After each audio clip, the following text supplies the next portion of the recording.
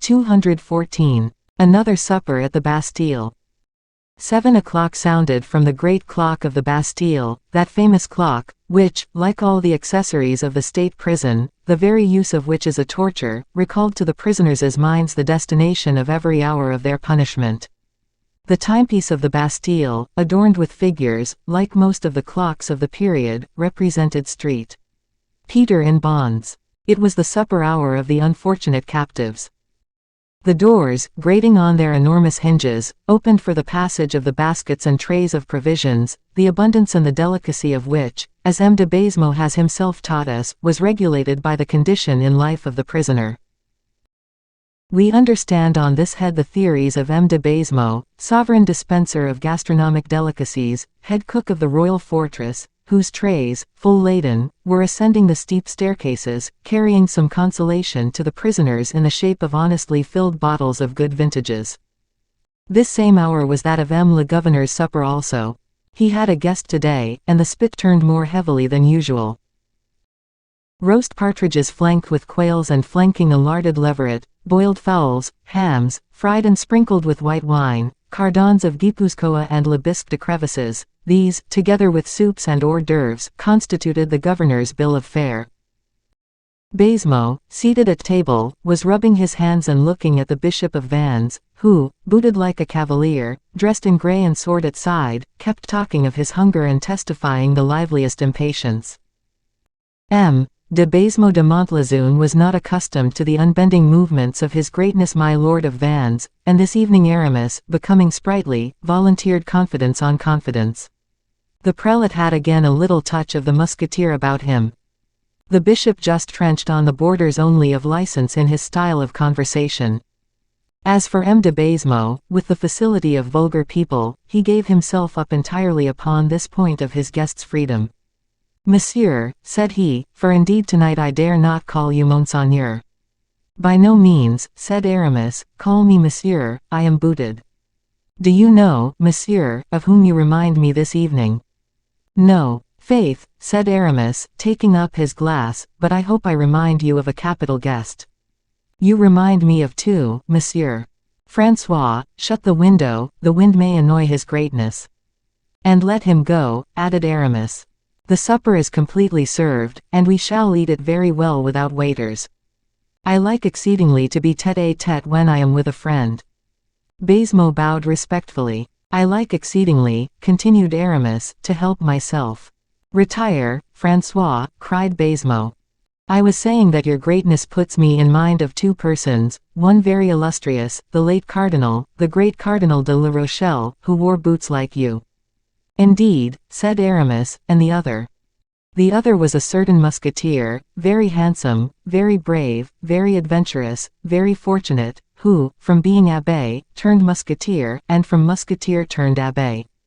Aramis condescended to smile. "From abbé," continued Baisemeaux, encouraged by Aramis's smile, "from abbé, bishop, and from bishop." "Ah, stay there, I beg," exclaimed Aramis.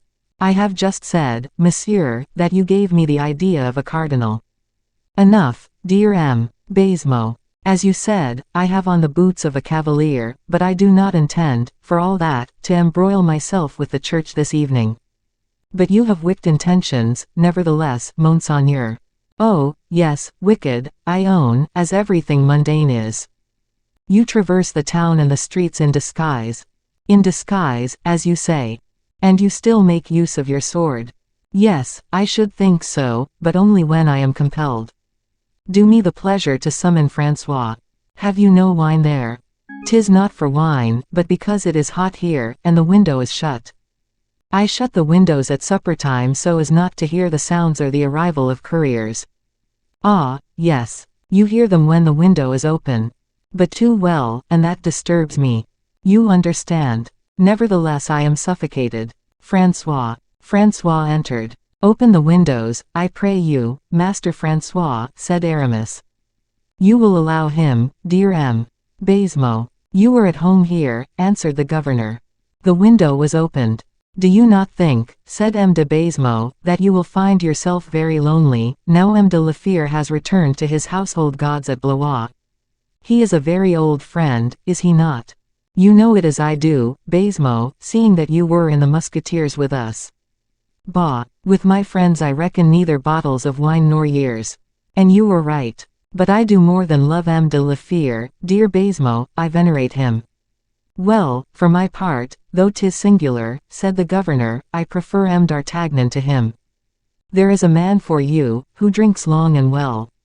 That kind of people allow you at least to penetrate their thoughts.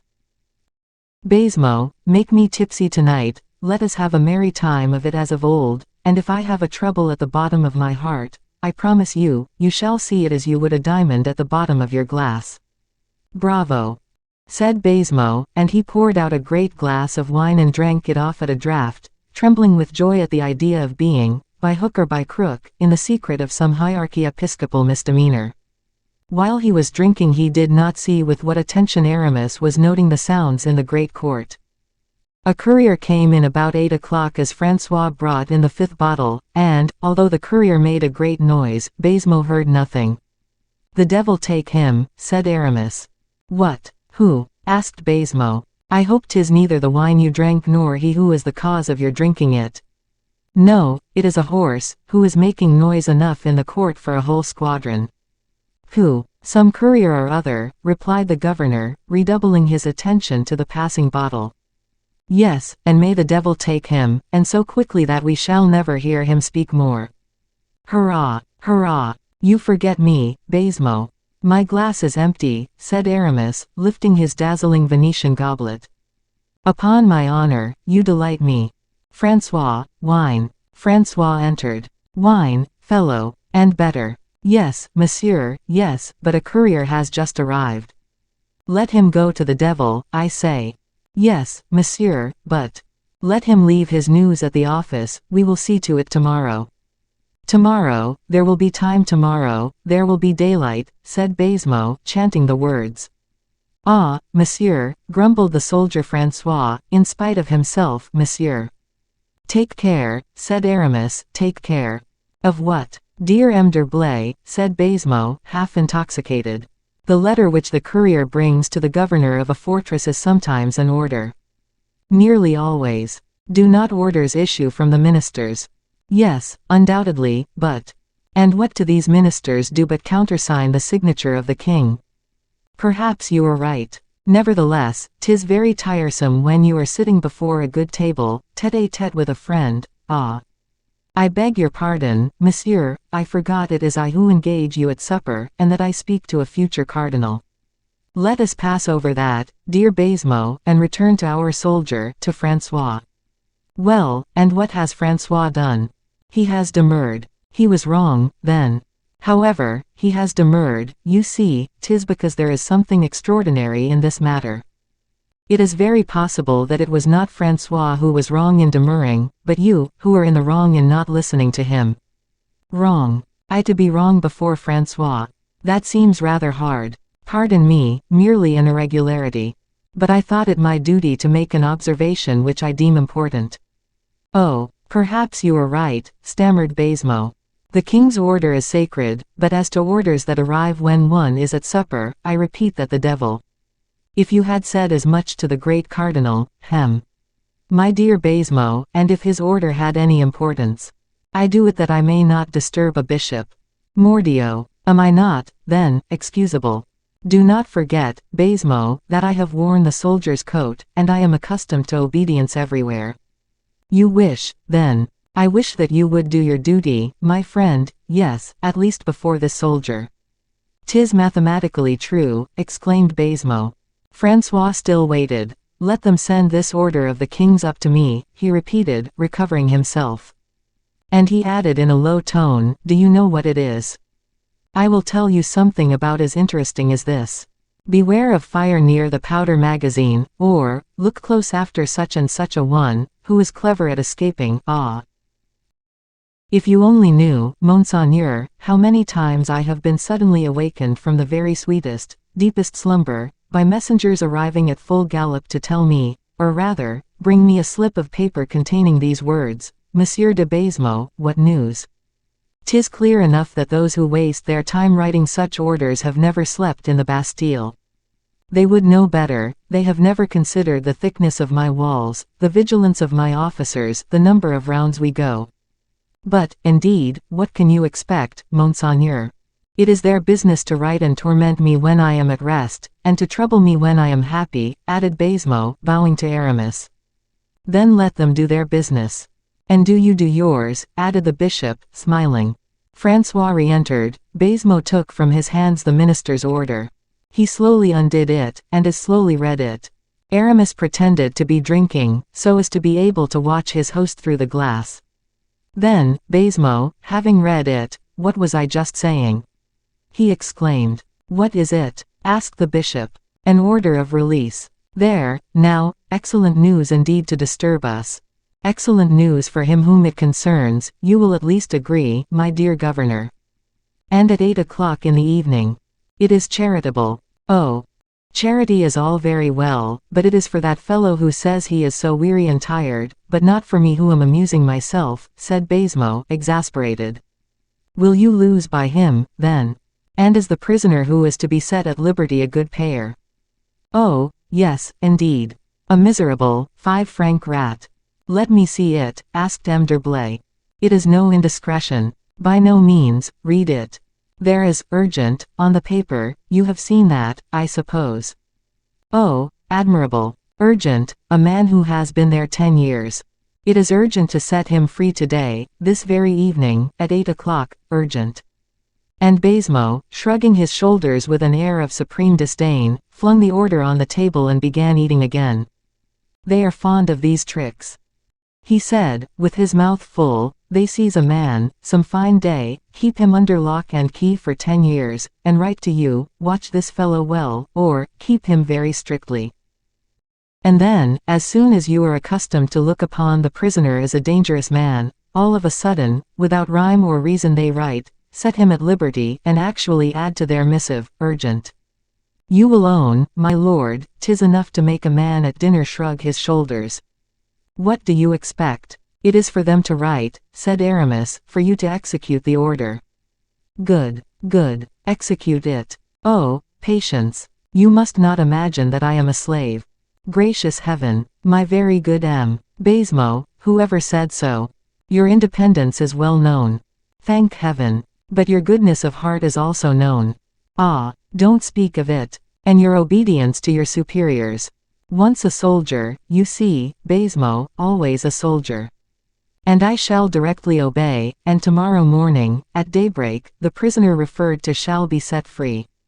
Tomorrow. At dawn. Why not this evening, seeing that the lettre de cachet bears, both on the direction and inside, 'urgent'? Because this evening we are at supper, and our affairs are urgent, too. Dear Baisemeaux, booted though I be, I feel myself a priest, and charity has higher claims upon me than hunger and thirst. This unfortunate man has suffered long enough, since you have just told me that he has been your prisoner these 10 years. Abridge his suffering. His good time has come, give him the benefit quickly. God will repay you in paradise with years of felicity. You wish it. I entreat you. What? In the very middle of our repast. I implore you, such an action is worth 10 benedicities. It shall be as you desire, only our supper will get cold.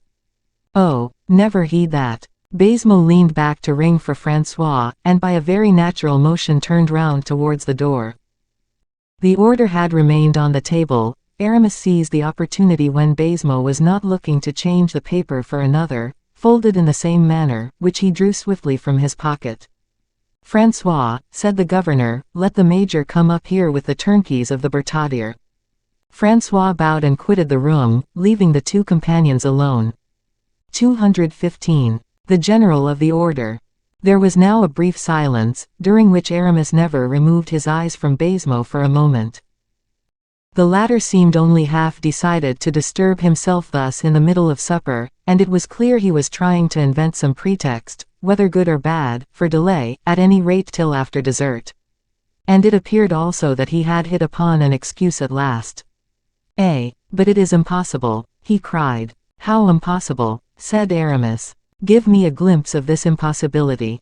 'Tis impossible to set a prisoner at liberty at such an hour. Where can he go to, a man so unacquainted with Paris? He will find a place wherever he can. You see, now, one might as well set a blind man free. I have a carriage, and will take him wherever he wishes. You have an answer for everything. François, tell Monsieur le Major to go and open the cell of M. Seldon, number 3, Bertaudier. Seldon, exclaimed Aramis, very naturally. You said Seldon, I think. I said Seldon, of course. 'Tis the name of the man they set free. Oh, you mean to say Marchiali? Said Aramis. Marchiali. Oh, yes, indeed. No, no, Seldon. I think you are making a mistake, Monsieur Baisemeaux. I have read the order. And I also. And I saw, Seldon, in letters as large as that, and Baisemeaux held up his finger. And I read, Marchiali, in characters as large as this, said Aramis, also holding up 2 fingers. To the proof, let us throw a light on the matter, said Baisemeaux, confident he was right. There is the paper, you have only to read it. I read, Marchiali, returned Aramis, spreading out the paper.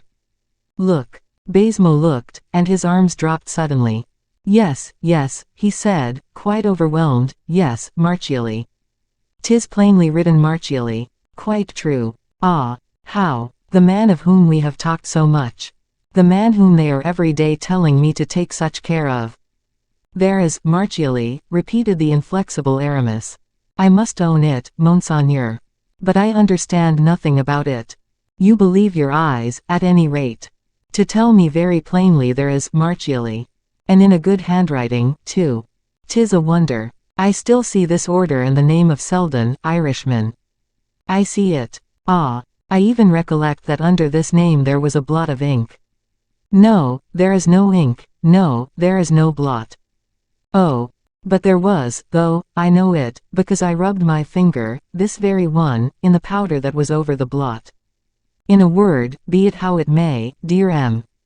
Baisemeaux, said Aramis, and whatever you may have seen, the order is signed to release Marchiali, blot or no blot.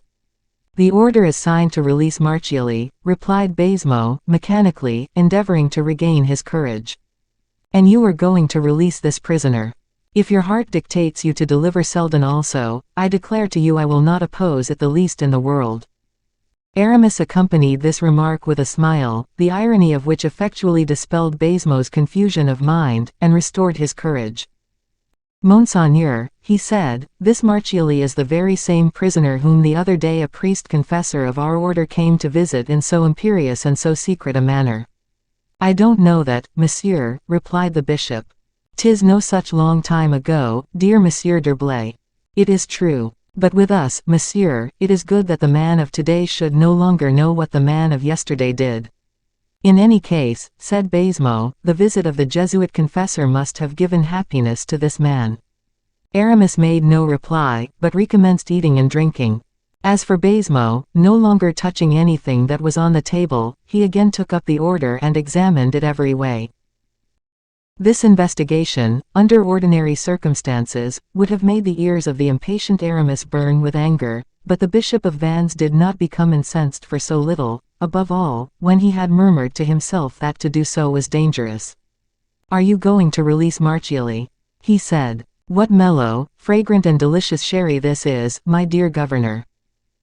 Monseigneur, replied Baisemeaux, I shall release the prisoner Marchiali when I have summoned the courier who brought the order, and above all, when, by interrogating him, I have satisfied myself.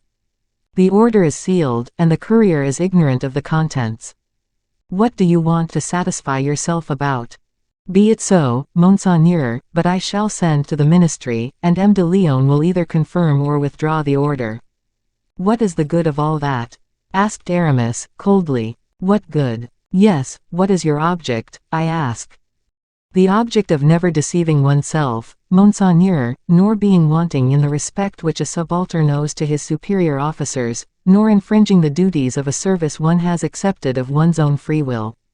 Very good, you have just spoken so eloquently, that I cannot but admire you.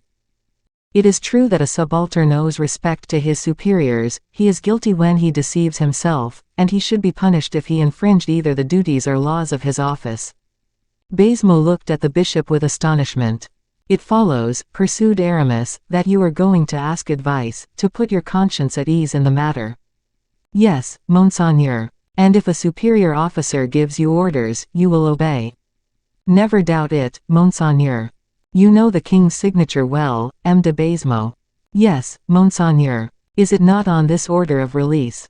It is true, but it may be forged, you mean. That is evident, Monseigneur. You were right. And that of M. de Leon. I see it plain enough on the order, but for the same reason that the king's signature may have been forged, so also, and with even greater probability, may M. de Leon's. Your logic has the stride of a giant, M. de Baisemeaux, said Aramis, and your reasoning is irresistible.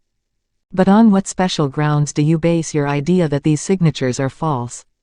On this, the absence of counter-signatures. Nothing checks His Majesty's signature, and M. de Leon is not there to tell me he has signed.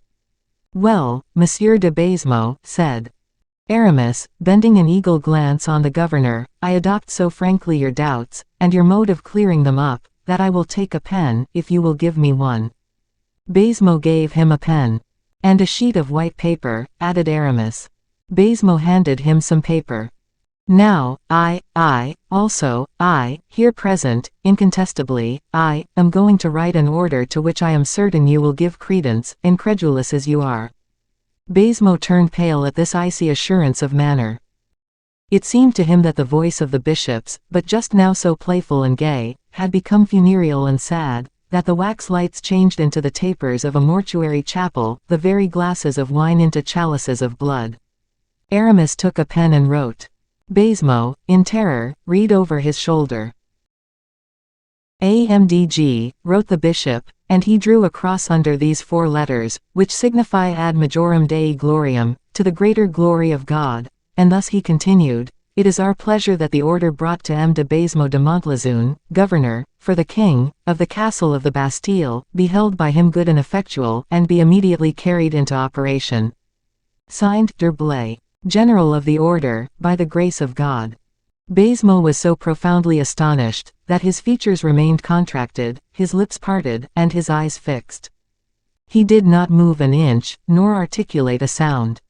Nothing could be heard in that large chamber but the wing whisper of a little moth, which was fluttering to its death about the candles. Aramis, without even deigning to look at the man whom he had reduced to so miserable a condition, drew from his pocket a small case of black wax. He sealed the letter, and stamped it with a seal suspended at his breast, beneath his doublet, and when the operation was concluded, presented, still in silence, the missive to M. de Baisemeaux. The latter, whose hands trembled in a manner to excite pity, turned a dull and meaningless gaze upon the letter. A last gleam of feeling played over his features, and he fell, as if thunderstruck, on a chair. Come, said Aramis, after a long silence, during which the governor of the Bastille had slowly recovered his senses, do not lead me to believe, dear Baisemeaux, that the presence of the general of the order is as terrible as his, and that men die merely from having seen him. Take courage, rouse yourself, give me your hand, obey. Baisemeaux, reassured, if not satisfied, obeyed, kissed Aramis's hand, and rose. Immediately, he murmured, Oh, there is no pressing haste, my host, take your place again, and do the honors over this beautiful dessert. Monseigneur, I shall never recover such a shock as this, I who have laughed, who have jested with you. I who have dared to treat you on a footing of equality. Say nothing about it, old comrade, replied the bishop, who perceived how strained the cord was and how dangerous it would have been to break it, say nothing about it.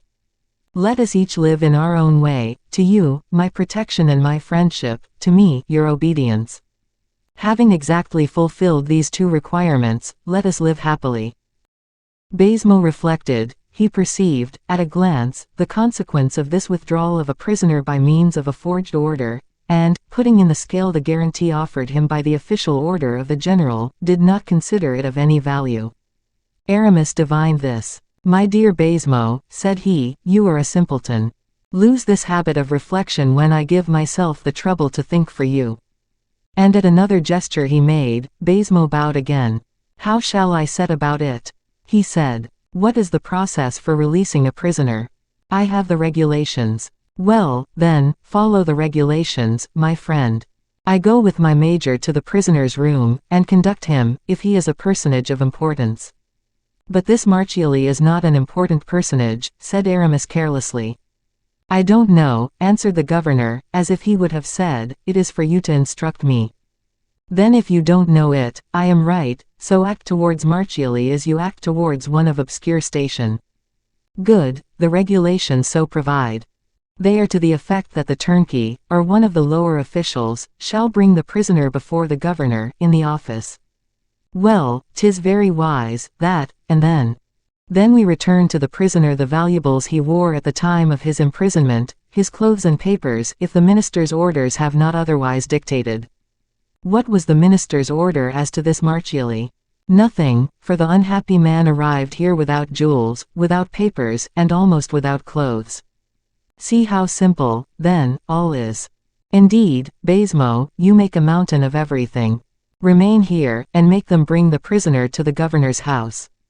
Baisemeaux obeyed.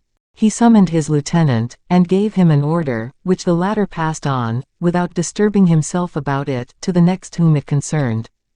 Half an hour afterwards they heard a gate shut in the court. It was the door to the dungeon, which had just rendered up its prey to the free air. Aramis blew out all the candles which lighted the room but one, which he left burning behind the door. This flickering glare prevented the sight from resting steadily on any object. It multiplied tenfold the changing forms and shadows of the place, by its wavering uncertainty. Steps drew near. Go and meet your men, said Aramis to Baisemeaux. The governor obeyed. The sergeant and turnkeys disappeared. Baisemeaux re-entered, followed by a prisoner. Aramis had placed himself in the shade, he saw without being seen. Baisemeaux, in an agitated tone of voice, made the young man acquainted with the order which set him at liberty. The prisoner listened, without making a single gesture or saying a word. You will swear 'tis the regulation that requires it, added the governor, never to reveal anything that you have seen or heard in the Bastille. The prisoner perceived a crucifix, he stretched out his hands and swore with his lips. And now, monsieur, you are free. Whither do you intend going? The prisoner turned his head, as if looking behind him for some protection, on which he ought to rely. Then was it that Aramis came out of the shade. I am here, he said, to render the gentleman whatever service he may please to ask. The prisoner slightly reddened, and, without hesitation, passed his arm through that of Aramis. God have you in his holy keeping, he said, in a voice the firmness of which made the governor tremble as much as the form of the blessing astonished him. Aramis, on shaking hands with Baisemeaux, said to him, Does my order trouble you? Do you fear their finding it here, should they come to search? I desire to keep it, Monseigneur, said Baisemeaux. If they found it here, it would be a certain indication I should be lost, and in that case you would be a powerful and a last auxiliary for me. Being your accomplice, you mean, answered Aramis, shrugging his shoulders. Adieu, Baisemeaux, said he. The horses were in waiting, making each rusty spring reverberate the carriage again with their impatience. Baisemeaux accompanied the bishop to the bottom of the steps. Aramis caused his companion to mount before him, then followed, and without giving the driver any further order, Go on, said he. The carriage rattled over the pavement of the courtyard. An officer with a torch went before the horses, and gave orders at every post to let them pass. During the time taken in opening all the barriers, Aramis barely breathed, and you might have heard his sealed heart knock against his ribs. The prisoner, buried in a corner of the carriage, made no more sign of life than his companion. At length, a jolt more severe than the others announced to them that they had cleared the last watercourse. Behind the carriage closed the last gate, that in the Rue Saint-Antoine. No more walls either on the right or the left, heaven everywhere, liberty everywhere, and life everywhere. The horses, kept in check by a vigorous hand, went quietly as far as the middle of the faubourg. There they began to trot. Little by little, whether they were warming to their work, or whether they were urged, they gained in swiftness, and once past Bercy, the carriage seemed to fly, so great was the ardor of the coursers. The horses galloped thus as far as Villeneuve Street, George's, where relays were waiting. Then four instead of two whirled the carriage away in the direction of Melun, and pulled up for a moment in the middle of the forest of Senart. No doubt the order had been given the postilion beforehand, for Aramis had no occasion even to make a sign. "What is the matter?" asked the prisoner, as if waking from a long dream. "The matter is, Monseigneur," said Aramis, "that before going further, it is necessary your Royal Highness and I should converse." "I will await an opportunity, monsieur," answered the young prince. "We could not have a better, Monseigneur. We are in the middle of a forest, and no one can hear us." The postilion of this relay is deaf and dumb, Monseigneur. "I am at your service, M. d'Herblay. Is it your pleasure to remain in the carriage?" "Yes, we are comfortably seated, and I like this carriage, for it has restored me to liberty." "Wait, Monseigneur, there is yet a precaution to be taken." "What?" "We are here on the highway, cavaliers or carriages traveling like ourselves might pass, and seeing us stopping, deem us in some difficulty. Let us avoid offers of assistance, which would embarrass us. Give the postilion orders to conceal the carriage in one of the side avenues." "'Tis exactly what I wished to do, Monseigneur." Aramis made a sign to the deaf and dumb driver of the carriage, whom he touched on the arm. The latter dismounted, took the leaders by the bridle, and led them over the velvet sward and the mossy grass of a winding alley, at the bottom of which, on this moonless night, the deep shades formed a curtain blacker than ink. This done, the man lay down on a slope near his horses, who, on either side, kept nibbling the young oak shoots. "I am listening," said the young prince to Aramis, "but what are you doing there?" "I am disarming myself of my pistols, of which we have no further need, Monseigneur." 216. The Tempter. "My prince," said Aramis, turning in the carriage towards his companion, "weak creature as I am, so unpretending ingenious, so low in the scale of intelligent beings, it has never yet happened to me to converse with a man without penetrating his thoughts through that living mask which has been thrown over our mind, in order to retain its expression.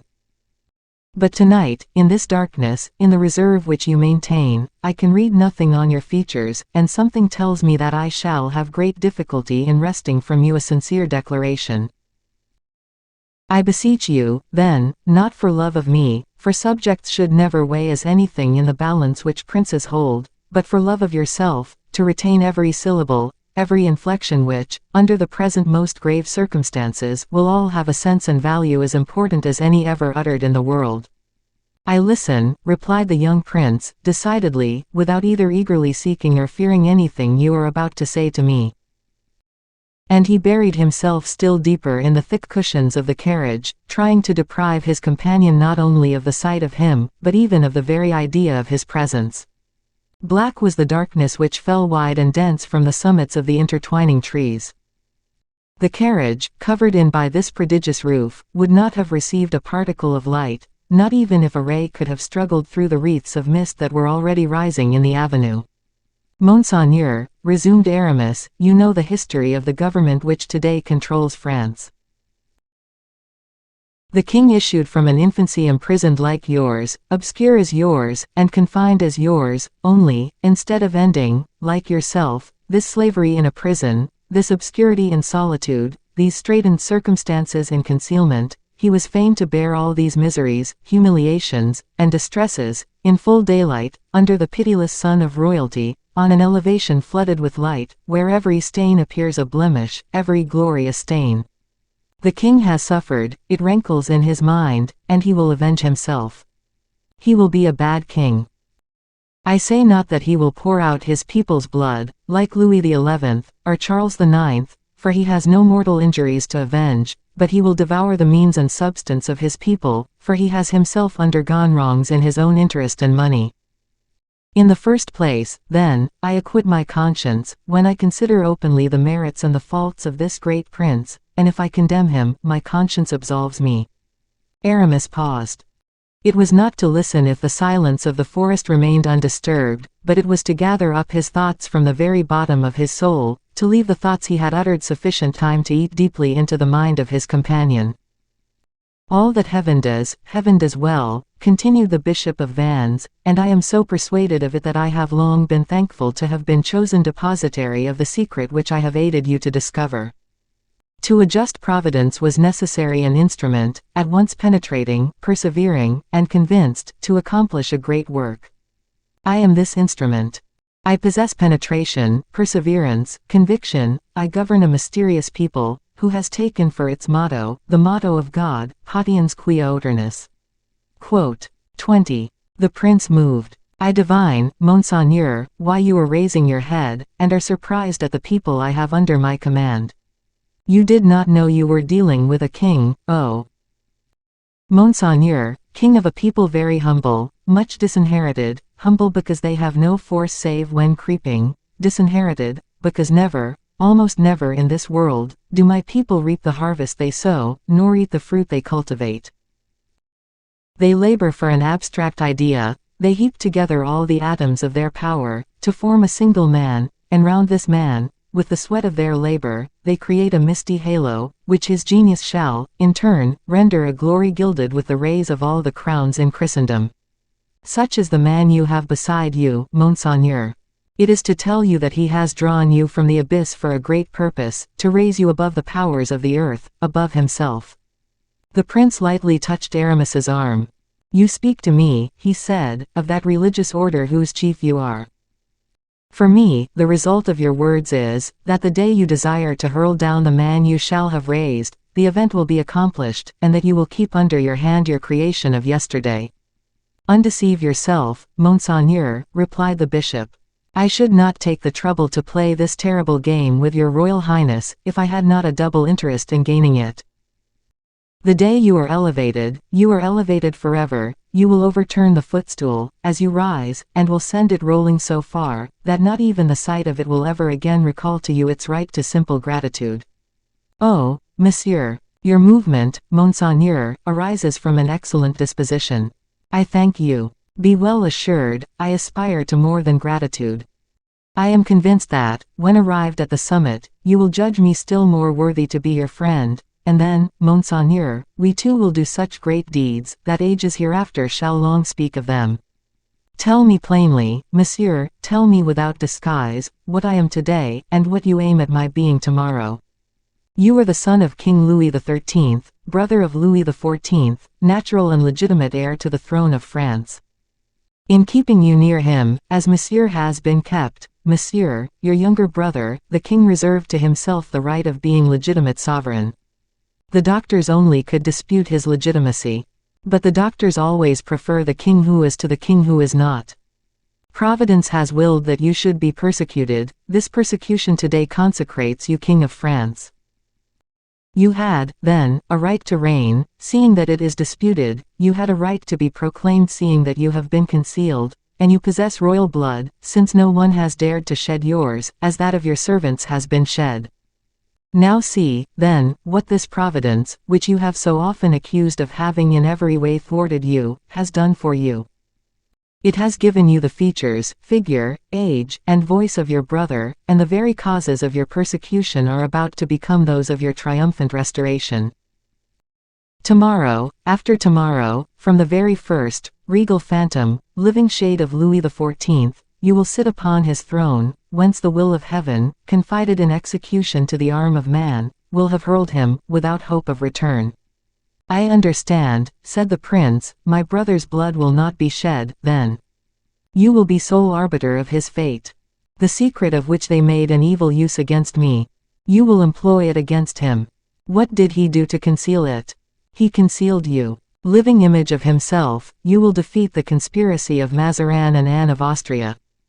You, my prince, will have the same interest in concealing him, who will, as a prisoner, resemble you, as you will resemble him as a king. I fall back on what I was saying to you. Who will guard him? Who guarded you? You know this secret, you have made use of it with regard to myself. Who else knows it?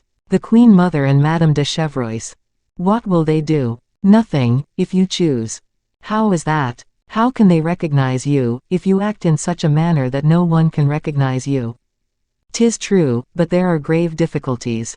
State them, prince. My brother is married, I cannot take my brother's wife.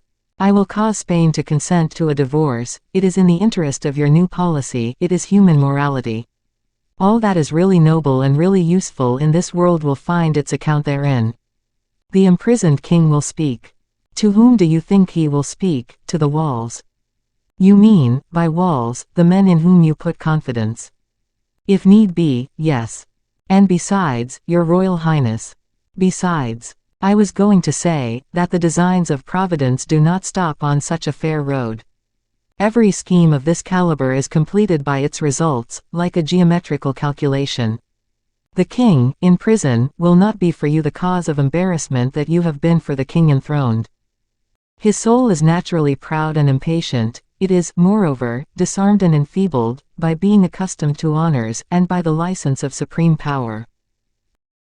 The same Providence which has willed that the concluding step in the geometrical calculation I have had the honor of describing to your Royal Highness should be your ascension to the throne, and the destruction of him who is hurtful to you, has also determined that the conquered one shall soon end both his own and your sufferings. Therefore, his soul and body have been adapted for but a brief agony. Put into prison as a private individual, left alone with your doubts, deprived of everything, you have exhibited the most sublime, enduring principle of life in withstanding all this. But your brother, a captive, forgotten, and in bonds, will not long endure the calamity, and heaven will resume his soul at the appointed time, that is to say, soon. At this point in Aramis's gloomy analysis, a bird of night uttered from the depths of the forest that prolonged and plaintive cry which makes every creature tremble. I will exile the deposed king, said Philippe, shuddering, 'twill be more human. The king's good pleasure will decide the point, said Aramis. But has the problem been well put? Have I brought out of the solution according to the wishes or the foresight of your Royal Highness? Yes, monsieur, yes, you have forgotten nothing, except, indeed, two things. The first. Let us speak of it at once, with the same frankness we have already conversed in. Let us speak of the causes which may bring about the ruin of all the hopes we have conceived. Let us speak of the risks we are running. They would be immense, infinite, terrific, insurmountable, if, as I have said, all things did not concur to render them of absolutely no account. There is no danger either for you or for me, if the constancy and intrepidity of your Royal Highness are equal to that perfection of resemblance to your brother which nature has bestowed upon you. I repeat it, there are no dangers, only obstacles, a word, indeed, which I find in all languages, but have always ill understood, and, were I king, would have obliterated as useless and absurd. Yes, indeed, monsieur, there is a very serious obstacle, an insurmountable danger, which you are forgetting. Ah, said Aramis, there is conscience, which cries aloud, remorse, that never dies. True, true, said the bishop, there is a weakness of heart of which you remind me. You were right, too, for that, indeed, is an immense obstacle. The horse afraid of the ditch, leaps into the middle of it, and is killed. The man who trembling crosses his sword with that of another leaves loopholes whereby his enemy has him in his power. Have you a brother? Said the young man to Aramis. I am alone in the world, said the latter, with a hard, dry voice. But, surely, there is someone in the world whom you love, added Philippe. No one. Yes, I love you. The young man sank into so profound a silence, that the mere sound of his respiration seemed like a roaring tumult for Aramis. Monseigneur, he resumed, I have not said all I had to say to your Royal Highness, I have not offered you all the salutary counsels and useful resources which I have at my disposal. It is useless to flash bright visions before the eyes of one who seeks and loves darkness. Useless, too, is it to let the magnificence of the cannon's roar make itself heard in the ears of one who loves repose and the quiet of the country. Monseigneur, I have your happiness spread out before me in my thoughts. Listen to my words, precious they indeed are, in their import and their sense, for you who look with such tender regard upon the bright heavens, the verdant meadows, the pure air.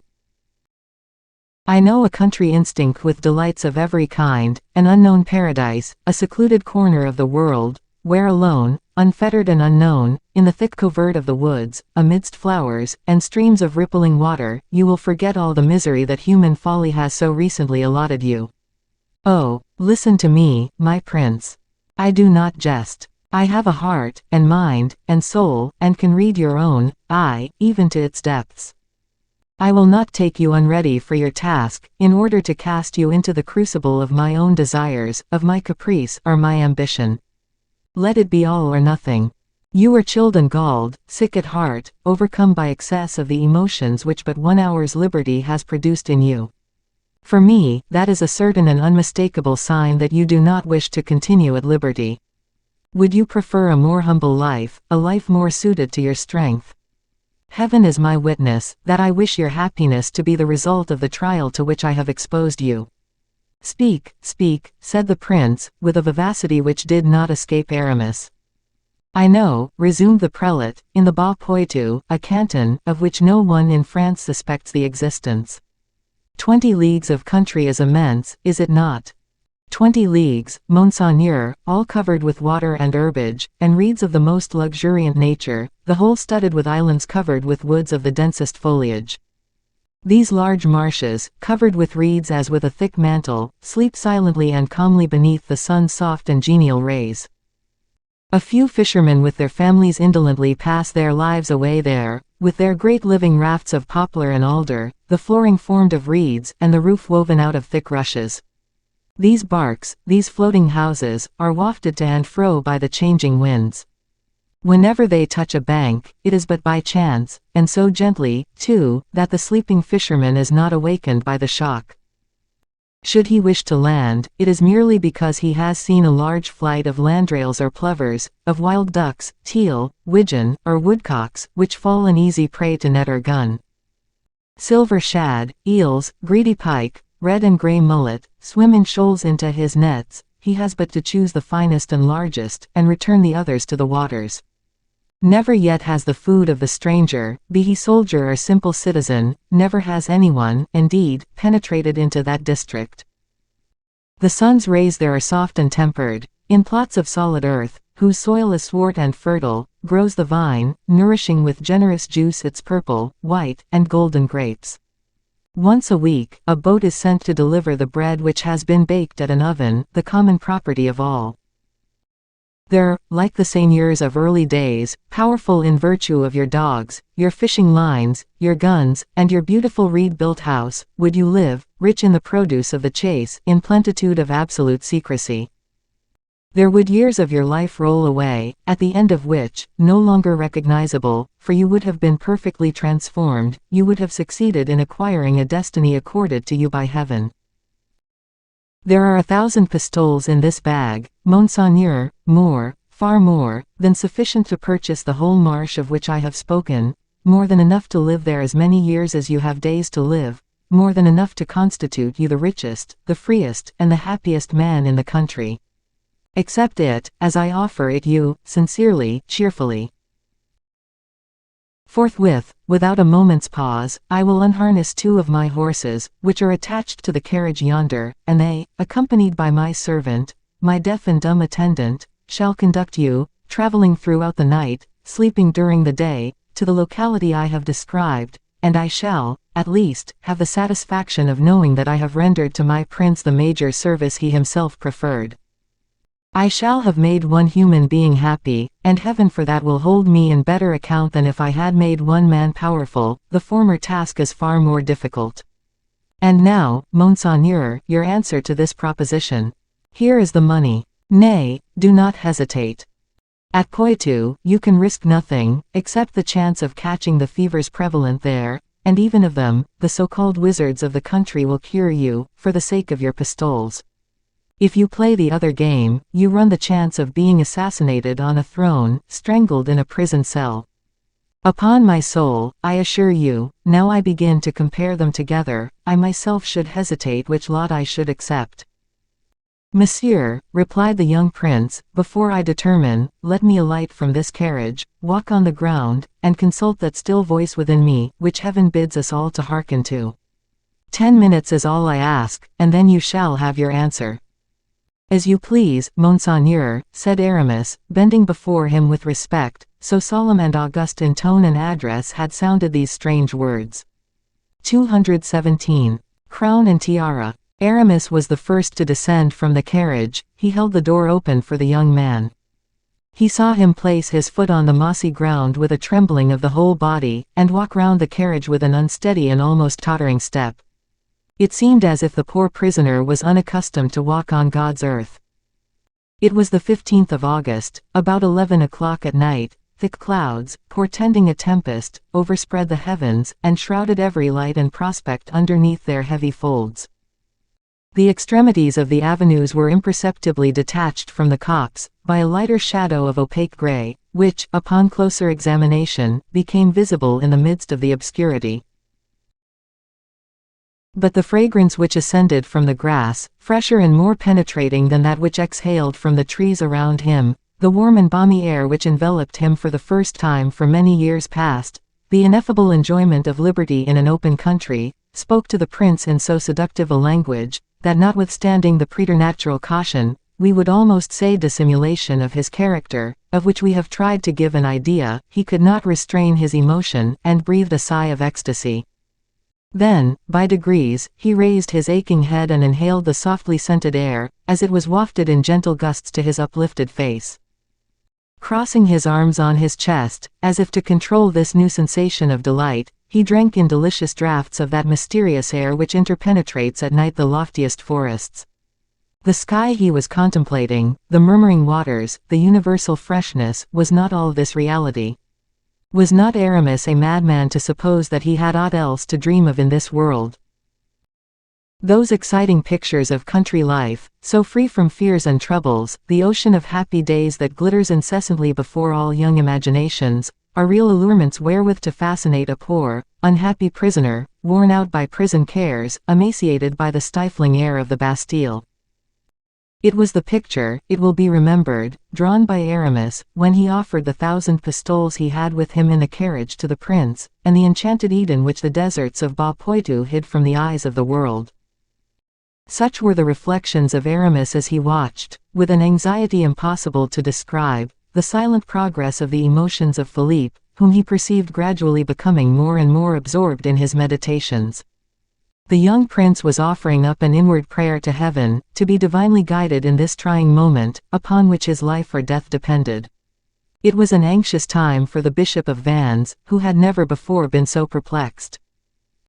His iron will, accustomed to overcome all obstacles, never finding itself inferior or vanquished on any occasion, to be foiled in so vast a project from not having foreseen the influence which a view of nature in all its luxuriance would have on the human mind.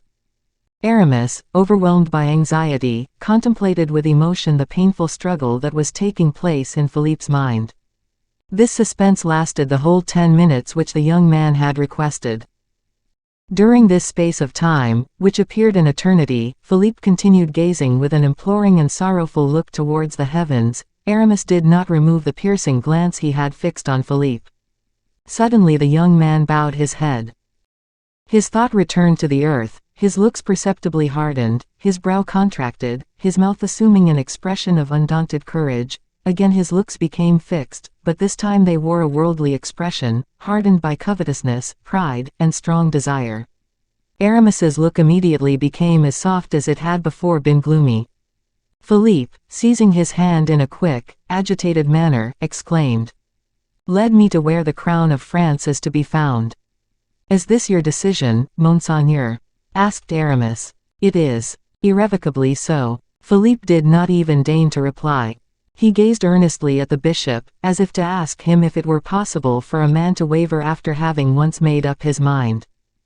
"Such looks are flashes of the hidden fire that betrays men's character," said Aramis, bowing over Philippe's hand. "You will be great, Monseigneur, I will answer for that. Let us resume our conversation. I wished to discuss 2 points with you. In the first place, the dangers or the obstacles we may meet with. That point is decided. The other is the conditions you intend imposing on me. It is your turn to speak, M. d'Herblay." "The conditions, Monseigneur? Doubtless. You will not allow so mere a trifle to stop me, and you will not do me the injustice to suppose that I think you have no interest in this affair. Therefore, without subterfuge or hesitation, tell me the truth." "I will do so, Monseigneur." "Once a king. When will that be?" "Tomorrow evening, I mean in the night." "Explain yourself." "When I shall have asked your Highness a question." "Do so." "I sent to your Highness a man in my confidence with instructions to deliver some closely written notes, carefully drawn up, which will thoroughly acquaint your Highness with the different persons who compose and will compose your court. I perused those notes attentively. I know them by heart. and understand them. Pardon me, but I may venture to ask that question of a poor, abandoned captive of the Bastille. In a week's time it will not be requisite to further question a mind like yours. You will then be in full possession of liberty and power. Interrogate me, then, and I will be a scholar representing his lesson to his master. We will begin with your family, Monseigneur. My mother, Anne of Austria. All her sorrows, her painful malady.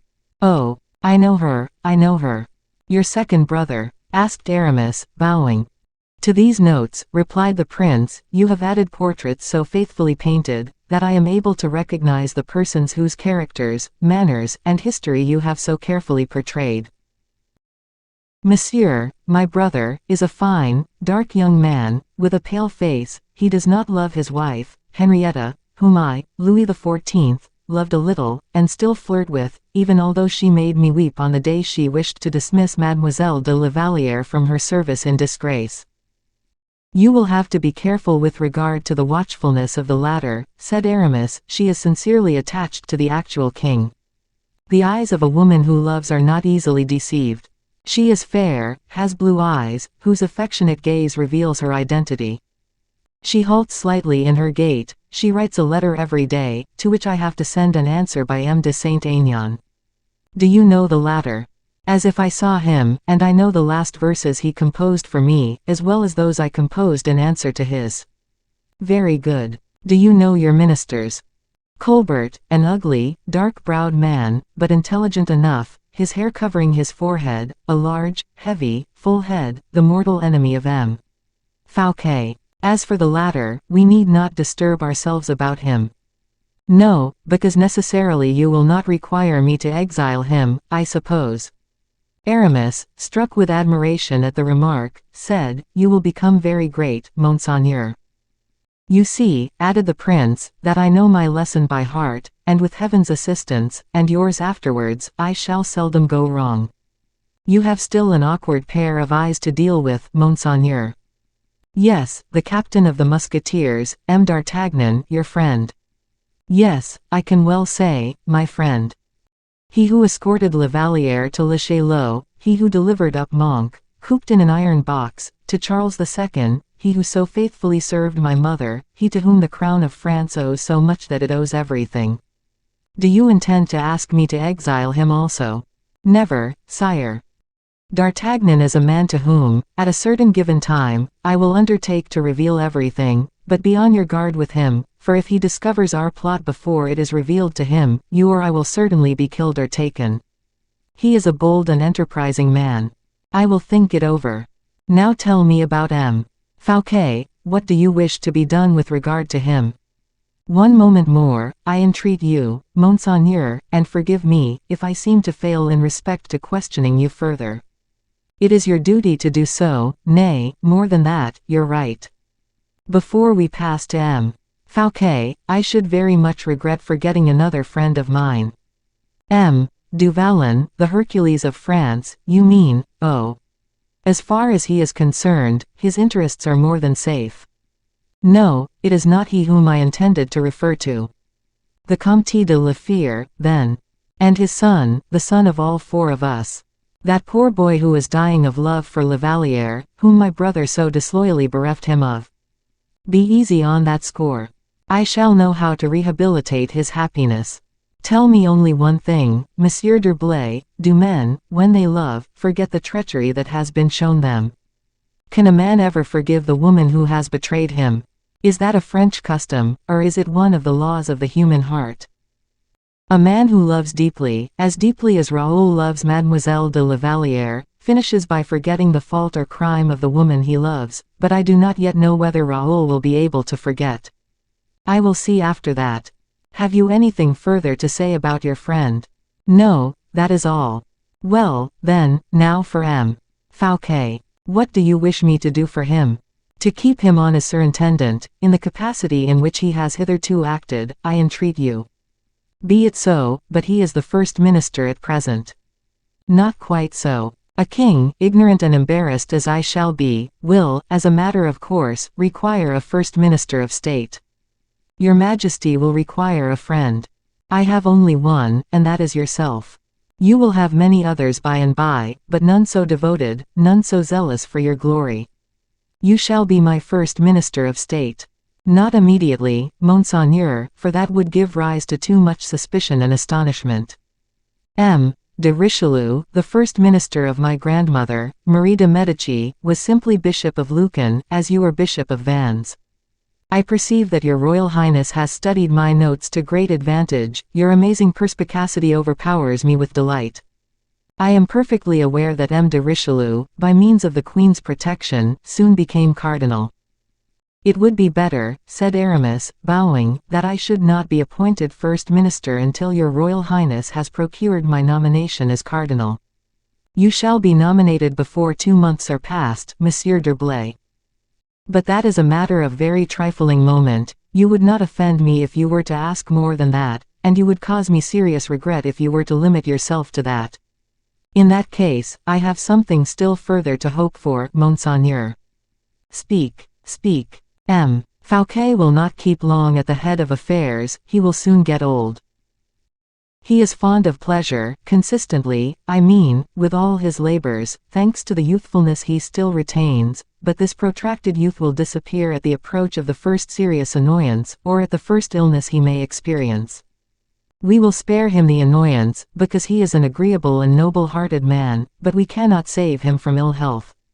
So it is determined. When you shall have paid all M. Fouquet's debts, and restored the finances to a sound condition, M. Fouquet will be able to remain the sovereign ruler in his little court of poets and painters. We shall have made him rich. When that has been done, and I have become your Royal Highness's Prime Minister, I shall be able to think of my own interests and yours. The young man looked at his interrogator. M. de Richelieu, of whom we were speaking just now, was very much to blame in the fixed idea he had of governing France alone, unaided.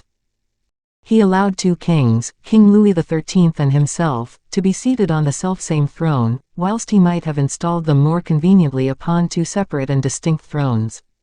Upon 2 thrones, said the young man, thoughtfully.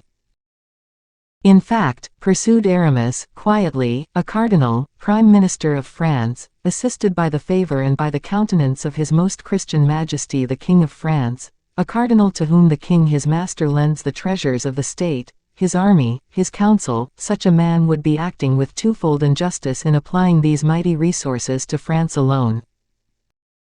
Besides, added Aramis, you will not be a king such as your father was, delicate in health, slow in judgment, whom all things wearied. You will be a king governing by your brain and by your sword. You will have in the government of the state no more than you will be able to manage unaided. I should only interfere with you. Besides, our friendship ought never to be, I do not say impaired, but in any degree affected, by a secret thought. I shall have given you the throne of France, you will confer on me the throne of St. Peter. Whenever your loyal, firm, and mailed hand should have joined in ties of intimate association the hand of a pope such as I shall be, neither Charles V, who owned 2/3 of the habitable globe, nor Charlemagne, who possessed it entirely, will be able to reach to half your stature. I have no alliances, I have no predilections, I will not throw you into persecutions of heretics, nor will I cast you into the troubled waters of family dissension.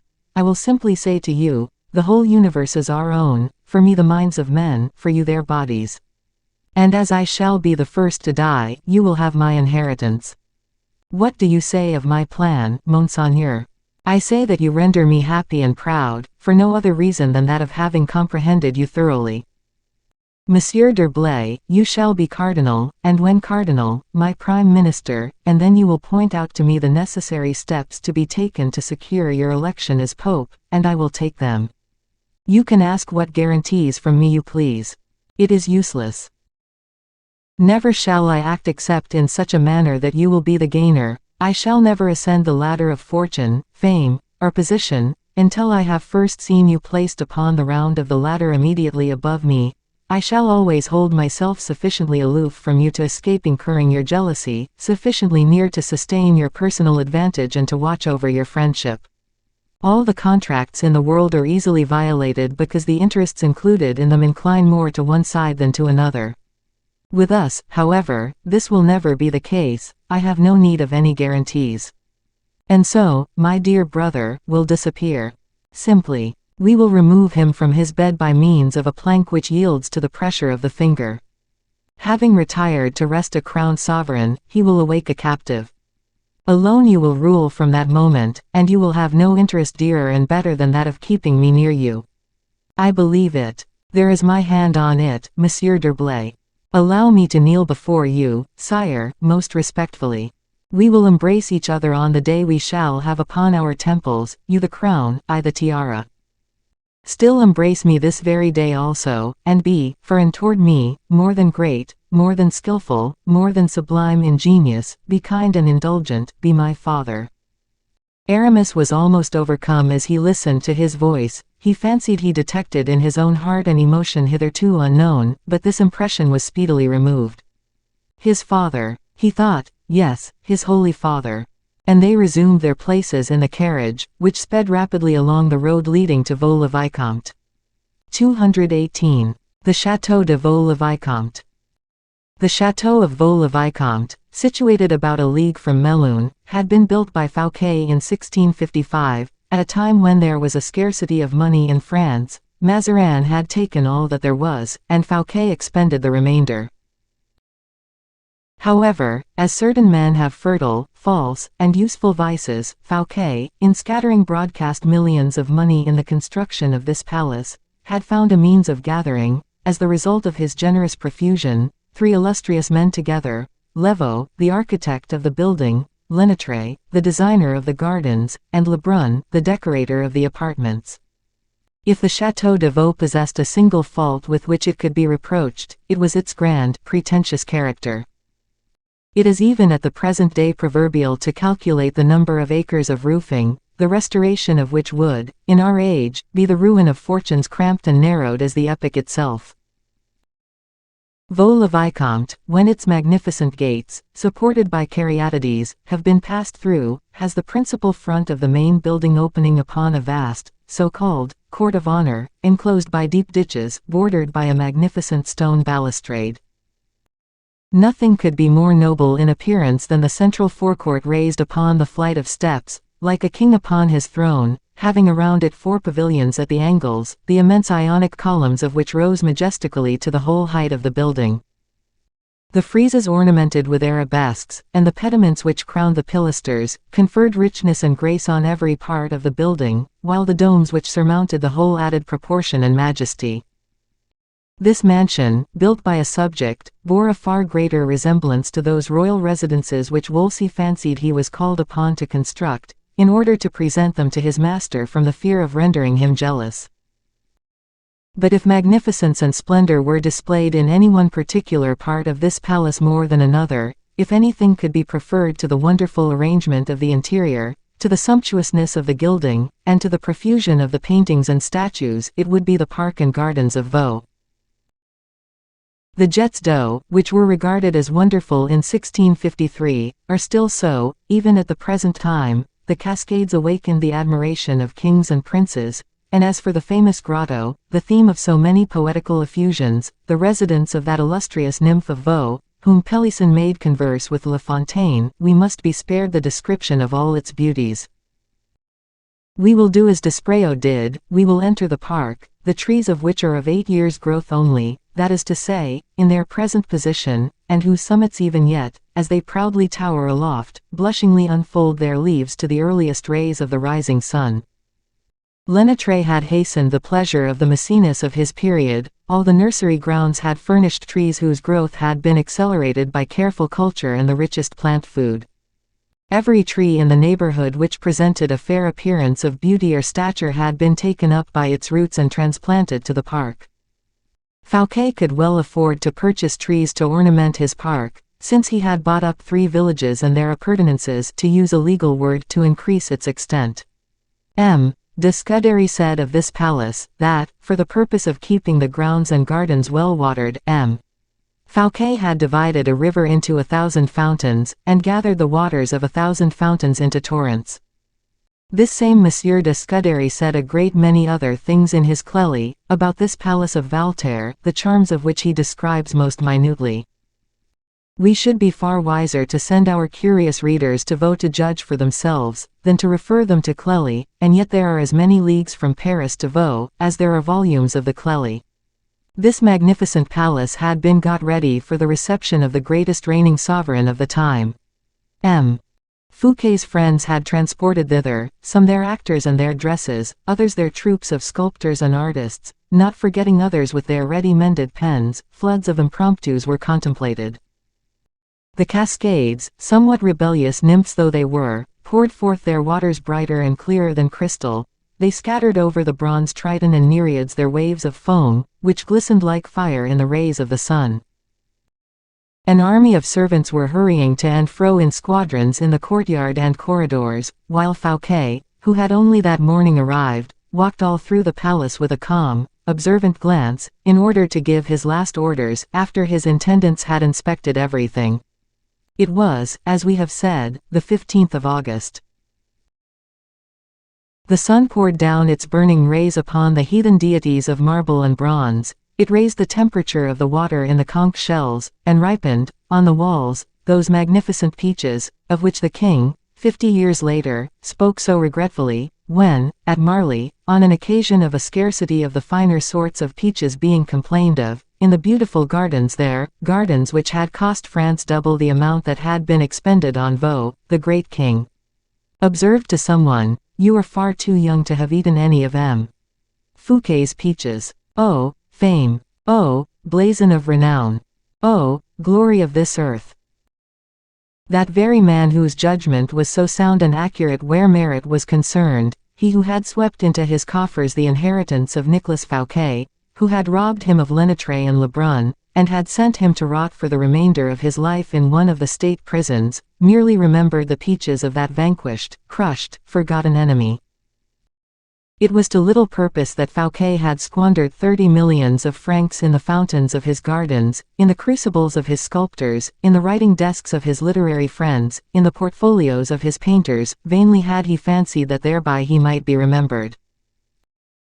A peach, a blushing, rich-flavored fruit, nestling in the trellis work on the garden wall, hidden beneath its long, green leaves, this little vegetable production, that a dormouse would nibble up without a thought, was sufficient to recall to the memory of this great monarch the mournful shade of the last surintendant of France. With a perfect reliance that Aramis had made arrangements fairly to distribute the vast number of guests throughout the palace, and that he had not omitted to attend to any of the internal regulations for their comfort, Fouquet devoted his entire attention to the ensemble alone. In one direction Gourville showed him the preparations which had been made for the fireworks, in another, Molière led him over the theatre. At last, after he had visited the chapel, the salons, and the galleries, and was again going downstairs, exhausted with fatigue, Fouquet saw Aramis on the staircase. The prelate beckoned to him. The surintendant joined his friend, and, with him, paused before a large picture scarcely finished. Applying himself, heart and soul, to his work, the painter Lebrun, covered with perspiration, stained with paint, pale from fatigue and the inspiration of genius, was putting the last finishing touches with his rapid brush. It was the portrait of the king, whom they were expecting, dressed in the court suit which Percerin had condescended to show beforehand to the Bishop of Vannes. Fouquet placed himself before this portrait, which seemed to live, as one might say, in the cool freshness of its flesh and in its warmth of color. He gazed upon it long and fixedly, estimated the prodigious labor that had been bestowed upon it, and, not being able to find any recompense sufficiently great for this Herculean effort, he passed his arm round the painter's neck and embraced him. The surintendant, by this action, had utterly ruined a suit of clothes worth 1,000 pistoles, but he had satisfied, more than satisfied, Lebrun. It was a happy moment for the artist, it was an unhappy moment for M. Percerin, who was walking behind Fouquet, and was engaged in admiring, in Lebrun's painting, the suit that he had made for His Majesty, a perfect objet d'art, as he called it, which was not to be matched except in the wardrobe of the surintendant. His distress and his exclamations were interrupted by a signal which had been given from the summit of the mansion. In the direction of Melun, in the still empty, open plain, the sentinels of Vaux had just perceived the advancing procession of the king and the queens. His Majesty was entering Melun with his long train of carriages and cavaliers. In an hour, said Aramis to Fouquet. In an hour, replied the latter, sighing. And the people who ask one another what is the good of these royal fates? Continued the Bishop of Vannes, laughing, with his false smile. Alas! I, too, who am not the people, ask myself the same thing. I will answer you in 24 hours, Monseigneur. Assume a cheerful countenance, for it should be a day of true rejoicing. Well, believe me or not, as you like, D'Herblay, said the surintendant, with a swelling heart, pointing at the cortege of Louis, visible in the horizon. He certainly loves me but very little, and I do not care much more for him, but I cannot tell you how it is that since he is approaching my house. Well, what? Well, since I know he is on his way here, as my guest, he is more sacred than ever for me. He is my acknowledged sovereign, and as such is very dear to me. Dear, yes, said Aramis, playing upon the word, as the Abbé Terray did, at a later period, with Louis XV. Do not laugh, D'Herblay, I feel that, if he really seemed to wish it, I could love that young man. You should not say that to me, returned Aramis, but rather to M. Colbert. To M. Colbert, exclaimed Fouquet. Why so? Because he would allow you a pension out of the king's privy purse, as soon as he becomes surintendant, said Aramis, preparing to leave as soon as he had dealt this last blow. Where are you going? Returned Fouquet, with a gloomy look. To my own apartment, in order to change my costume, Monseigneur. Whereabouts are you lodging, D'Herblay? In the blue room on the second story. The room immediately over the king's room. Precisely. You will be subject to very great restraint there. What an idea to condemn yourself to a room where you cannot stir or move about. During the night, Monseigneur, I sleep or read in my bed. And your servants? I have but one attendant with me. I find my reader quite sufficient. Adieu, Monseigneur, do not overfatigue yourself, keep yourself fresh for the arrival of the king. We shall see you by and by, I suppose, and shall see your friend Du Vallon also. He is lodging next to me, and is at this moment dressing. And Fouquet, bowing, with a smile, passed on like a commander-in-chief who pays the different outposts a visit after the enemy has been signaled in sight. 219. The wine of Melun. The king had, in point of fact, entered Melun with the intention of merely passing through the city. The youthful monarch was most eagerly anxious for amusements. Only twice during the journey had he been able to catch a glimpse of La Vallière, and, suspecting that his only opportunity of speaking to her would be after nightfall, in the gardens, and after the ceremonial of reception had been gone through, he had been very desirous to arrive at Vaux as early as possible. But he reckoned without his captain of the musketeers, and without M. Colbert. Like Calypso, who could not be consoled at the departure of Ulysses, our Gascon could not console himself for not having guessed why Aramis had asked Percerin to show him the king's new costumes. There is not a doubt, he said to himself, that my friend the Bishop of Vannes had some motive in that, and then he began to rack his brains most uselessly. D'Artagnan, so intimately acquainted with all the court intrigues, who knew the position of Fouquet better than even Fouquet himself did, had conceived the strangest fancies and suspicions at the announcement of the fête, which would have ruined a wealthy man, and which became impossible, utter madness even, for a man so poor as he was. And then, the presence of Aramis, who had returned from Belle Isle, and been nominated by Monsieur Fouquet Inspector General of all the arrangements, his perseverance in mixing himself up with all the surintendant's affairs, his visits to Baisemeaux, all this suspicious singularity of conduct had excessively troubled and tormented D'Artagnan during the last 2 weeks. With men of Aramis's stamp, he said, one is never the stronger except sword in hand. So long as Aramis continued a soldier, there was hope of getting the better of him, but since he has covered his cuirass with a stole, we are lost. But what can Aramis's object possibly be? And D'Artagnan plunged again into deep thought.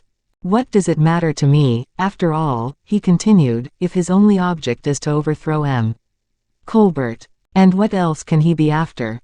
And D'Artagnan rubbed his forehead, that fertile land, whence the plowshare of his nails had turned up so many and such admirable ideas in his time. He, at first, thought of talking the matter over with Colbert, but his friendship for Aramis, the oath of earlier days, bound him too strictly. He revolted at the bare idea of such a thing, and, besides, he hated the financier too cordially. Then, again, he wished to unburden his mind to the king, but yet the king would not be able to understand the suspicions which had not even a shadow of reality at their base. He resolved to address himself to Aramis, direct, the first time he met him. "I will get him," said the musketeer, "between a couple of candles, suddenly, and when he least expects it. I will place my hand upon his heart, and he will tell me." "What will he tell me?" "Yes, he will tell me something, for mordio. There is something in it, I know." Somewhat calmer, D'Artagnan made every preparation for the journey, and took the greatest care that the military household of the king, as yet very inconsiderable in numbers, should be well office-read and well disciplined in its meagre and limited proportions. The result was that, through the captain's arrangements, the king, on arriving at Melun, saw himself at the head of both the musketeers and Swiss guards, as well as a picket of the French guards. It might almost have been called a small army. Colbert looked at the troops with great delight. He even wished they had been a third more in number. "But why?" said the king. "In order to show greater honor to M. Fouquet," replied Colbert. "In order to ruin him the sooner," thought D'Artagnan. When this little army appeared before Melun, the chief magistrates came out to meet the king, and to present him with the keys of the city, and invited him to enter the Hôtel de Ville, in order to partake of the wine of honor. The king, who expected to pass through the city and to proceed to Vaux without delay, became quite red in the face from vexation. "Who was fool enough to occasion this delay?" muttered the king, between his teeth, as the chief magistrate was in the middle of a long address. "Not I, certainly," replied D'Artagnan, "but I believe it was M. Colbert." Colbert, having heard his name pronounced, said, "What was M. D'Artagnan good enough to say?" "I was good enough to remark that it was you who stopped the king's progress, so that he might taste the vin de Brie." "Was I right?" "Quite so, monsieur. In that case, then, it was you whom the king called some name or other." "What name?" "I hardly know, but wait a moment. Idiot, I think it was. No, it was fool or dolt." "Yes, His Majesty said that the man who had thought of the vin de Melun was something of the sort." D'Artagnan, after this broadside, quietly caressed his mustache. Colbert's large head seemed to become larger and larger than ever. D'Artagnan, seeing how ugly anger made him, did not stop halfway. The orator still went on with his speech, while the king's color was visibly increasing. "Mordio," said the musketeer, coolly, "the king is going to have an attack of determination of blood to the head." "Where the deuce did you get hold of that idea, Monsieur Colbert?" "You have no luck." "Monsieur," said the financier, drawing himself up, "my zeal for the king's service inspired me with the idea." "Bah! Monsieur, Melun is a city, an excellent city, which pays well, and which it would be imprudent to displease. There, now. I, who do not pretend to be a financier, saw only one idea in your idea." "What was that, monsieur?" "That of causing a little annoyance to M. Fouquet, who is making himself quite giddy on his donjons yonder, in waiting for us." This was a home stroke, hard enough in all conscience. Colbert was completely thrown out of the saddle by it, and retired, thoroughly discomfited. Fortunately, the speech was now at an end. The king drank the wine which was presented to him, and then everyone resumed the progress through the city. The king bit his lips in anger, for the evening was closing in, and all hope of a walk with La Valliere was at an end. In order that the whole of the king's household should enter Vaux, 4 hours at least were necessary, owing to the different arrangements. The king, therefore, who was boiling with impatience, hurried forward as much as possible, in order to reach it before nightfall. But, at the moment he was setting off again, other and fresh difficulties arose. "Is not the king going to sleep at Melun?" said Colbert, in a low tone of voice, to D'Artagnan. Colbert must have been badly inspired that day, to address himself in that manner to the chief of the musketeers, for the latter guessed that the king's intention was very far from that of remaining where he was. D'Artagnan would not allow him to enter Vaux except he were well and strongly accompanied. and desired that His Majesty would not enter except with all the escort. On the other hand, he felt that these delays would irritate that impatient monarch beyond measure. In what way could he possibly reconcile these difficulties? D'Artagnan took up Colbert's remark, and determined to repeat it to the king. "Sire," he said, Colbert has been asking me if your Majesty does not intend to sleep at Melun." "Sleep at Melun? What for?" exclaimed Louis XIV. "Sleep at Melun? Who, in heaven's name, can have thought of such a thing when Fouquet is expecting us this evening?" "It was simply," replied Colbert, quickly, "the fear of causing your Majesty the least delay, for, according to established etiquette, you cannot enter any place, with the exception of your own royal residences, until the soldiers' quarters have been marked out by the quartermaster and the garrison properly distributed." D'Artagnan listened with the greatest attention, biting his mustache to conceal his vexation, and the queens were not less interested. They were fatigued, and would have preferred to go to rest without proceeding any farther, more especially, in order to prevent the king walking about in the evening with M. de Saint-Aignan and the ladies of the court, for, if etiquette required the princesses to remain within their own rooms, the ladies of honor, as soon as they had performed the services required of them, had no restrictions placed upon them, but were at liberty to walk about as they pleased.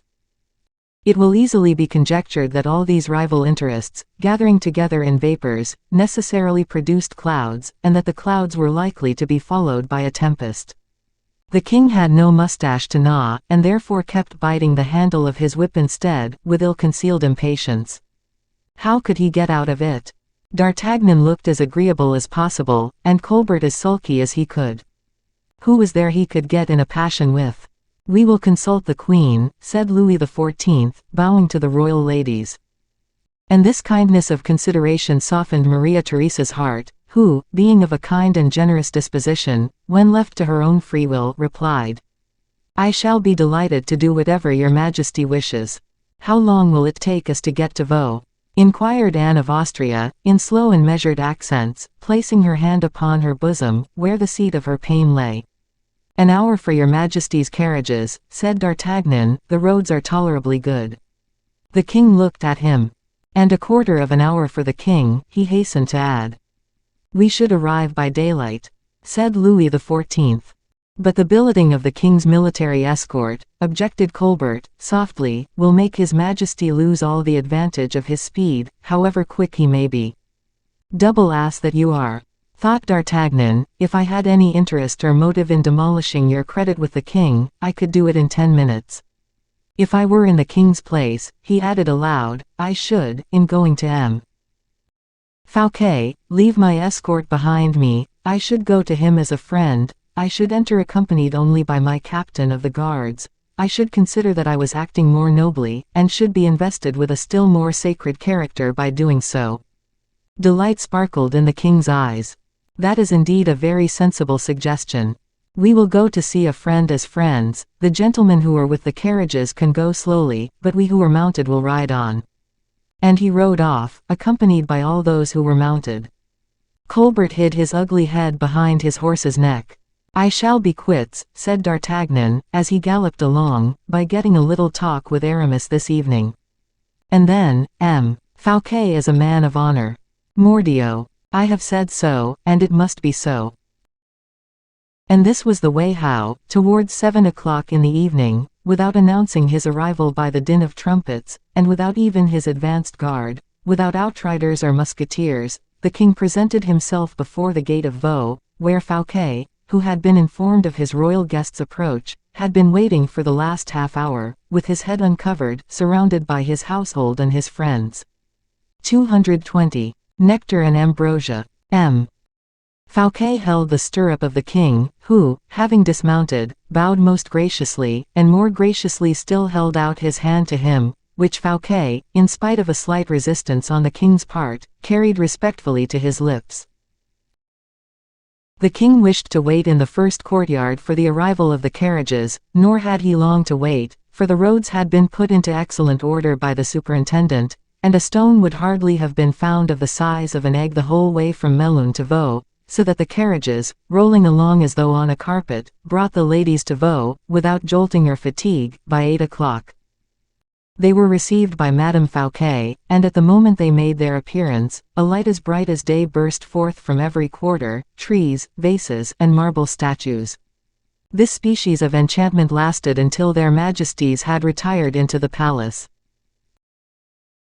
All these wonders and magical effects which the chronicler has heaped up, or rather embalmed, in his recital, at the risk of rivaling the brain-born scenes of romancers, these splendors whereby night seemed vanquished and nature corrected, together with every delight and luxury combined for the satisfaction of all the senses, as well as the imagination, Fouquet did in real truth offer to his sovereign in that enchanting retreat of which no monarch could at that time boast of possessing an equal.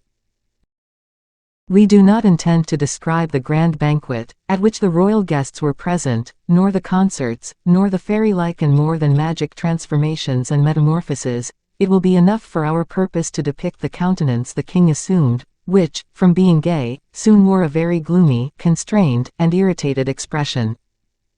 He remembered his own residence, royal though it was, and the mean and indifferent style of luxury that prevailed there, which comprised but little more than what was merely useful for the royal wants, without being his own personal property. The large vases of the Louvre, the older furniture and plate of Henry II, of Francis I, and of Louis XI, were but historic monuments of earlier days, nothing but specimens of art, the relics of his predecessors, while with Fouquet, the value of the article was as much in the workmanship as in the article itself. Fouquet ate from a gold service, which artists in his own employ had modeled and cast for him alone. Fouquet drank wines of which the King of France did not even know the name, and drank them out of goblets each more valuable than the entire royal cellar. What, too, was to be said of the apartments, the hangings, the pictures, the servants and officers, of every description, of his household? What of the mode of service in which etiquette was replaced by order, stiff formality by personal, unrestrained comfort, the happiness and contentment of the guest became the supreme law of all who obeyed the host? The perfect swarm of busily engaged persons moving about noiselessly, the multitude of guests, who were, however, even less numerous than the servants who waited on them, the myriad of exquisitely prepared dishes, of gold and silver vases, the floods of dazzling light, the masses of unknown flowers of which the hothouses had been despoiled, redundant with luxuriance of unequaled scent and beauty, the perfect harmony of the surroundings, which indeed was no more than the prelude of the promised fête, charmed all who were there, and they testified their admiration over and over again, not by voice or gesture, but by deep silence and rapt attention, those two languages of the courtier which acknowledge the hand of no master powerful enough to restrain them. As for the king, his eyes filled with tears, he dared not look at the queen. Anne of Austria, whose pride was superior to that of any creature breathing, overwhelmed her host by the contempt with which she treated everything handed to her. The young queen, kind-hearted by nature and curious by disposition, praised Fouquet, ate with an exceedingly good appetite, and asked the names of the strange fruits as they were placed upon the table. Fouquet replied that he was not aware of their names. The fruits came from his own stores, he had often cultivated them himself, having an intimate acquaintance with the cultivation of exotic fruits and plants. The king felt and appreciated the delicacy of the replies, but was only the more humiliated. He thought the queen a little too familiar in her manners, and that Anne of Austria resembled Juno a little too much, in being too proud and haughty. His chief anxiety, however, was himself, that he might remain cold and distant in his behavior, bordering lightly the limits of supreme disdain or simple admiration. But Fouquet had foreseen all this. He was, in fact, one of those men who foresee everything. The king had expressly declared that so long as he remained under Fouquet's roof he did not wish his own different repasts to be served in accordance with the usual etiquette, and that he would, consequently, dine with the rest of society, but by the thoughtful attention of the surintendant, the king's dinner was served up separately, if one may so express it, in the middle of the general table. The dinner, wonderful in every respect, from the dishes of which it was composed, comprised everything the king liked and generally preferred to anything else. Louis had no excuse, he, indeed, who had the keenest appetite in his kingdom, for saying that he was not hungry. Nay, Fouquet did even better still. He certainly, in obedience to the king's expressed desire, seated himself at the table, but as soon as the soups were served, he arose and personally waited on the king, while Madame Fouquet stood behind the Queen Mother's armchair. The disdain of Juno and the sulky fits of temper of Jupiter could not resist this excess of kindly feeling and polite attention. The queen ate a biscuit dipped in a glass of San Lucar wine, and the king ate of everything, saying to M. Fouquet, "It is impossible, Monsieur le Surintendant, to dine better anywhere."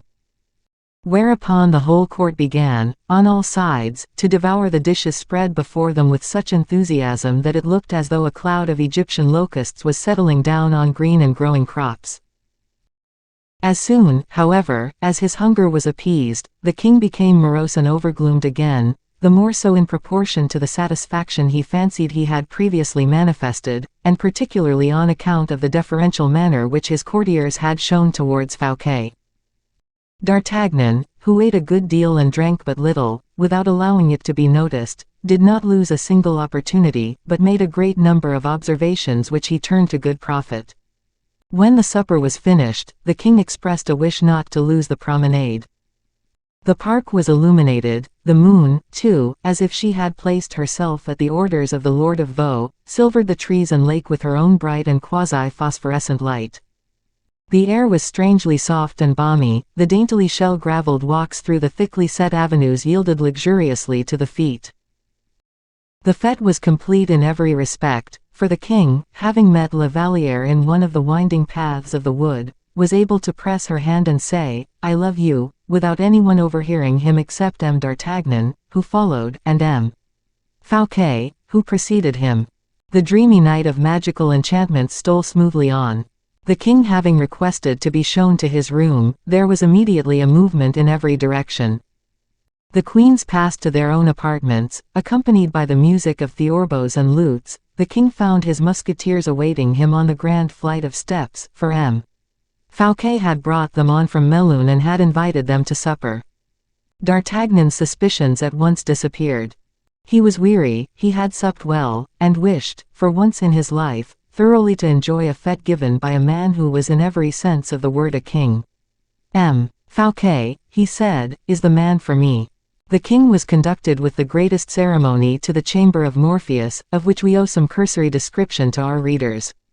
It was the handsomest and largest in the palace. Lebrun had painted on the vaulted ceiling the happy as well as the unhappy dreams which Morpheus inflicts on kings as well as on other men. Everything that sleep gives birth to that is lovely, its fairy scenes, its flowers and nectar, the wild voluptuousness or profound repose of the senses, had the painter elaborated on his frescoes. It was a composition as soft and pleasing in one part as dark and gloomy and terrible in another.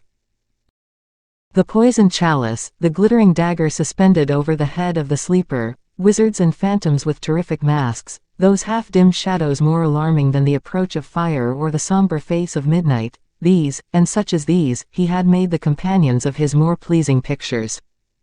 No sooner had the king entered his room than a cold shiver seemed to pass through him, and on Fouquet asking him the cause of it, the king replied, as pale as death, "I am sleepy, that is all.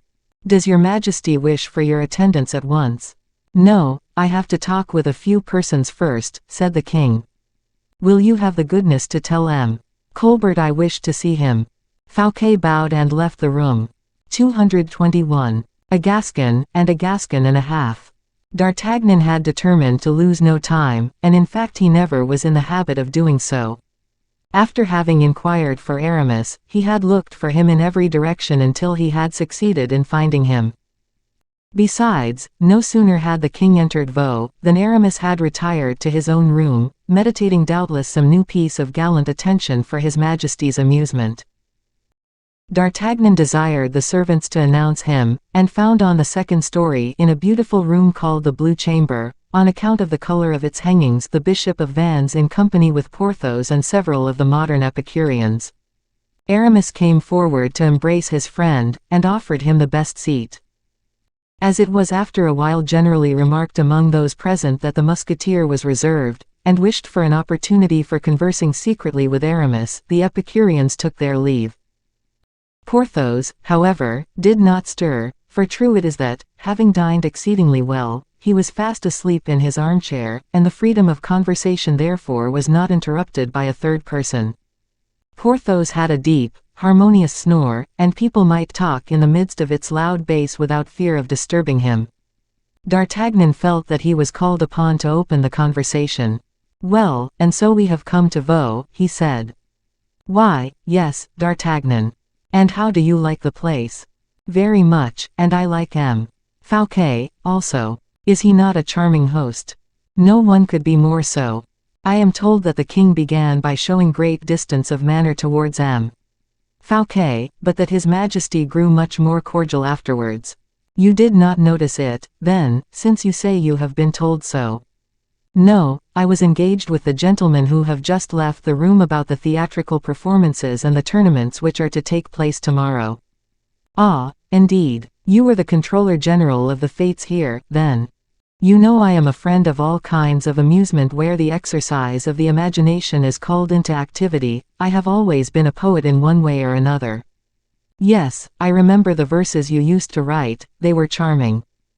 "I have forgotten them, but I am delighted to read the verses of others, when those others are known by the names of Molière, Pelisson, La Fontaine, etc. Do you know what idea occurred to me this evening, Aramis?" "No, tell me what it was, for I should never be able to guess it, you have so many." "Well, the idea occurred to me, that the true King of France is not Louis XIV. "What?" said Aramis, involuntarily, looking the Musketeer full in the eyes.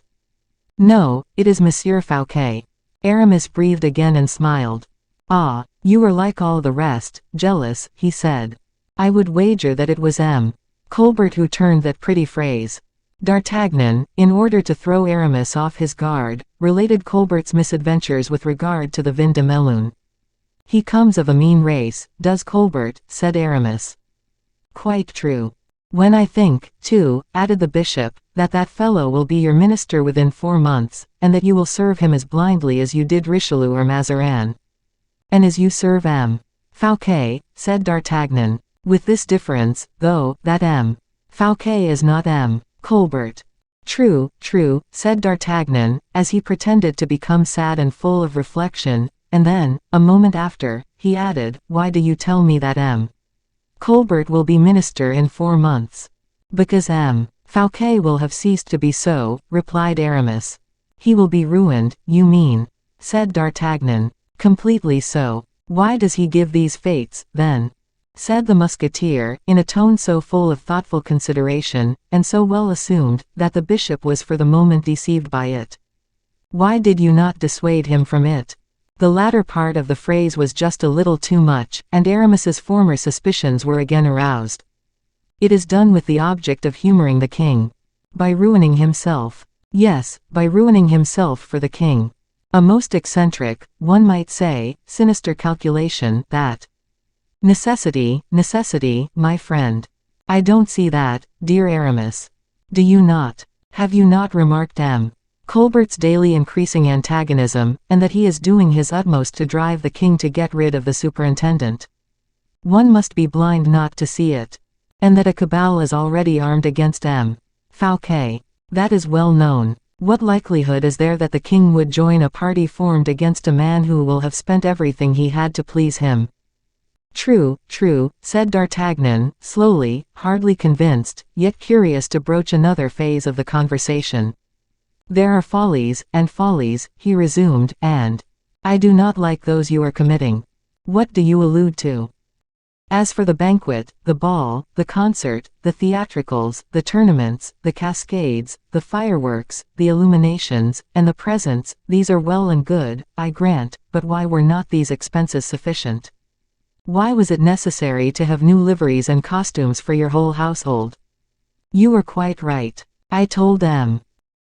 Fouquet that myself," he replied, "that if he were rich enough he would offer the king a newly erected chateau, from the vanes at the houses to the very sub-cellars, completely new inside and out, and that, as soon as the king had left, he would burn the whole building and its contents, in order that it might not be made use of by anyone else." How completely Spanish! I told him so, and he then added this: whoever advises me to spare expense, I shall look upon as my enemy. It is positive madness, and that portrait, too." "What portrait?" said Aramis. "That of the king, and the surprise as well." "What surprise?" "The surprise you seem to have in view, and on account of which you took some specimens away, when I met you at Percerin's." D'Artagnan paused. The shaft was discharged, and all he had to do was to wait and watch its effect. "That is merely an act of graceful attention," replied Aramis. D'Artagnan went up to his friend, took hold of both his hands, and looking him full in the eyes, said, "Aramis, do you still care for me a very little?" "What a question to ask!"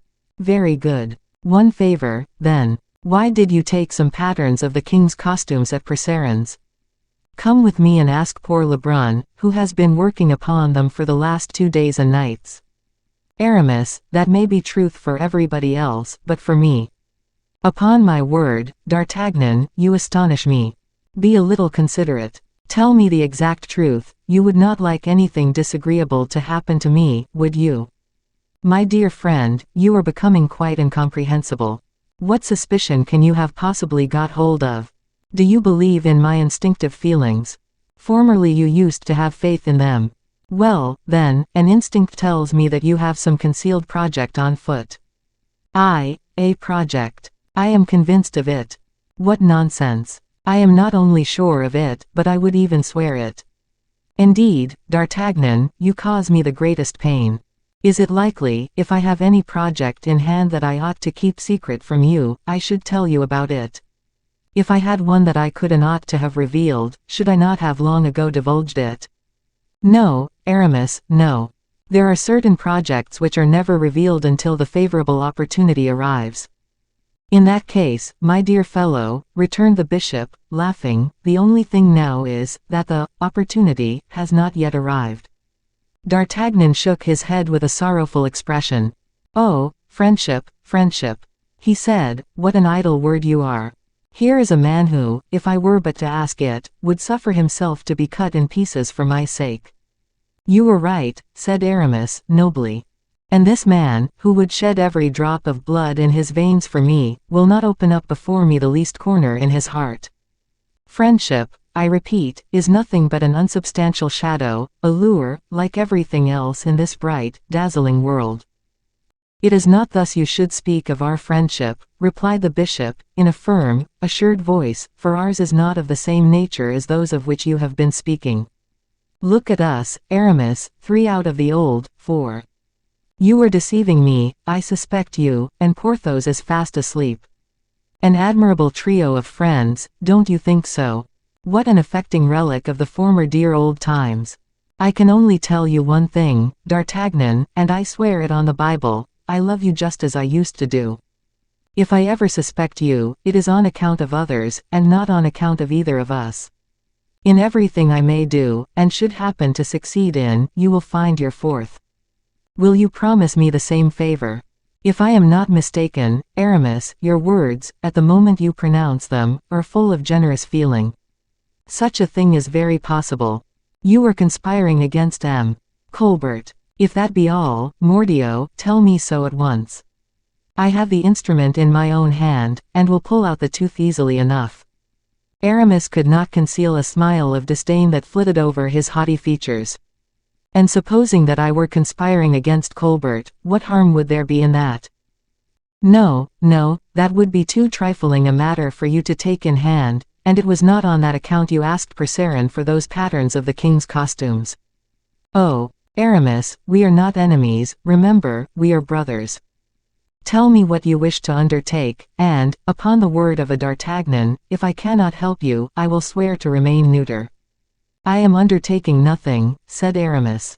"Aramis, a voice within me speaks and seems to trickle forth a rill of light within my darkness. It is a voice that has never yet deceived me. It is the king you are conspiring against." "The king!" exclaimed the bishop, pretending to be annoyed. "Your face will not convince me, the king, I repeat." "Will you help me?" said Aramis, smiling ironically. "Aramis, I will do more than help you, I will do more than remain neuter, I will save you." "You are mad, D'Artagnan. I am the wiser of the two, in this matter. You to suspect me of wishing to assassinate the king. Who spoke of such a thing? Smiled the musketeer. Well, let us understand one another. I do not see what anyone can do to a legitimate king as ours is if he does not assassinate him. D'Artagnan did not say a word. Besides, you have your guards and your musketeers here, said the bishop. True. You were not in M. Fouquet's house, but in your own. True, but in spite of that, Aramis, grant me, for pity's sake, one single word of a true friend. A true friend's word is ever truth itself. If I think of touching, even with my finger, the son of Anne of Austria, the true king of this realm of France, if I have not the firm intention of prostrating myself before his throne, if in every idea I may entertain tomorrow, here at Vaux, will not be the most glorious day my king ever enjoyed, may heaven's lightning blast me where I stand. Aramis had pronounced these words with his face turned towards the alcove of his own bedroom, where D'Artagnan, seated with his back towards the alcove, could not suspect that anyone was lying concealed. The earnestness of his words, the studied slowness with which he pronounced them, the solemnity of his oath, gave the musketeer the most complete satisfaction. He took hold of both Aramis's hands, and shook them cordially. Aramis had endured reproaches without turning pale, and had blushed as he listened to words of praise. D'Artagnan, deceived, did him honor, but D'Artagnan, trustful and reliant, made him feel ashamed. "Are you going away?" he said, as he embraced him, in order to conceal the flush on his face. "Yes. Duty summons me. I have to get the watchword. It seems I am to be lodged in the king's anteroom.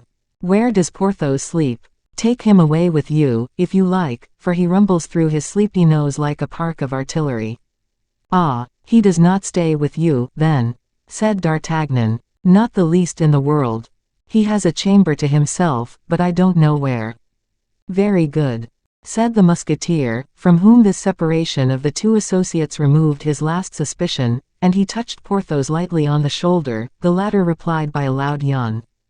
"Come," said D'Artagnan. "What, D'Artagnan, my dear fellow, is that you? What a lucky chance. Oh, yes, true, I have forgotten, I am at the fête at Vaux." "Yes, and your beautiful dress, too." "Yes, it was very attentive on the part of Monsieur Coquelin de Voliere, was it not?" "Hush," said Aramis. "You were walking so heavily you will make the flooring give way." "True," said the musketeer, "this room is above the dome, I think. And I did not choose it for a fencing room, I assure you," added the bishop. "The ceiling of the king's room has all the lightness and calm of wholesome sleep. Do not forget, therefore, that my flooring is merely the covering of his ceiling. Good night, my friends, and in 10 minutes I shall be asleep myself." And Aramis accompanied them to the door, laughing quietly all the while. As soon as they were outside, he bolted the door, hurriedly, closed up the chinks of the windows, and then called out, "Monseigneur! Monseigneur!" Philippe made his appearance from the alcove, as he pushed aside a sliding panel placed behind the bed. "D'Artagnan entertains a great many suspicions, it seems," he said. "Ah, you recognized D'Artagnan, then? Before you called him by his name, even. He is your captain of musketeers." "He is very devoted to me," replied Philippe, laying a stress upon the personal pronoun. "As faithful as a dog, but he bites sometimes. If D'Artagnan does not recognize you before the other has disappeared, rely upon D'Artagnan to the end of the world, for in that case, if he has seen nothing, he will keep his fidelity. If he sees, when it is too late, he is a Gascon, and will never admit that he has been deceived." "I thought so. What are we to do, now?" "Sit in this folding chair. I am going to push aside a portion of the flooring. You will look through the opening, which answers to one of the false windows made in the dome of the king's apartment. Can you see?" "Yes," said Philippe, starting as at the sight of an enemy, "I see the king." "What is he doing?" "He seems to wish some man to sit down close to him." Fouquet. No, wait a moment. Look at the notes and the portraits, my prince. The man whom the king wishes to sit down in his presence is Colbert. Colbert sit down in the king's presence?" exclaimed Aramis. "It is impossible. Look." Aramis looked through the opening in the flooring. "Yes," he said. "Colbert himself." "Oh, Monseigneur, what can we be going to hear, and what can result from this intimacy? Nothing good for M. Fouquet, at all events. The prince did not deceive himself. We have seen that Louis XIV had sent for Colbert, and Colbert had arrived. The conversation began between them by the king according to him one of the highest favors that he had ever done. It was true the king was alone with his subject. "Colbert," said he, "sit down." The intendant, overcome with delight, for he feared he was about to be dismissed, refused this unprecedented honor. "Does he accept?" said Aramis. "No, he remains standing."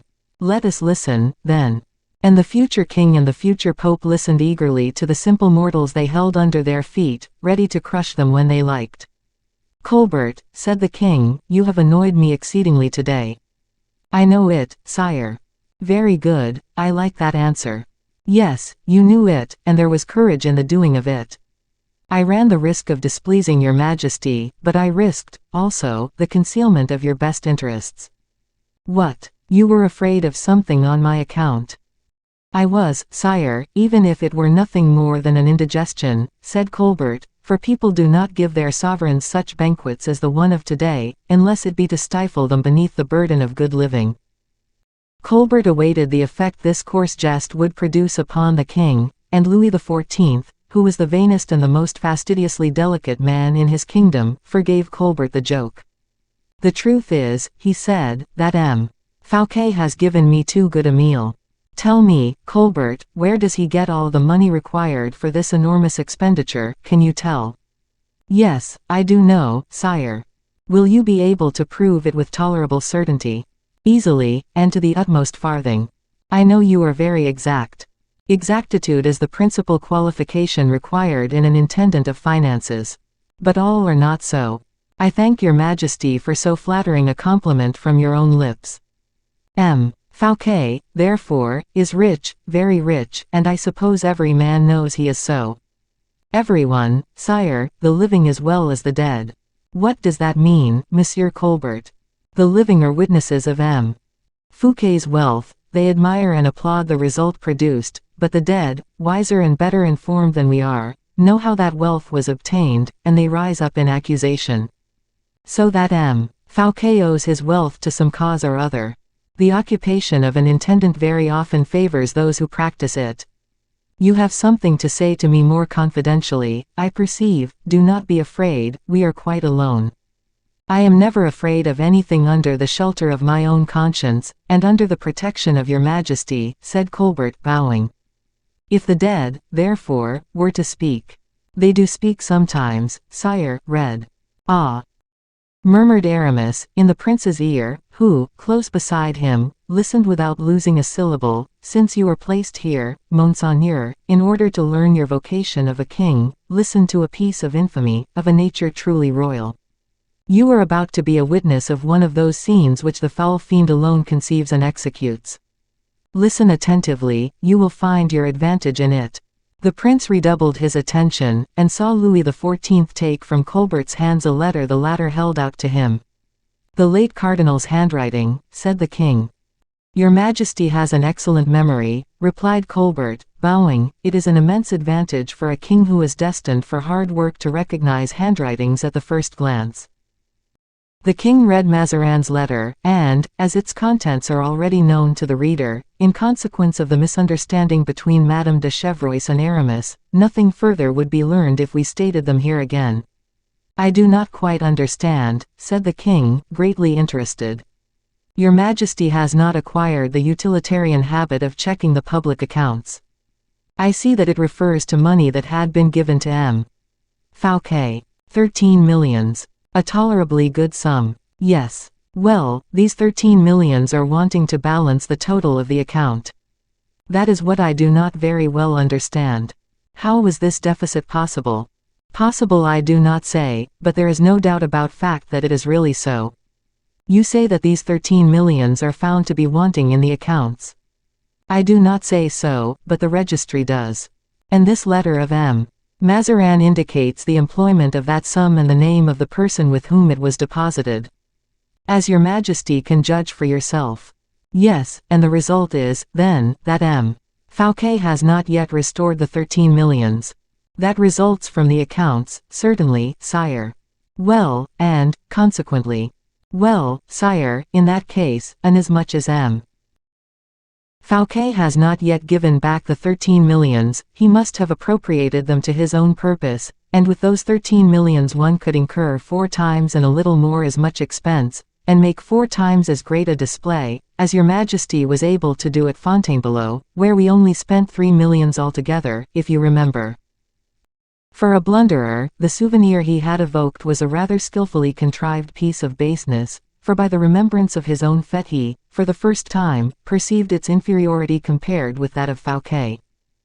Colbert received back again at Vaux what Fouquet had given him at Fontainebleau, and, as a good financier, returned it with the best possible interest.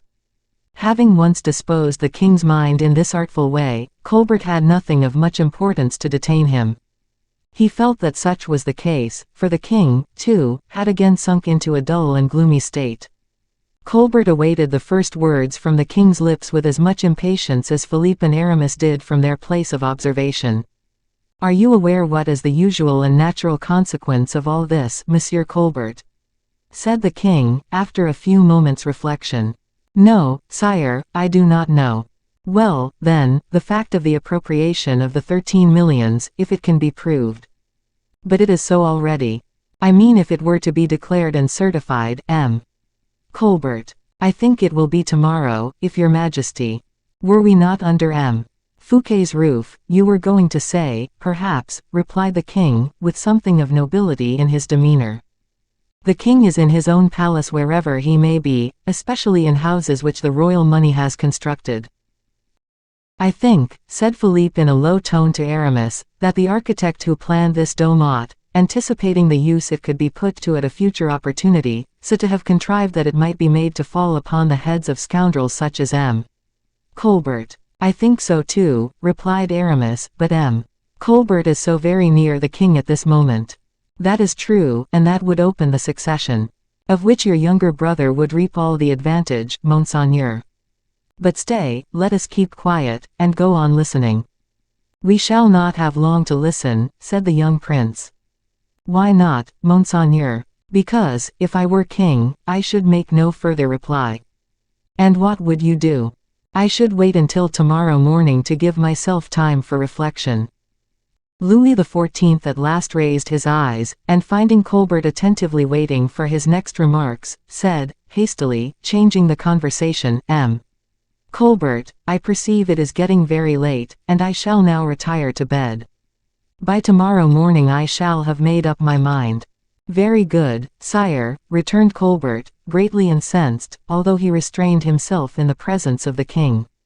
The king made a gesture of adieu, and Colbert withdrew with a respectful bow. "My attendants," cried the king, and, as they entered the apartment, Philippe was about to quit his post of observation. "A moment longer," said Aramis to him, with his accustomed gentleness of manner, "what has just now taken place is only a detail, and tomorrow we shall have no occasion to think anything more about it, but the ceremony of the king's retiring to rest, the etiquette observed in addressing the king, that indeed is of the greatest importance. Learn, sire, and study well how you ought to go to bed of a night. Look, 222. Colbert. History will tell us, or rather history has told us, of the various events of the following day, of the splendid fetes given by the surintendant to his sovereign. Nothing but amusement and delight was allowed to prevail throughout the whole of the following day. There was a promenade, a banquet, a comedy to be acted, and a comedy, too, in which, to his great amazement, Porthos recognized M. Coquelin de Volière as one of the actors, in the piece called Les Facus. Full of preoccupation, however, from the scene of the previous evening, and hardly recovered from the effects of the poison which Colbert had then administered to him, the king, during the whole of the day, so brilliant in its effects, so full of unexpected and startling novelties, in which all the wonders of the Arabian Nights entertainments seemed to be reproduced for his especial amusement, the king, we say, showed himself cold, reserved, and taciturn. Nothing could smooth the frowns upon his face. Everyone who observed him noticed that a deep feeling of resentment, of remote origin, increased by slow degrees, as the source becomes a river, thanks to the 1,000 threads of water that increase its body, was keenly alive in the depths of the king's heart. Towards the middle of the day only did he begin to resume a little serenity of manner, and by that time he had, in all probability, made up his mind. Aramis, who followed him step by step in his thoughts, as in his walk, concluded that the event he was expecting would not be long before it was announced. This time Colbert seemed to walk in concert with the Bishop of Vannes, and had he received for every annoyance which he inflicted on the king a word of direction from Aramis, he could not have done better. During the whole of the day the king, who, in all probability, wished to free himself from some of the thoughts which disturbed his mind, seemed to seek La Valliere's society as actively as he seemed to show his anxiety to flee that of M. Colbert or M. Fouquet. The evening came. The king had expressed a wish not to walk in the park until after cards in the evening. In the interval between supper and the promenade, cards and dice were introduced. The king won 1,000 pistoles, and, having won them, put them in his pocket, and then rose, saying, "And now, gentlemen, to the park." He found the ladies of the court were already there. The king, we have before observed, had won 1,000 pistoles, and had put them in his pocket, but M. Fouquet had somehow contrived to lose 10,000, so that among the courtiers there was still left 190,000 francs profit to divide, a circumstance which made the countenances of the courtiers and the officers of the king's household the most joyous countenances in the world. It was not the same, however, with the king's face, for, notwithstanding his success at play, to which he was by no means insensible, there still remained a slight shade of dissatisfaction. Colbert was waiting for upon him at the corner of one of the avenues. He was most probably waiting there in consequence of a rendezvous which had been given him by the king, as Louis XIV, who had avoided him, or who had seemed to avoid him, suddenly made him a sign, and they then struck into the depths of the park together. But La Valliere, too, had observed the king's gloomy aspect and kindling glances. She had remarked this, and as nothing which lay hidden or smouldering in his heart was hidden from the gaze of her affection, she understood that this repressed wrath menaced someone. She prepared to withstand the current of his vengeance, and intercede like an angel of mercy. Overcome by sadness, nervously agitated, deeply distressed at having been so long separated from her lover, disturbed at the sight of the emotion she had divined, she accordingly presented herself to the king with an embarrassed aspect, which in his then disposition of mind the king interpreted unfavorably. Then, as they were alone, nearly alone, inasmuch as Colbert, as soon as he perceived the young girl approaching, had stopped and drawn back a dozen paces, the king advanced towards La Valliere and took her by the hand. "Mademoiselle," he said to her, "should I be guilty of an indiscretion if I were to inquire if you were indisposed? For you seem to breathe as if you were oppressed by some secret cause of uneasiness, and your eyes are filled with tears." "Oh, sire, if I be indeed so, and if my eyes are indeed full of tears, I am sorrowful only at the sadness which seems to oppress your majesty." "My sadness? You were mistaken, mademoiselle. No, it is not sadness I experience." "What is it, then, sire?" "Humiliation. Humiliation. Oh, sire, what a word for you to use. I mean, mademoiselle, that wherever I may happen to be, no one else ought to be the master. Well, then, look round you on every side, and judge whether I am not eclipsed, I, the King of France, before the monarch of these wide domains. Oh," he continued, clenching his hands and teeth, "when I think that this king—" "Well, sire," said Louise, terrified, "that this king is a faithless, unworthy servant, who grows proud and self-sufficient upon the strength of property that belongs to me, and which he has stolen. And therefore I am about to change this impudent minister's fete into sorrow and mourning, of which the nymph of Vaux, as the poets say, shall not soon lose the remembrance. Oh, your majesty! Well, mademoiselle, are you about to take M. Fouquet's part?" said Louis, impatiently. "No, sire, I will only ask whether you are well informed. Your majesty has more than once learned the value of accusations made at court." Louis XIV made a sign for Colbert to approach. "Speak, Monsieur Colbert," said the young prince, "for I almost believe that Mademoiselle de la Valliere has need of your assistance before she can put any faith in the king's word." Tell mademoiselle what M. Fouquet has done, and you, mademoiselle, will perhaps have the kindness to listen. It will not be long. Why did Louis XIV insist upon it in such a manner? A very simple reason: his heart was not at rest, his mind was not thoroughly convinced, he imagined there lay some dark, hidden, tortuous intrigue behind these 13 millions of francs, and he wished that the pure heart of La Vallière, which had revolted at the idea of theft or robbery, should approve, even were it only by a single word, the resolution he had taken, and which, nevertheless, he hesitated before carrying into execution. "Speak, monsieur," said La Vallière to Colbert, who had advanced, "speak, since the king wishes me to listen to you. Tell me, what is the crime with which M. Fouquet is charged?" "Oh, not very heinous, mademoiselle," he returned, "a mere abuse of confidence."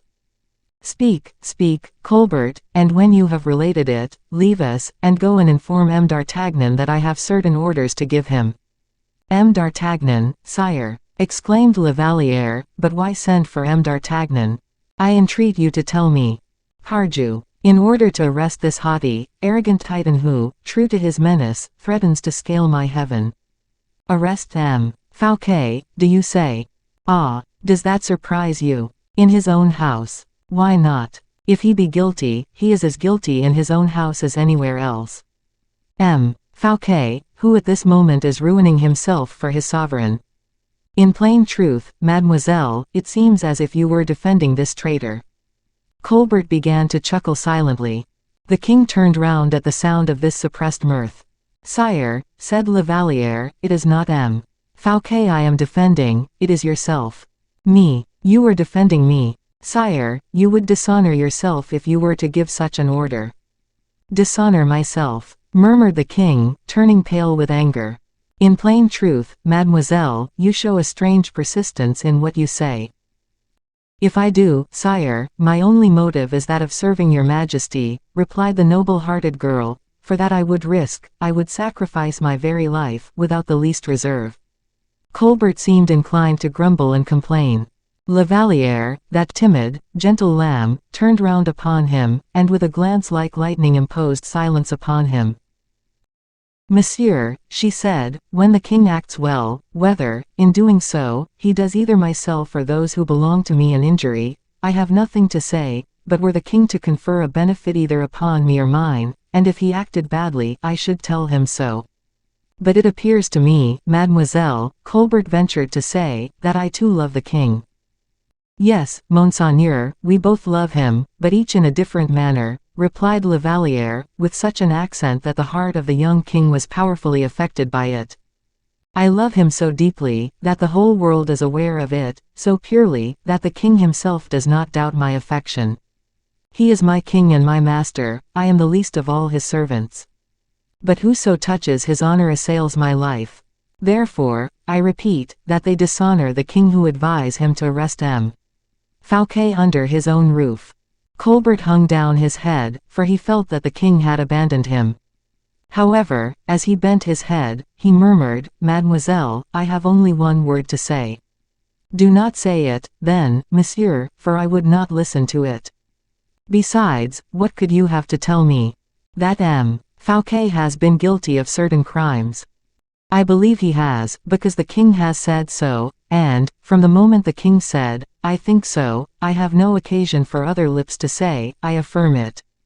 But, were M. Fouquet the vilest of men, I should say aloud, 'M. Fouquet's person is sacred to the king because he is the guest of M. Fouquet. Were his house a den of thieves, were Vaux a cave of coiners or robbers, his home is sacred, his palace is inviolable, since his wife is living in it, and that is an asylum which even executioners would not dare to violate." La Vallière paused, and was silent. In spite of himself the king could not but admire her, he was overpowered by the passionate energy of her voice, by the nobleness of the cause she advocated. Colbert yielded, overcome by the inequality of the struggle. At last the king breathed again more freely, shook his head, and held out his hand to La Vallière. "Mademoiselle," he said, gently, "why do you decide against me? Do you know what this wretched fellow will do, if I give him time to breathe again? Is he not a prey which will always be within your grasp? Should he escape, and take to flight? Exclaimed Colbert. Well, monsieur, it will always remain on record, to the king's eternal honor, that he allowed M. Fouquet to flee, and the more guilty he may have been, the greater will the king's honor and glory appear, compared with such unnecessary misery and shame. Louis kissed La Valliere's hand, as he knelt before her. I am lost, thought Colbert, then suddenly his face brightened up again. Oh, no, no, aha, old fox, not yet, he said to himself. And while the king, protected from observation by the thick covert of an enormous lime, pressed La Valliere to his breast, with all the ardor of ineffable affection, Colbert tranquilly fumbled among the papers in his pocketbook and drew out of it a paper folded in the form of a letter, somewhat yellow, perhaps, but one that must have been most precious, since the intendant smiled as he looked at it. He then bent a look, full of hatred, upon the charming group which the young girl and the king formed together, a group revealed but for a moment, as the light of the approaching torches shone upon it. Louis noticed the light reflected upon La Valliere's white dress. Leave me, Louise, he said, for someone is coming. Mademoiselle, mademoiselle, someone is coming, cried Colbert, to expedite the young girl's departure. Louise disappeared rapidly among the trees, and then, as the king, who had been on his knees before the young girl, was rising from his humble posture, Colbert exclaimed, Ah! Mademoiselle de la Valliere has let something fall. What is it? Inquired the king. A paper, a letter, something white, look there, sire. The king stooped down immediately and picked up the letter, crumpling it in his hand. As he did so, and at the same moment the torches arrived, inundating the blackness of the scene with a flood of light as bright as day. 223. Jealousy. The torches we have just referred to, the eager attention everyone displayed, and the new ovation paid to the king by Fouquet, arrived in time to suspend the effect of a resolution which La Valliere had already considerably shaken in Louis XIV's heart. He looked at Fouquet with a feeling almost of gratitude for having given La Valliere an opportunity of showing herself so generously disposed, so powerful in the influence she exercised over his heart. The moment of the last and greatest display had arrived. Hardly had Fouquet conducted the king towards the chateau, when a mass of fire burst from the dome of Vaux, with a prodigious uproar, pouring a flood of dazzling cataracts of rays on every side, and illumining the remotest corners of the gardens. The fireworks began. Colbert, at 20 paces from the king, who was surrounded and feted by the owner of Vaux, seemed, by the obstinate persistence of his gloomy thoughts, to do his utmost to recall Louis's attention, which the magnificence of the spectacle was already, in his opinion, too easily diverting. Suddenly, just as Louis was on the point of holding it out to Fouquet, he perceived in his hand the paper which, as he believed, La Valliere had dropped at his feet as she hurried away.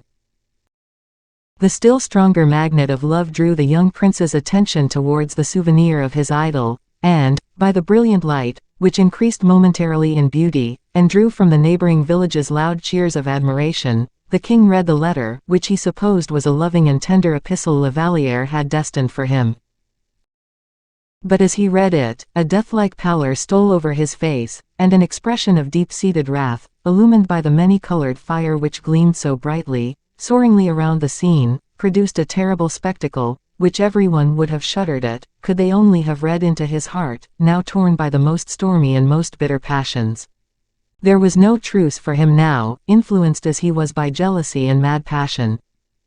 From the very moment when the dark truth was revealed to him, every gentler feeling seemed to disappear. Pity, kindness of consideration, the religion of hospitality, all were forgotten. In the bitter pang which wrung his heart, he, still too weak to hide his sufferings, was almost on the point of uttering a cry of alarm, and calling his guards to gather round him. This letter which Colbert had thrown down at the king's feet, the reader has doubtlessly guessed, was the same that had disappeared with the porter Toby at Fontainebleau, after the attempt which Fouquet had made upon La Valliere's heart. Fouquet saw the king's pallor, and was far from guessing the evil. Colbert saw the king's anger, and rejoiced inwardly at the approach of the storm. Fouquet's voice drew the young prince from his wrathful reverie. "What is the matter, sire?" inquired the superintendent, with an expression of graceful interest. Louis made a violent effort over himself, as he replied, "Nothing. I am afraid your Majesty is suffering."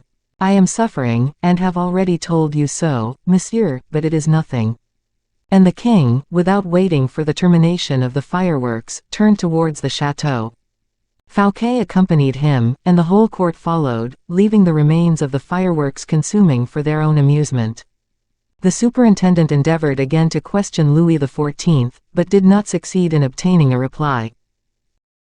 He imagined there had been some misunderstanding between Louis and Lavalière in the park, which had resulted in a slight quarrel, and that the king, who was not ordinarily sulky by disposition, but completely absorbed by his passion for Lavalière, had taken a dislike to everyone because his mistress had shown herself offended with him.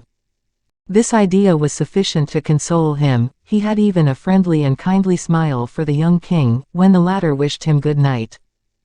This, however, was not all the king had to submit to. He was obliged to undergo the usual ceremony, which on that evening was marked by close adherence to the strictest etiquette.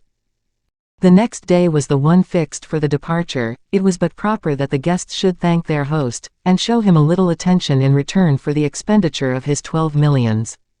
The only remark, approaching to amiability, which the king could find to say to M. Fouquet, as he took leave of him, were in these words: "M. Fouquet, you shall hear from me. Be good enough to desire M. d'Artagnan to come here." But the blood of Louis XIV, who had so profoundly dissimulated his feelings, boiled in his veins, and he was perfectly willing to order M.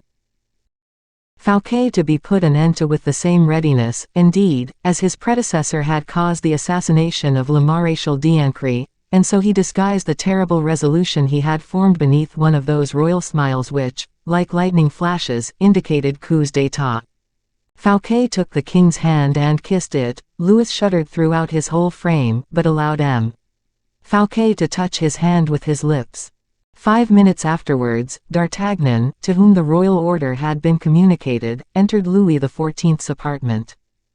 Aramis and Philippe were in theirs, still eagerly attentive, and still listening with all their ears. The king did not even give the captain of the musketeers time to approach his armchair, but ran forward to meet him. "Take care," he exclaimed, "that no one enters here." "Very good, sire," replied the captain, whose glance had for a long time past analyzed the stormy indications on the royal countenance. He gave the necessary order at the door, but, returning to the king, he said, "Is there something fresh the matter, your Majesty?" "How many men have you here?" inquired the king, without making any other reply to the question addressed to him. "What for, sire? How many men have you, I say?" repeated the king, stamping upon the ground with his foot. "I have the musketeers." "Well, and what others?" 20 guards and 13 Swiss. "How many men will be required to do what, sire?" replied the musketeer, opening his large, calm eyes. "To arrest M. Fouquet." D'Artagnan fell back a step. "To arrest M. Fouquet," he burst forth. "Are you going to tell me that it is impossible?" exclaimed the king, in tones of cold, vindictive passion. "I never say that anything is impossible," replied D'Artagnan, wounded to the quick. "Very well, do it, then." D'Artagnan turned on his heel, and made his way towards the door. It was but a short distance, and he cleared it in half a dozen paces. When he reached it he suddenly paused, and said, "Your Majesty will forgive me, but, in order to effect this arrest, I should like written directions." "For what purpose, and since when has the king's word been insufficient for you?" "Because the word of a king, when it springs from a feeling of anger, may possibly change when the feeling changes." "A truce to set phrases, monsieur, you have another thought besides that." "Oh, I, at least, have certain thoughts and ideas, which, unfortunately, others have not," D'Artagnan replied, impertinently. The king, in the tempest of his wrath, hesitated, and drew back in the face of D'Artagnan's frank courage, just as a horse crouches on his haunches under the strong hand of a bold and experienced rider. "What is your thought?" he exclaimed. "This, sire," replied D'Artagnan: "you cause a man to be arrested when you are still under his roof, and passion is alone the cause of that. When your anger shall have passed you will regret what you have done, and then I wish to be in a position to show you your signature." If that, however, should fail to be a reparation, it will at least show us that the king was wrong to lose his temper. Wrong to lose his temper, cried the king, in a loud, passionate voice. Did not my father, my grandfathers, too, before me, lose their temper at times, in heaven's name? The king your father and the king your grandfather never lost their temper except when under the protection of their own palace. The king is master wherever he may be. That is a flattering, complimentary phrase which cannot proceed from anyone but M. Colbert, but it happens not to be the truth. The king is at home in every man's house when he has driven its owner out of it. The king bit his lips, but said nothing. Can it be possible? Said D'Artagnan, here is a man who is positively ruining himself in order to please you, and you wish to have him arrested. Mordioux. Sire, if my name was Fouquet, and people treated me in that manner, I would swallow at a single gulp all sorts of fireworks and other things, and I would set fire to them, and send myself and everybody else in blown-up atoms to the sky. But it is all the same, it is your wish, and it shall be done. Go, said the king, but have you men enough? Do you suppose I am going to take a whole host to help me? Arrest M. Fouquet. Why, that is so easy that a very child might do it. It is like drinking a glass of wormwood, one makes an ugly face, and that is all. If he defends himself, it is not at all likely. Defend himself when such extreme harshness as you are going to practice makes the man a very martyr. Nay, I am sure that if he has 1,000,000 of francs left, which I very much doubt, he would be willing enough to give it in order to have such a termination as this. But what does that matter? It shall be done at once. Stay, said the king, do not make his arrest a public affair. That will be more difficult. Why so? Because nothing is easier than to go up to M. Fouquet in the midst of 1,000 enthusiastic guests who surround him, and say, in the king's name, I arrest you. But to go up to him, to turn him first one way and then another, to drive him up into one of the corners of the chessboard, in such a way that he cannot escape, to take him away from his guests, and keep him a prisoner for you, without one of them, alas. Having heard anything about it, that, indeed, is a genuine difficulty, the greatest of all, in truth, and I hardly see how it is to be done. You had better say it is impossible, and you will have finished much sooner. Heaven help me, but I seem to be surrounded by people who prevent me doing what I wish. I do not prevent your doing anything.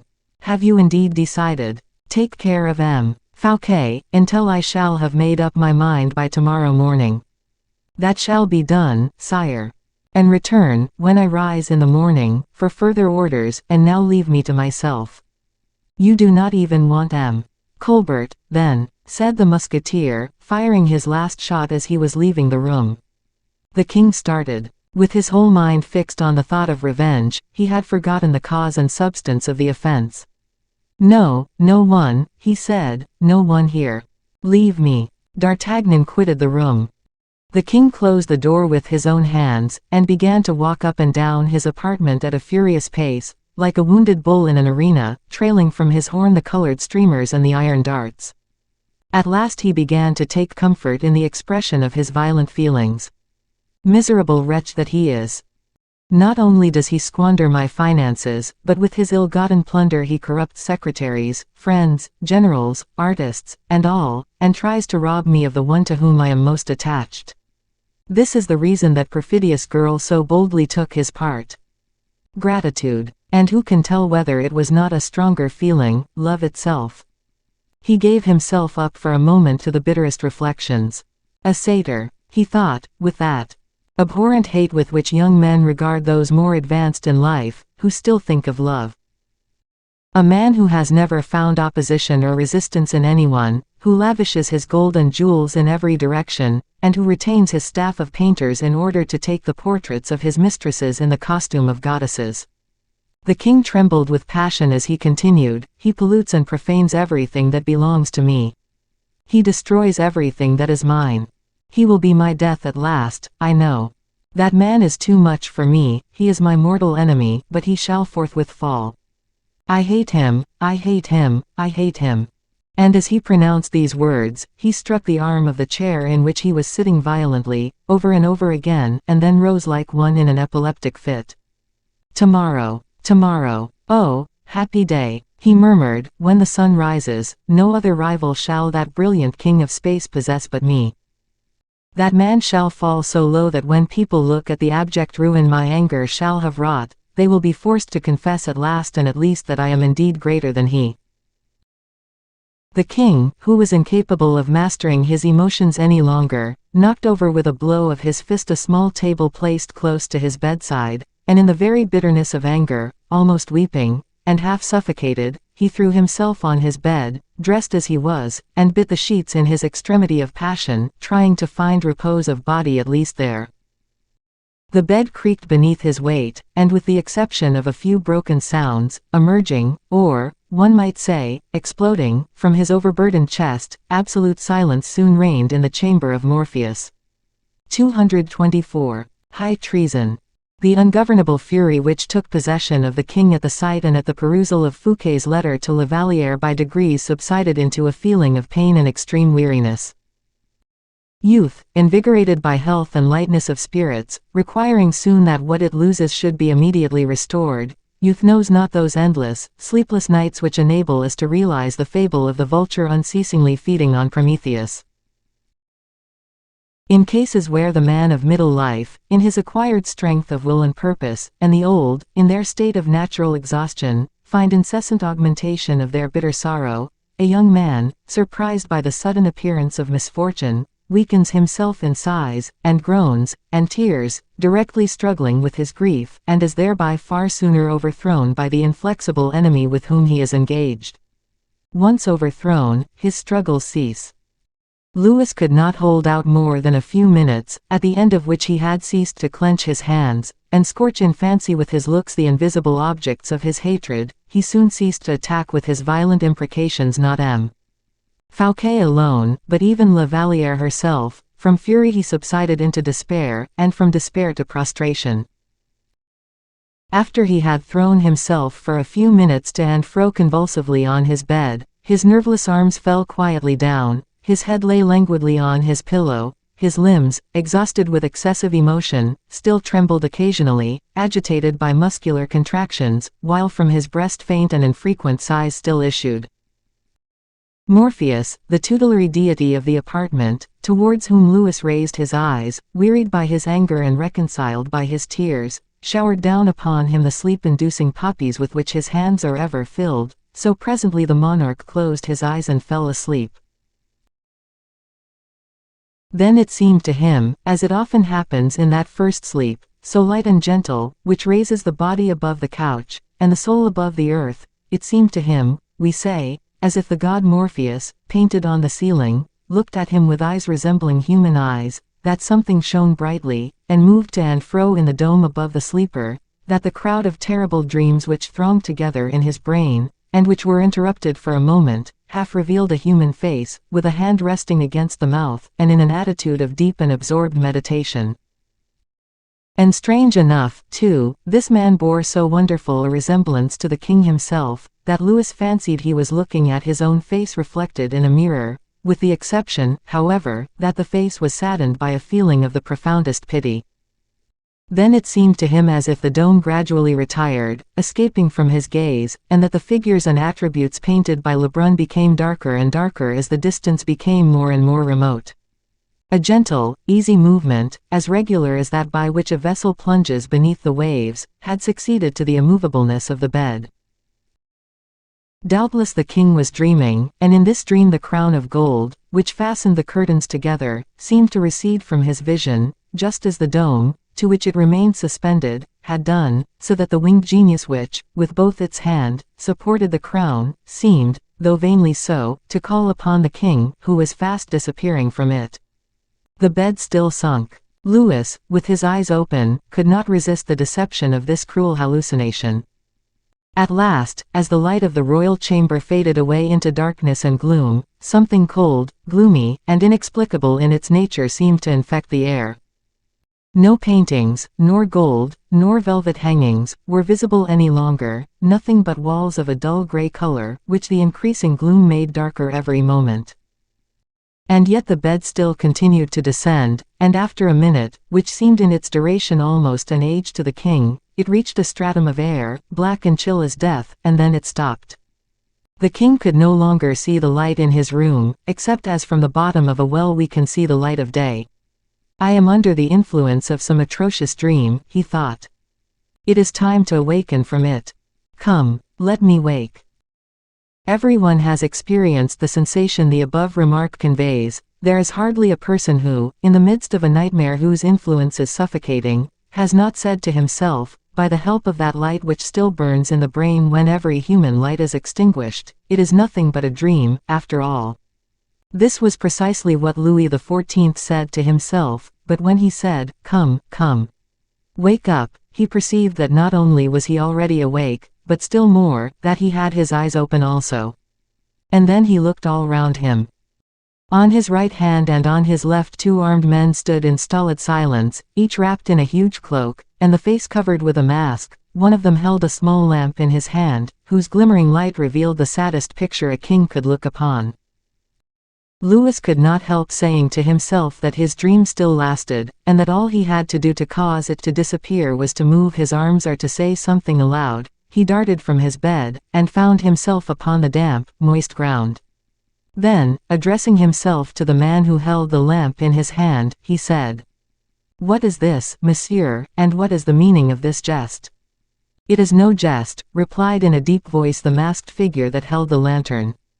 "Do you belong to M. Fouquet?" inquired the king, greatly astonished at his situation. "It matters very little to whom we belong," said the phantom, "we are your masters now, that is sufficient." The king, more impatient than intimidated, turned to the other masked figure. "If this is a comedy," he said, "you will tell M. Fouquet that I find it unseemly and improper, and that I command it should cease." The second masked person to whom the king had addressed himself was a man of huge stature and vast circumference. He held himself erect and motionless as any block of marble. "Well," added the king, stamping his foot, "you do not answer." "We do not answer you, my good monsieur," said the giant, in a stentorian voice, "because there is nothing to say." "At least, tell me what you want," exclaimed Louis, folding his arms with a passionate gesture. "You will know by and by," replied the man who held the lamp. "In the meantime tell me where I am. Look." Louis looked all round him, but by the light of the lamp which the masked figure raised for the purpose, he could perceive nothing but the damp walls which glistened here and there with the slimy traces of the snail. "Oh, oh, a dungeon," cried the king. "No, a subterranean passage."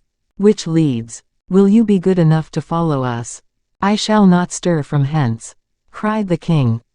"If you are obstinate, my dear young friend," replied the taller of the two, "I will lift you up in my arms, and roll you up in your own cloak, and if you should happen to be stifled, why, so much the worse for you." As he said this, he disengaged from beneath his cloak a hand of which Milo of Crotona would have envied him the possession, on the day when he had that unhappy idea of rending his last oak. The king dreaded violence, for he could well believe that the 2 men into whose power he had fallen had not gone so far with any idea of drawing back, and that they would consequently be ready to proceed to extremities, if necessary. He shook his head and said, "It seems I have fallen into the hands of a couple of assassins." "Move on, then." Neither of the men answered a word to this remark. The one who carried the lantern walked first, the king followed him, while the second masked figure closed the procession. In this manner they passed along a winding gallery of some length, with as many staircases leading out of it as are to be found in the mysterious and gloomy palaces of Anne Radcliffe's creation. All these windings and turnings, during which the king heard the sound of running water over his head, ended at last in a long corridor closed by an iron door. The figure with the lamp opened the door with one of the keys he wore suspended at his girdle, where, during the whole of the brief journey, the king had heard them rattle. As soon as the door was opened and admitted the air, Louis recognized the balmy odors that trees exhale in hot summer nights. He paused, hesitatingly, for a moment or two, but the huge sentinel who followed him thrust him out of the subterranean passage. "Another blow," said the king, turning towards the one who had just had the audacity to touch his sovereign. "What do you intend to do with the King of France?" "Try to forget that word," replied the man with the lamp, in a tone which as little admitted of a reply as one of the famous decrees of Minos. "You deserve to be broken on the wheel for the words that you have just made use of," said the giant, as he extinguished the lamp his companion handed to him, "but the king is too kind-hearted."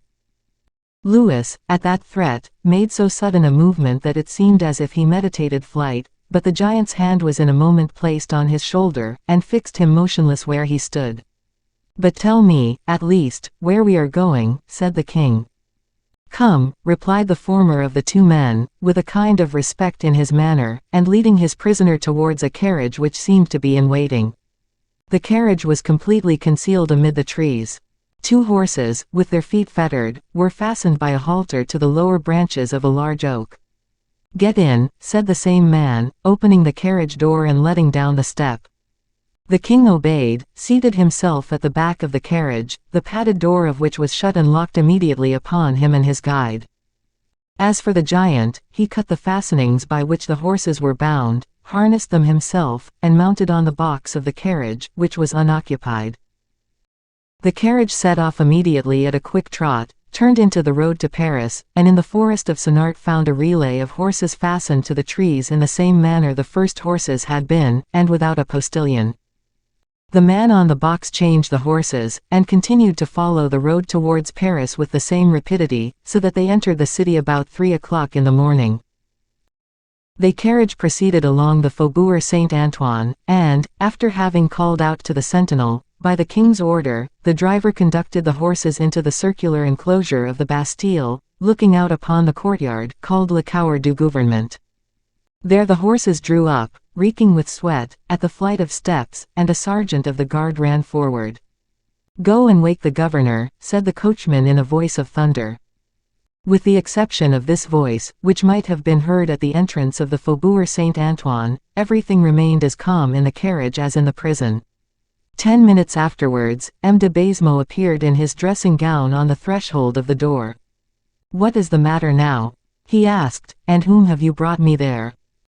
The man with the lantern opened the carriage door, and said 2 or 3 words to the one who acted as driver, who immediately got down from his seat, took up a short musket which he kept under his feet, and placed its muzzle on his prisoner's chest. "And fire at once if he speaks," added aloud the man who alighted from the carriage. "Very good," replied his companion, without another remark. With this recommendation, the person who had accompanied the king in the carriage ascended the flight of steps, at the top of which the governor was awaiting him. "Monsieur d'Herblay," said the latter. "Hush," said Aramis. "Let us go into your room." "Good heavens! What brings you here at this hour?" "A mistake, my dear Monsieur de Baisemeaux," Aramis replied, quietly. "It appears that you were quite right the other day."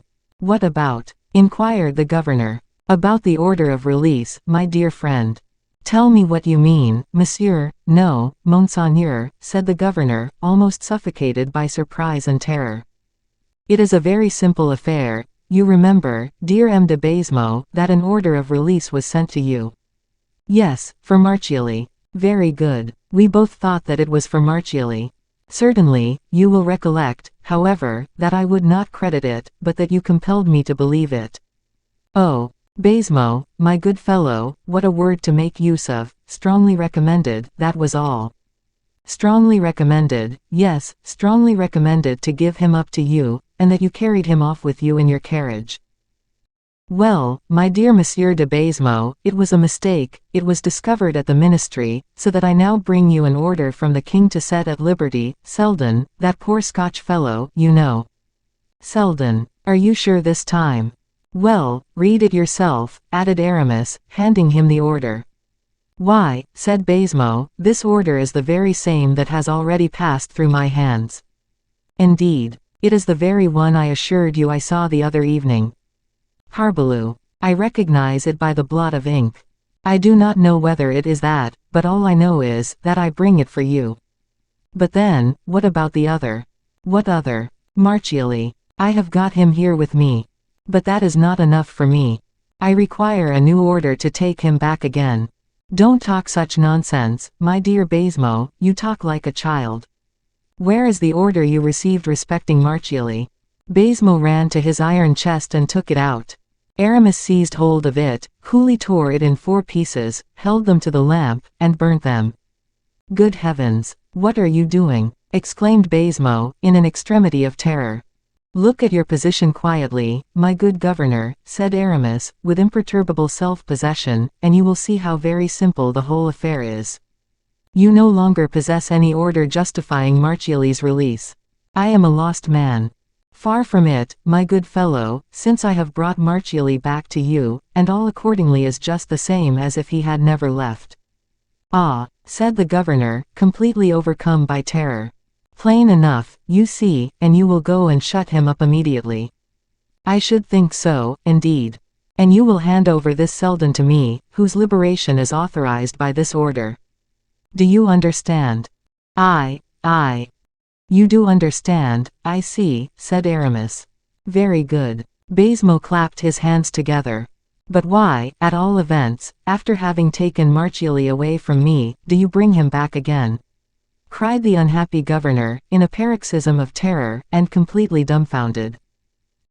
For a friend such as you are, said Aramis, for so devoted a servant, I have no secrets, and he put his mouth close to Baisemeaux's ear, as he said, in a low tone of voice, you know the resemblance between that unfortunate fellow, and the king, yes. Very good, the first use that Marchiali made of his liberty was to persist, can you guess what? How is it likely I should guess? To persist in saying that he was king of France, to dress himself up in clothes like those of the king, and then pretend to assume that he was the king himself. Gracious heavens! That is the reason why I have brought him back again, my dear friend. He is mad and lets everyone see how mad he is. What is to be done, then? That is very simple, let no one hold any communication with him. You understand that when his peculiar style of madness came to the king's ears, the king, who had pitied his terrible affliction, and saw that all his kindness had been repaid by black ingratitude, became perfectly furious, so that, now, and remember this very distinctly, dear Monsieur de Baisemeaux, for it concerns you most closely, so that there is now, I repeat, sentence of death pronounced against all those who may allow him to communicate with anyone else but me or the king himself. You understand, Baisemeaux, sentence of death. You need not ask me whether I understand. And now, let us go down, and conduct this poor devil back to his dungeon again, unless you prefer he should come up here. What would be the good of that? It would be better, perhaps, to enter his name in the prison book at once. Of course, certainly, not a doubt of it. In that case, have him up. Baisemeaux ordered the drums to be beaten and the bell to be rung, as a warning to everyone to retire, in order to avoid meeting a prisoner, about whom it was desired to observe a certain mystery. Then, when the passages were free, he went to take the prisoner from the carriage, at whose breast Porthos, faithful to the directions which had been given him, still kept his musket leveled. Ah, is that you, miserable wretch? Cried the governor, as soon as he perceived the king. Very good, very good. And immediately, making the king get out of the carriage, he led him, still accompanied by Porthos, who had not taken off his mask, and Aramis, who again resumed his, up the stairs, to the second bertaudiere, and opened the door of the room in which Philippe for 6 long years had bemoaned his existence. The king entered the cell without pronouncing a single word, he faltered and as limp and haggard as a rain-struck lily. Baisemeaux shut the door upon him, turned the key twice in the lock, and then returned to Aramis. It is quite true, he said, in a low tone, that he bears a striking resemblance to the king, but less so than you said. So that, said Aramis, you would not have been deceived by the substitution of the one for the other. What a question! You are a most valuable fellow, Baisemeaux, said Aramis, and now, set Selden free. Oh, yes. I was going to forget that. I will go and give orders at once. Bah, tomorrow will be time enough. Tomorrow, oh, no. This very minute. Well, go off to your affairs, I will go away to mine. But it is quite understood, is it not? What, is quite understood? That no one is to enter the prisoner's cell, except with an order from the king, an order which I will myself bring. Quite so. Adieu, Monseigneur. Aramis returned to his companion. Now, Porthos, my good fellow, back again to Vaux, and as fast as possible. A man is light and easy enough, when he has faithfully served his king, and, in serving him, saved his country, said Porthos. The horses will be as light as if our tissues were constructed of the wind of heaven. So let us be off. And the carriage, lightened of a prisoner, who might well be, as he in fact was, very heavy in the sight of Aramis, passed across the drawbridge of the Bastille, which was raised again immediately behind it. 225. A night at the Bastille. Pain, anguish, and suffering in human life are always in proportion to the strength with which a man is endowed. We will not pretend to say that heaven always apportions to a man's capability of endurance the anguish with which he afflicts him, for that, indeed, would not be true, since heaven permits the existence of death, which is, sometimes, the only refuge open to those who are too closely pressed, too bitterly afflicted, as far as the body is concerned. Suffering is in proportion to the strength which has been accorded, in other words, the weak suffer more, where the trial is the same, than the strong. And what are the elementary principles, we may ask, that compose human strength? Is it not, more than anything else, exercise, habit, experience? We shall not even take the trouble to demonstrate this, for it is an axiom in morals, as in physics.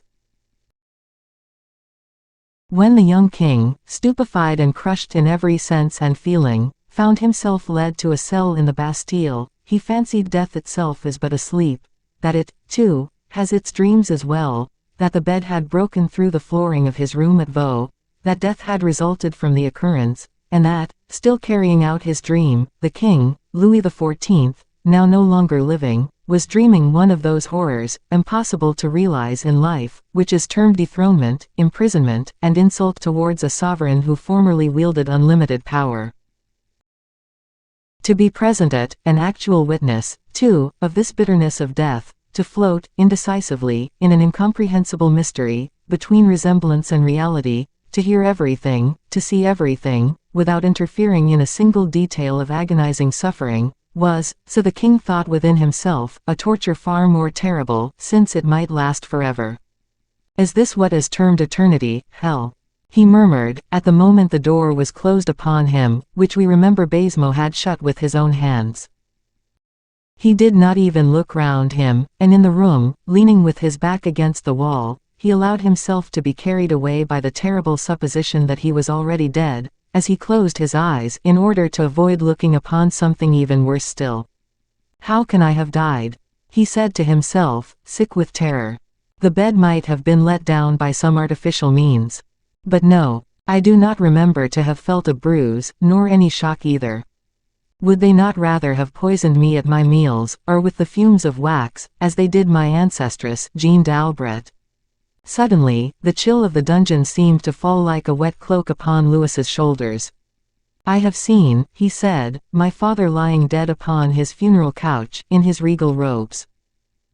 That pale face, so calm and worn, those hands, once so skillful, lying nerveless by his side, those limbs stiffened by the icy grasp of death, nothing there betokened a sleep that was disturbed by dreams.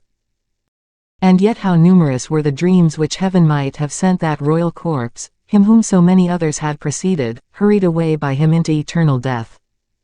No, that king was still the king, he was enthroned still upon that funeral couch, as upon a velvet armchair, he had not abdicated one title of his majesty. God, who had not punished him, cannot, will not punish me, who have done nothing." A strange sound attracted the young man's attention. He looked round him, and saw on the mantel shelf, just below an enormous crucifix, coarsely painted in fresco on the wall, a rat of enormous size engaged in nibbling a piece of dry bread, but fixing all the time, an intelligent and inquiring look upon the new occupant of the cell. The king could not resist a sudden impulse of fear and disgust. He moved back towards the door, uttering a loud cry, and as if he but needed this cry, which escaped from his breast almost unconsciously, to recognize himself, Louis knew that he was alive and in full possession of his natural senses. "A prisoner," he cried. "I, a prisoner." He looked round him for a bell to summon someone to him. "There are no bells in the Bastille," he said, "and it is in the Bastille I am imprisoned. In what way can I have been made a prisoner? It must have been owing to a conspiracy of M. Fouquet. I have been drawn to Vaux, as to a snare. M. Fouquet cannot be acting alone in this affair. His agent, that voice that I but just now heard was M. de Blaise, I recognized it. Colbert was right, then. But what is Fouquet's object? To reign in my place instead? Impossible. Yet who knows? Thought the king, relapsing into gloom again. Perhaps my brother, the Duc d'Orléans, is doing that which my uncle wished to do during the whole of his life against my father. But the queen, my mother, too, and La Vallière, oh, La Vallière, she will have been abandoned to Madame. Dear, dear girl. Yes, it must be so. They have shut her up as they have me. We are separated forever. And at this idea of separation the poor lover burst into a flood of tears and sobs and groans. There is a governor in this place, the king continued, in a fury of passion. I will speak to him, I will summon him to me. He called, no voice replied to his. He seized hold of his chair, and hurled it against the massive oaken door. The wood resounded against the door, and awakened many a mournful echo in the profound depths of the staircase, but from a human creature, none. This was a fresh proof for the king of the slight regard in which he was held at the Bastille. Therefore, when his first fit of anger had passed away, having remarked a barred window through which there passed a stream of light, lozenge-shaped, which must be, he knew, the bright orb of approaching day, Louis began to call out, at first gently enough, then louder and louder still, but no one replied. 20 other attempts which he made, one after another, obtained no other or better success. His blood began to boil within him, and mount to his head. His nature was such, that, accustomed to command, he trembled at the idea of disobedience. By degrees, his anger increased more and more. The prisoner broke the chair, which was too heavy for him to lift, and made use of it as a battering ram to strike against the door. He struck so loudly, and so repeatedly, that the perspiration soon began to pour down his face. The sound became tremendous and continuous, certain stifled, smothered cries replied in different directions. This sound produced a strange effect upon the king. He paused to listen. It was the voice of the prisoners, formerly his victims, now his companions. The voices ascended like vapors through the thick ceilings and the massive walls, and rose in accusations against the author of this noise, as doubtless their sighs and tears accused, in whispered tones, the author of their captivity. After having deprived so many people of their liberty, the king came among them to rob them of their rest. This idea almost drove him mad. It redoubled his strength, or rather his will, bent upon obtaining some information, or a conclusion to the affair. With a portion of the broken chair he recommenced the noise. At the end of an hour, Louis heard something in the corridor, behind the door of his cell, and a violent blow, which was returned upon the door itself, made him cease his own. "Are you mad?" said a rude, brutal voice. "What is the matter with you this morning?" "This morning," thought the king, but he said aloud, politely, "Monsieur, are you the governor of the Bastille?" "My good fellow, your head is out of sorts," replied the voice, "but that is no reason why you should make such a terrible disturbance. Be quiet, mordio. Are you the governor?" The king inquired again. He heard a door on the corridor close. The jailer had just left, not condescending to reply a single word. When the king had assured himself of his departure, his fury knew no longer any bounds. As agile as a tiger, he leapt from the table to the window, and struck the iron bars with all his might. He broke a pane of glass, the pieces of which fell clanking into the courtyard below. He shouted with increasing hoarseness, "The governor, the governor!" This excess lasted fully an hour, during which time he was in a burning fever. With his hair in disorder and matted on his forehead, his dress torn and covered with dust and plaster, his linen in shreds, the king never rested until his strength was utterly exhausted, and it was not until then that he clearly understood the pitiless thickness of the walls, the impenetrable nature of the cement, invincible to every influence but that of time, and that he possessed no other weapon but despair. He leaned his forehead against the door, and let the feverish throbbings of his heart calm by degrees. It had seemed as if one single additional pulsation would have made it burst. "A moment will come when the food which is given to the prisoners will be brought to me. I shall then see someone, I shall speak to him, and get an answer." And the king tried to remember at what hour the first repast of the prisoners was served at the Bastille. He was ignorant even of this detail. The feeling of remorse at this remembrance smote him like the thrust of a dagger, that he should have lived for 25 years a king, and in the enjoyment of every happiness, without having bestowed a moment's thought on the misery of those who had been unjustly deprived of their liberty. The king blushed for very shame. He felt that heaven, in permitting this fearful humiliation, did no more than render to the man the same torture as had been inflicted by that man upon so many others. Nothing could be more efficacious for reawakening his mind to religious influences than the prostration of his heart and mind and soul beneath the feeling of such acute wretchedness. But Louis dared not even kneel in prayer to God to entreat him to terminate his bitter trial. "Heaven is right," he said, "heaven acts wisely. It would be cowardly to pray to heaven for that which I have so often refused my own fellow creatures." He had reached this stage of his reflections, that is, of his agony of mind, when a similar noise was again heard behind his door, followed this time by the sound of the key in the lock, and of the bolts being withdrawn from their staples. The king bounded forward to be nearer to the person who was about to enter, but, suddenly reflecting that it was a movement unworthy of a sovereign, he paused, assumed a noble and calm expression, which for him was easy enough, and waited with his back turned towards the window, in order, to some extent, to conceal his agitation from the eyes of the person who was about to enter. It was only a jailer with a basket of provisions. The king looked at the man with restless anxiety, and waited until he spoke. "Ah," said the latter, "you have broken your chair. I said you had done so. Why, you have gone quite mad." "Monsieur," said the king, "be careful what you say, it will be a very serious affair for you." The jailer placed the basket on the table, and looked at his prisoner steadily. "What do you say?" he said. "Desire the governor to come to me," added the king, in accents full of calm and dignity. "Come, my boy," said the turnkey, "you have always been very quiet and reasonable, but you are getting vicious, it seems, and I wish you to know it in time. You have broken your chair, and made a great disturbance, that is an offense punishable by imprisonment in one of the lower dungeons. Promise me not to begin over again, and I will not say a word about it to the governor." "I wish to see the governor," replied the king, still governing his passions. "He will send you off to one of the dungeons, I tell you, so take care. I insist upon it, do you hear? Ah, your eyes are becoming wild again. Very good. I shall take away your knife." And the jailer did what he said, quitted the prisoner, and closed the door, leaving the king more astounded, more wretched, more isolated than ever.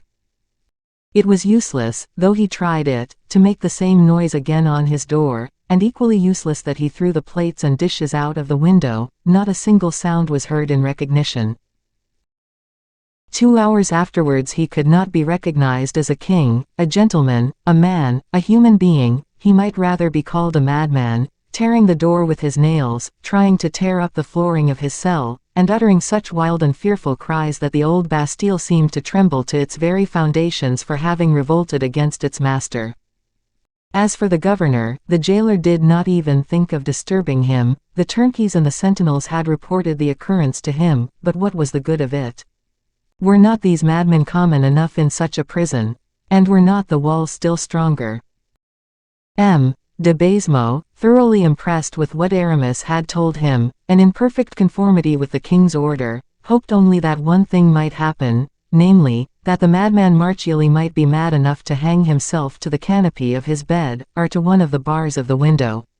In fact, the prisoner was anything but a profitable investment for Baisemeaux, and became more annoying than agreeable to him. These complications of Seldon and Marchiali, the complications first of setting at liberty and then imprisoning again, the complications arising from the strong likeness in question, had at last found a very proper denouement. Baisemeaux even thought he had remarked that D'Herblay himself was not altogether dissatisfied with the result. "And then, really," said Baisemeaux to his next in command, "an ordinary prisoner is already unhappy enough in being a prisoner. He suffers quite enough, indeed, to induce one to hope, charitably enough, that his death may not be far distant. With still greater reason, accordingly, when the prisoner has gone mad, and might bite and make a terrible disturbance in the Bastille, why, in such a case, it is not simply an act of mere charity to wish him dead, it would be almost a good and even commendable action, quietly to have him put out of his misery. And the good-natured governor thereupon sat down to his late breakfast. 226. The shadow of M. Fouquet. D'Artagnan, still confused and oppressed by the conversation he had just had with the king, could not resist asking himself if he were really in possession of his senses, if he were really and truly at Vaux, if he, D'Artagnan, were really the captain of the Musketeers, and M. Fouquet the owner of the chateau in which Louis XIV was at that moment partaking of his hospitality. These reflections were not those of a drunken man, although everything was in prodigal profusion at Vaux, and the surintendant's wines had met with a distinguished reception at the fête. The Gascon, however, was a man of calm self-possession, and no sooner did he touch his bright steel blade, than he knew how to adopt morally the cold, keen weapon as his guide of action. "Well," he said, as he quitted the royal apartment, "I seem now to be mixed up historically with the destinies of the king and of the minister. It will be written, that M. d'Artagnan, a younger son of a Gascon family, placed his hand on the shoulder of M. Nicolas Fouquet, the surintendant of the finances of France. My descendants, if I have any, will flatter themselves with the distinction which this arrest will confer, just as the members of the de Lund's family have done with regard to the estates of the poor Maréchal d'Ancre. But the thing is, how best to execute the king's directions in a proper manner. Any man would know how to say to M. Fouquet, your sword, monsieur. But it is not everyone who would be able to take care of M. Fouquet without others knowing anything about it. How am I to manage, then, so that M. le surintendant pass from the height of favor to the direst disgrace, that Vaux be turned into a dungeon for him, that after having been steeped to his lips, as it were, in all the perfumes and incense of Ahasuerus, he is transferred to the gallows of Haman, in other words, of Enguerrand de Marigny." And at this reflection, D'Artagnan's brow became clouded with perplexity. The musketeer had certain scruples on the matter, it must be admitted. To deliver up to death, for not a doubt existed that Louis hated Fouquet mortally, the man who had just shown himself so delightful and charming a host in every way, was a real insult to one's conscience. "It almost seems," said D'Artagnan to himself, "that if I am not a poor, mean, miserable fellow, I should let M. Fouquet know the opinion the king has about him. Yet, if I betray my master's secret, I shall be a false-hearted, treacherous knave, a traitor, too, a crime provided for and punishable by military laws, so much so, indeed, that 20 times, in former days when wars were rife, I have seen many a miserable fellow strung up to a tree for doing, in but a small degree, what my scruples counsel me to undertake upon a great scale now. No, I think that a man of true readiness of wit ought to get out of this difficulty with more skill than that. And now, let us admit that I do possess a little readiness of invention. It is not at all certain, though, for, after having for 40 years absorbed so large a quantity, I shall be lucky if there were to be a pistol's worth left." D'Artagnan buried his head in his hands, tore at his moustache in sheer vexation, and added, "What can be the reason of M. Fouquet's disgrace? There seem to be 3 good ones. The first, because M. Colbert doesn't like him, the second, because he wished to fall in love with Mademoiselle de la Vallière, and lastly, because the king likes M. Colbert and loves Mademoiselle de la Vallière.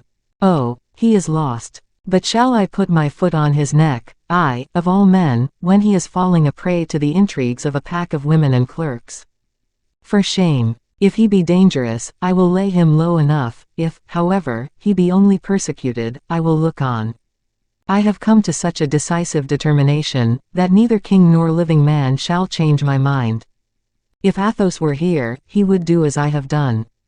Therefore, instead of going, in cold blood, up to M. Fouquet, and arresting him offhand and shutting him up altogether, I will try and conduct myself like a man who understands what good manners are. People will talk about it, of course, but they shall talk well of it, I am determined." And D'Artagnan, drawing by a gesture peculiar to himself his shoulder belt over his shoulder, went straight off to M. Fouquet, who, after he had taken leave of his guests, was preparing to retire for the night and to sleep tranquilly after the triumphs of the day. The air was still perfumed, or infected, whichever way it may be considered, with the odors of the torches and the fireworks. The wax lights were dying away in their sockets, the flowers fell unfastened from the garlands, the groups of dancers and courtiers were separating in the salons. Surrounded by his friends, who complimented him and received his flattering remarks in return, the surintendant half closed his wearied eyes. He longed for rest and quiet. He sank upon the bed of laurels which had been heaped up for him for so many days past. It might almost have been said that he seemed bowed beneath the weight of the new debts which he had incurred for the purpose of giving the greatest possible honor to this fête. Fouquet had just retired to his room, still smiling, but more than half asleep. He could listen to nothing more, he could hardly keep his eyes open, his bed seemed to possess a fascinating and irresistible attraction for him. The god Morpheus, the presiding deity of the dome painted by Lebrun, had extended his influence over the adjoining rooms, and showered down his most sleep-inducing poppies upon the master of the house. Fouquet, almost entirely alone, was being assisted by his valet de chambre to undress, when D'Artagnan appeared at the entrance of the room. D'Artagnan had never been able to succeed in making himself common at the court, and notwithstanding he was seen everywhere and on all occasions, he never failed to produce an effect wherever and whenever he made his appearance. Such is the happy privilege of certain natures, which in that respect resemble either thunder or lightning. Everyone recognizes them, but their appearance never fails to arouse surprise and astonishment, and whenever they occur, the impression is always left that the last was the most conspicuous or most important. "What, D'Artagnan," said Fouquet, who had already taken his right arm out of the sleeve of his doublet. "At your service," replied the musketeer. "Come in, my dear D'Artagnan." "Thank you. Have you come to criticize the fête? You are ingenious enough in your criticisms, I know." "By no means. Are not your men looked after properly?" "In every way. You were not comfortably lodged, perhaps." "Nothing could be better." "In that case, I have to thank you for being so amiably disposed, and I must not fail to express my obligations to you for all your flattering kindness." These words were as much as to say, "My dear D'Artagnan, pray go to bed, since you have a bed to lie down on, and let me do the same." D'Artagnan did not seem to understand it. "Are you going to bed already?" he said to the superintendent. "Yes, have you anything to say to me?" "Nothing, monsieur, nothing at all." "You sleep in this room, then?" "Yes, as you see." "You have given a most charming fête to the king." "Do you think so?" "Oh, beautiful. Is the king pleased?" "Enchanted." "Did he desire you to say as much to me?" "He would not choose so unworthy a messenger, monseigneur." "You do not do yourself justice, Monsieur d'Artagnan." "Is that your bed, there?" "Yes, but why do you ask? Are you not satisfied with your own?" "May I speak frankly to you?" "Most assuredly." "Well, then, I am not." Fouquet started, and then replied, "Will you take my room, Monsieur d'Artagnan?" "What? Deprive you of it, monseigneur? Never." "What am I to do, then?" "Allow me to share yours with you." Fouquet looked at the musketeer fixedly. Ah, he said, "you have just left the king." "I have, monseigneur. And the king wishes you to pass the night in my room." "Monseigneur." "Very well, Monsieur d'Artagnan, very well. You are the master here. I assure you, monseigneur, that I do not wish to abuse." Fouquet turned to his valet, and said, "Leave us." When the man had left, he said to D'Artagnan, "You have something to say to me." "I. A man of your superior intelligence cannot have come to talk with a man like myself, at such an hour as the present, without grave motives. Do not interrogate me. On the contrary. What do you want with me?" "Nothing more than the pleasure of your society." "Come into the garden, then," said the superintendent suddenly, "or into the park." "No," replied the musketeer, hastily, "no." "Why?" "The fresh air." "Come, admit at once that you arrest me," said the superintendent to the captain. "Never," said the latter. "You intend to look after me, then?" "Yes, monseigneur, I do, upon my honor." "Upon your honor? Ah. That is quite another thing. So I am to be arrested in my own house. Do not say such a thing. On the contrary, I will proclaim it aloud." If you do so, I shall be compelled to request you to be silent. Very good. Violence towards me, and in my own house, too. We do not seem to understand one another at all. Stay a moment, there is a chessboard there, we will have a game, if you have no objections. Monsieur d'Artagnan, I am in disgrace, then. Not at all, but I am prohibited, I suppose, from withdrawing from your sight. I do not understand a word you are saying, Monseigneur, and if you wish me to withdraw, tell me so. My dear Monsieur d'Artagnan, your mode of action is enough to drive me mad. I was almost sinking for want of sleep, but you have completely awakened me. I shall never forgive myself, I am sure, and if you wish to reconcile me with myself, why, go to sleep in your bed in my presence, and I shall be delighted. I am under surveillance, I see. I will leave the room if you say any such thing. You are beyond my comprehension. Good night, Monseigneur, said d'Artagnan, as he pretended to withdraw. Fouquet ran after him. I will not lie down, he said. Seriously, and since you refuse to treat me as a man, and since you finesse with me, I will try and set you at bay, as a hunter does a wild boar. Bah! Cried d'Artagnan, pretending to smile. I shall order my horses, and set off for Paris, said Fouquet, sounding the captain of the musketeers. If that be the case, Monseigneur, it is very difficult. You will arrest me, then. No, but I shall go along with you. That is quite sufficient, Monsieur d'Artagnan, returned Fouquet, coldly. It was not for nothing you acquired your reputation as a man of intelligence and resource, but with me all this is quite superfluous. Let us come to the point. Do me a service. Why do you arrest me? What have I done? Oh, I know nothing about what you may have done, but I do not arrest you, this evening, at least. This evening, said Fouquet, turning pale, but tomorrow. It is not tomorrow just yet, Monseigneur. Who can ever answer for the morrow? Quick, quick, Captain. Let me speak to M. d'Herblay. Alas, that is quite impossible, Monseigneur. I have strict orders to see that you hold no communication with anyone.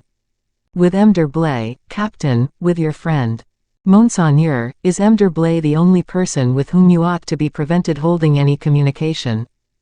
Fouquet colored, and then assuming an air of resignation, he said, You are right, monsieur, you have taught me a lesson I ought not to have evoked.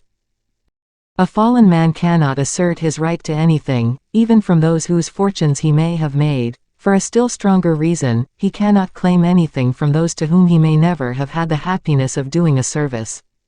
Monseigneur. It is perfectly true, Monsieur d'Artagnan, you have always acted in the most admirable manner towards me, in such a manner, indeed, as most becomes the man who is destined to arrest me. You, at least, have never asked me anything. Monsieur, replied the Gascon, touched by his eloquent and noble tone of grief, will you, I ask it as a favor, pledge me your word as a man of honor that you will not leave this room? What is the use of it, dear Monsieur d'Artagnan, since you keep watch and ward over me? Do you suppose I should contend against the most valiant sword in the kingdom? It is not that, at all, Monseigneur, but that I am going to look for M. d'Herblay, and, consequently, to leave you alone. Fouquet uttered a cry of delight and surprise. To look for M. d'Herblay. To leave me alone, he exclaimed, clasping his hands together. Which is M. d'Herblay's room? The blue room, is it not? Yes, my friend, yes. Your friend. Thank you for that word, Monseigneur, you confer it upon me today, at least, if you have never done so before. Ah, you have saved me. It will take a good 10 minutes to go from hence to the blue room, and to return. Said d'Artagnan. Nearly so. And then to wake Aramis, who sleeps very soundly, when he is asleep, I put that down at another 5 minutes, making a total of 15 minutes absence. And now, Monseigneur, give me your word that you will not in any way attempt to make your escape, and that when I return I shall find you here again. I give it, monsieur, replied Fouquet, with an expression of the warmest and deepest gratitude. D'Artagnan disappeared. Fouquet looked at him as he quitted the room, waited with a feverish impatience until the door was closed behind him, and as soon as it was shut, flew to his keys, opened 2 or 3 secret doors concealed in various articles of furniture in the room, looked vainly for certain papers, which doubtless he had left at Saint Mandé, and which he seemed to regret not having found in them. Then hurriedly seizing hold of letters, contracts, papers, writings, he heaped them up into a pile, which he burnt in the extremest haste upon the marble hearth of the fireplace, not even taking time to draw from the interior of it the vases and pots of flowers with which it was filled. As soon as he had finished, like a man who has just escaped an imminent danger, and whose strength abandons him as soon as the danger is past, he sank down, completely overcome, on a couch. When D'Artagnan returned, he found Fouquet in the same position. The worthy musketeer had not the slightest doubt that Fouquet, having given his word, would not even think of failing to keep it, but he had thought it most likely that Fouquet would turn his D'Artagnan's absence to the best advantage in getting rid of all the papers, memorandums, and contracts, which might possibly render his position, which was even now serious enough, more dangerous than ever. And so, lifting up his head like a dog who has regained the scent, he perceived an odor resembling smoke he had relied on finding in the atmosphere, and having found it, made a movement of his head in token of satisfaction. As D'Artagnan entered, Fouquet, on his side, raised his head, and not one of D'Artagnan's movements escaped him. And then the looks of the two men met, and they both saw that they had understood each other without exchanging a syllable. "Well?" asked Fouquet, the first to speak, and M. d'Herblay. "Upon my word, Monseigneur," replied D'Artagnan, "M.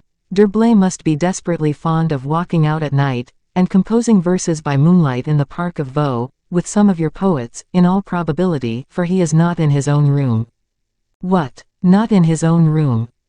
cried Fouquet, whose last hope thus escaped him, for unless he could ascertain in what way the Bishop of Vannes could assist him, he perfectly well knew that he could expect assistance from no other quarter.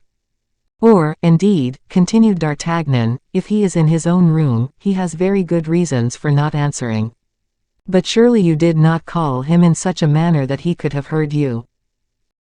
You can hardly suppose, Monseigneur, that having already exceeded my orders, which forbade me leaving you a single moment, you can hardly suppose, I say, that I should have been mad enough to rouse the whole house and allow myself to be seen in the corridor of the Bishop of Vannes, in order that M. Colbert might state with positive certainty that I gave you time to burn your papers." "My papers. Of course, at least that is what I should have done in your place. When anyone opens a door for me I always avail myself of it." "Yes, yes, and I thank you, for I have availed myself of it. And you have done perfectly right. Every man has his own peculiar secrets with which others have nothing to do. But let us return to Aramis, Monseigneur. Well, then, I tell you, you could not have called loud enough, or Aramis would have heard you. However softly anyone may call Aramis, Monseigneur, Aramis always hears when he has an interest in hearing.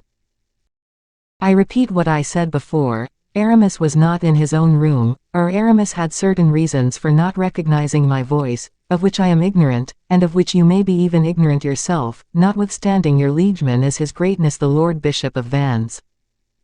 Fouquet drew a deep sigh, rose from his seat, took 3 or 4 turns in his room, and finished by seating himself, with an expression of extreme dejection, upon his magnificent bed with velvet hangings, and costliest lace.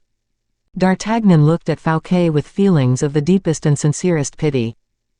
"I have seen a good many men arrested in my life," said the musketeer, sadly. "I have seen both M. de Cinq-Mars and M. de Chalais arrested, though I was very young then. I have seen M. de Condé arrested with the princes, I have seen M. de Retz arrested, I have seen M.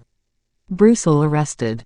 Stay a moment, Monseigneur, it is disagreeable to have to say, but the very one of all those whom you most resemble at this moment was that poor fellow Broussel.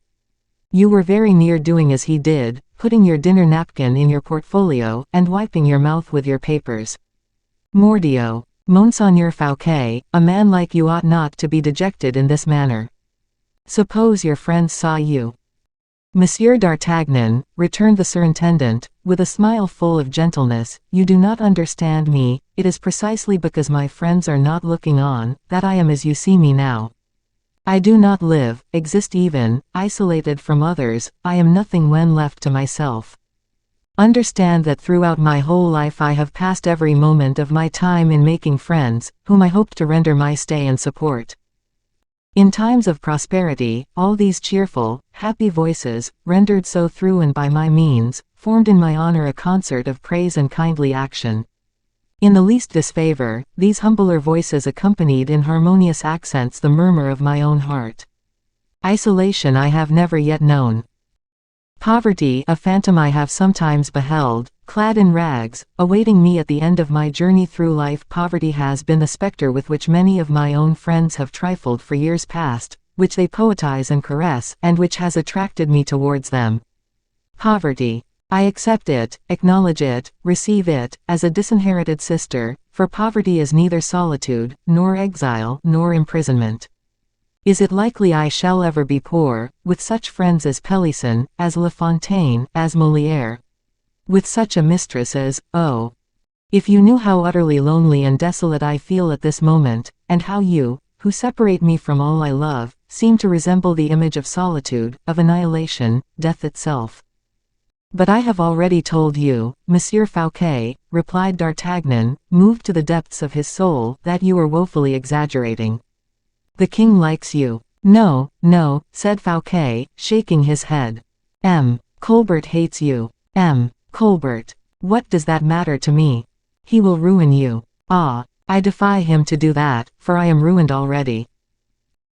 At this singular confession of the superintendent, D'Artagnan cast his glance all round the room, and although he did not open his lips, Fouquet understood him so thoroughly, that he added, "What can be done with such wealth of substance as surrounds us, when a man can no longer cultivate his taste for the magnificent?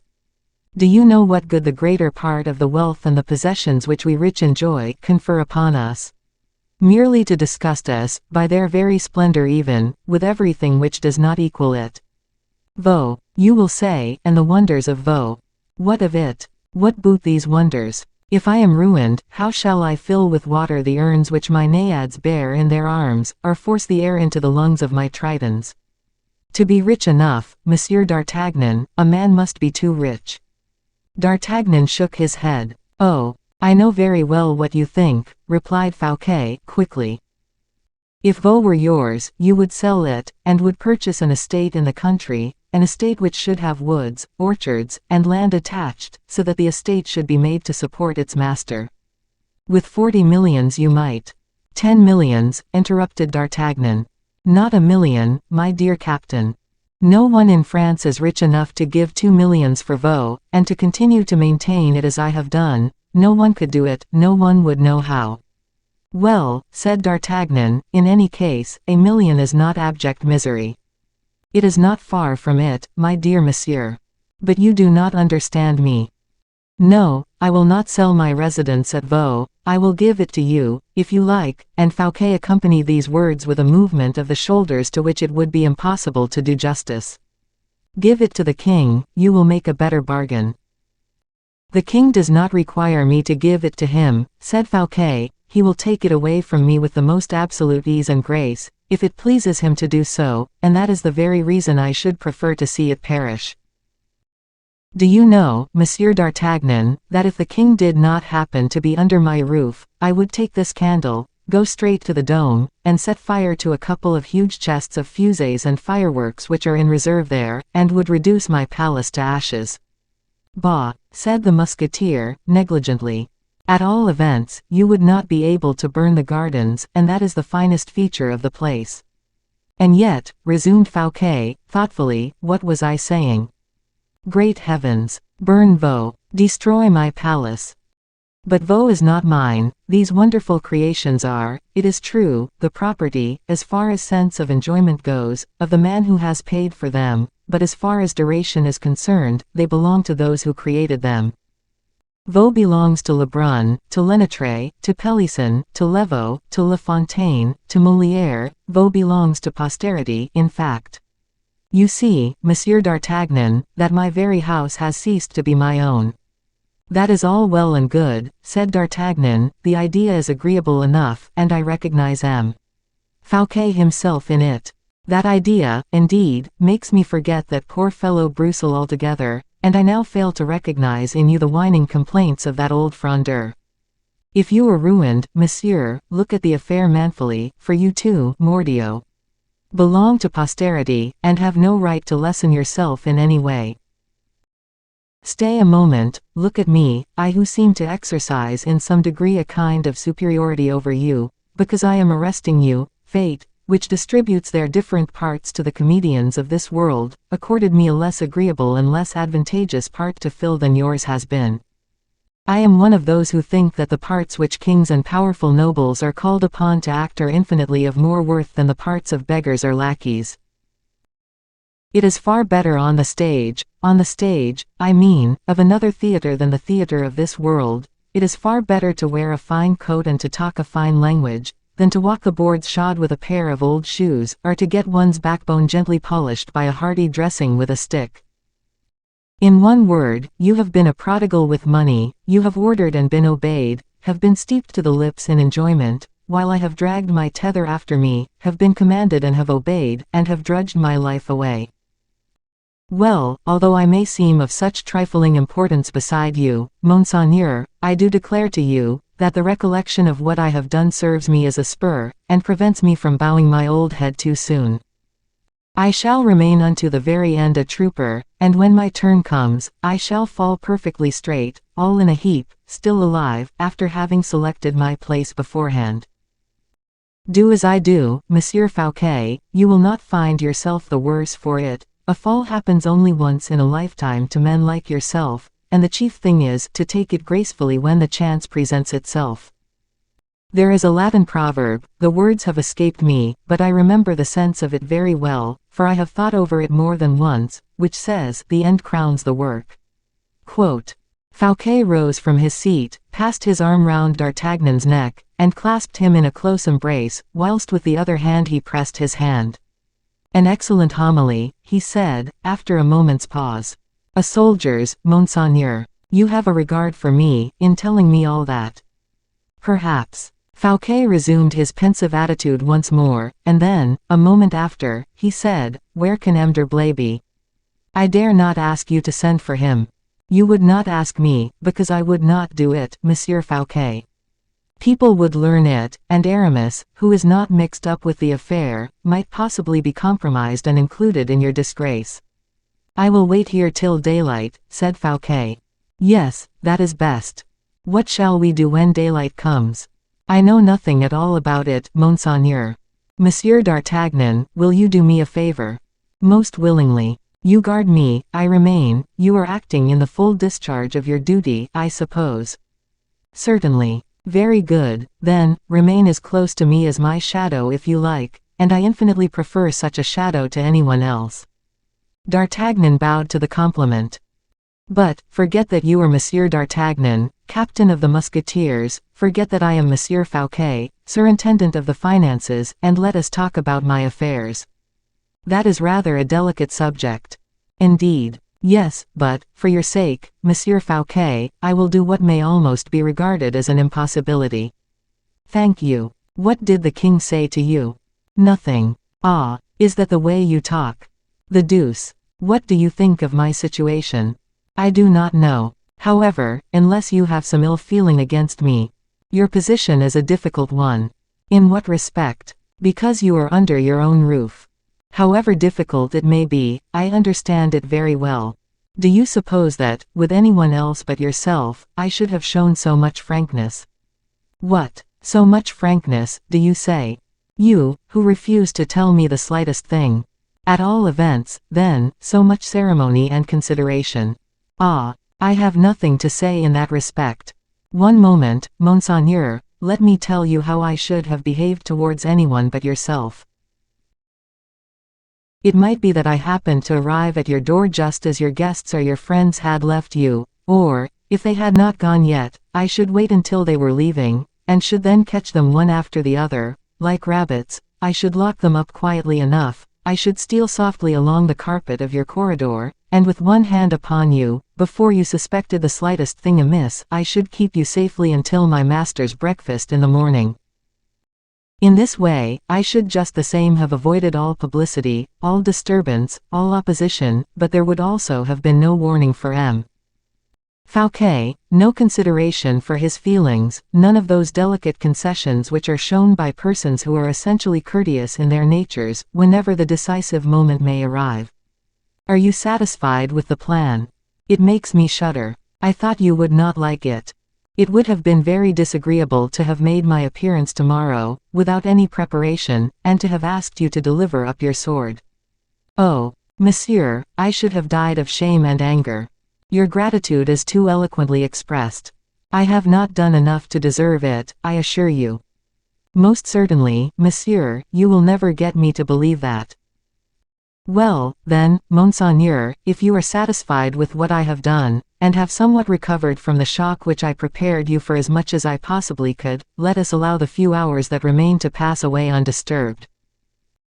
You are harassed, and should arrange your thoughts. I beg you, therefore, go to sleep, or pretend to go to sleep, either on your bed, or in your bed. I will sleep in this armchair, and when I fall asleep, my rest is so sound that a cannon would not wake me. Fouquet smiled. I expect, however, continued the Musketeer, the case of a door being opened, whether a secret door, or any other, or the case of anyone going out of, or coming into, the room, for anything like that my ear is as quick and sensitive as the ear of a mouse. Creaking noises make me start. It arises, I suppose, from a natural antipathy to anything of the kind. Move about as much as you like, walk up and down in any part of the room, write, efface, destroy, burn, nothing like that will prevent me from going to sleep or even prevent me from snoring, but do not touch either the key or the handle of the door, for I should start up in a moment, and that would shake my nerves and make me ill. Monsieur d'Artagnan, said Fouquet, you are certainly the most witty and the most courteous man I ever met with, and you will leave me only one regret, that of having made your acquaintance so late. D'Artagnan drew a deep sigh, which seemed to say, alas! You have perhaps made it too soon. He then settled himself in his armchair, while Fouquet, half lying on his bed and leaning on his arm, was meditating on his misadventures. In this way, both of them, leaving the candles burning, awaited the first dawn of day, and when Fouquet happened to sigh too loudly, D'Artagnan only snored the louder. Not a single visit, not even from Aramis, disturbed their quietude, not a sound even was heard throughout the whole vast palace. Outside, however, the guards of honor on duty, and the patrol of musketeers, paced up and down, and the sound of their feet could be heard on the gravel walks. It seemed to act as an additional soporific for the sleepers, while the murmuring of the wind through the trees, and the unceasing music of the fountains whose waters tumbled in the basin, still went on uninterruptedly, without being disturbed at the slight noises and items of little moment that constitute the life and death of human nature. 227. The morning.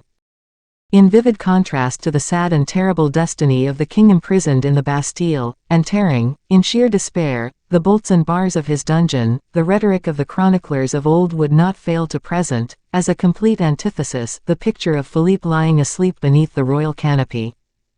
We do not pretend to say that such rhetoric is always bad, and always scatters, in places where they have no right to grow, the flowers with which it embellishes and enlivens history. But we shall, on the present occasion, carefully avoid polishing the antithesis in question, but shall proceed to draw another picture as minutely as possible, to serve as foil and counterfoil to the one in the preceding chapter. The young prince alighted from Aramis's room, in the same way the king had descended from the apartment dedicated to Morpheus. The dome gradually and slowly sank down under Aramis's pressure, and Philippe stood beside the royal bed, which had ascended again after having deposited its prisoner in the secret depths of the subterranean passage. Alone, in the presence of all the luxury which surrounded him, alone, in the presence of his power, alone, with the part he was about to be forced to act, Philippe for the first time felt his heart, and mind, and soul expand beneath the influence of 1,000 mutable emotions, which are the vital throbs of a king's heart. He could not help changing color when he looked upon the empty bed, still tumbled by his brother's body. This mute accomplice had returned, after having completed the work it had been destined to perform. It returned with the traces of the crime. It spoke to the guilty author of that crime, with the frank and unreserved language which an accomplice never fears to use in the company of his companion in guilt, for it spoke the truth. Philippe bent over the bed, and perceived a pocket handkerchief lying on it, which was still damp from the cold sweat which had poured from Louis XIV's face. This sweat-bestained handkerchief terrified Philippe, as the gore of Abel frightened Cain. "I am face to face with my destiny," said Philippe, his eyes on fire, and his face a livid white. "Is it likely to be more terrifying than my captivity has been sad and gloomy? Though I am compelled to follow out, at every moment, the sovereign power and authority I have usurped, shall I cease to listen to the scruples of my heart? Yes. The king has lain on this bed, it is indeed his head that has left its impression on this pillow, his bitter tears that have stained this handkerchief, and yet, I hesitate to throw myself on the bed, or to press in my hand the handkerchief which is embroidered with my brother's arms. Away with such weakness, let me imitate M. d'Herblay, who asserts that a man's action should be always 1 degree above his thoughts. Let me imitate M. d'Herblay, whose thoughts are of and for himself alone, who regards himself as a man of honor, so long as he injures or betrays his enemies only. I alone, should have occupied this bed, if Louis XIV had not, owing to my mother's criminal abandonment, stood in my way, and this handkerchief, embroidered with the arms of France, would in right and justice belong to me alone, if, as M. d'Herblay observes, I had been left my royal cradle. Philippe, son of France, take your place on that bed. Philippe, sole king of France, resume the blazonry that is yours. Philippe, sole heir presumptive to Louis XIII, your father, show yourself without pity or mercy for the usurper who, at this moment, has not even to suffer the agony of the remorse of all that you have had to submit to."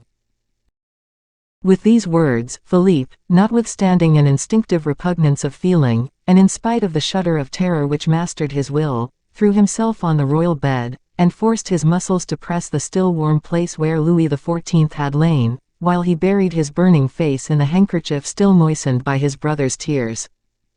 With his head thrown back and buried in the soft down of his pillow, Philippe perceived above him the crown of France, suspended, as we have stated, by angels with outspread golden wings. A man may be ambitious of lying in a lion's den, but can hardly hope to sleep there quietly. Philippe listened attentively to every sound, his heart panted and throbbed at the very suspicion of approaching terror and misfortune, but confident in his own strength, which was confirmed by the force of an overpoweringly resolute determination, he waited until some decisive circumstance should permit him to judge for himself. He hoped that imminent danger might be revealed to him, like those phosphoric lights of the tempest which show the sailors the altitude of the waves against which they have to struggle. But nothing approached. Silence, that mortal enemy of restless hearts, and of ambitious minds, shrouded in the thickness of its gloom during the remainder of the night the future King of France, who lay there sheltered beneath his stolen crown. Towards the morning a shadow, rather than a body, glided into the royal chamber. Philippe expected his approach and neither expressed nor exhibited any surprise. "Well, M. d'Herblay." "Well, sire, all is accomplished."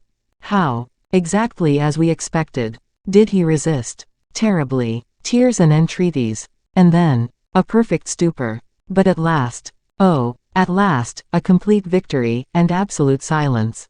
Did the governor of the Bastille suspect anything? Nothing. The resemblance, however, was the cause of the success. But the prisoner cannot fail to explain himself. Think well of that. I have myself been able to do as much as that, on former occasion. I have already provided for every chance. In a few days, sooner if necessary, we will take the captive out of his prison, and will send him out of the country, to a place of exile so remote. People can return from their exile, Monsieur d'Herblay. To a place of exile so distant, I was going to say, that human strength and the duration of human life would not be enough for his return. Once more a cold look of intelligence passed between Aramis and the young king. "And M. du Vallon?" asked Philippe in order to change the conversation. "He will be presented to you today, and confidentially will congratulate you on the danger which that conspirator has made you run." "What is to be done with him?" "With M. du Vallon? Yes, confer a dukedom on him, I suppose." "A dukedom," replied Aramis, smiling in a significant manner. "Why do you laugh, Monsieur d'Herblay?" I laugh at the extreme caution of your idea. Cautious, why so? Your Majesty is doubtless afraid that poor Porthos may possibly become a troublesome witness, and you wish to get rid of him. What? In making him a duke? Certainly, you would assuredly kill him, for he would die from joy, and the secret would die with him. Good heavens! Yes, said Aramis, phlegmatically, I should lose a very good friend. At this moment, and in the middle of this idle conversation, under the light tone of which the two conspirators concealed their joy and pride at their mutual success, Aramis heard something which made him prick up his ears. What is that? Said Philippe. The dawn, sire. Well, before you retired to bed last night, you probably decided to do something this morning at break of day. Yes, I told my captain of the musketeers, replied the young man hurriedly, that I should expect him. If you told him that, he will certainly be here, for he is a most punctual man. I hear a step in the vestibule. It must be he. Come, let us begin the attack, said the young king resolutely. Be cautious for heaven's sake. To begin the attack, and with D'Artagnan, would be madness. D'Artagnan knows nothing, he has seen nothing, he is 100 miles from suspecting our mystery in the slightest degree, but if he comes into this room the first this morning, he will be sure to detect something of what has taken place, and which he would imagine it his business to occupy himself about. Before we allow D'Artagnan to penetrate into this room, we must air the room thoroughly, or introduce so many people into it, that the keenest scent in the whole kingdom may be deceived by the traces of 20 different persons. But how can I send him away, since I have given him a rendezvous? Observed the prince, impatient to measure swords with so redoubtable an antagonist. I will take care of that, replied the bishop, and in order to begin, I am going to strike a blow which will completely stupefy our man. He too is striking a blow, for I hear him at the door, added the prince, hurriedly. And, in fact, a knock at the door was heard at that moment. Aramis was not mistaken, for it was indeed D'Artagnan who adopted that mode of announcing himself. We have seen how he passed the night in philosophizing with M. Fouquet, but the musketeer was very weary even of feigning to fall asleep, and as soon as earliest dawn illumined with its gloomy gleams of light the sumptuous cornices of the superintendent's room, D'Artagnan rose from his armchair, arranged his sword, brushed his coat and hat with his sleeve, like a private soldier getting ready for inspection. Are you going out? Said Fouquet. Yes, Monseigneur. And you? I shall remain. You pledge your word? Certainly. Very good. Besides, my only reason for going out is to try and get that reply, you know what I mean. That sentence, you mean. Stay, I have something of the old Roman in me. This morning, when I got up, I remarked that my sword had got caught in one of the aiguillettes, and that my shoulder belt had slipped quite off. That is an infallible sign. Of prosperity. Yes, be sure of it, for every time that confounded belt of mine stuck fast to my back, it always signified a punishment from M. de Tréville, or a refusal of money by M. de Mazarin. Every time my sword hung fast to my shoulder belt, it always predicted some disagreeable commission or another for me to execute, and I have had showers of them all my life through. Every time, too, my sword danced about in its sheath, a duel, fortunate in its result, was sure to follow. Whenever it dangled about the calves of my legs, it signified a slight wound. Every time it fell completely out of the scabbard, I was booked, and made up my mind that I should have to remain on the field of battle, with 2 or 3 months under surgical bandages into the bargain. I did not know your sword kept you so well informed, said Fouquet, with a faint smile, which showed how he was struggling against his own weakness. Is your sword bewitched, or under the influence of some imperial charm? Why, you must know that my sword may almost be regarded as part of my own body. I have heard that certain men seem to have warnings given them by feeling something the matter with their legs, or a throbbing of their temples. With me, it is my sword that warns me. Well, it told me of nothing this morning. But, stay a moment, look here, it has just fallen of its own accord into the last hole of the belt. Do you know what that is a warning of? No. Well, that tells me of an arrest that will have to be made this very day.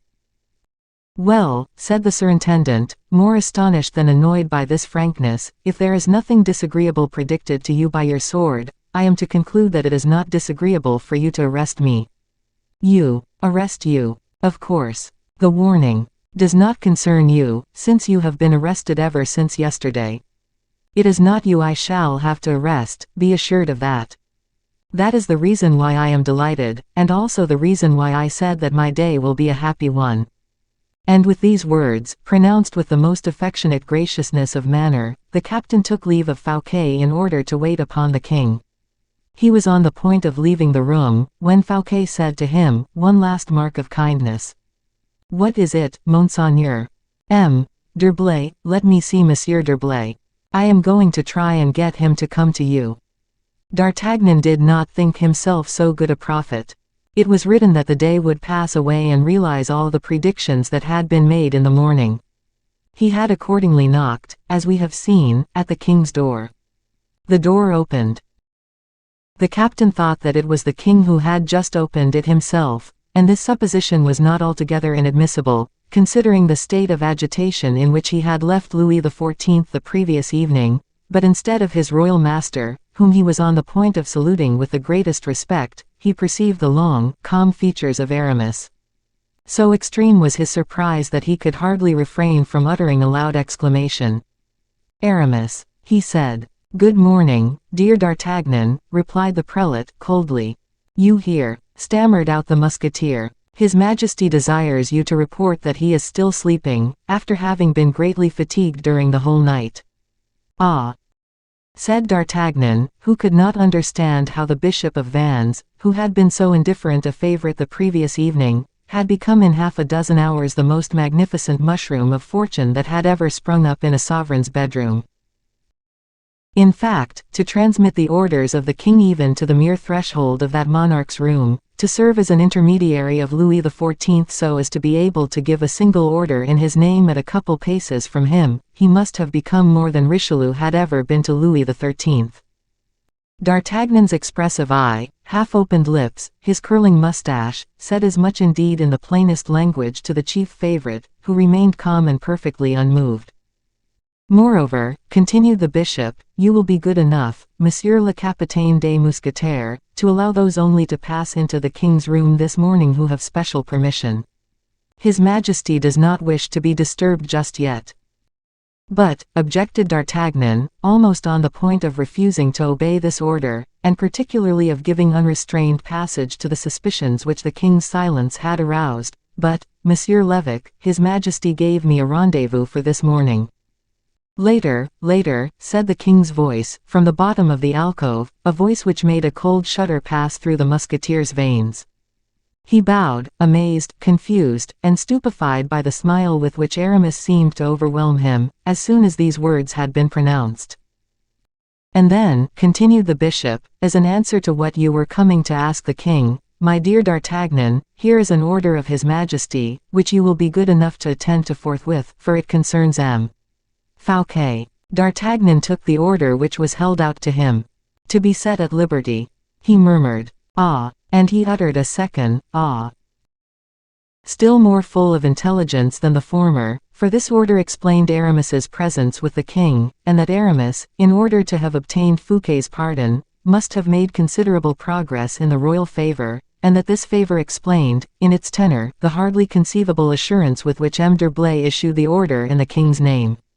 For D'Artagnan it was quite sufficient to have understood something of the matter in hand to order to understand the rest.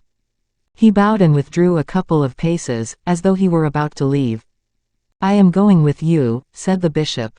"Where to?" "To M. Fouquet. I wish to be a witness of his delight." "Ah, Aramis, how you puzzled me just now," said D'Artagnan again. "But you understand now, I suppose."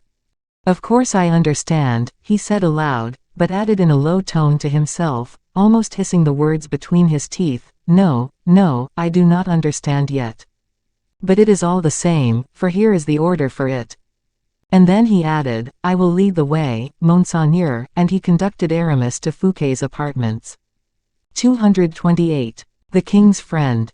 Fouquet was waiting with anxiety. He had already sent away many of his servants and friends, who, anticipating the usual hour of his ordinary receptions, had called at his door to inquire after him. Preserving the utmost silence respecting the danger which hung suspended by a hair above his head, he only asked them, as he did everyone, indeed, who came to the door, where Aramis was. When he saw D'Artagnan return, and when he perceived the Bishop of Vannes behind him, he could hardly restrain his delight. It was fully equal to his previous uneasiness. The mere sight of Aramis was a complete compensation to the surintendant for the unhappiness he had undergone in his arrest. The prelate was silent and grave, D'Artagnan completely bewildered by such an accumulation of events. "Well, Captain, so you have brought M. d'Herblay to me. And something better still, Monseigneur." "What is that?" "Liberty. I am free." "Yes, by the king's order." Fouquet resumed his usual serenity, that he might interrogate Aramis with a look. "Oh, yes, you can thank M. l'Évêque de Vannes," pursued D'Artagnan, "for it is indeed to him that you owe the change that has taken place in the king." "Oh," said Fouquet, more humiliated at the service than grateful at its success. "But you," continued D'Artagnan, addressing Aramis, "you, who have become M. Fouquet's protector and patron, can you not do something for me?" "Anything in the wide world you like, my friend," replied the bishop, in his calmest tones. "One thing only, then, and I shall be perfectly satisfied. How on earth did you manage to become the favorite of the king, you who have never spoken to him more than twice in your life?" "From a friend such as you are," said Aramis, "I cannot conceal anything." "Ah, very good, tell me, then." "Very well. You think that I have seen the king only twice, whilst the fact is I have seen him more than 100 times, only we have kept it very secret, that is all."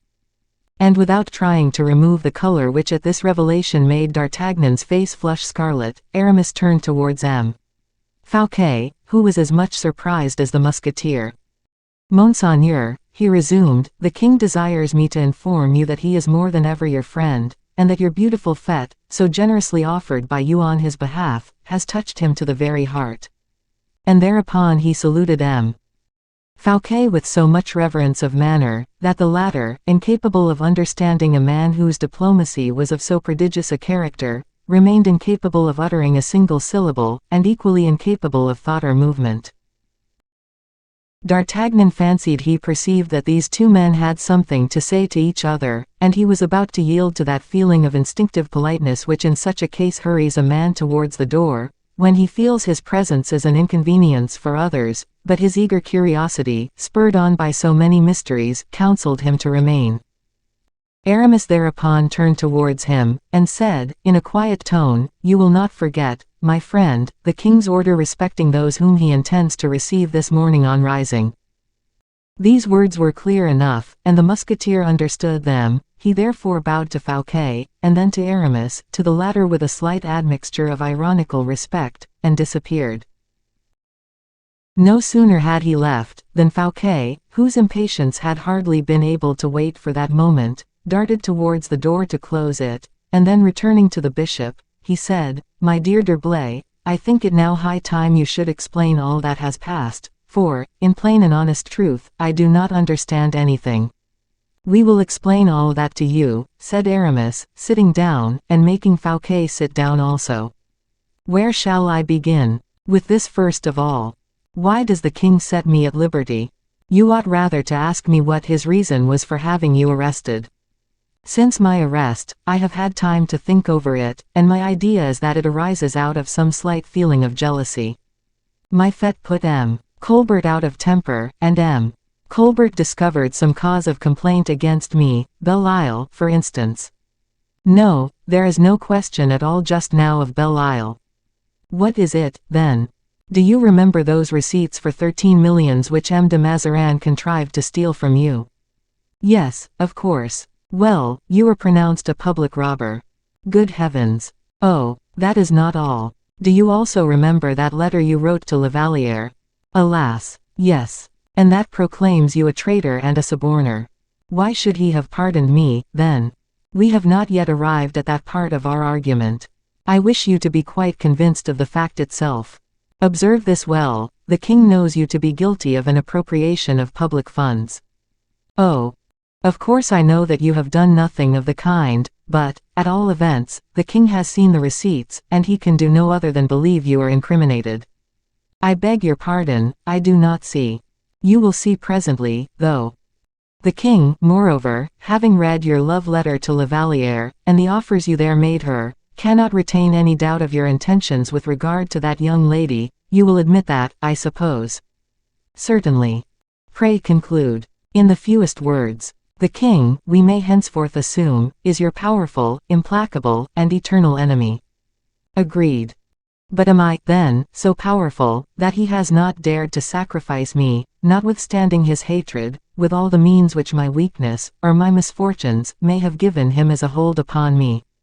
It is clear, beyond all doubt, pursued Aramis, coldly, that the king has quarreled with you, irreconcilably.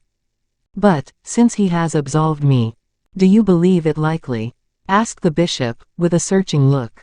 Without believing in his sincerity, I believe it in the accomplished fact. Aramis slightly shrugged his shoulders. But why, then, should Louis XIV have commissioned you to tell me what you have just stated? The king charged me with no message for you. With nothing, said the superintendent, stupefied. But, that order. Oh, yes. You were quite right. There is an order, certainly, and these words were pronounced by Aramis in so strange a tone, that Fouquet could not resist starting. You were concealing something from me, I see. What is it? Aramis softly rubbed his white fingers over his chin, but said nothing. Does the king exile me? Do not act as if you were playing at the game children play at when they have to try and guess where a thing has been hidden, and are informed, by a bell being rung, when they are approaching near to it, or going away from it. Speak, then. Guess. You alarm me. Bah, that is because you have not guessed, then. What did the king say to you? In the name of our friendship, do not deceive me. The king has not said one word to me. You are killing me with impatience, D'Herblay. Am I still superintendent? As long as you like. But what extraordinary empire have you so suddenly acquired over His Majesty's mind? Ah, that's the point. He does your bidding. I believe so. It is hardly credible. So anyone would say. D'Herblay, by our alliance, by our friendship, by everything you hold dearest in the world, speak openly, I implore you. By what means have you succeeded in overcoming Louis XIV's prejudices, for he did not like you, I am certain. The king will like me now, said Aramis, laying stress upon the last word. You have something particular, then, between you.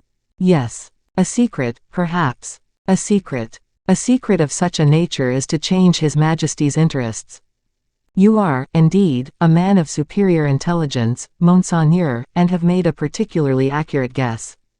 I have, in fact, discovered a secret, of a nature to change the interests of the King of France. Ah, said Fouquet, with the reserve of a man who does not wish to ask any more questions. And you shall judge of it yourself, pursued Aramis, and you shall tell me if I am mistaken with regard to the importance of this secret. I am listening, since you are good enough to unbosom yourself to me, only do not forget that I have asked you about nothing which it may be indiscreet in you to communicate. Aramis seemed, for a moment, as if he were collecting himself. Do not speak, said Fouquet, there is still time enough. Do you remember, said the bishop, casting down his eyes, the birth of Louis XIV? As if it were yesterday. Have you ever heard anything particular respecting his birth? Nothing, except that the king was not really the son of Louis XIII. That does not matter to us, or the kingdom either, he is the son of his father, says the French law, whose father is recognized by law. True, but it is a grave matter, when the quality of races is called into question. A merely secondary question, after all. So that, in fact, you have never learned or heard anything in particular. Nothing. That is where my secret begins. The queen, you must know, instead of being delivered of a son, was delivered of twins. Fouquet looked up suddenly as he replied. And the second is dead. You will see. These twins seemed likely to be regarded as the pride of their mother, and the hope of France, but the weak nature of the king, his superstitious feelings, made him apprehend a series of conflicts between two children whose rights were equal, so he put out of the way, he suppressed, one of the twins. Suppressed, do you say? Have patience. Both the children grew up, the one on the throne, whose minister you are, the other, who is my friend, in gloom and isolation. Good heavens! What are you saying, Monsieur d'Herblay? And what is this poor prince doing? Ask me, rather, what has he done? Yes, yes. He was brought up in the country, and then thrown into a fortress which goes by the name of the Bastille. Is it possible? Cried the surintendant, clasping his hands. The one was the most fortunate of men, the other the most unhappy and miserable of all living beings. Does his mother not know this? Anne of Austria knows it all. And the king knows absolutely nothing. So much the better, said Fouquet. This remark seemed to make a great impression on Aramis. He looked at Fouquet with the most anxious expression of countenance. I beg your pardon, I interrupted you, said Fouquet. I was saying, resumed Aramis, that this poor prince was the unhappiest of human beings, when heaven, whose thoughts are over all his creatures, undertook to come to his assistance. Oh, in what way? Tell me. You will see. The reigning king, I say the reigning king, you can guess very well why. No, why? Because both of them, being legitimate princes, ought to have been kings. Is not that your opinion? It is, certainly. Unreservedly. Most unreservedly, twins are one person in two bodies. I am pleased that a legist of your learning and authority should have pronounced such an opinion. It is agreed, then, that each of them possessed equal rights, is it not? Incontestably. But, gracious heavens, what an extraordinary circumstance. We are not at the end of it yet. Patience. Oh, I shall find, patience, enough. Heaven wished to raise up for that oppressed child an avenger, or a supporter, or vindicator, if you prefer it. It happened that the reigning king, the usurper, you are quite of my opinion, I believe, that it is an act of usurpation quietly to enjoy, and selfishly to assume the right over, an inheritance to which a man has only half a right. Yes, usurpation is the word. In that case, I continue. It was heaven's will that the usurper should possess, in the person of his first minister, a man of great talent, of large and generous nature. Well, well, said Fouquet, I understand you have relied upon me to repair the wrong which has been done to this unhappy brother of Louis XIV. You have thought well, I will help you. I thank you, d'Herblay, I thank you. Oh, no, it is not that at all, you have not allowed me to finish, said Aramis, perfectly unmoved. I will not say another word, then. Fouquet, I was observing, the minister of the reigning sovereign, was suddenly taken into the greatest aversion, and menaced with the ruin of his fortune, loss of liberty, loss of life even, by intrigue and personal hatred, to which the king gave too readily an attentive ear. But heaven permits still, however, out of consideration for the unhappy prince who had been sacrificed, that Fouquet should in his turn have a devoted friend who knew this state secret, and felt that he possessed strength and courage enough to divulge this secret, after having had the strength to carry it locked up in his own heart for 20 years. Go no farther, said Fouquet, full of generous feelings. I understand you, and can guess everything now. You went to see the king when the intelligence of my arrest reached you, you implored him, he refused to listen to you, then you threatened him with that secret, threatened to reveal it, and Louis XIV, alarmed at the risk of its betrayal, granted to the terror of your indiscretion what he refused to your generous intercession. I understand, you have the king in your power, I understand. You understand nothing, as yet, replied Aramis, and again you interrupt me. Then, too, allow me to observe that you pay no attention to logical reasoning, and seem to forget what you ought most to remember.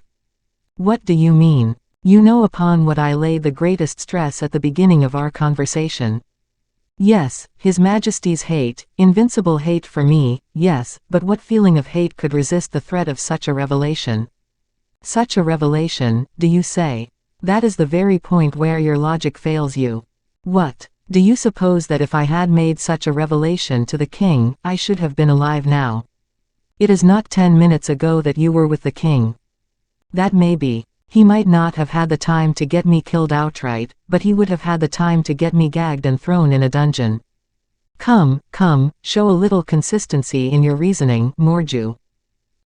And by the mere use of this word, which was so thoroughly his old musketeer's expression, forgotten by one who never seemed to forget anything, Fouquet could not but understand to what a pitch of exaltation the calm, impenetrable Bishop of Vannes had wrought himself. He shuddered. "And then," replied the latter, after having mastered his feelings, "should I be the man I really am, should I be the true friend you believe me, if I were to expose you, whom the king already hates so bitterly, to a feeling more than ever to be dreaded in that young man? To have robbed him, is nothing, to have addressed the woman he loves, is not much, but to hold in your keeping both his crown and his honor, why, he would pluck out your heart with his own hands. You have not allowed him to penetrate your secret, then. I would sooner, far sooner, have swallowed at one draught all the poisons that Mithridates drank in 20 years, in order to try and avoid death, than have betrayed my secret to the king. What have you done, then? Ah, now we are coming to the point, Monseigneur.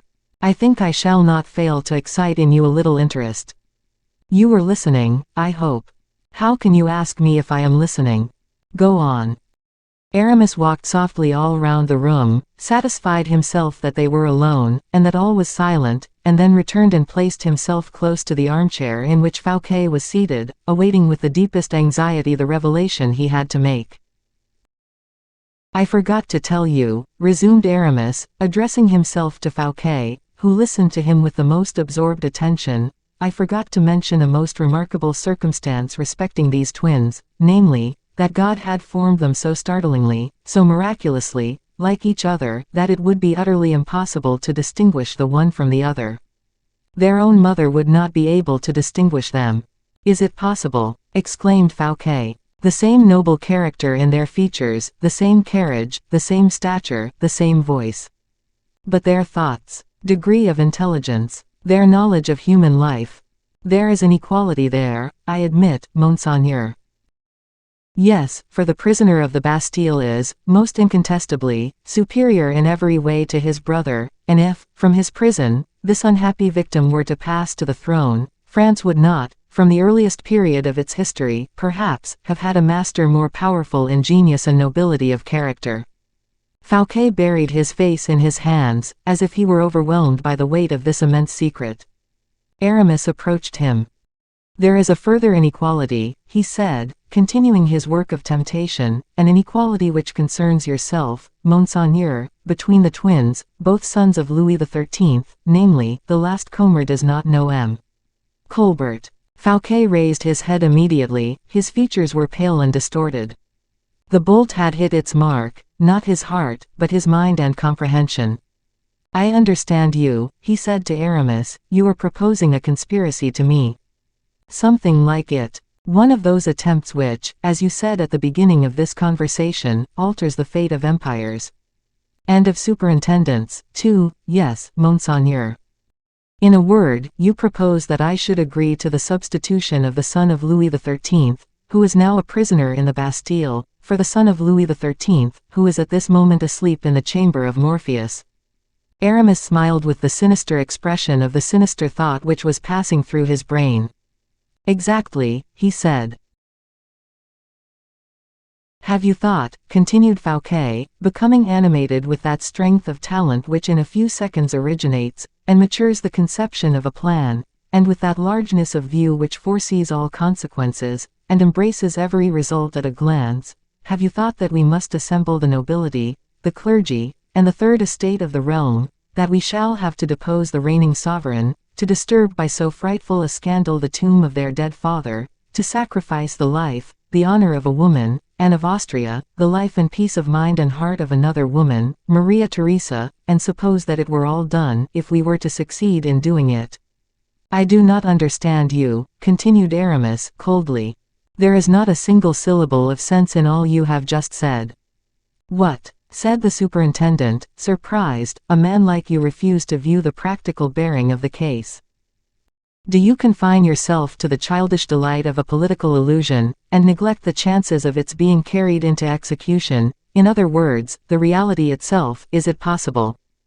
"My friend," said Aramis, emphasizing the word with a kind of disdainful familiarity, "what does heaven do in order to substitute one king for another?" "Heaven!" exclaimed Fouquet. "Heaven gives directions to its agent, who seizes upon the doomed victim, hurries him away, and seats the triumphant rival on the empty throne. But you forget that this agent is called Death. Oh, Monsieur d'Herblay, in heaven's name, tell me if you have had the idea.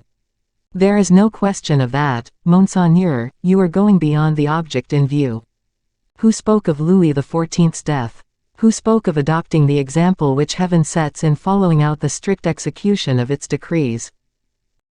No, I wish you to understand that heaven effects its purposes without confusion or disturbance, without exciting comment or remark, without difficulty or exertion, and that men, inspired by heaven, succeed like heaven itself, in all their undertakings, in all they attempt, in all they do. What do you mean?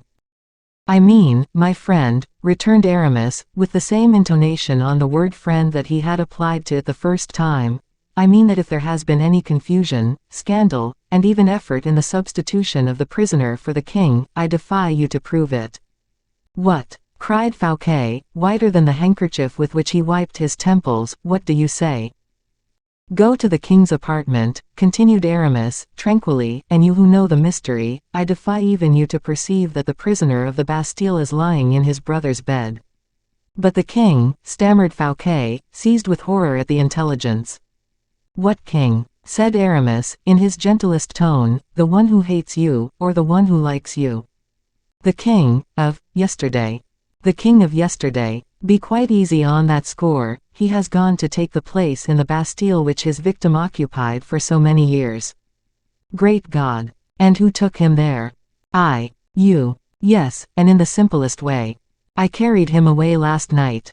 While he was descending into midnight, the other was ascending into day. I do not think there has been any disturbance whatever.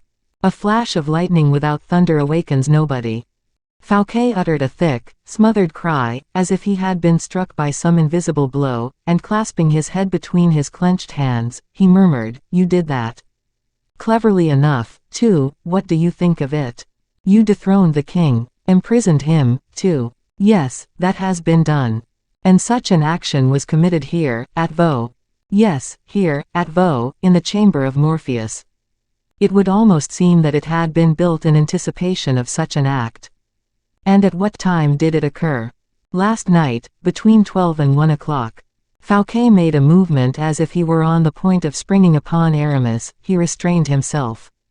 At Vaux, under my roof, he said, in a half-strangled voice. I believe so, for it is still your house, and it is likely to continue so, since M. Colbert cannot rob you of it now. It was under my roof, then, monsieur, that you committed this crime. This crime, said Aramis, stupefied. This abominable crime, pursued Fouquet, becoming more and more excited, this crime more execrable than an assassination. This crime which dishonors my name forever, and entails upon me the horror of posterity. You are not in your senses, monsieur, replied Aramis, in an irresolute tone of voice, you are speaking too loudly, take care. I will call out so loudly, that the whole world shall hear me. Monsieur Fouquet, take care. Fouquet turned round towards the prelate, whom he looked at full in the face. You have dishonored me, he said, in committing so foul an act of treason, so heinous a crime upon my guest, upon one who was peacefully reposing beneath my roof. Oh, woe, woe is me. Woe to the man, rather, who beneath your roof meditated the ruin of your fortune, your life. Do you forget that? He was my guest, my sovereign. Aramis rose, his eyes literally bloodshot, his mouth trembling convulsively. Have I a man out of his senses to deal with? He said. You have an honorable man to deal with. You were mad. A man who will prevent you consummating your crime. You were mad, I say. A man who would sooner, oh, far sooner, die, who would kill you even, rather than allow you to complete his dishonor. And Fouquet snatched up his sword, which D'Artagnan had placed at the head of his bed, and clenched it resolutely in his hand. Aramis frowned, and thrust his hand into his breast as if in search of a weapon. This movement did not escape Fouquet, who, full of nobleness and pride in his magnanimity, threw his sword to a distance from him, and approached Aramis so close as to touch his shoulder with his disarmed hand. Monsieur, he said, I would sooner die here on the spot than survive this terrible disgrace, and if you have any pity left for me, I entreat you to take my life. Aramis remained silent and motionless. "You do not reply," said Fouquet. Aramis raised his head gently, and a glimmer of hope might be seen once more to animate his eyes. "Reflect, Monseigneur," he said, "upon everything we have to expect. As the matter now stands, the king is still alive, and his imprisonment saves your life." "Yes," replied Fouquet, "you may have been acting on my behalf, but I will not, do not, accept your services. But, first of all, I do not wish your ruin. You will leave this house." Aramis stifled the exclamation which almost escaped his broken heart. "I am hospitable towards all who are dwellers beneath my roof," continued Fouquet, with an air of inexpressible majesty. "You will not be more fatally lost than he whose ruin you have consummated." "You will be so," said Aramis, in a hoarse, prophetic voice, "you will be so, believe me. I accept the augury, Monsieur d'Herblay, but nothing shall prevent me, nothing shall stop me. You will leave Vaux, you must leave France. I give you 4 hours to place yourself out of the king's reach." 4 hours, said Aramis, scornfully and incredulously. "Upon the word of Fouquet, no one shall follow you before the expiration of that time. You will therefore have 4 hours advance of those whom the king may wish to dispatch after you." 4 hours, repeated Aramis, in a thick, smothered voice. "It is more than you will need to get on board a vessel and flee to Belle Isle, which I give you as a place of refuge." "Ah," murmured Aramis, "Belle Isle is as much mine for you, as Vaux is mine for the king. Go, d'Herblay, go. As long as I live, not a hair of your head shall be injured." "Thank you," said Aramis, with a cold irony of manner. "Go at once, then, and give me your hand, before we both hasten away, you to save your life, I to save my honor." Aramis withdrew from his breast the hand he had concealed there. It was stained with his blood. He had dug his nails into his flesh, as if in punishment for having nursed so many projects, more vain, insensate, and fleeting than the life of the man himself. Fouquet was horror-stricken, and then his heart smote him with pity. He threw open his arms as if to embrace him.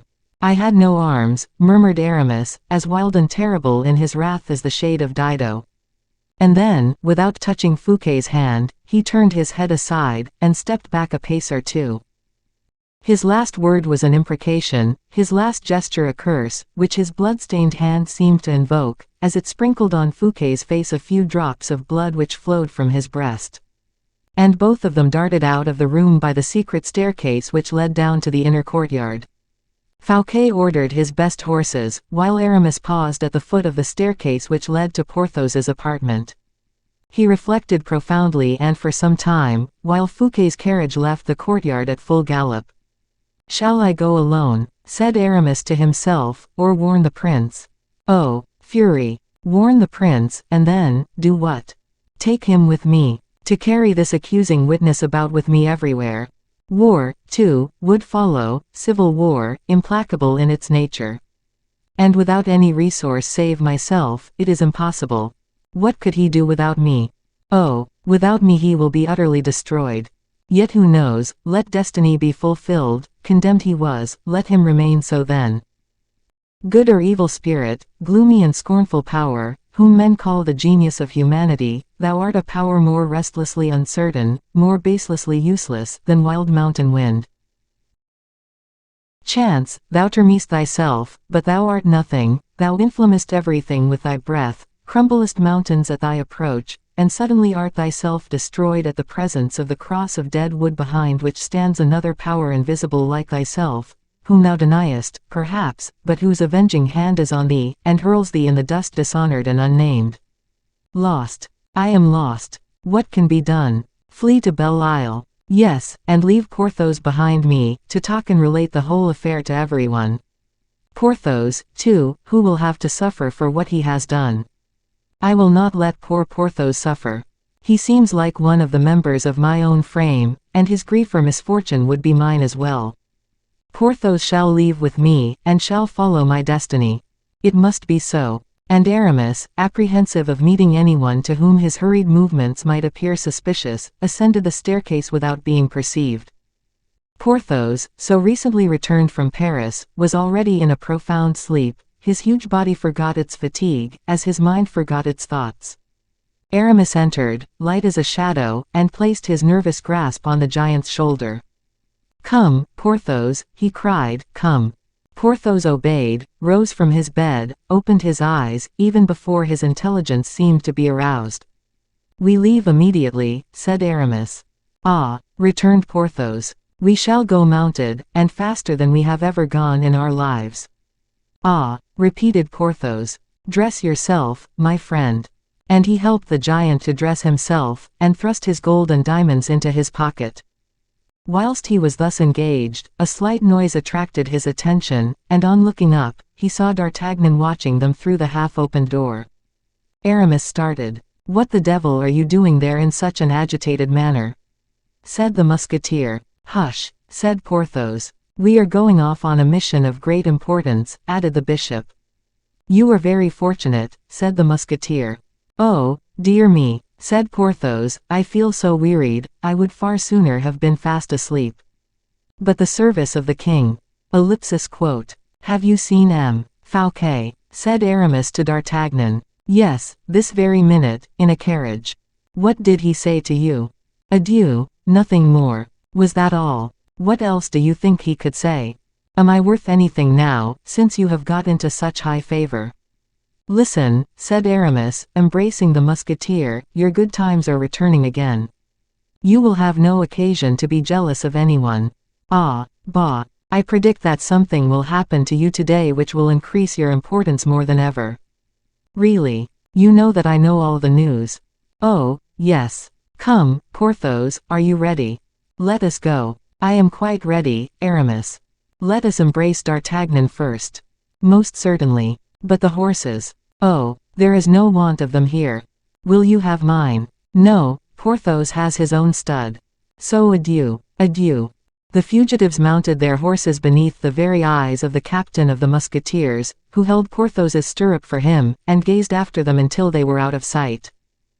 On any other occasion, thought the Gascon, I should say that those gentlemen were making their escape, but in these days politics seem so changed that such an exit is termed going on a mission. I have no objection, let me attend to my own affairs, that is more than enough for me, and he philosophically entered his apartments.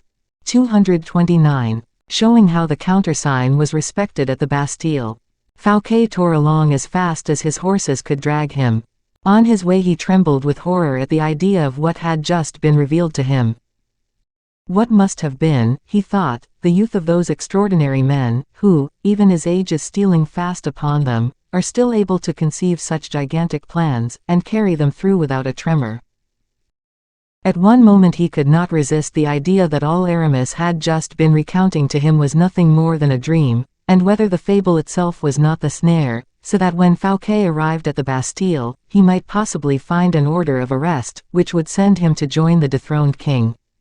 Strongly impressed with this idea, he gave certain sealed orders on his route, while fresh horses were being harnessed to his carriage.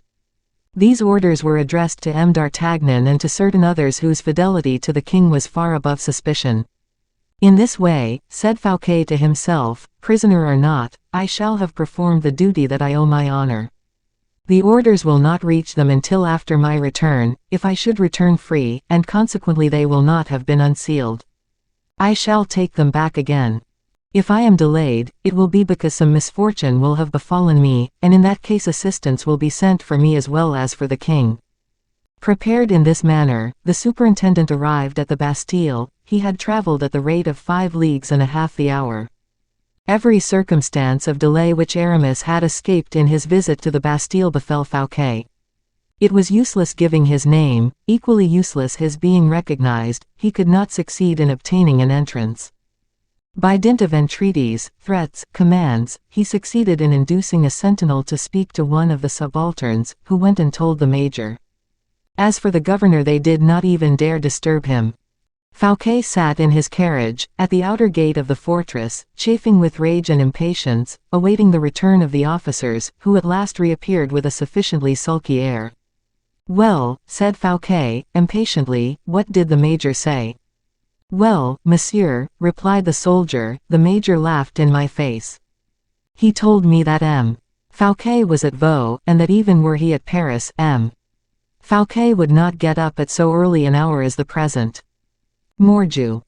You are an absolute set of fools, cried the minister, darting out of the carriage, and before the subaltern had time to shut the gate, Fouquet sprang through it, and ran forward in spite of the soldier, who cried out for assistance. Fouquet gained ground, regardless of the cries of the man, who, however, having at last come up with Fouquet, called out to the sentinel of the second gate, look out, sentinel." The man crossed his pike before the minister, but the latter, robust and active, and hurried away, too, by his passion, wrested the pike from the soldier and struck him a violent blow on the shoulder with it. The subaltern, who approached too closely, received a share of the blows as well. Both of them uttered loud and furious cries, at the sound of which the whole of the first body of the advanced guard poured out of the guardhouse. Among them there was one, however, who recognized the superintendent, and who called, "Monseigneur, ah! Monseigneur! Stop, you fellows!" And he effectually checked the soldiers, who were on the point of revenging their companions. Fouquet desired them to open the gate, but they refused to do so without the countersign. He desired them to inform the governor of his presence, but the latter had already heard the disturbance at the gate. He ran forward, followed by his major, and accompanied by a picket of 20 men, persuaded that an attack was being made on the Bastille. Baisemeaux also recognized Fouquet immediately, and dropped the sword he bravely had been brandishing. "Ah, Monseigneur," he stammered, "how can I excuse?" "Monsieur," said the superintendent, flushed with anger, and heated by his exertions, "I congratulate you. Your watch and ward are admirably kept." Baisemeaux turned pale, thinking that this remark was made ironically, and portended a furious burst of anger. But Fouquet had recovered his breath, and, beckoning the sentinel and the subaltern, who were rubbing their shoulders, towards him, he said, "There are 20 pistoles for the sentinel, and 50 for the officer. Pray receive my compliments, gentlemen. I will not fail to speak to His Majesty about you. And now, Baisemeaux, a word with you." And he followed the governor to his official residence, accompanied by a murmur of general satisfaction. Baisemeaux was already trembling with shame and uneasiness. Aramis's early visit, from that moment, seemed to possess consequences, which a functionary such as Baisemeaux was perfectly justified in apprehending. It was quite another thing, however, when Fouquet in a sharp tone of voice, and with an imperious look, said, "You have seen M. d'Herblay this morning?" "Yes, Monseigneur. And are you not horrified at the crime of which you have made yourself an accomplice?" "Well," thought Baisemeaux, "good so far," and then he added, aloud, "but what crime, Monseigneur, do you allude to?" "That for which you can be quartered alive, monsieur, do not forget that. But this is not a time to show anger. Conduct me immediately to the prisoner." "To what prisoner?" said Baisemeaux, trembling. "You pretend to be ignorant. Very good, it is the best plan for you, perhaps, for if, in fact, you were to admit your participation in such a crime, it would be all over with you. I wish, therefore, to seem to believe in your assumption of ignorance. I entreat you, Monseigneur. That will do. Lead me to the prisoner." "To Marchiali." "Who is Marchiali?" "The prisoner who was brought back this morning by M. d'Herblay. He is called Marchiali," said the superintendent, his conviction somewhat shaken by Baisemeaux's cool manner. "Yes, Monseigneur, that is the name under which he was inscribed here." Fouquet looked steadily at Baisemeaux, as if he would read his very heart, and perceived, with that clear-sightedness most men possess who are accustomed to the exercise of power, that the man was speaking with perfect sincerity. Besides, in observing his face for a few moments, he could not believe that Aramis would have chosen such a confidant. "It is the prisoner," said the superintendent to him, "whom M. d'Herblay carried away the day before yesterday." "Yes, Monseigneur. And whom he brought back this morning," added Fouquet, quickly, for he understood immediately the mechanism of Aramis's plan. "Precisely, Monseigneur. And his name is Marchiali, you say?" "Yes, Marchiali. If Monseigneur has come here to remove him, so much the better, for I was going to write about him." "What has he done, then?" "Ever since this morning he has annoyed me extremely. He has had such terrible fits of passion, as almost to make me believe that he would bring the Bastille itself down about our ears. I will soon relieve you of his possession, said Fouquet. Ah, so much the better. Conduct me to his prison. Will Monseigneur give me the order? What order? An order from the king. Wait until I sign you one. That will not be sufficient, Monseigneur. I must have an order from the king. Fouquet assumed an irritated expression. As you are so scrupulous, he said, with regard to allowing prisoners to leave, show me the order by which this one was set at liberty. Baisemeaux showed him the order to release Selden. Very good, said Fouquet, but Selden is not Marchiali. But Marchiali is not at liberty, Monseigneur, he is here. But you said that M. d'Herblay carried him away and brought him back again. I did not say so. So surely did you say it, that I almost seem to hear it now. It was a slip of my tongue, then, Monseigneur. Take care, M. Baisemeaux, take care. I have nothing to fear, Monseigneur, I am acting according to the very strictest regulation. Do you dare to say so? I would say so in the presence of one of the apostles. M. d'Herblay brought me an order to set Selden at liberty. Selden is free. I tell you that Marchiali has left the Bastille. You must prove that, Monseigneur. Let me see him. You, Monseigneur, who govern this kingdom, know very well that no one can see any of the prisoners without an express order from the king. M. d'Herblay has entered, however. That remains to be proved, Monseigneur. M. de Baisemeaux, once more I warn you to pay particular attention to what you are saying. All the documents are there, Monseigneur. M. d'Herblay is overthrown. Overthrown? M. d'Herblay. Impossible. You see that he has undoubtedly influenced you. No, Monseigneur, what does, in fact, influence me, is the king's service.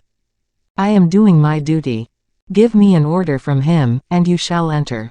Stay, M. le Governor, I give you my word that if you allow me to see the prisoner, I will give you an order from the king at once. Give it to me now, Monseigneur. And that, if you refuse me, I will have you and all your officers arrested on the spot. Before you commit such an act of violence, Monseigneur, you will reflect, said Baisemeaux, who had turned very pale, that we will only obey an order signed by the king, and that it will be just as easy for you to obtain one to see Marchiali as to obtain one to do me so much injury, me, too, who am perfectly innocent. True, true, cried Fouquet, furiously, perfectly true.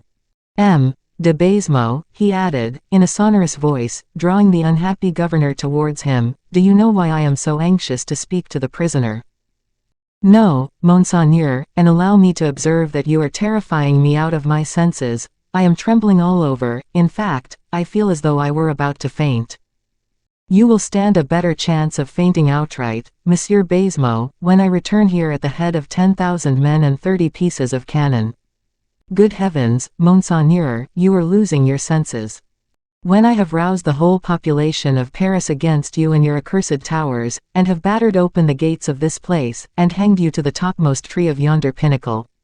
Monseigneur, Monseigneur, for pity's sake, I give you 10 minutes to make up your mind, added Fouquet, in a calm voice. I will sit down here, in this armchair, and wait for you. If, in 10 minutes' time, you still persist, I leave this place, and you may think me as mad as you like. Then, you shall see. Baisemeaux stamped his foot on the ground like a man in a state of despair, but he did not reply a single syllable, whereupon Fouquet seized a pen and ink, and wrote. Order for M. le Prévôt des Marchands to assemble the municipal guard and to march upon the Bastille on the king's immediate service. Baisemeaux shrugged his shoulders. Fouquet wrote. Order for the Duc de Bouillon and M. le Prince de Condé to assume the command of the Swiss Guards, of the King's Guards, and to march upon the Bastille on the King's immediate service. Baisemeaux reflected. Fouquet still wrote. Order for every soldier, citizen, or gentleman to seize and apprehend, wherever he may be found, Le Chevalier d'Herblay, Évêque de Vannes, and his accomplices, who are, first, M. de Baisemeaux, governor of the Bastille, suspected of the crimes of high treason and rebellion. Stop, Monseigneur, cried Baisemeaux, I do not understand a single jot of the whole matter, but so many misfortunes, even were it madness itself that had set them at their awful work, might happen here in a couple of hours, that the king, by whom I must be judged, will see whether I have been wrong in withdrawing the countersign before this flood of imminent catastrophes. Come with me to the keep, Monseigneur, you shall see Marchiali. Fouquet darted out of the room, followed by Baisemeaux as he wiped the perspiration from his face. What a terrible morning, he said, what a disgrace for me. Walk faster, replied Fouquet. Baisemeaux made a sign to the jailer to precede them. He was afraid of his companion, which the latter could not fail to perceive. A truce to this child's play, he said, roughly. Let the man remain here, take the keys yourself, and show me the way. Not a single person, do you understand, must hear what is going to take place here. Ah, said Baisemeaux, undecided. Again, cried M. Fouquet. Ah, say, no, at once, and I will leave the Bastille and will myself carry my own dispatches.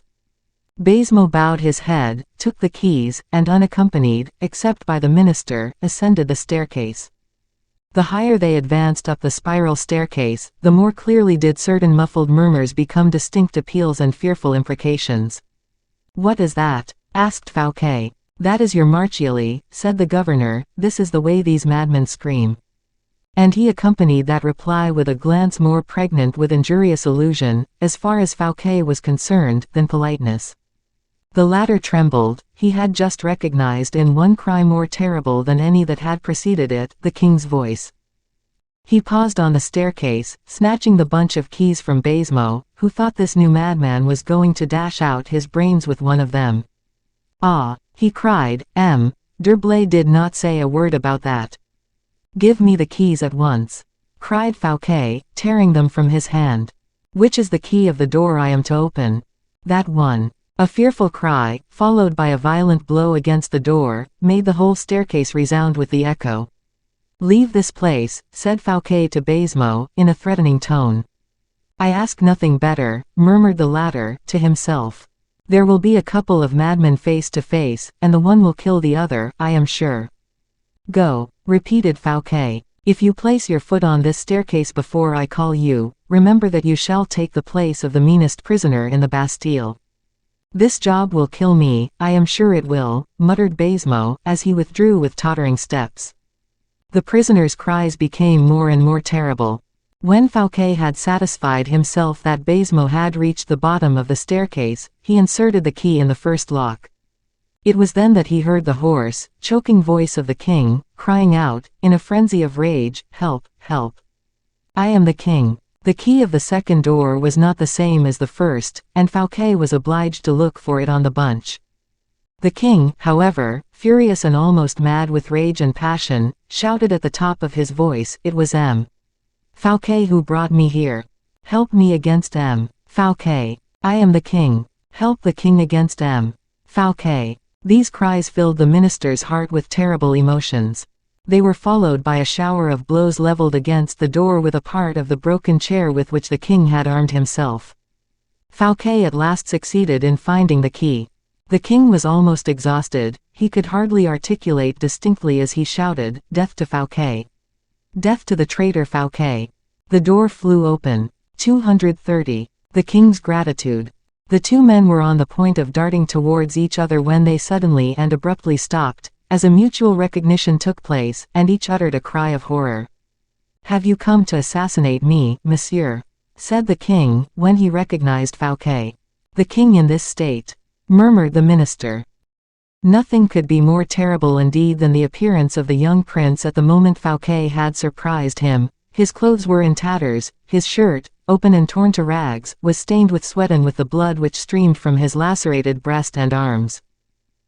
Haggard, ghastly pale, his hair in disheveled masses, Louis XIV presented the most perfect picture of despair, distress, anger and fear combined that could possibly be united in one figure. Fouquet was so touched, so affected and disturbed by it, that he ran towards him with his arms stretched out and his eyes filled with tears. Louis held up the massive piece of wood of which he had made such a furious use. Sire, said Fouquet, in a voice trembling with emotion, do you not recognize the most faithful of your friends? A friend, you, repeated Louis, gnashing his teeth in a manner which betrayed his hate and desire for speedy vengeance. The most respectful of your servants," added Fouquet, throwing himself on his knees.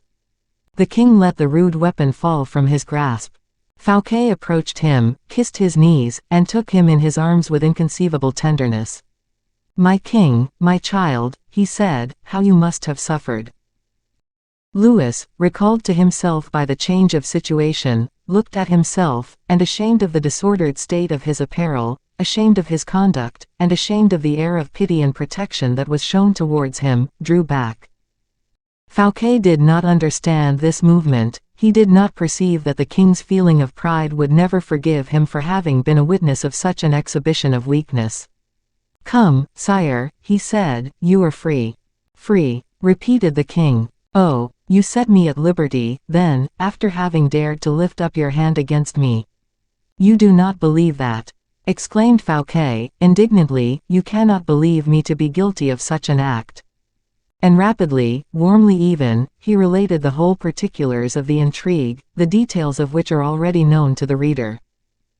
While the recital continued, Louis suffered the most horrible anguish of mind, and when it was finished, the magnitude of the danger he had run struck him far more than the importance of the secret relative to his twin brother. "Monsieur," he said, suddenly to Fouquet, "this double birth is a falsehood. It is impossible, you cannot have been the dupe of it." "Sire, it is impossible, I tell you, that the honor, the virtue of my mother can be suspected, and my first minister has not yet done justice on the criminals." "Reflect, sire, before you are hurried away by anger," replied Fouquet. "The birth of your brother." "I have only one brother, and that is Monsieur. You know it as well as myself. There is a plot, I tell you, beginning with the governor of the Bastille. Be careful, sire, for this man has been deceived as everyone else has by the prince's likeness to yourself." "Likeness? Absurd. This Marchiali must be singularly like your majesty, to be able to deceive everyone's eye," Fouquet persisted. "Ridiculous." "Do not say so, sire. Those who had prepared everything in order to face and deceive your ministers, your mother, your officers of state, the members of your family, must be quite confident of the resemblance between you." "But where are these persons, then?" murmured the king. "At Vaux. At Vaux. And you suffer them to remain there." "My most instant duty appeared to me to be your majesty's release." "I have accomplished that duty, and now, whatever your majesty may command, shall be done." "I await your orders." Louis reflected for a few moments. "Muster all the troops in Paris," he said. "All the necessary orders are given for that purpose," replied Fouquet. "You have given orders," exclaimed the king. "For that purpose, yes, sire, your majesty will be at the head of 10,000 men in less than an hour." The only reply the king made was to take hold of Fouquet's hand with such an expression of feeling, that it was very easy to perceive how strongly he had, until that remark, maintained his suspicions of the minister, notwithstanding the latter's intervention. "And with these troops," he said, "we shall go at once and besiege in your house the rebels who by this time will have established and entrenched themselves therein." "I should be surprised if that were the case," replied Fouquet. "Why?" "Because their chief, the very soul of the enterprise, having been unmasked by me, the whole plan seems to me to have miscarried." "You have unmasked this false prince also?" "No, I have not seen him." "Whom have you seen, then?" "The leader of the enterprise, not that unhappy young man. The latter is merely an instrument, destined through his whole life to wretchedness, I plainly perceive." "Most certainly. It is l'Abbé d'Herblay, évêque de Vannes." "Your friend." "He was my friend, sire," replied Fouquet, nobly. "An unfortunate circumstance for you," said the king, in a less generous tone of voice. "Such friendships, sire, had nothing dishonorable in them so long as I was ignorant of the crime. You should have foreseen it. If I am guilty, I place myself in your majesty's hands."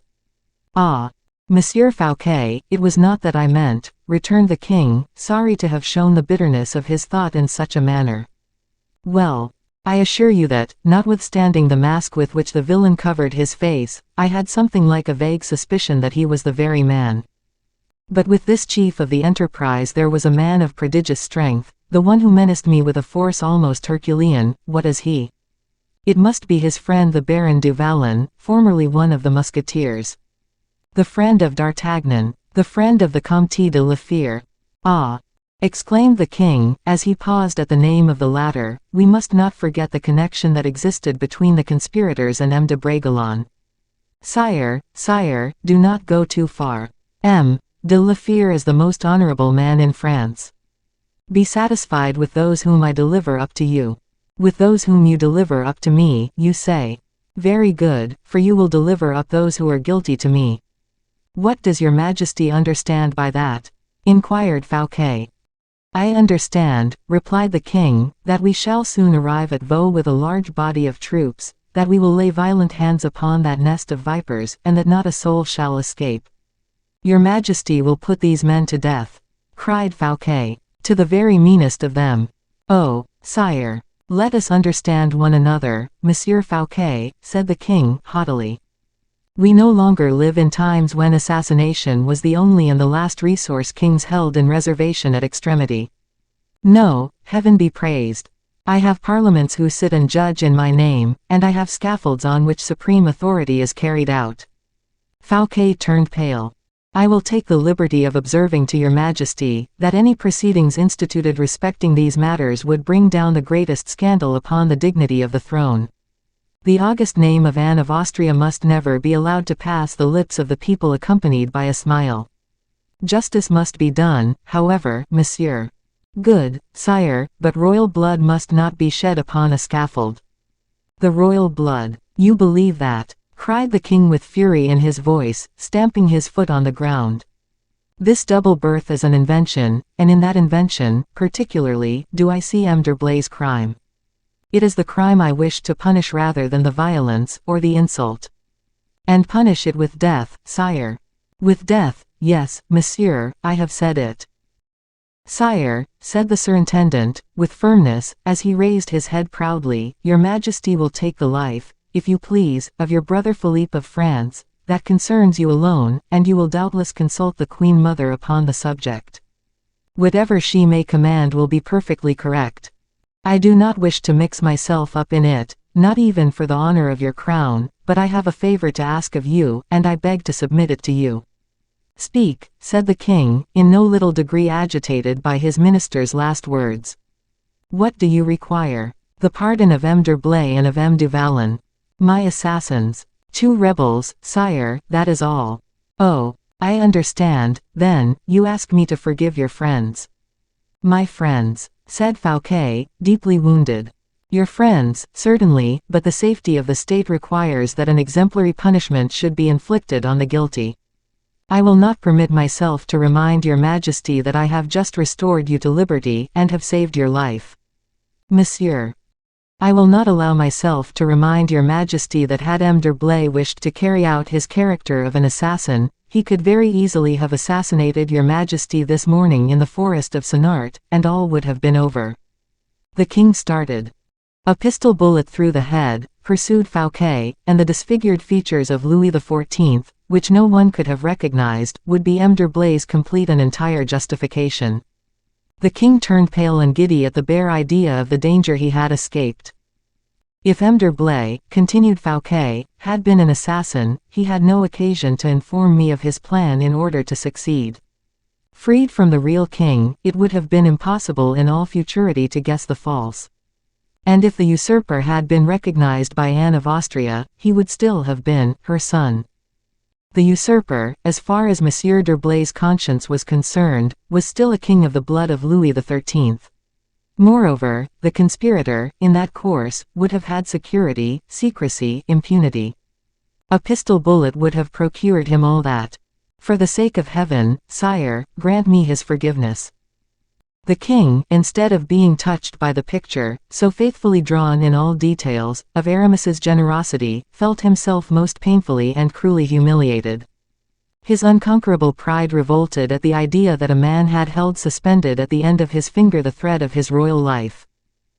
Every word that fell from Fouquet's lips, and which he thought most efficacious in procuring his friend's pardon, seemed to pour another drop of poison into the already ulcerated heart of Louis XIV. Nothing could bend or soften him.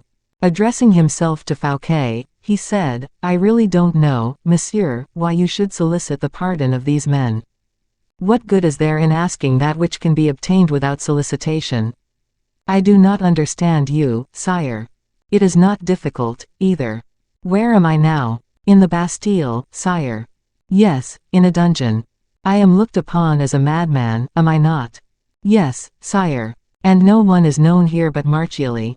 Certainly. Well, change nothing in the position of affairs. Let the poor madman rot between the slimy walls of the Bastille, and M. d'Herblay and M. du Vallon will stand in no need of my forgiveness. Their new king will absolve them. Your Majesty does me a great injustice, sire, and you are wrong, replied Fouquet, dryly. I am not child enough, nor is M. d'Herblay silly enough, to have omitted to make all these reflections, and if I had wished to make a new king, as you say, I had no occasion to have come here to force open the gates and doors of the Bastille, to free you from this place. That would show a want of even common sense. Your Majesty's mind is disturbed by anger, otherwise you would be far from offending, groundlessly, the very one of your servants who has rendered you the most important service of all. Louis perceived that he had gone too far, that the gates of the Bastille were still closed upon him, whilst, by degrees, the floodgates were gradually being opened, behind which the generous-hearted Fouquet had restrained his anger. I did not say that to humiliate you, heaven knows, monsieur, he replied. Only you are addressing yourself to me in order to obtain a pardon, and I answer according to my conscience. And so, judging by my conscience, the criminals we speak of are not worthy of consideration or forgiveness. Fouquet was silent. What I do is as generous, added the king, as what you have done, for I am in your power. I will even say it is more generous, inasmuch as you place before me certain conditions upon which my liberty, my life, may depend, and to reject which is to make a sacrifice of both. I was wrong, certainly, replied Fouquet. Yes, I had the appearance of extorting a favor, I regret it, and entreat your Majesty's forgiveness. And you are forgiven, my dear Monsieur Fouquet, said the king, with a smile, which restored the serene expression of his features, which so many circumstances had altered since the preceding evening. I have my own forgiveness, replied the minister, with some degree of persistence, but M. d'Herblay, and M. du Vallon. They will never obtain theirs, as long as I live, replied the inflexible king. Do me the kindness not to speak of it again. Your Majesty shall be obeyed. And you will bear me no ill will for it. Oh, no, sire, for I anticipated the event. You had anticipated that I should refuse to forgive those gentlemen. Certainly, and all my measures were taken in consequence. What do you mean to say? Cried the king, surprised. M. d'Herblay came, as may be said, to deliver himself into my hands. M. d'Herblay left to me the happiness of saving my king and my country. I could not condemn M. d'Herblay to death, nor could I, on the other hand, expose him to your Majesty's justifiable wrath. It would have been just the same as if I had killed him myself. Well, and what have you done? Sire, I gave M. d'Herblay the best horses in my stables and 4 hours start over all those your Majesty might, probably, dispatch after him. Be it so, murmured the king. But still, the world is wide enough and large enough for those whom I may send to overtake your horses, notwithstanding the 4 hours start, which you have given to M. d'Herblay. In giving him these 4 hours, sire, I knew I was giving him his life, and he will save his life. In what way? After having galloped as hard as possible, with the 4 hours start, before your musketeers, he will reach my chateau of Belle Isle, where I have given him a safe asylum. That may be, but you forget that you have made me a present of Belle Isle. But not for you to arrest my friends. You take it back again, then. As far as that goes, yes, sire. My musketeers shall capture it, and the affair will be at an end. Neither your musketeers, nor your whole army could take Belle Isle, said Fouquet, coldly. Belle Isle is impregnable. The king became perfectly livid, a lightning flash seemed to dart from his eyes.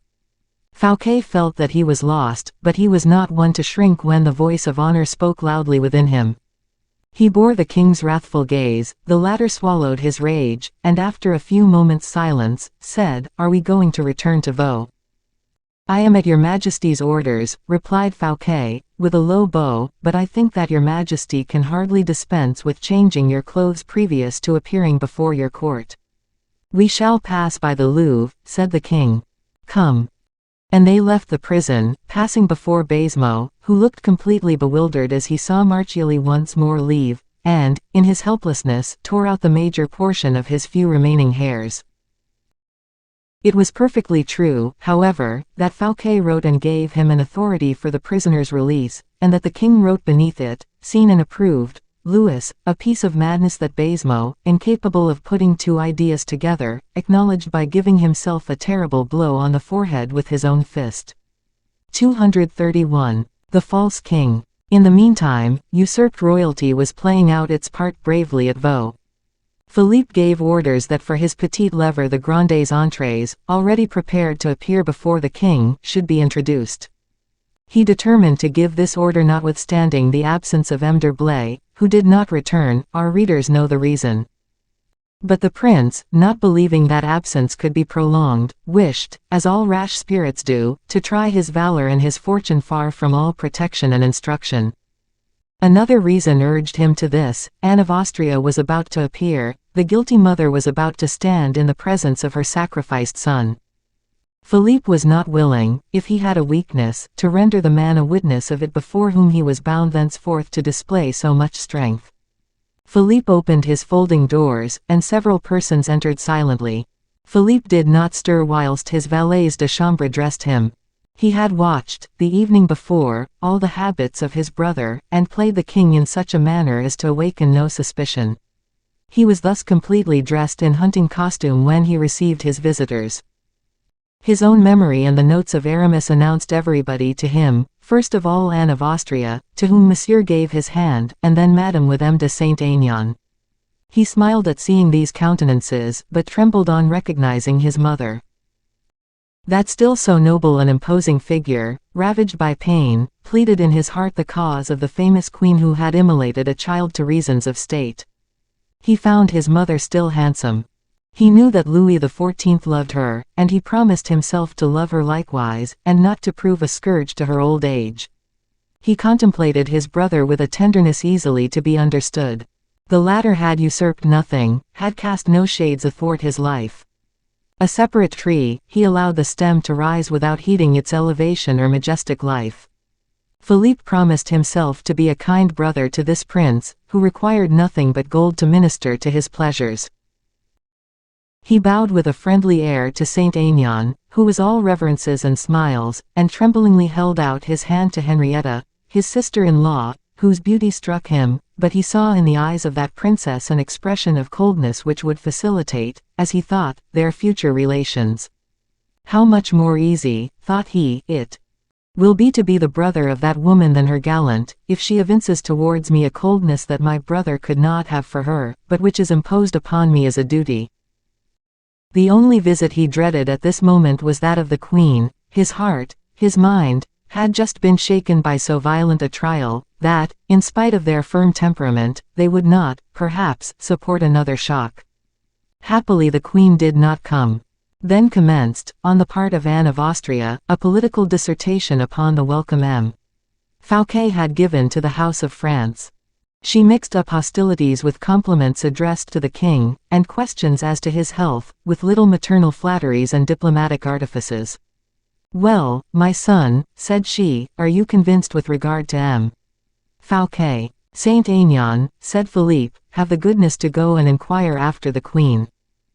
At these words, the first Philippe had pronounced aloud, the slight difference that there was between his voice and that of the king was sensible to maternal ears, and Anne of Austria looked earnestly at her son.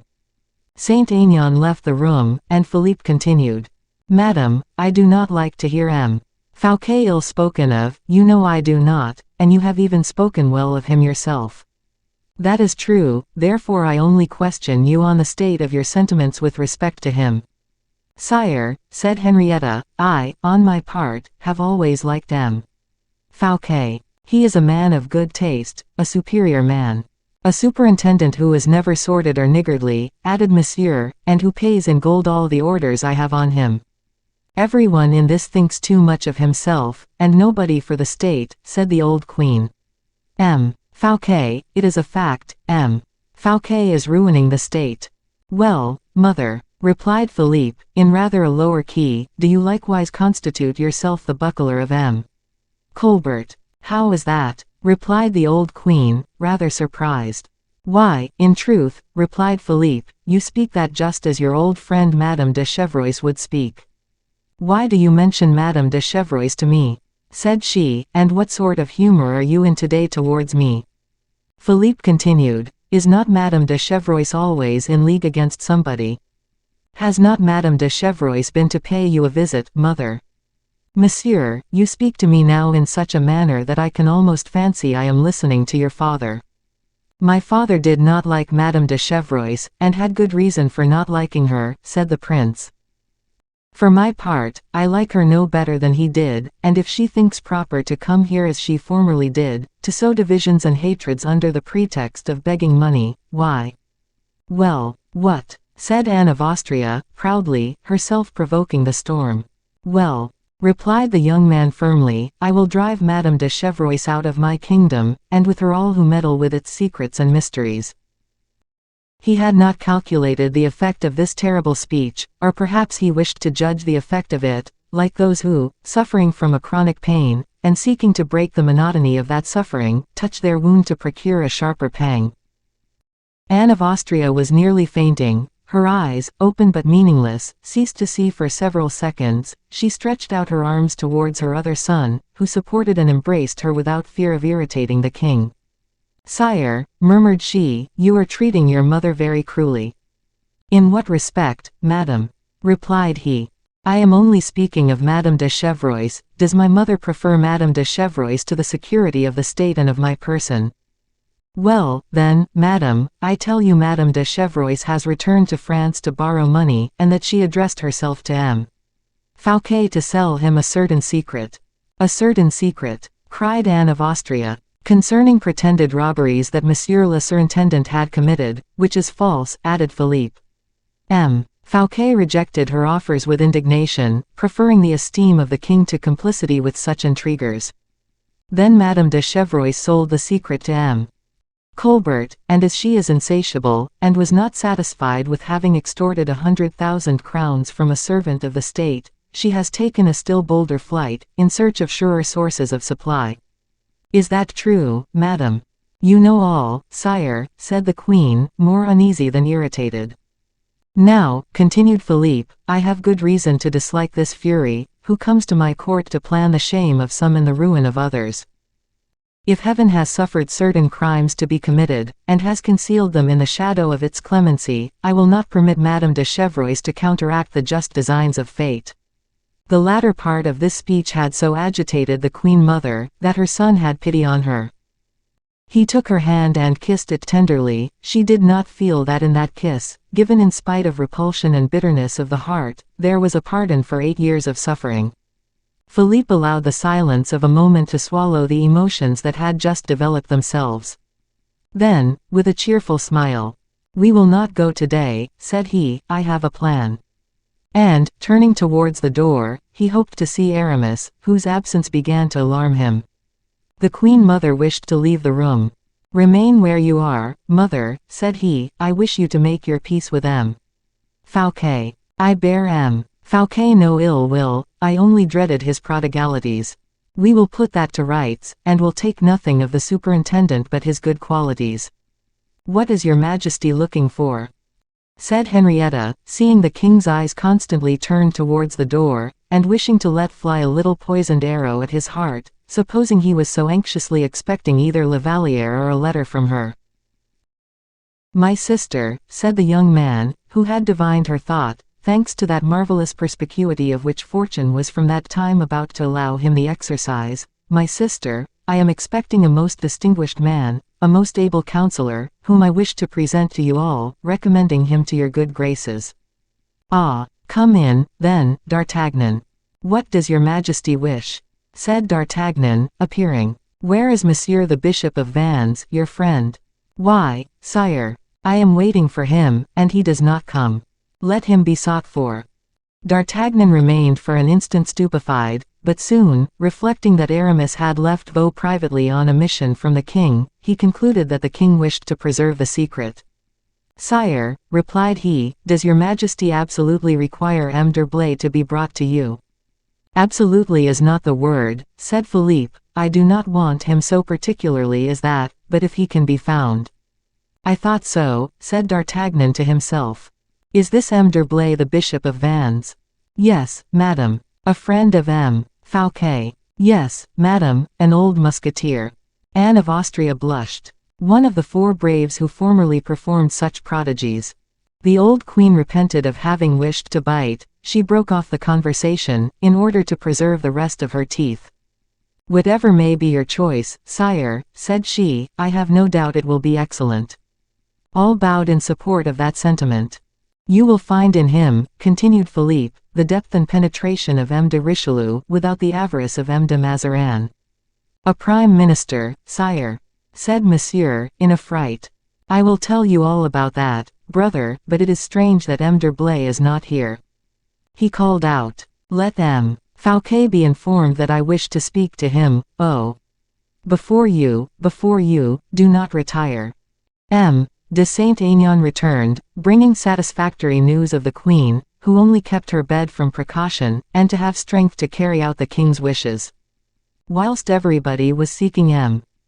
Fouquet and Aramis, the new king quietly continued his experiments, and everybody, family, officers, servants, had not the least suspicion of his identity. His air, his voice, and manners were so like the king's.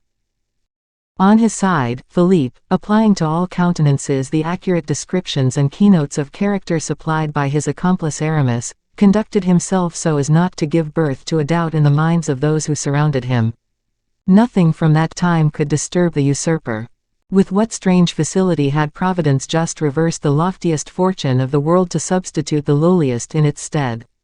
Philippe admired the goodness of God with regard to himself, and seconded it with all the resources of his admirable nature. But he felt, at times, something like a spectre gliding between him and the rays of his new glory. Aramis did not appear. The conversation had languished in the royal family. Philippe, preoccupied, forgot to dismiss his brother and Madame Henrietta. The latter were astonished, and began, by degrees, to lose all patience. Anne of Austria stooped towards her son's ear and addressed some words to him in Spanish. Philippe was completely ignorant of that language, and grew pale at this unexpected obstacle. But, as if the spirit of the imperturbable Aramis had covered him with his infallibility, instead of appearing disconcerted, Philippe rose. "Well, what?" said Anne of Austria. "What is all that noise?" said Philippe, turning round towards the door of the second staircase. And a voice was heard saying, "This way, this way." "A few steps more, sire." "The voice of M. Fouquet," said D'Artagnan, who was standing close to the queen mother. "Then M. d'Herblay cannot be far off," added Philippe. But he then saw what he little thought to have beheld so near to him. All eyes were turned towards the door at which M. Fouquet was expected to enter, but it was not M. Fouquet who entered. A terrible cry resounded from all corners of the chamber, a painful cry uttered by the king and all present. It is given to but few men, even those whose destiny contains the strangest elements, and accidents the most wonderful, to contemplate such a spectacle similar to that which presented itself in the royal chamber at that moment. The half-closed shutters only admitted the entrance of an uncertain light passing through thick violet velvet curtains lined with silk. In this soft shade, the eyes were by degrees dilated, and everyone present saw others rather with imagination than with actual sight. There could not, however, escape, in these circumstances, one of the surrounding details, and the new object which presented itself appeared as luminous as though it shone out in full sunlight. So it happened with Louis XIV, when he showed himself, pale and frowning, in the doorway of the secret stairs.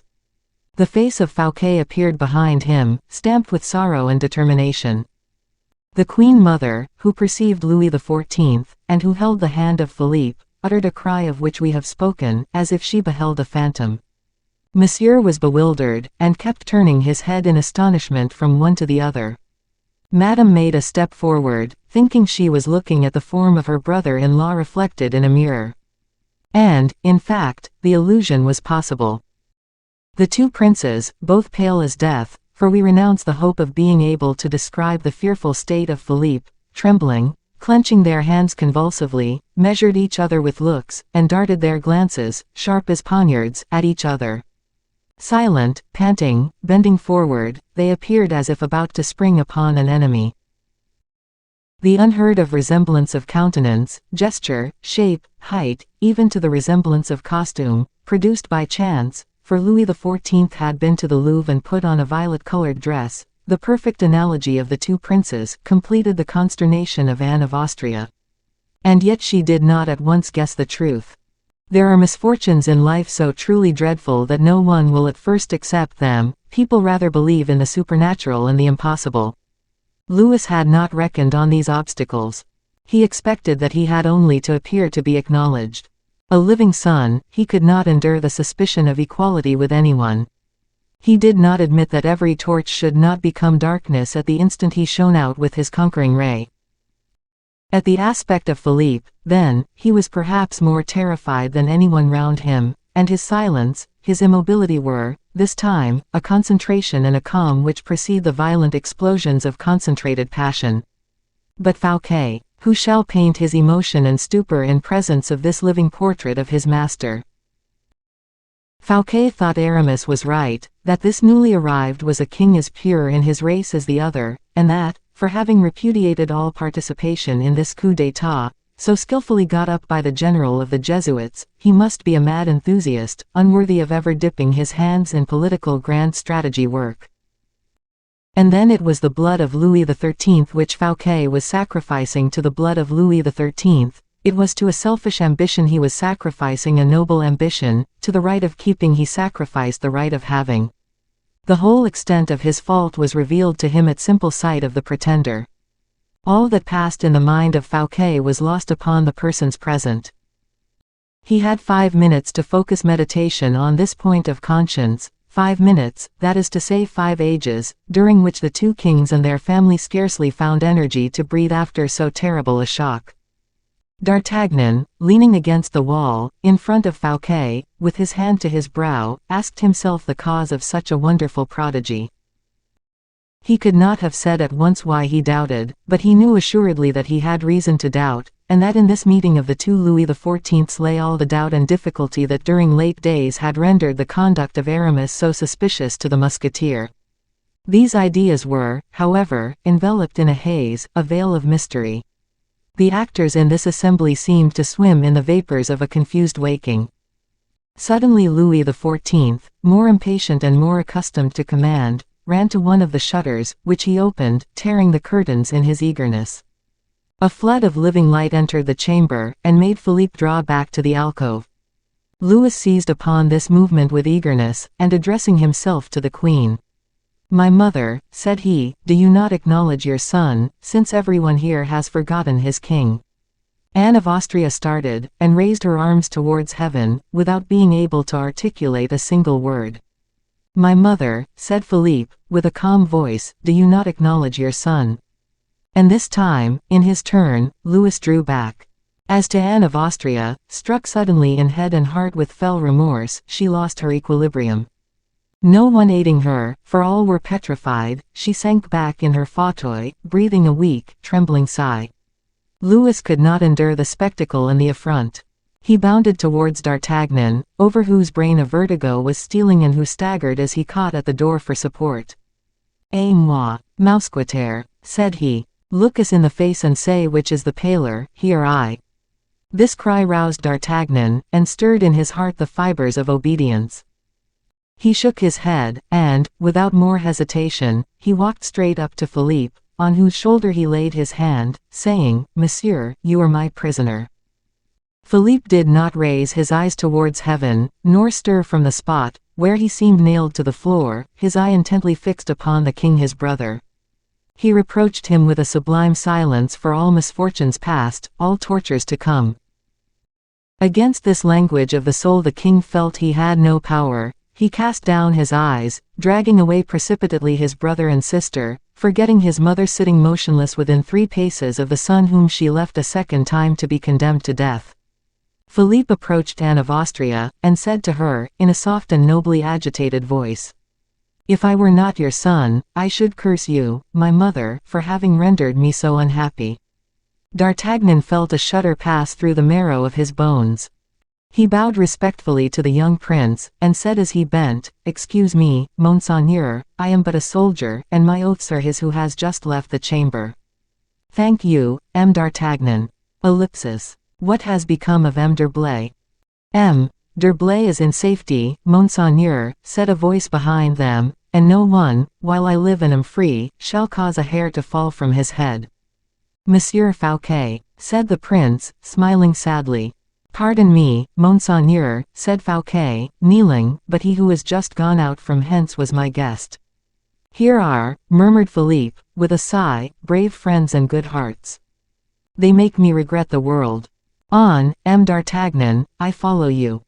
At the moment the captain of the musketeers was about to leave the room with his prisoner, Colbert appeared, and, after remitting an order from the king to D'Artagnan, retired. D'Artagnan read the paper, and then crushed it in his hand with rage.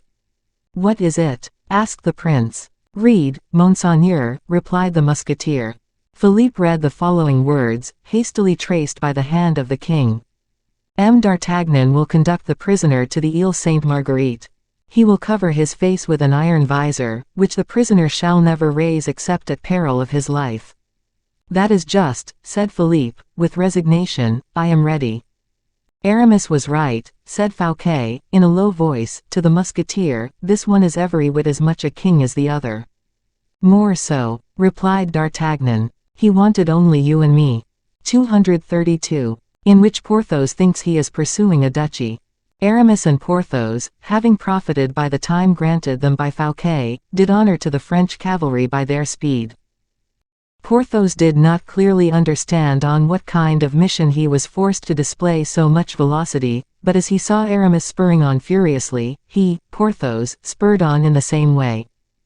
They had soon, in this manner, placed 12 leagues between them and Vaux. They were then obliged to change horses, and organize a sort of post-arrangement. It was during a relay that Porthos ventured to interrogate Aramis discreetly. "Hush," replied the latter, "know only that our fortune depends on our speed." As if Porthos had still been the musketeer, without a sou or a mail of 1626, he pushed forward. That magic word, fortune, always means something in the human ear. It means enough for those who have nothing, it means too much for those who have enough. "I shall be made a duke," said Porthos, aloud. He was speaking to himself. "That is possible," replied Aramis, smiling after his own fashion, as Porthos's horse passed him. Aramis felt, notwithstanding, as though his brain were on fire. The activity of the body had not yet succeeded in subduing that of the mind. All there is of raging passion, mental toothache or mortal threat, raged, gnawed and grumbled in the thoughts of the unhappy prelate. His countenance exhibited visible traces of this rude combat. Free on the highway to abandon himself to every impression of the moment, Aramis did not fail to swear at every start of his horse, at every inequality in the road. Pale, at times inundated with boiling sweats, then again dry and icy, he flogged his horses till the blood streamed from their sides. Porthos, whose dominant fault was not sensibility, groaned at this. Thus traveled they on for 8 long hours, and then arrived at Orléans. It was 4 o'clock in the afternoon. Aramis, on observing this, judged that nothing showed pursuit to be a possibility. It would be without example that a troop capable of taking him and Porthos should be furnished with relays sufficient to perform 40 leagues in 8 hours. Thus, admitting pursuit, which was not at all manifest, the fugitives were 5 hours in advance of their pursuers. Aramis thought that there might be no imprudence in taking a little rest, but that to continue would make the matter more certain. 20 leagues more, performed with the same rapidity, 20 more leagues devoured, and no one, not even D'Artagnan, could overtake the enemies of the king. Aramis felt obliged, therefore, to inflict upon Porthos the pain of mounting on horseback again. They rode on till 7 o'clock in the evening, and had only 1 post more between them and Blois. But here a diabolical accident alarmed Aramis greatly. There were no horses at the post. The prelate asked himself by what infernal machination his enemies had succeeded in depriving him of the means of going further, he who never recognized chance as a deity, who found a cause for every accident, preferred believing that the refusal of the postmaster, at such an hour, in such a country, was the consequence of an order emanating from above, an order given with a view of stopping short the kingmaker in the midst of his flight. But at the moment he was about to fly into a passion, so as to procure either a horse or an explanation, he was struck with the recollection that the Comte de la Fere lived in the neighborhood. "I am not traveling," said he, "I do not want horses for a whole stage. Find me 2 horses to go and pay a visit to a nobleman of my acquaintance who resides near this place." "What nobleman?" asked the postmaster. Le Comte de la Fere." "Oh," replied the postmaster, uncovering with respect, "a very worthy nobleman. But, whatever may be my desire to make myself agreeable to him, I cannot furnish you with horses, for all mine are engaged by le Duc de Beaufort." "Indeed," said Aramis, much disappointed. "Only," continued the postmaster, "if you will put up with a little carriage I have, I will harness an old blind horse who has still his legs left, and peradventure will draw you to the house of le Comte de la Fere." "It is worth a louis," said Aramis. "No, monsieur, such a ride is worth no more than a crown, that is what Grimaud, the Comte's intendant, always pays me when he makes use of that carriage, and I should not wish the Comte de la Fere to have to reproach me with having imposed on one of his friends." "As you please," said Aramis, "particularly as regards disobliging the Comte de la Fere, only I think I have a right to give you a louis for your idea." "Oh, doubtless," replied the postmaster with delight. And he himself harnessed the ancient horse to the creaking carriage. In the meantime Porthos was curious to behold. He imagined he had discovered a clue to the secret, and he felt pleased, because a visit to Athos, in the first place, promised him much satisfaction, and, in the next, gave him the hope of finding at the same time a good bed and good supper. The master, having got the carriage ready, ordered one of his men to drive the strangers to La Fere. Porthos took his seat by the side of Aramis, whispering in his ear, "I understand." "Aha," said Aramis, "and what do you understand, my friend?" "We are going, on the part of the king, to make some great proposal to Athos." "Who?" said Aramis. "You need tell me nothing about it," added the worthy Porthos, endeavoring to reseat himself so as to avoid the jolting. "You need tell me nothing, I shall guess." "Well, do, my friend, guess away." They arrived at Athos's dwelling about 9 o'clock in the evening, favored by a splendid moon. This cheerful light rejoiced Porthos beyond expression, but Aramis appeared annoyed by it in an equal degree. He could not help showing something of this to Porthos, who replied, I guess how it is. The mission is a secret one." These were his last words in the carriage. The driver interrupted him by saying, "Gentlemen, we have arrived." Porthos and his companion alighted before the gate of the little chateau, where we are about to meet again our old acquaintances Athos and Bragelonne, the latter of whom had disappeared since the discovery of the infidelity of La Valliere. If there be one saying truer than another, it is this: great griefs contain within themselves the germ of consolation. This painful wound, inflicted upon Raoul, had drawn him nearer to his father again, and God knows how sweet were the consolations which flowed from the eloquent mouth and generous heart of Athos. The wound was not cicatrized, but Athos, by dint of conversing with his son and mixing a little more of his life with that of the young man, had brought him to understand that this pang of a first infidelity is necessary to every human existence, and that no one has loved without encountering it. Raoul listened, again and again, but never understood. Nothing replaces in the deeply afflicted heart the remembrance and thought of the beloved object. Raoul then replied to the reasoning of his father. "Monsieur, all that you tell me is true. I believe that no one has suffered in the affections of the heart so much as you have, but you are a man too great by reason of intelligence, and too severely tried by adverse fortune not to allow for the weakness of the soldier who suffers for the first time. I am paying a tribute that will not be paid a second time. Permit me to plunge myself so deeply in my grief that I may forget myself in it, that I may drown even my reason in it." Raoul. Listen, monsieur. Never shall I accustom myself to the idea that Louise, the chastest and most innocent of women, has been able to so basely deceive a man so honest and so true a lover as myself. Never can I persuade myself that I see that sweet and noble mask change into a hypocritical lascivious face. Louise lost. Louise infamous. Ah, Monseigneur, that idea is much more cruel to me than Raoul abandoned, Raoul unhappy. Athos then employed the heroic remedy. He defended Louise against Raoul, and justified her perfidy by her love. A woman who would have yielded to a king because he is a king, said he, would deserve to be styled infamous, but Louise loves Louis. Young, both, they have forgotten, he his rank, she her vows. Love absolves everything, Raoul. The two young people love each other with sincerity. And when he had dealt this severe poniard thrust, Athos, with a sigh, saw Raoul bound away beneath the rankling wound, and fly to the thickest recesses of the wood, or the solitude of his chamber, whence, an hour after, he would return, pale, trembling, but subdued. Then, coming up to Athos with a smile, he would kiss his hand, like the dog who, having been beaten, caresses a respected master, to redeem his fault. Raoul redeemed nothing but his weakness, and only confessed his grief. Thus passed away the days that followed that scene in which Athos had so violently shaken the indomitable pride of the king.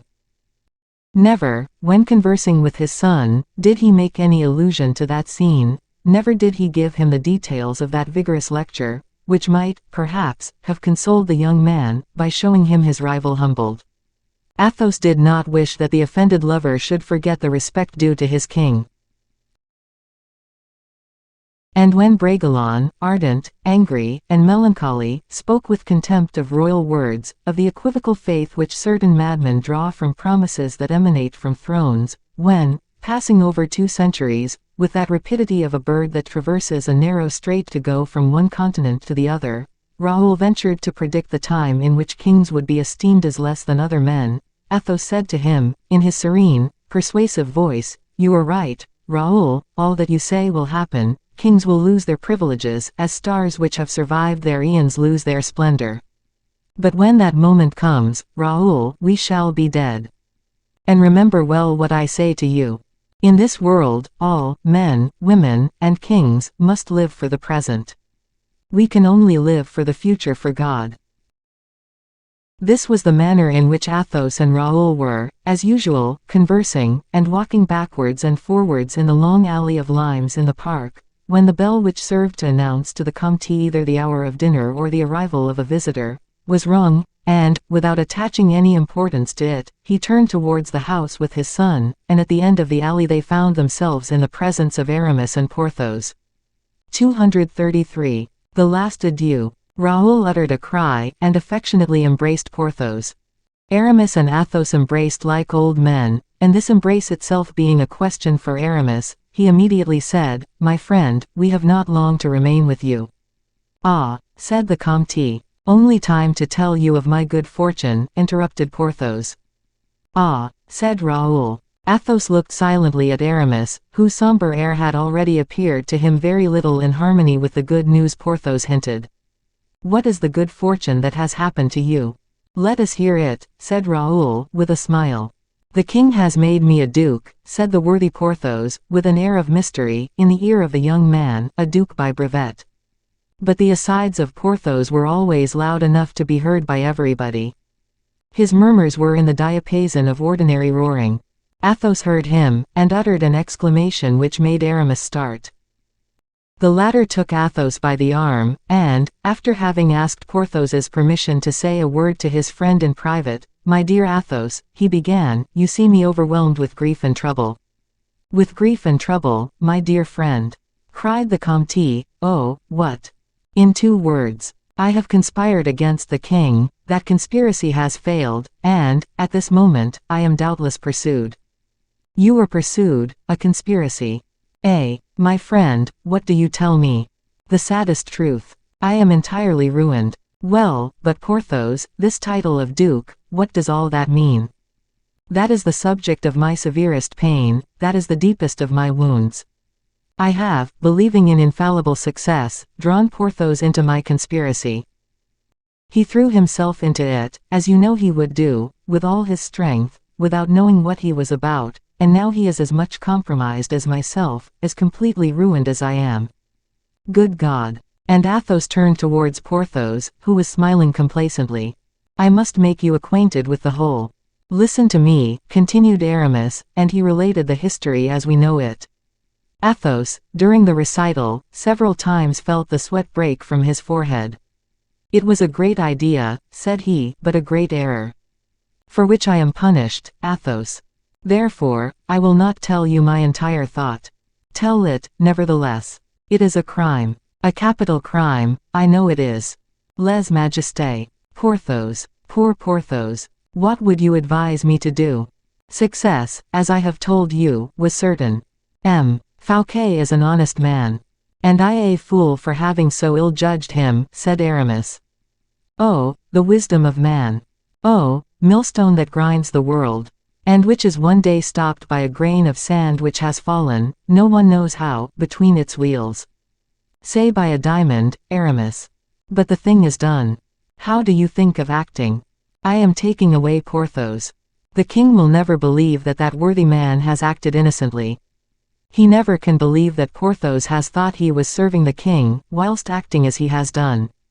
His head would pay my fault. It shall not, must not, be so. You are taking him away, whither? To Belle Isle, at first.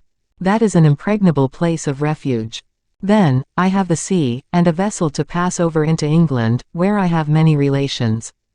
You, in England? Yes, or else in Spain, where I have still more.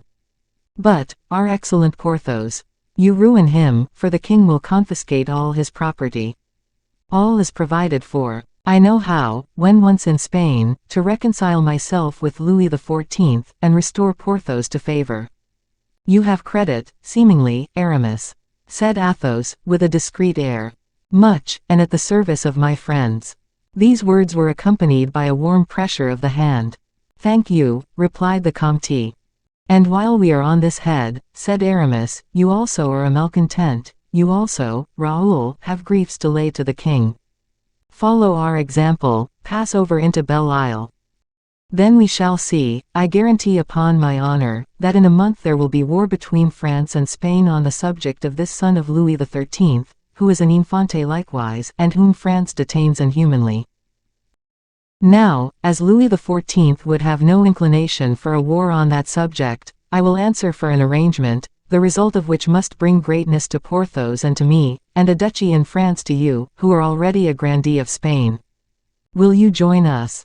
No, for my part one prefer having something to reproach the king with. It is a pride natural to my race to pretend to a superiority over royal races. Doing what you propose, I should become the obliged of the king, I should certainly be the gainer on that ground, but I should be a loser in my conscience. No, thank you. Then give me two things, Athos, your absolution. Oh, I give it you if you really wished to avenge the weak and oppressed against the oppressor. That is sufficient for me, said Aramis, with a blush which was lost in the obscurity of the night. And now, give me your two best horses to gain the second post, as I have been refused any under the pretext of the Duc de Beaufort being travelling in this country. You shall have the two best horses, Aramis, and again I recommend poor Porthos strongly to your care. Oh, I have no fear on that score. One word more, do you think I am maneuvering for him as I ought? The evil being committed, yes, for the king would not pardon him, and you have, whatever may be said, always a supporter in M. Fouquet, who will not abandon you, he being himself compromised, notwithstanding his heroic action. You were right. And that is why, instead of gaining the sea at once, which would proclaim my fear and guilt, that is why I remain upon French ground. But Belle Isle will be for me whatever ground I wish it to be, English, Spanish, or Roman, all will depend, with me, on the standard I shall think proper to unfurl. How so? It was I who fortified Belle Isle, and, so long as I defend it, nobody can take Belle Isle from me. And then, as you have said just now, M. Fouquet is there. Belle Isle will not be attacked without the signature of M. Fouquet. That is true. Nevertheless, be prudent. The king is both cunning and strong. Aramis smiled. I again recommend Porthos to you, repeated the Count, with a sort of cold persistence. Whatever becomes of me, Count, replied Aramis, in the same tone, our brother Porthos will fare as I do, or better. Athos bowed whilst pressing the hand of Aramis, and turned to embrace Porthos with emotion. I was born lucky, was I not? Murmured the latter, transported with happiness, as he folded his cloak round him. Come, my dear friend, said Aramis. Raoul had gone out to give orders for the saddling of the horses. The group was already divided. Athos saw his two friends on the point of departure, and something like a mist passed before his eyes and weighed upon his heart. It is strange, thought he, whence comes the inclination I feel to embrace Porthos once more. At that moment Porthos turned round, and he came towards his old friend with open arms. This last endearment was tender as in youth, as in times when hearts were warm, life happy. And then Porthos mounted his horse. Aramis came back once more to throw his arms round the neck of Athos. The latter watched them along the high road, elongated by the shade, in their white cloaks. Like phantoms they seemed to enlarge on their departure from the earth, and it was not in the mist, but in the declivity of the ground that they disappeared. At the end of the perspective, both seemed to have given a spring with their feet, which made them vanish as if evaporated into cloud-land. Then Athos, with a very heavy heart, returned towards the house, saying to Bragelonne, Raoul, I don't know what it is that has just told me that I have seen those two for the last time. It does not astonish me, monsieur, that you should have such a thought, replied the young man, for I have at this moment the same, and think also that I shall never see Messieurs du Vallon and d'Herblay again. Oh! You, replied the Count, you speak like a man rendered sad by a different cause, you see everything in black, you are young, and if you chance never to see those old friends again, it will because they no longer exist in the world in which you have yet many years to pass. But I. Raoul shook his head sadly, and leaned upon the shoulder of the Count, without either of them finding another word in their hearts, which were ready to overflow. All at once a noise of horses and voices, from the extremity of the road to Blois, attracted their attention that way. Flambeau bearers shook their torches merrily among the trees of their route, and turned round, from time to time, to avoid distancing the horsemen who followed them. These flames, this noise, this dust of a dozen richly caparisoned horses, formed a strange contrast in the middle of the night with the melancholy and almost funereal disappearance of the two shadows of Aramis and Porthos. Athos went towards the house, but he had hardly reached the parterre, when the entrance gate appeared in a blaze, all the flambeaux stopped and appeared to inflame the road. A cry was heard of Le Duc de Beaufort, and Athos sprang towards the door of his house. But the Duke had already alighted from his horse, and was looking around him. I am here, Monseigneur, said Athos. Ah! Good evening, dear Count, said the prince, with that frank cordiality which won him so many hearts. Is it too late for a friend? Ah, my dear prince, come in, said the Count. And, M. de Beaufort leaning on the arm of Athos, they entered the house, followed by Raoul, who walked respectfully and modestly among the officers of the prince, with several of whom he was acquainted. 234. Monsieur de Beaufort. The prince turned round at the moment when Raoul, in order to leave him alone with Athos, was shutting the door, and preparing to go with the other officers into an adjoining apartment. Is that the young man I have heard le Prince speak so highly of? Asked M. de Beaufort. It is, Monseigneur. He is quite the soldier, let him stay, Count, we cannot spare him. Remain, Raoul, since Monseigneur permits it, said Athos. Ma foi, he is tall and handsome, continued the Duke. Will you give him to me, Monseigneur, if I ask him of you? How am I to understand you, Monseigneur? Said Athos. Why, I call upon you to bid you farewell. Farewell. Yes, in good truth. Have you no idea of what I am about to become?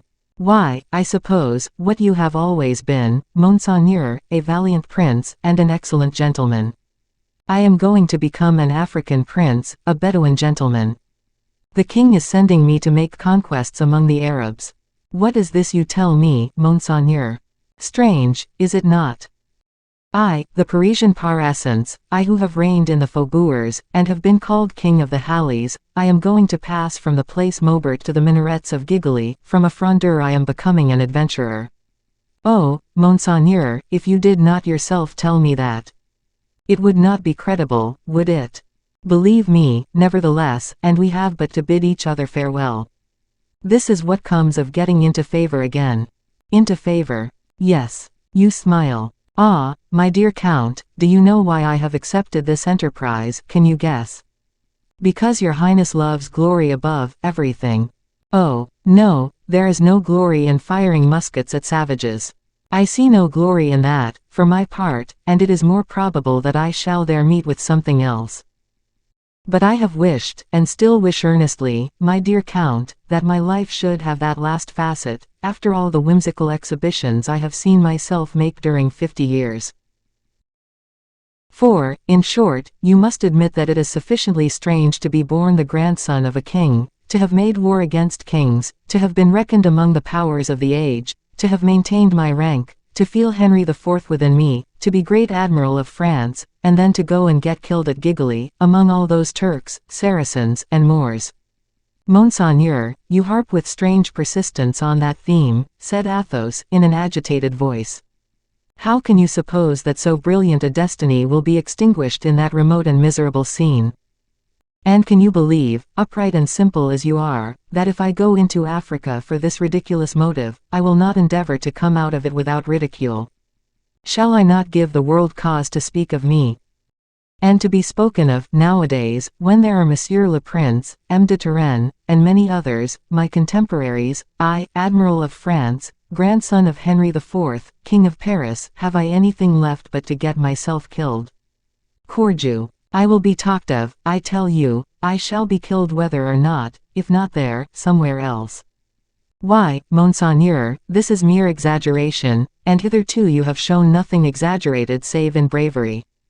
Peste. My dear friend, there is bravery in facing scurvy, dysentery, locusts, poisoned arrows, as my ancestor Street Louis did. Do you know those fellows still use poisoned arrows? And then, you know me of old, I fancy, and you know that when I once make up my mind to a thing, I perform it in grim earnest. Yes, you made up your mind to escape from Vincennes. Aye, but you aided me in that, my master, and, apropos, I turn this way and that, without seeing my old friend, M. Vaugirard. How is he? M. Vaugirard is still your Highness's most respectful servant, said Athos, smiling. I have 100 pistoles here for him, which I bring as a legacy. My will is made, Count. Ah, Monseigneur. Monseigneur.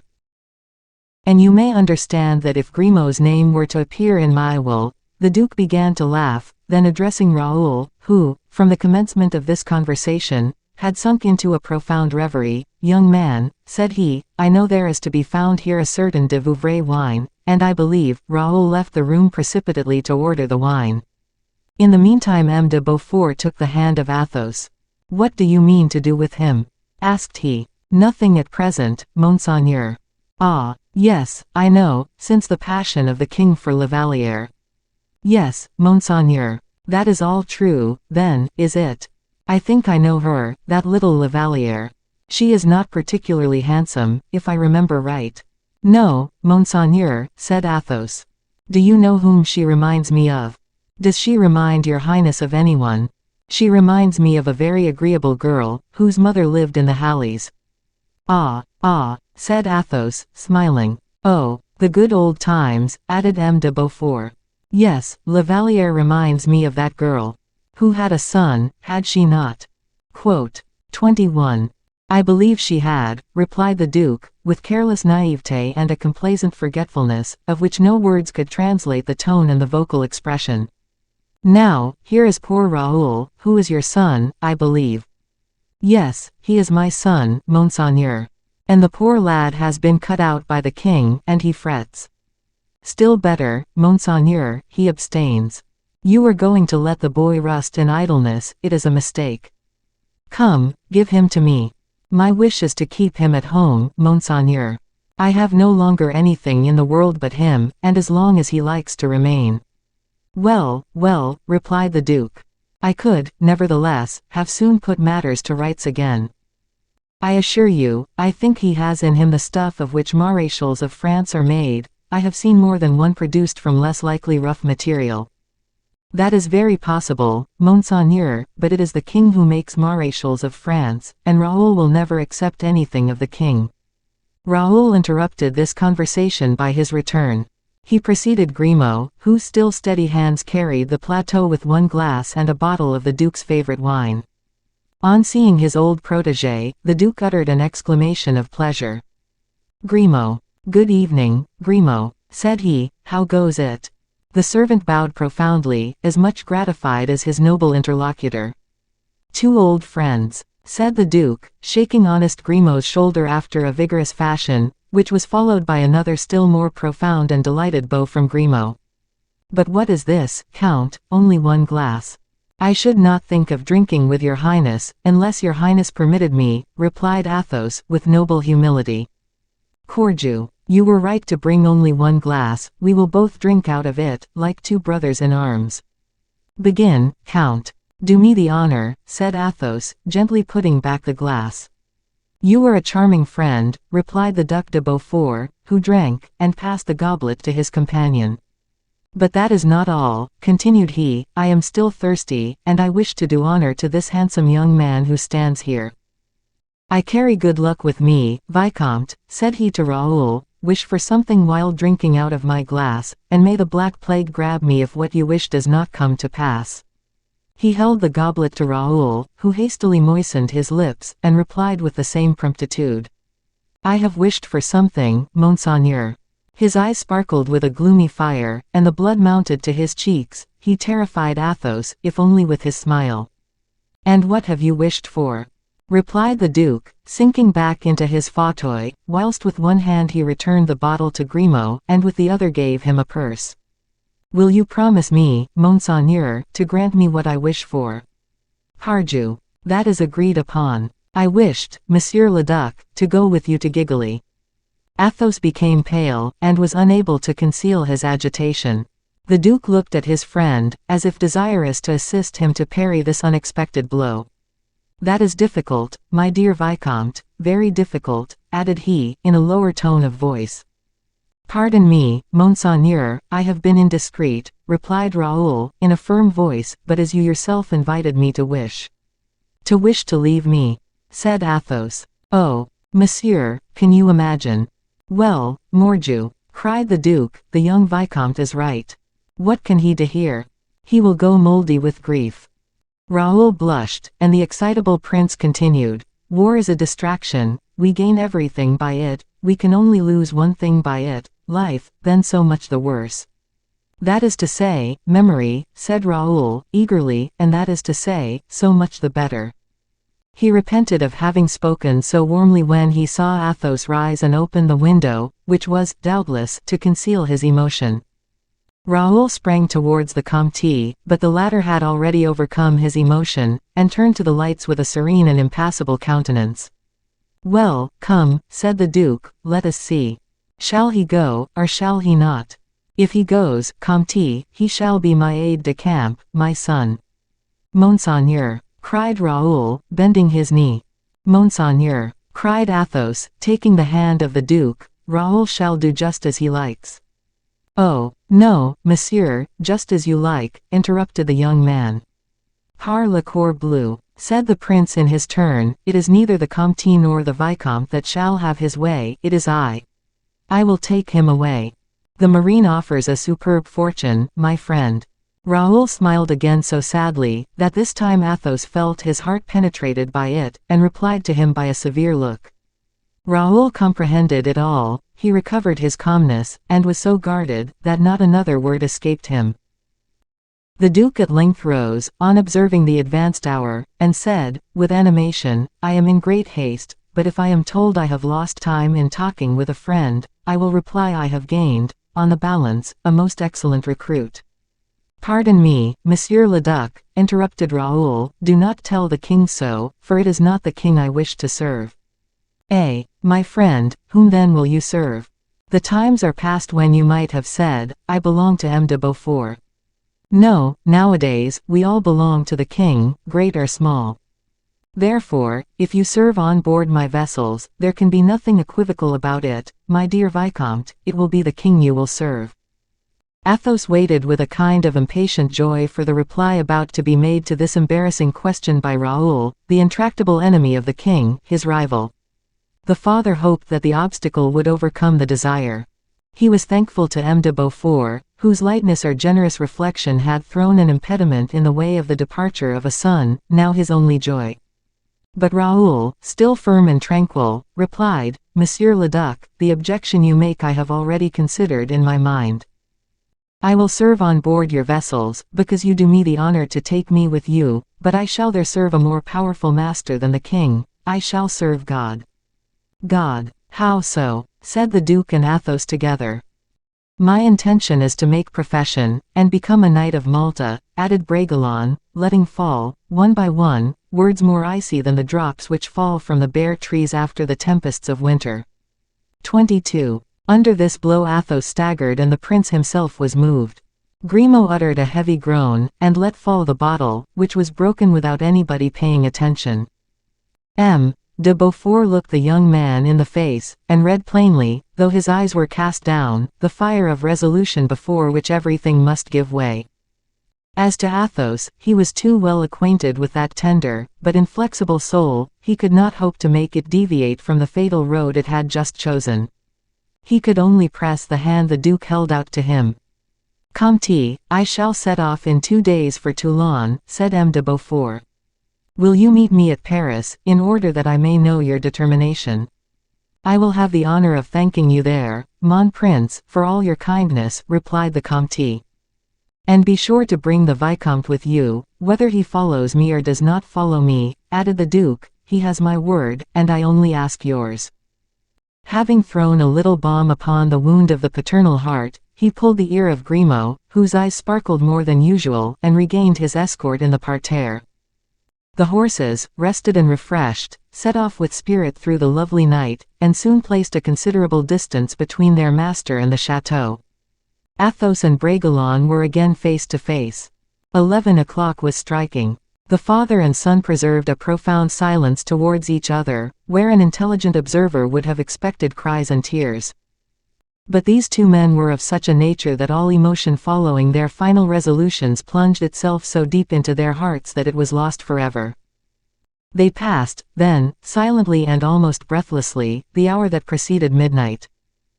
The clock, by striking, alone pointed out to them how many minutes had lasted the painful journey made by their souls in the immensity of their remembrances of the past and fear of the future. Athos rose first, saying, "It is late, then. Ellipsis. Till tomorrow." Raoul rose, and in his turn embraced his father. The latter held him clasped to his breast, and said, in a tremulous voice, "In 2 days, you will have left me, my son, left me forever, Raoul." "Monsieur," replied the young man, "I had formed a determination, that of piercing my heart with my sword, but you would have thought that cowardly. I have renounced that determination, and therefore we must part. You leave me desolate by going, Raoul. Listen to me again, monsieur, I implore you. If I do not go, I shall die here of grief and love. I know how long a time I have to live thus. Send me away quickly, monsieur, or you will see me basely die before your eyes, in your house. This is stronger than my will, stronger than my strength. You may plainly see that within 1 month I have lived 30 years, and that I approach the end of my life." "Then," said Athos, coldly, "you go with the intention of getting killed in Africa.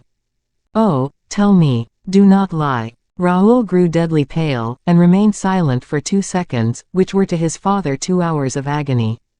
Then, all at once, "Monsieur," said he, "I have promised to devote myself to God. In exchange for the sacrifice I make of my youth and liberty, I will only ask of him one thing, and that is, to preserve me for you, because you are the only tie which attaches me to this world. God alone can give me the strength not to forget that I owe you everything, and that nothing ought to stand in my esteem before you." Athos embraced his son tenderly, and said, "You have just replied to me on the word of honor of an honest man. In 2 days we shall be with M. de Beaufort at Paris, and you will then do what will be proper for you to do. You are free, Raoul, adieu." And he slowly gained his bedroom. Raoul went down into the garden, and passed the night in the alley of limes. 235. Preparations for departure. Athos lost no more time in combating this immutable resolution. He gave all his attention to preparing, during the 2 days the Duke had granted him, the proper appointments for Raoul. This labor chiefly concerned Grimaud, who immediately applied himself to it with the goodwill and intelligence we know he possessed. Athos gave this worthy servant orders to take the route to Paris when the equipments should be ready, and, not to expose himself to the danger of keeping the Duke waiting, or delaying Raoul, so that the Duke should perceive his absence, he himself, the day after the visit of M. de Beaufort, set off for Paris with his son. For the poor young man it was an emotion easily to be understood, thus to return to Paris amongst all the people who had known and loved him. Every face recalled a pang to him who had suffered so much, to him who had loved so much, some circumstance of his unhappy love. Raoul, on approaching Paris, felt as if he were dying. Once in Paris, he really existed no longer. When he reached Guiche's residence, he was informed that Guiche was with Monsieur. Raoul took the road to the Luxembourg, and when arrived, without suspecting that he was going to the place where La Valliere had lived, he heard so much music and respired so many perfumes, he heard so much joyous laughter, and saw so many dancing shadows, that if it had not been for a charitable woman, who perceived him so dejected and pale beneath the doorway, he would have remained there a few minutes and then would have gone away never to return. But, as we have said, in the first antechamber he had stopped, solely for the sake of not mixing himself with all those happy beings he felt were moving around him in the adjacent salons. And as one of Monsieur's servants, recognizing him, had asked him if he wished to see Monsieur or Madame, Raoul had scarcely answered him, but had sunk down upon a bench near the velvet doorway, looking at a clock, which had stopped for nearly an hour. The servant had passed on, and another, better acquainted with him, had come up, and interrogated Raoul whether he should inform M. de Guiche of his being there. This name did not even arouse the recollections of Raoul. The persistent servant went on to relate that de Guiche had just invented a new game of lottery, and was teaching it to the ladies. Raoul, opening his large eyes, like the absent man in Theophrastus, made no answer, but his sadness increased 2 shades. With his head hanging down, his limbs relaxed, his mouth half open for the escape of his sighs, Raoul remained, thus forgotten, in the antechamber, when all at once a lady's robe passed, rubbing against the doors of a side salon, which opened on the gallery. A lady, young, pretty, and gay, scolding an officer of the household, entered by that way, and expressed herself with much vivacity. The officer replied in calm but firm sentences, it was rather a little love pet than a quarrel of courtiers, and was terminated by a kiss on the fingers of the lady. Suddenly, on perceiving Raoul, the lady became silent, and pushing away the officer. "Make your escape, Malicorne," said she, "I did not think there was anyone here. I shall curse you, if they have either heard or seen us." Malicorne hastened away. The young lady advanced behind Raoul, and stretching her joyous face over him as he lay. "Monsieur is a gallant man," said she, "and no doubt—" She here interrupted herself by uttering a cry. "Raoul," said she, blushing. "Mademoiselle de Montalais," said Raoul, paler than death. He rose unsteadily, and tried to make his way across the slippery mosaic of the floor, but she had comprehended that savage and cruel grief, she felt that in the flight of Raoul there was an accusation of herself. A woman, ever vigilant, she did not think she ought to let the opportunity slip of making good her justification, but Raoul, though stopped by her in the middle of the gallery, did not seem disposed to surrender without a combat. He took it up in a tone so cold and embarrassed, that if they had been thus surprised, the whole court would have had no doubt about the proceedings of Mademoiselle de Montalais. "Ah, monsieur," said she with disdain, "what you are doing is very unworthy of a gentleman. My heart inclines me to speak to you, you compromise me by a reception almost uncivil, you are wrong, monsieur, and you confound your friends with enemies. Farewell." Raoul had sworn never to speak of Louise, never even to look at those who might have seen Louise. He was going into another world, that he might never meet with anything Louise had seen, or even touched. But after the first shock of his pride, after having had a glimpse of Montalais, the companion of Louise, Montalais, who reminded him of the turret of Blois and the joys of youth, all his reason faded away. "Pardon me, mademoiselle, it enters not, it cannot enter into my thoughts to be uncivil." "Do you wish to speak to me?" said she, with the smile of former days. "Well, come somewhere else, for we may be surprised." "Oh," said he. She looked at the clock, doubtingly, then, having reflected. "In my apartment," said she, "we shall have an hour to ourselves." And taking her course, lighter than a fairy, she ran up to her chamber, followed by Raoul. Shutting the door, and placing in the hands of her camarist the mantle she had held upon her arm. "You were seeking M. de Guiche, were you not?" said she to Raoul. "Yes, mademoiselle. I will go and ask him to come up here, presently, after I have spoken to you." "Do so, mademoiselle. Are you angry with me?" Raoul looked at her for a moment, then, casting down his eyes, "Yes," said he. "You think I was concerned in the plot which brought about the rupture, do you not?" "Rupture," said he, with bitterness. "Oh, mademoiselle, there can be no rupture where there has been no love." "You were in error," replied Montalais. "Louise did love you." Raoul started. "Not with love, I know, but she liked you, and you ought to have married her before you set out for London." Raoul broke into a sinister laugh, which made Montalais shudder. "You tell me that very much at your ease, mademoiselle. Do people marry whom they like? You forget that the king then kept for himself as his mistress her of whom we are speaking." "Listen," said the young woman, pressing the cold hands of Raoul in her own, "you were wrong in every way. A man of your age ought never to leave a woman of hers alone." "There is no longer any faith in the world, then," said Raoul. "No, Vicomte," said Montalais, quietly. "Nevertheless, let me tell you that, if, instead of loving Louise coldly and philosophically, you had endeavored to awaken her to love—" "Enough, I pray you, mademoiselle," said Raoul. "I feel as though you are all, of both sexes, of a different age from me.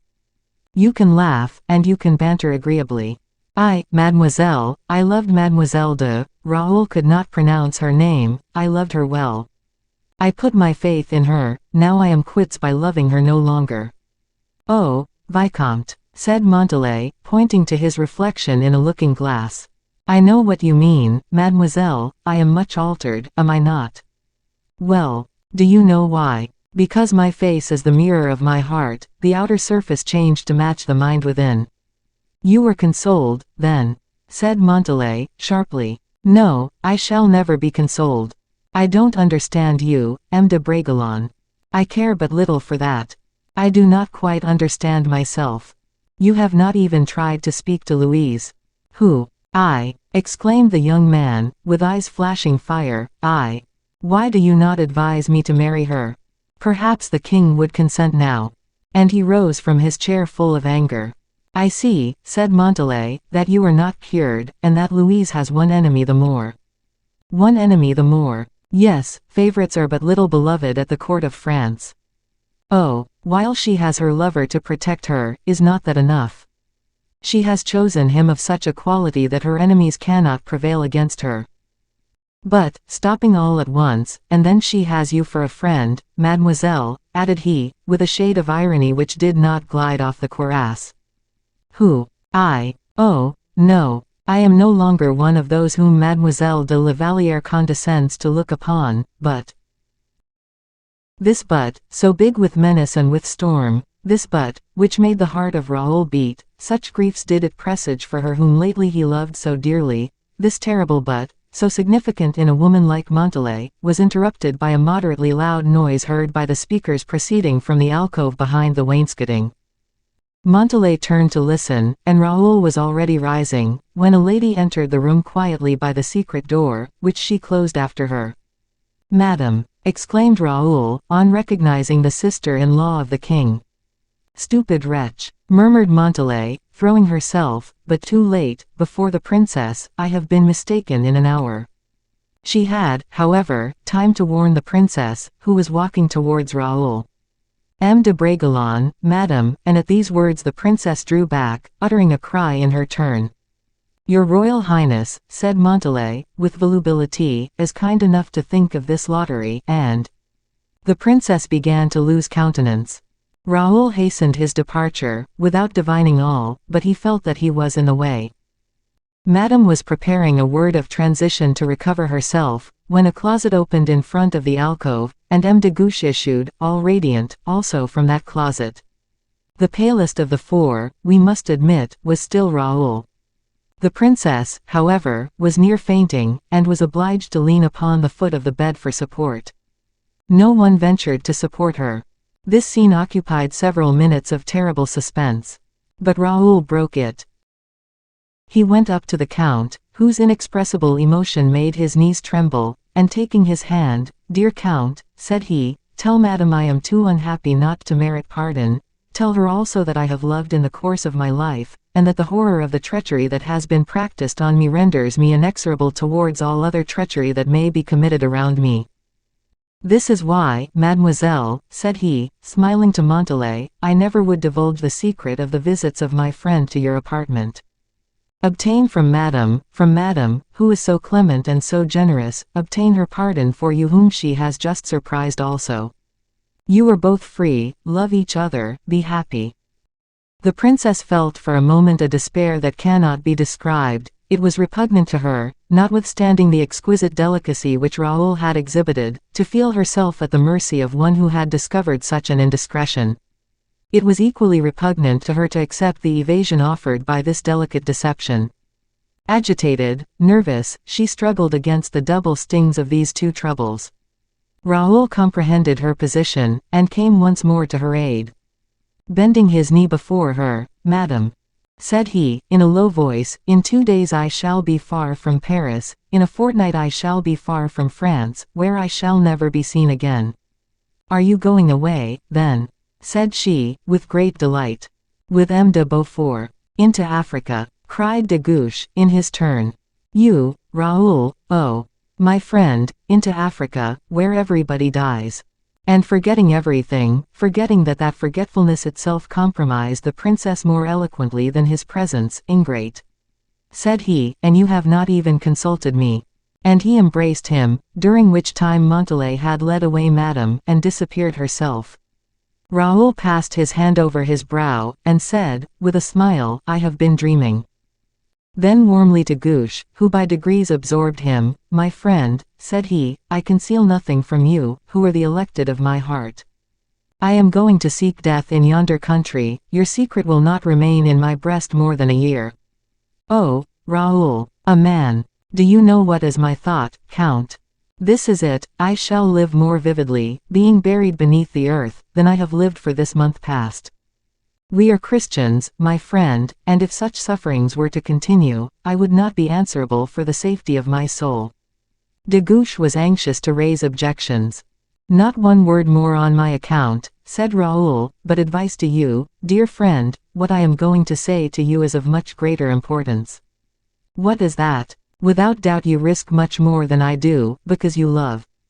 "Oh, it is a joy so sweet to me to be able to speak to you thus."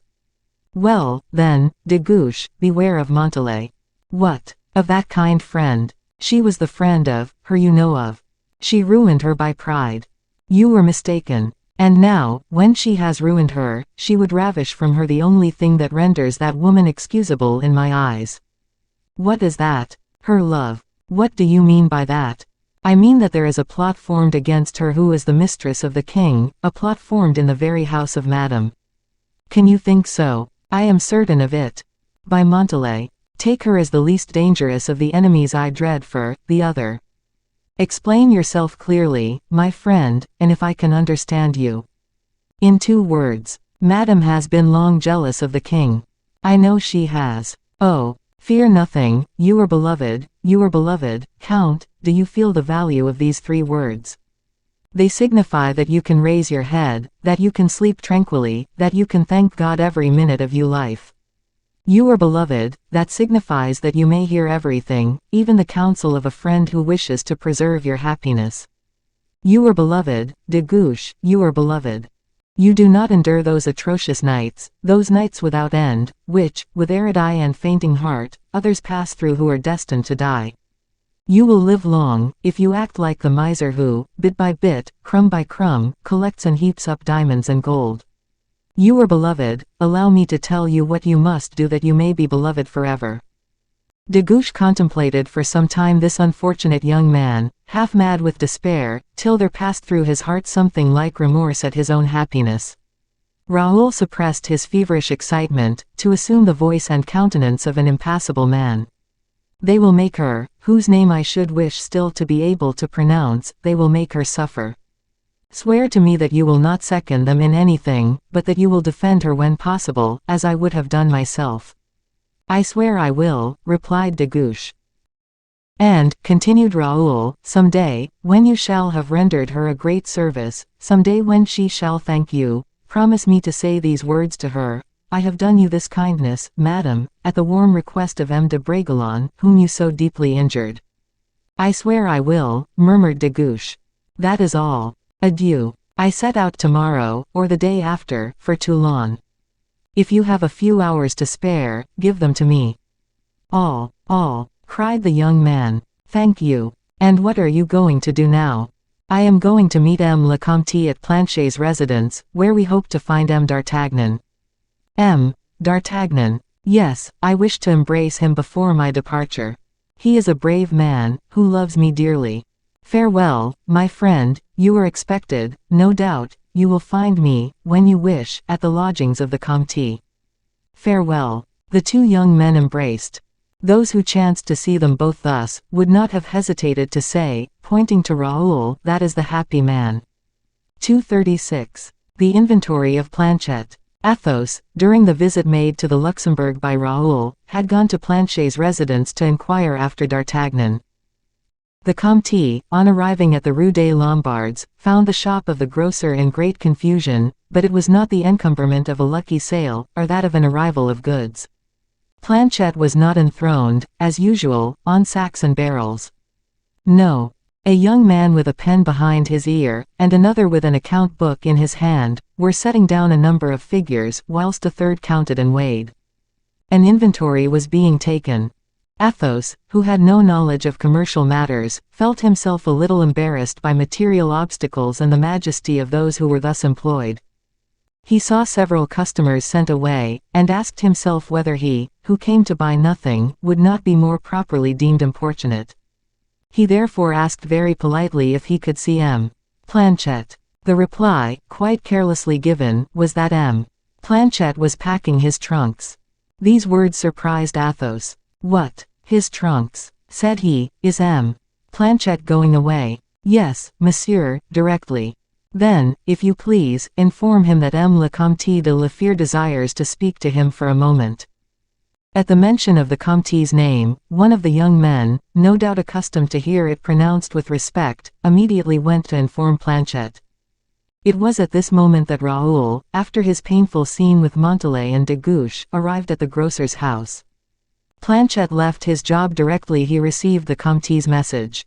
Ah, Monsieur le Comte, exclaimed he, how glad I am to see you.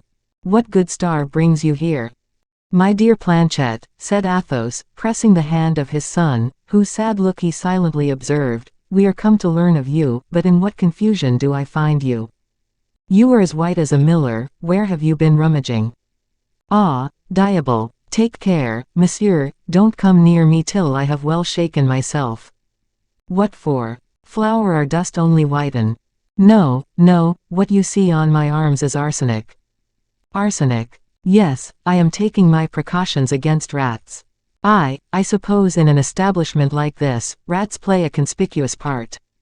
It is not with this establishment I concern myself, Monsieur le Comte.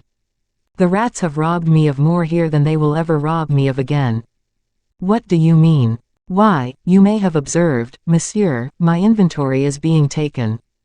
Are you leaving trade, then? Mon Dieu, yes. I have disposed of my business to one of my young men. Bah, you are rich, then, I suppose. Monsieur, I have taken a dislike to the city, I don't know whether it is because I am growing old, and as M. d'Artagnan one day said, when we grow old we more often think of the adventures of our youth, but for some time past I have felt myself attracted towards the country and gardening. I was a countryman formerly. And Planchet marked this confession with a rather pretentious laugh for a man making profession of humility. Athos made a gesture of approval, and then added, "You are going to buy an estate, then?" "I have bought one, monsieur." "Ah, that is still better. A little house at Fontainebleau, with something like 20 acres of land round it." "Very well, Planchet. Accept my compliments on your acquisition. But, monsieur, we are not comfortable here, the cursed dust makes you cough." "Corbeloux. I do not wish to poison the most worthy gentleman in the kingdom." Athos did not smile at this little pleasantry which Planchet had aimed at him, in order to try his strength in mundane facetiousness. "Yes," said Athos, "let us have a little talk by ourselves, in your own room, for example." "You have a room, have you not?" "Certainly, Monsieur le Comte." "Upstairs, perhaps." And Athos, seeing Planchet a little embarrassed, wished to relieve him by going first. "It is, but," said Planchet, hesitating. Athos was mistaken in the cause of this hesitation, and, attributing it to a fear the grocer might have of offering humble hospitality, never mind, said he, still going up, "the dwelling of a tradesman in this quarter is not expected to be a palace. Come on." Raoul nimbly preceded him, and entered first. Two cries were heard simultaneously, we may say three. One of these cries dominated the others, it emanated from a woman. Another proceeded from the mouth of Raoul, it was an exclamation of surprise. He had no sooner uttered it than he shut the door sharply. The third was from fright, it came from Planchet. "I ask your pardon," added he, "Madame is dressing." Raoul had, no doubt, seen that what Planchet said was true, for he turned round to go downstairs again. "Madame," said Athos. "Oh, pardon me, Planchet, I did not know that you had upstairs." "It is Truchen," added Planchet, blushing a little. "It is whoever you please, my good Planchet, but pardon my rudeness."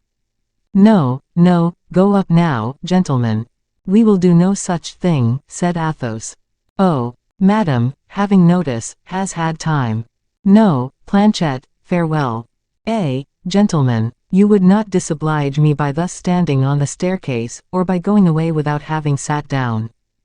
"If we had known you had a lady upstairs," replied Athos, with his customary coolness, "we would have asked permission to pay our respects to her."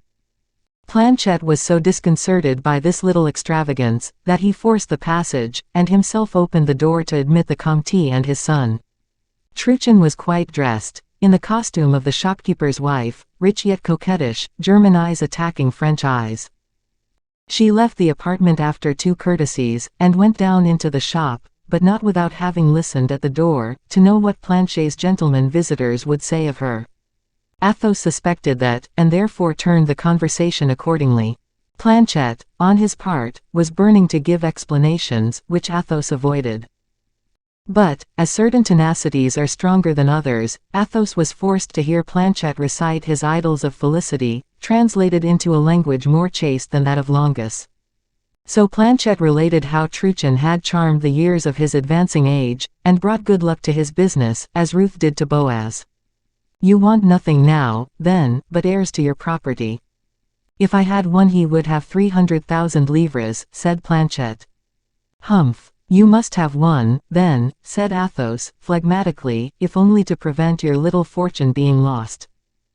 This word little fortune placed Planchet in his rank, like the voice of the sergeant when Planchet was but a piqueur in the regiment of Piedmont, in which Rochefort had placed him. Athos perceived that the grocer would marry Truchen, and, in spite of fate, establish a family. This appeared the more evident to him when he learned that the young man to whom Planchet was selling the business was her cousin. Having heard all that was necessary of the happy prospects of the retiring grocer, "What is M. d'Artagnan about?" said he. "He is not at the Louvre." "Ah, Monsieur le Comte, Monsieur d'Artagnan has disappeared." "Disappeared," said Athos, in surprise. "Oh, monsieur, we know what that means. But I do not know. Whenever M. d'Artagnan disappears it is always for some mission or some great affair." "Has he said anything to you about it?" "Never." "You were acquainted with his departure for England formerly, were you not?" "On account of the speculation," said Planchet, heedlessly. "The speculation. I mean," interrupted Planchet, quite confused. "Well, well, neither your affairs nor those of your master are in question. The interest we take in him alone has induced me to apply to you. Since the captain of the Musketeers is not here, and as we cannot learn from you where we are likely to find M. d'Artagnan, we will take our leave of you. Au revoir, Planchet, au revoir. Let us be gone, Raoul. Monsieur le Comte, I wish I were able to tell you."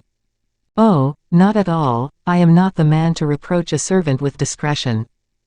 This word, servant, struck rudely on the ears of the demi-millionaire Planchet, but natural respect and bonhomie prevailed over pride. "There is nothing indiscreet in telling you, Monsieur le Comte, M. d'Artagnan came here the other day." "Aha! And remained several hours consulting a geographical chart. You were right, then, my friend, say no more about it." "And the chart is there as a proof," added Planchet, who went to fetch from the neighboring wall, where it was suspended by a twist, forming a triangle with the bar of the window to which it was fastened, the plan consulted by the captain on his last visit to Planchet. This plan, which he brought to the Comte, was a map of France, upon which the practiced eye of that gentleman discovered an itinerary, marked out with small pins. Wherever a pin was missing, a hole denoted its having been there. Athos, by following with his eye the pins and holes, saw that d'Artagnan had taken the direction of the south, and gone as far as the Mediterranean, towards Toulon. It was near Cannes that the marks and the punctured places ceased. The Comte de la Fère puzzled his brains for some time, to divine what the Musketeer could be going to do at Cannes, and what motive could have led him to examine the banks of the Var. The reflections of Athos suggested nothing. His accustomed perspicacity was at fault. Raoul's researches were not more successful than his father's. "Never mind," said the young man to the Comte, who silently, and with his finger, had made him understand the route of d'Artagnan. "We must confess that there is a providence always occupied in connecting our destiny with that of M. d'Artagnan. There he is on the coast of Cannes, and you, monsieur, will, at least, conduct me as far as Toulon. Be assured that we shall meet with him more easily upon our route than on this map." Then, taking leave of Planchet, who was scolding his shopman, even the cousin of Truchen, his successor, the gentleman set out to pay a visit to M. de Beaufort. On leaving the grocer's shop, they saw a coach, the future depository of the charms of Mademoiselle Truchen and Planchet's bags of crowns. "Everyone journeys towards happiness by the route he chooses," said Raoul, in a melancholy tone. "Road to Fontainebleau," cried Planchet to his coachman. 237. The inventory of M. de Beaufort. To have talked of d'Artagnan with Planchet, to have seen Planchet quit Paris to bury himself in his country retreat, had been for Athos and his son like a last farewell to the noise of the capital, to their life of former days. What, in fact, did these men leave behind them, one of whom had exhausted the past age in glory, and the other, the present age in misfortune? Evidently neither of them had anything to ask of his contemporaries. They had only to pay a visit to M. de Beaufort, and arrange with him the particulars of departure. The Duke was lodged magnificently in Paris. He had one of those superb establishments pertaining to great fortunes, the like of which certain old men remembered to have seen in all their glory in the times of wasteful liberality of Henry III's reign. Then, really, several great nobles were richer than the king. They knew it, used it, and never deprived themselves of the pleasure of humiliating His Royal Majesty when they had an opportunity. It was this egotistical aristocracy Richelieu had constrained to contribute, with its blood, its purse, and its duties, to what was from his time styled the King's service. From Louis XI, that terrible mower down of the great, to Richelieu, how many families had raised their heads? How many, from Richelieu to Louis XIV, had bowed their heads, never to raise them again? But M. de Beaufort was born a prince, and of a blood which is not shed upon scaffolds, unless by the decree of peoples, a prince who had kept up a grand style of living. How did he maintain his horses, his people, and his table? Nobody knew, himself less than others. Only there were then privileges for the sons of kings, to whom nobody refused to become a creditor, whether from respect or the persuasion that they would some day be paid. Athos and Raoul found the mansion of the Duke in as much confusion as that of Planchet. The Duke, likewise, was making his inventory, that is to say, he was distributing to his friends everything of value he had in his house. Owing nearly 2 millions, an enormous amount in those days, M. de Beaufort had calculated that he could not set out for Africa without a good round sum, and, in order to find that sum, he was distributing to his old creditors plate, arms, jewels, and furniture, which was more magnificent in selling it, and brought him back double. In fact, how could a man to whom 10,000 livres were owing, refuse to carry away a present worth 6,000, enhanced in estimation from having belonged to a descendant of Henry IV? And how, after having carried away that present, could he refuse 10,000 livres more to this generous noble? This, then, was what had happened. The Duke had no longer a dwelling house, that had become useless to an admiral whose place of residence is his ship. He had no longer need of superfluous arms, when he was placed amidst his cannons, no more jewels, which the sea might rob him of, but he had 300,000 or 400,000 crowns fresh in his coffers. And throughout the house there was a joyous movement of people who believed they were plundering Monseigneur. The prince had, in a supreme degree, the art of making happy the creditors most to be pitied. Every distressed man, every empty purse, found in him patience and sympathy for his position. To some he said, "I wish I had what you have, I would give it you." And to others, "I have but this silver ewer, it is worth at least 500 livres, take it." The effect of which was, so truly is courtesy a current payment, that the prince constantly found means to renew his creditors. This time he used no ceremony, it might be called a general pillage. He gave up everything. The Oriental fable of the poor Arab who carried away from the pillage of a palace a kettle at the bottom of which was concealed a bag of gold, and whom everybody allowed to pass without jealousy, this fable had become a truth in the prince's mansion. Many contractors paid themselves upon the offices of the Duke. Thus, the provision department, who plundered the clothes presses and the harness rooms, attached very little value to things which tailors and saddlers set great store by. Anxious to carry home to their wives preserves given them by Monseigneur, many were seen bounding joyously along, under the weight of earthen jars and bottles, gloriously stamped with the arms of the prince. M. de Beaufort finished by giving away his horses and the hay from his lofts. He made more than 30 happy with kitchen utensils, and 30 more with the contents of his cellar. Still further, all these people went away with the conviction that M. de Beaufort only acted in this manner to prepare for a new fortune concealed beneath the Arabs' tents. They repeated to each other, while pillaging his hotel, that he was sent to Gigli by the king to reconstruct his lost fortunes, that the treasures of Africa would be equally divided between the admiral and the king of France, that these treasures consisted in mines of diamonds, or other fabulous stones. The gold and silver mines of Mount Atlas did not even obtain the honor of being named. In addition to the mines to be worked, which could not be begun till after the campaign, there would be the booty made by the army. M. de Beaufort would lay his hands on all the riches pirates had robbed Christendom of since the Battle of Lepanto. The number of millions from these sources defied calculation. Why, then, should he, who was going in quest of such treasure, set any store by the poor utensils of his past life? And reciprocally, why should they spare the property of him who spared it so little himself? Such was the position of affairs. Athos, with his piercing practiced glance, saw what was going on at once. He found the Admiral of France a little exalted, for he was rising from a table of 50 covers, at which the guests had drunk long and deeply to the prosperity of the expedition, at the conclusion of which repast, the remains, with the dessert, had been given to the servants, and the empty dishes and plates to the curious. The prince was intoxicated with his ruin and his popularity at one and the same time. He had drunk his old wine to the health of his wine of the future. When he saw Athos and Raoul, "There is my aide-de-camp being brought to me," he cried. "Come hither, Comte, come hither, Vicomte." Athos tried to find a passage through the heaps of linen and plate. "Ah, step over," said the Duke, offering a full glass to Athos. The latter drank it. Raoul scarcely moistened his lips. "Here is your commission," said the prince to Raoul. "I had prepared it, reckoning upon you. You will go before me as far as Antibes." "Yes, Monseigneur. Here is the order." And de Beaufort gave Raoul the order. Do you know anything of the sea?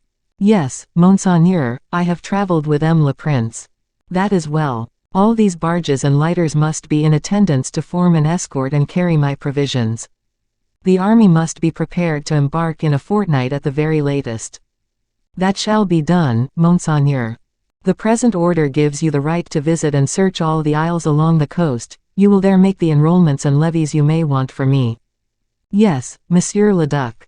And you are an active man, and will work freely. You will spend much money. I hope not, Monseigneur. But I am sure you will.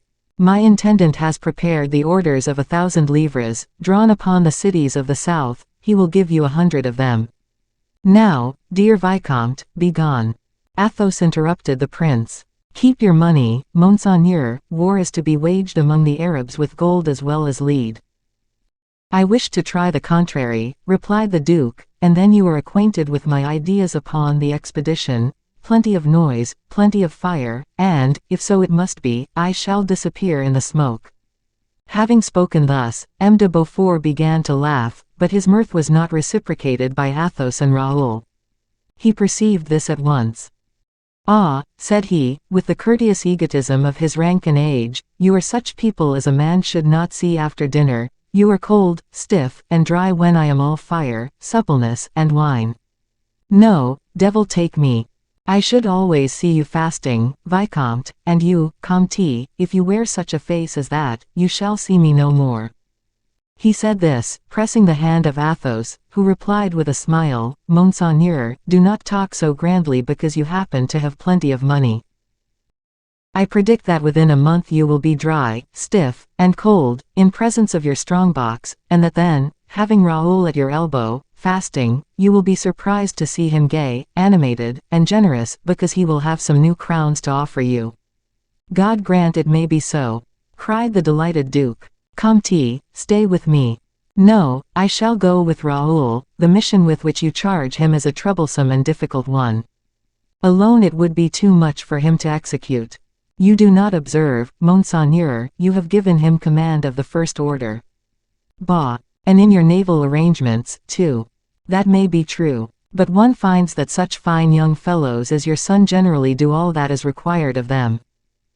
Monseigneur, I believe you will find nowhere so much zeal and intelligence, so much real bravery, as in Raoul, but if he failed to arrange your embarkation, you would only meet the fate that you deserve.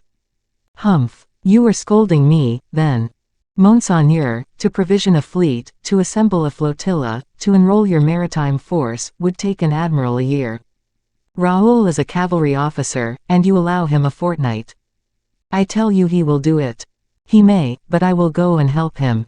To be sure you will. I reckoned upon you, and still further believe that when we are once at Toulon you will not let him depart alone.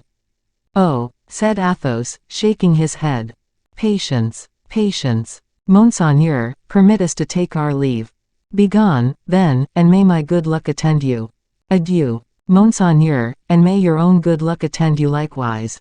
Here is an expedition admirably commenced, said Athos to his son. No provisions, no store flotilla. What can be done, thus? Humph, murmured Raoul, if all are going to do as I am, provisions will not be wanted. Monsieur, replied Athos, sternly, do not be unjust and senseless in your egotism, or your grief, whichever you please to call it.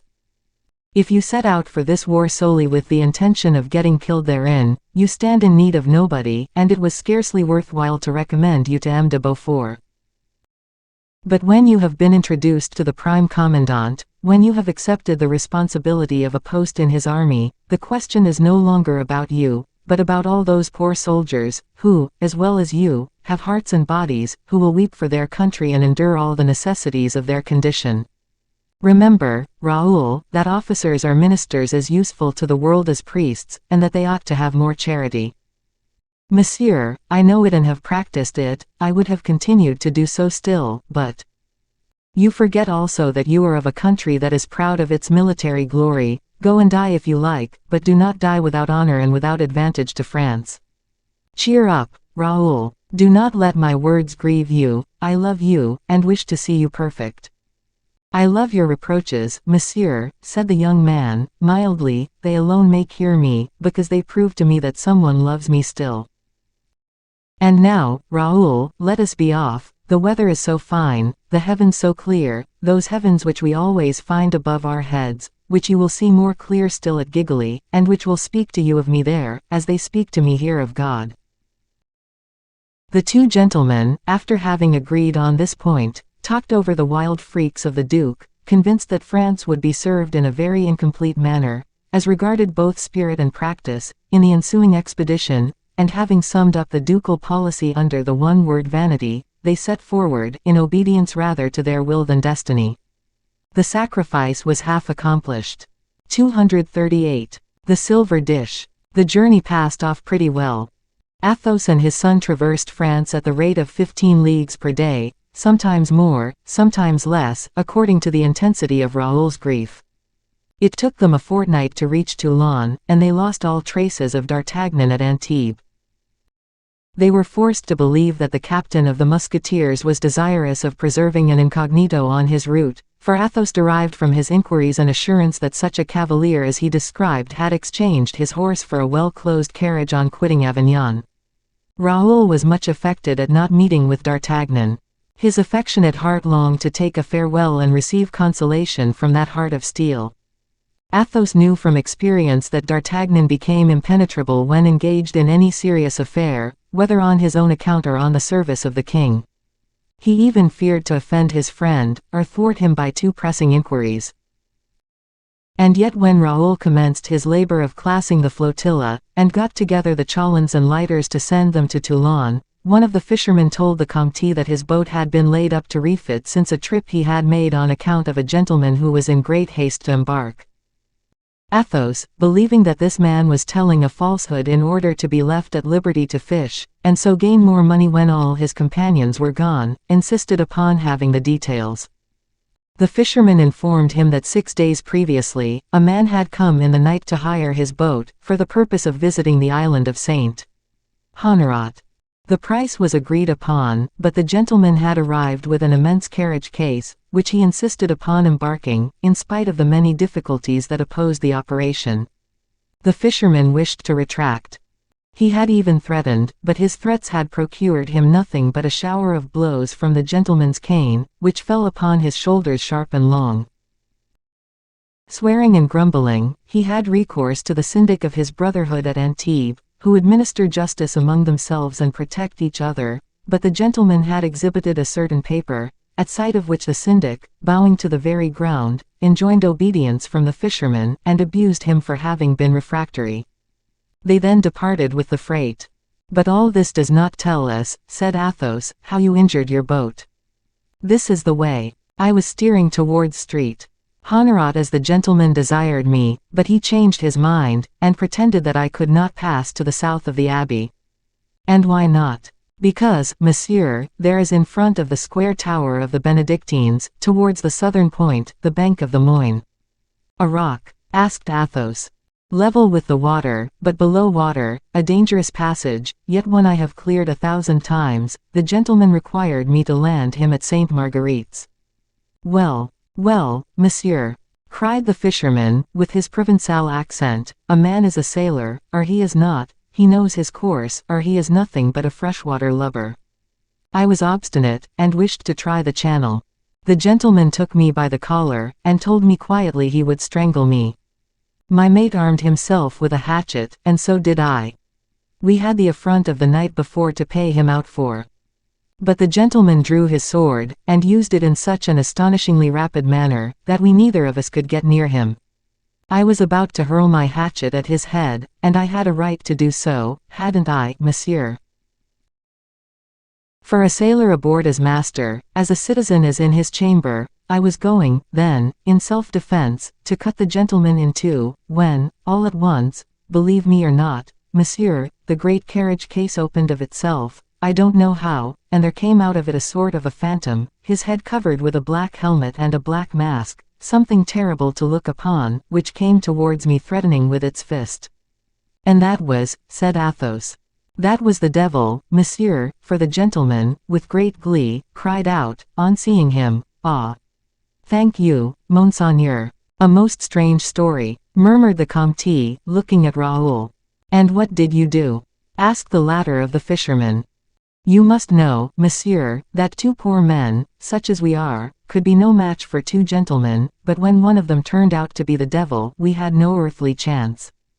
My companion and I did not stop to consult one another, we made but one jump into the sea, for we were within 700 or 800 feet of the shore. Well, and then? Why, and then, Monseigneur, as there was a little wind from the southwest, the boat drifted into the sands of Saint Marguerite's. Oh, but the travelers. Bah, you need not be uneasy about them. It was pretty plain that one was the devil, and protected the other, for when we recovered the boat, after she got afloat again, instead of finding these two creatures injured by the shock, we found nothing, not even the carriage or the case. Very strange, repeated the Comte. But after that, what did you do, my friend? I made my complaint to the governor of Saint Marguerite's, who brought my finger under my nose by telling me if I plagued him with such silly stories he would have me flogged. What, did the governor himself say so? Yes, monsieur, and yet my boat was injured, seriously injured, for the prow is left upon the point of Saint Marguerite's, and the carpenter asks 120 livres to repair it. Very well, replied Raoul, you will be exempted from the service. Go. We will go to Saint Marguerite's, shall we? Said the Comte de Bragelonne, as the man walked away. Yes, monsieur, for there is something to be cleared up. That man does not seem to me to have told the truth. Nor to me either, Raoul. The story of the masked man and the carriage having disappeared, may be told to conceal some violence these fellows have committed upon their passengers in the open sea, to punish him for his persistence in embarking. I formed the same suspicion, the carriage was more likely to contain property than a man. We shall see to that, Raoul. The gentleman very much resembles D'Artagnan, I recognize his methods of proceeding. Alas, we are no longer the young invincibles of former days. Who knows whether the hatchet or the iron bar of this miserable coaster has not succeeded in doing that which the best blades of Europe, balls, and bullets have not been able to do in 40 years. That same day they set out for Saint Marguerite's, on board a chasse-marée come from Toulon under orders. The impression they experienced on landing was a singularly pleasing one. The island seemed loaded with flowers and fruits. In its cultivated part it served as a garden for the governor. Orange, pomegranate, and fig trees bent beneath the weight of their golden or purple fruits. All round this garden, in the uncultivated parts, red partridges ran about in conveys among the brambles and tufts of junipers, and at every step of the Comte and Raoul a terrified rabbit quitted his time and heath to scuttle away to the burrow. In fact, this fortunate isle was uninhabited. Flat, offering nothing but a tiny bay for the convenience of embarkation, and under the protection of the governor, who went shares with them, smugglers made use of it as a provisional entrepot, at the expense of not killing the game or devastating the garden. With this compromise, the governor was in a situation to be satisfied with a garrison of 8 men to guard his fortress, in which 12 cannons accumulated coats of mouldy green. The governor was a sort of happy farmer, harvesting wines, figs, oil, and oranges, preserving his citrons and cedrates in the sun of his casemates. The fortress, encircled by a deep ditch, its only guardian, arose like 3 heads upon turrets connected with each other by terraces covered with moss.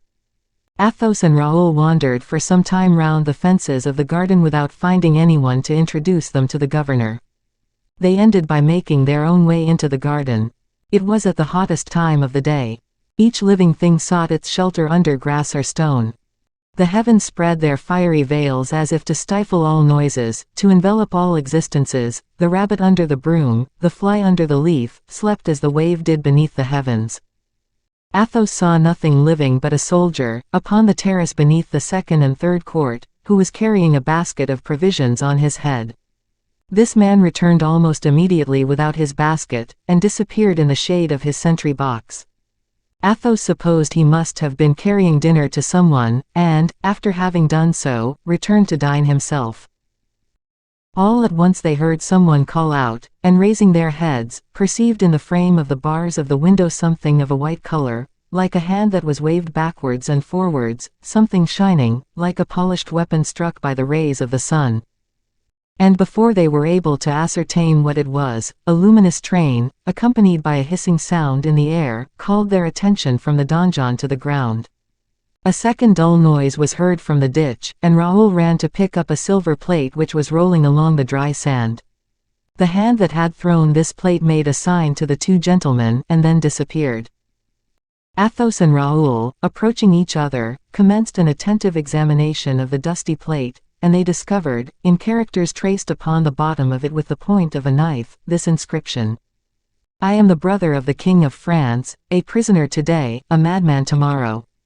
French gentlemen and Christians, pray to God for the soul and the reason of the son of your old rulers." The plate fell from the hands of Athos whilst Raoul was endeavoring to make out the meaning of these dismal words. At the same moment they heard a cry from the top of the donjon. Quick as lightning Raoul bent down his head, and forced down that of his father likewise. A musket barrel glittered from the crest of the wall.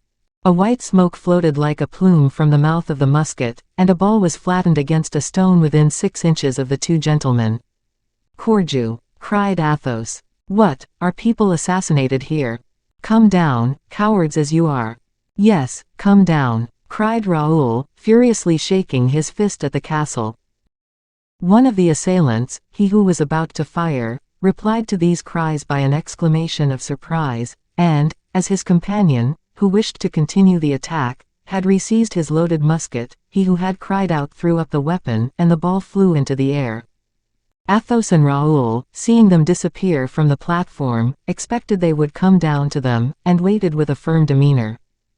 5 minutes had not elapsed, when a stroke upon a drum called the 8 soldiers of the garrison to arms, and they showed themselves on the other side of the ditch with their muskets in hand. At the head of these men was an officer, whom Athos and Raoul recognized as the one who had fired the first musket. The man ordered the soldiers to "make ready. We are going to be shot," cried Raoul, "but, sword in hand, at least, let us leap the ditch. We shall kill at least 2 of these scoundrels, when their muskets are empty." And, suiting the action to the word, Raoul was springing forward, followed by Athos, when a well-known voice resounded behind them: "Athos." "Raoul." "D'Artagnan," replied the two gentlemen. "Recover arms." "Mordioux," cried the captain to the soldiers. "I was sure I could not be mistaken." "What is the meaning of this?" asked Athos. "What, were we to be shot without warning? It was I who was going to shoot you, and if the governor missed you, I should not have missed you, my dear friends. How fortunate it is that I am accustomed to take a long aim, instead of firing at the instant I raise my weapon. I thought I recognized you. Ah, my dear friends, how fortunate." And D'Artagnan wiped his brow, for he had run fast, and emotion with him was not feigned. "How?" said Athos. "And is the gentleman who fired at us the governor of the fortress?" "In person." "And why did he fire at us? What have we done to him?" "Pardieu! You received what the prisoner threw to you." "That is true. That plate, the prisoner has written something on it, has he not?" "Yes." "Good heavens! I was afraid he had." And D'Artagnan, with all the marks of mortal disquietude, seized the plate, to read the inscription. When he had read it, a fearful pallor spread across his countenance. "Oh, good heavens!" repeated he. "Silence! Here is the governor. And what will he do to us? Is it our fault?" "It is true, then," said Athos, in a subdued voice. "It is true. Silence! I tell you, silence! If he only believes you can read, if he only suspects you have understood, I love you, my dear friends, I would willingly be killed for you, but," said Athos and Raoul. "But I could not save you from perpetual imprisonment if I saved you from death." "Silence, then. Silence again." The governor came up, having crossed the ditch upon a plank bridge. "Well," said he to D'Artagnan, "what stops us?" "You are Spaniards, you do not understand a word of French," said the captain, eagerly, to his friends in a low voice. "Well," replied he, addressing the governor, "I was right. These gentlemen are 2 Spanish captains with whom I was acquainted at Ypres, last year. They don't know a word of French."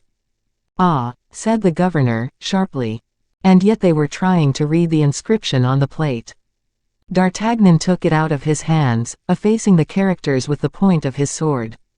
"How?" cried the governor, "what are you doing? I cannot read them now." "It is a state secret," replied D'Artagnan, bluntly, "and as you know that, according to the king's orders, it is under the penalty of death anyone should penetrate it, I will, if you like, allow you to read it, and have you shot immediately afterwards." During this apostrophe, half serious, half ironical, Athos and Raoul preserved the coolest, most unconcerned silence. "But, is it possible," said the governor, "that these gentlemen do not comprehend at least some words? Suppose they do. If they do understand a few spoken words, it does not follow that they should understand what is written. They cannot even read Spanish. A noble Spaniard, remember, ought never to know how to read." The governor was obliged to be satisfied with these explanations, but he was still tenacious. "Invite these gentlemen to come to the fortress," said he. "That I will willingly do. I was about to propose it to you." The fact is, the captain had quite another idea, and would have wished his friends 100 leagues off. But he was obliged to make the best of it. He addressed the two gentlemen in Spanish, giving them a polite invitation, which they accepted. They all turned towards the entrance of the fort, and, the incident being at an end, the 8 soldiers returned to their delightful leisure, for a moment disturbed by this unexpected adventure. 239. Captive and jailers. When they had entered the fort, and whilst the governor was making some preparations for the reception of his guests, "Come," said Athos, "let us have a word of explanation whilst we are alone." "It is simply this," replied the musketeer. "I have conducted hither a prisoner, who the king commands shall not be seen. You came here, he has thrown something to you through the lattice of his window. I was at dinner with the governor, I saw the object thrown, and I saw Raoul pick it up. It does not take long to understand this. I understood it, and I thought you in intelligence with my prisoner. And then, you commanded us to be shot. Ma foi. I admit it, but, if I was the first to seize a musket, fortunately, I was the last to take aim at you. If you had killed me, D'Artagnan, I should have had the good fortune to die for the royal house of France, and it would be an honor to die by your hand, you, its noblest and most loyal defender." "What the devil, Athos, do you mean by the royal house?" stammered D'Artagnan. "You don't mean that you, a well-informed and sensible man, can place any faith in the nonsense written by an idiot?" "I do believe in it. With so much the more reason, my dear chevalier, from your having orders to kill all those who do believe in it," said Raoul. "That is because," replied the captain of the musketeers, "because every calumny, however absurd it may be, has the almost certain chance of becoming popular." "No, D'Artagnan," replied Athos, promptly, "but because the king is not willing that the secret of his family should transpire among the people, and cover with shame the executioners of the son of Louis XIII. Do not talk in such a childish manner, Athos, or I shall begin to think you have lost your senses. Besides, explain to me how it is possible Louis XIII should have a son in the Isle of Sainte Marguerite." "A son whom you have brought hither masked, in a fishing boat," said Athos. "Why not?" D'Artagnan was brought to a pause. "Oh," said he, "whence do you know that a fishing boat brought you to Sainte Marguerite's with the carriage containing the prisoner, with a prisoner whom you styled Monseigneur?" "Oh, I am acquainted with all that," resumed the Comte. D'Artagnan bit his mustache. "If it were true," said he, "that I had brought hither in a boat and with a carriage a masked prisoner, nothing proves that this prisoner must be a prince of the house of France." "Ask Aramis such riddles," replied Athos, coolly. "Aramis," cried the musketeer, quite at a stand. "Have you seen Aramis?" "After his discomfiture at Vaux, yes, I have seen Aramis, a fugitive, pursued, bewildered, ruined, and Aramis has told me enough to make me believe in the complaints this unfortunate young prince cut upon the bottom of the plate." D'Artagnan's head sunk on his breast in some confusion. "This is the way," said he, "in which God turns to nothing that which men call wisdom. A fine secret must that be of which 12 or 15 persons hold the tattered fragments. Athos, cursed be the chance which has brought you face to face with me in this affair. For now, Well, said Athos, with his customary mild severity, is your secret lost because I know it? Consult your memory, my friend. Have I not borne secrets heavier than this? You have never borne one so dangerous, replied D'Artagnan, in a tone of sadness.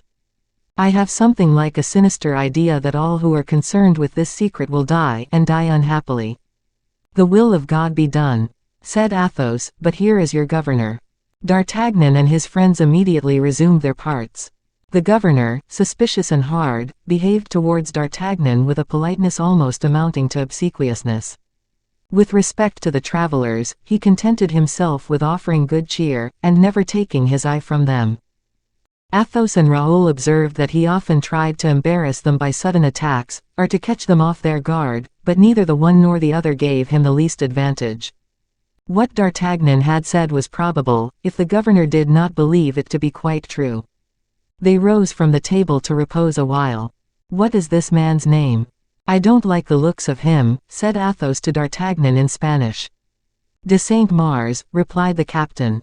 He is, then, I suppose, the prince's jailer.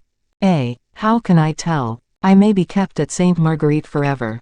Oh, no, not you. My friend, I am in the situation of a man who finds a treasure in the midst of a desert. He would like to carry it away, but he cannot, he would like to leave it, but he dares not. The king will not dare to recall me, for no one else would serve him as faithfully as I do. He regrets not having me near him, from being aware that no one would be of so much service near his person as myself. But it will happen as it may please God. But, observed Raoul, your not being certain proves that your situation here is provisional, and you will return to Paris. Ask these gentlemen, interrupted the governor, what was their purpose in coming to Sainte Marguerite. They came from learning there was a convent of Benedictines at Saint Honorat which is considered curious, and from being told there was excellent shooting in the island. That is quite at their service, as well as yours, replied Saint-Mars. D'Artagnan politely thanked him. When will they depart? Added the governor. Tomorrow, replied D'Artagnan. De Saint-Mars went to make his rounds, and left D'Artagnan alone with the pretended Spaniards. Oh, exclaimed the musketeer, here is a life and a society that suits me very little. I command this man, and he bores me, mordio. Come, let us have a shot or two at the rabbits, the walk will be beautiful, and not fatiguing. The whole island is but a league and a half in length, with the breadth of a league, a real park. Let us try to amuse ourselves. As you please, D'Artagnan, not for the sake of amusing ourselves, but to gain an opportunity for talking freely. D'Artagnan made a sign to a soldier, who brought the gentleman some guns, and then returned to the fort. And now, said the musketeer, answer me the question put to you by that black-looking Saint-Mars, what did you come to do at the Léron Isles? To bid you farewell. Bid me farewell. What do you mean by that? Is Raoul going anywhere? Yes. Then I will lay a wager it is with M. de Beaufort. With M. de Beaufort it is, my dear friend. You always guess correctly. From habit. Whilst the two friends were commencing their conversation, Raoul, with his head hanging down and his heart oppressed, seated himself on a mossy rock, his gun across his knees, looking at the sea, looking at the heavens, and listening to the voice of his soul. He allowed the sportsman to attain a considerable distance from him. D'Artagnan remarked his absence. He has not recovered the blow, said he to Athos. He is struck to death. Oh, your fears exaggerate, I hope. Raoul is of a tempered nature. Around all hearts as noble as his, there is a second envelope that forms a cuirass. The first bleeds, the second resists. No, replied Athos, Raoul will die of it. Mordio, said D'Artagnan, in a melancholy tone. And he did not add a word to this exclamation. Then, a minute after, why do you let him go? Because he insists on going. And why do you not go with him? Because I could not bear to see him die. D'Artagnan looked his friend earnestly in the face. You know one thing, continued the Comte, leaning upon the arm of the captain, you know that in the course of my life I have been afraid of but few things. Well, I have an incessant gnawing, insurmountable fear that an hour will come in which I shall hold the dead body of that boy in my arms. Oh, murmured D'Artagnan, oh. He will die, I know, I have a perfect conviction of that, but I would not see him die. How is this, Athos?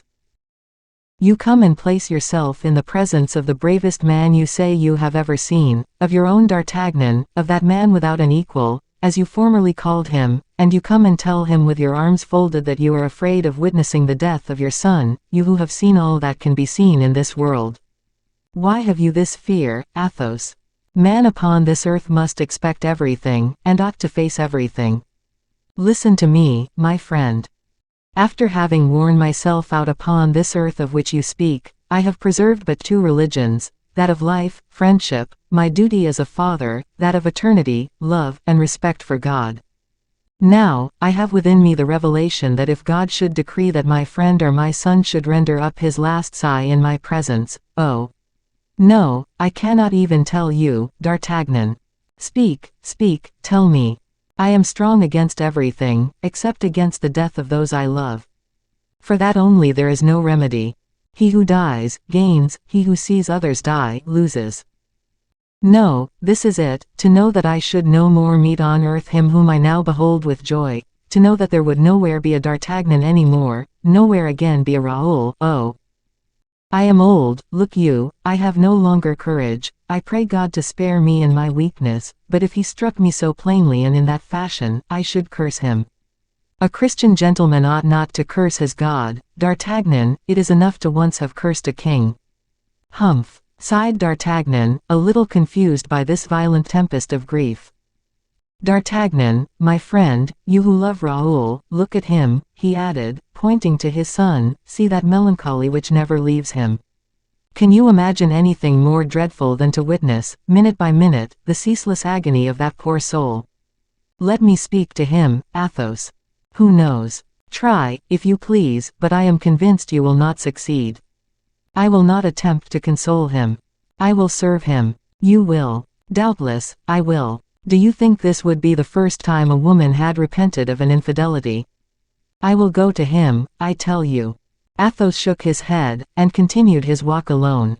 D'Artagnan, cutting across the brambles, rejoined Raoul and held out his hand to him.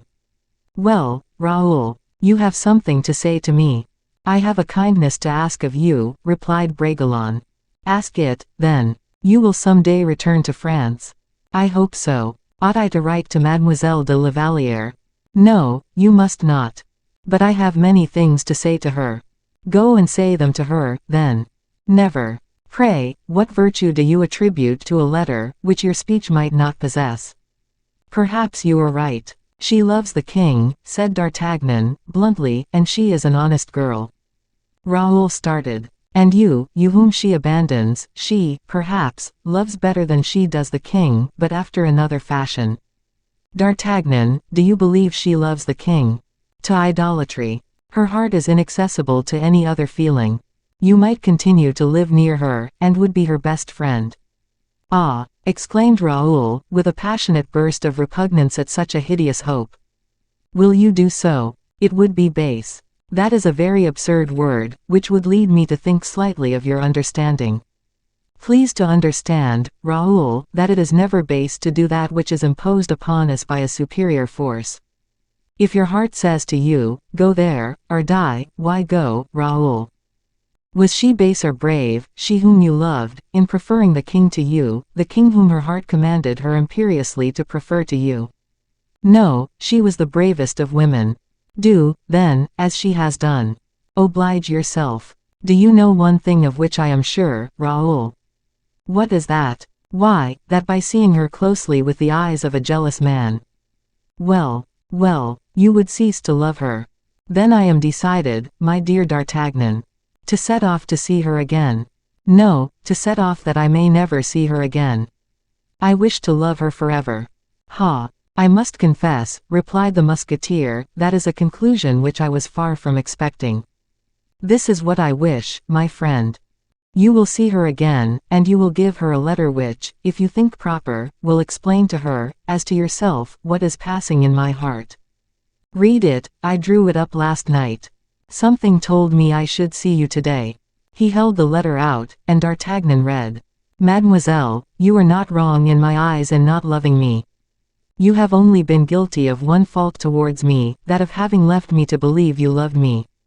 This error will cost me my life. I pardon you, but I cannot pardon myself. It is said that happy lovers are deaf to the sorrows of rejected lovers. It will not be so with you, who did not love me, save with anxiety. I am sure that if I had persisted in endeavoring to change that friendship into love, you would have yielded out of a fear of bringing about my death, or lessening the esteem I had for you. It is much more delightful to me to die, knowing that you are free and satisfied. How much, then, will you love me, when you will no longer fear either my presence or reproaches? You will love me, because, however charming a new love may appear to you, God has not made me in anything inferior to him you have chosen, and because my devotedness, my sacrifice, and my painful end will assure me, in your eyes, a certain superiority over him. I have allowed to escape, in the candid credulity of my heart, the treasure I possessed. Many people tell me that you loved me enough to lead me to hope you would have loved me much. That idea takes from my mind all bitterness, and leads me only to blame myself.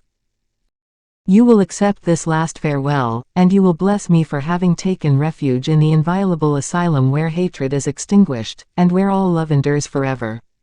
Adieu, mademoiselle. If your happiness could be purchased by the last drop of my blood, I would shed that drop. I willingly make the sacrifice of it to my misery.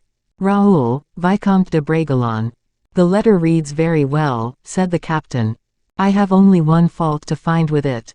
Tell me what that is, said Raoul.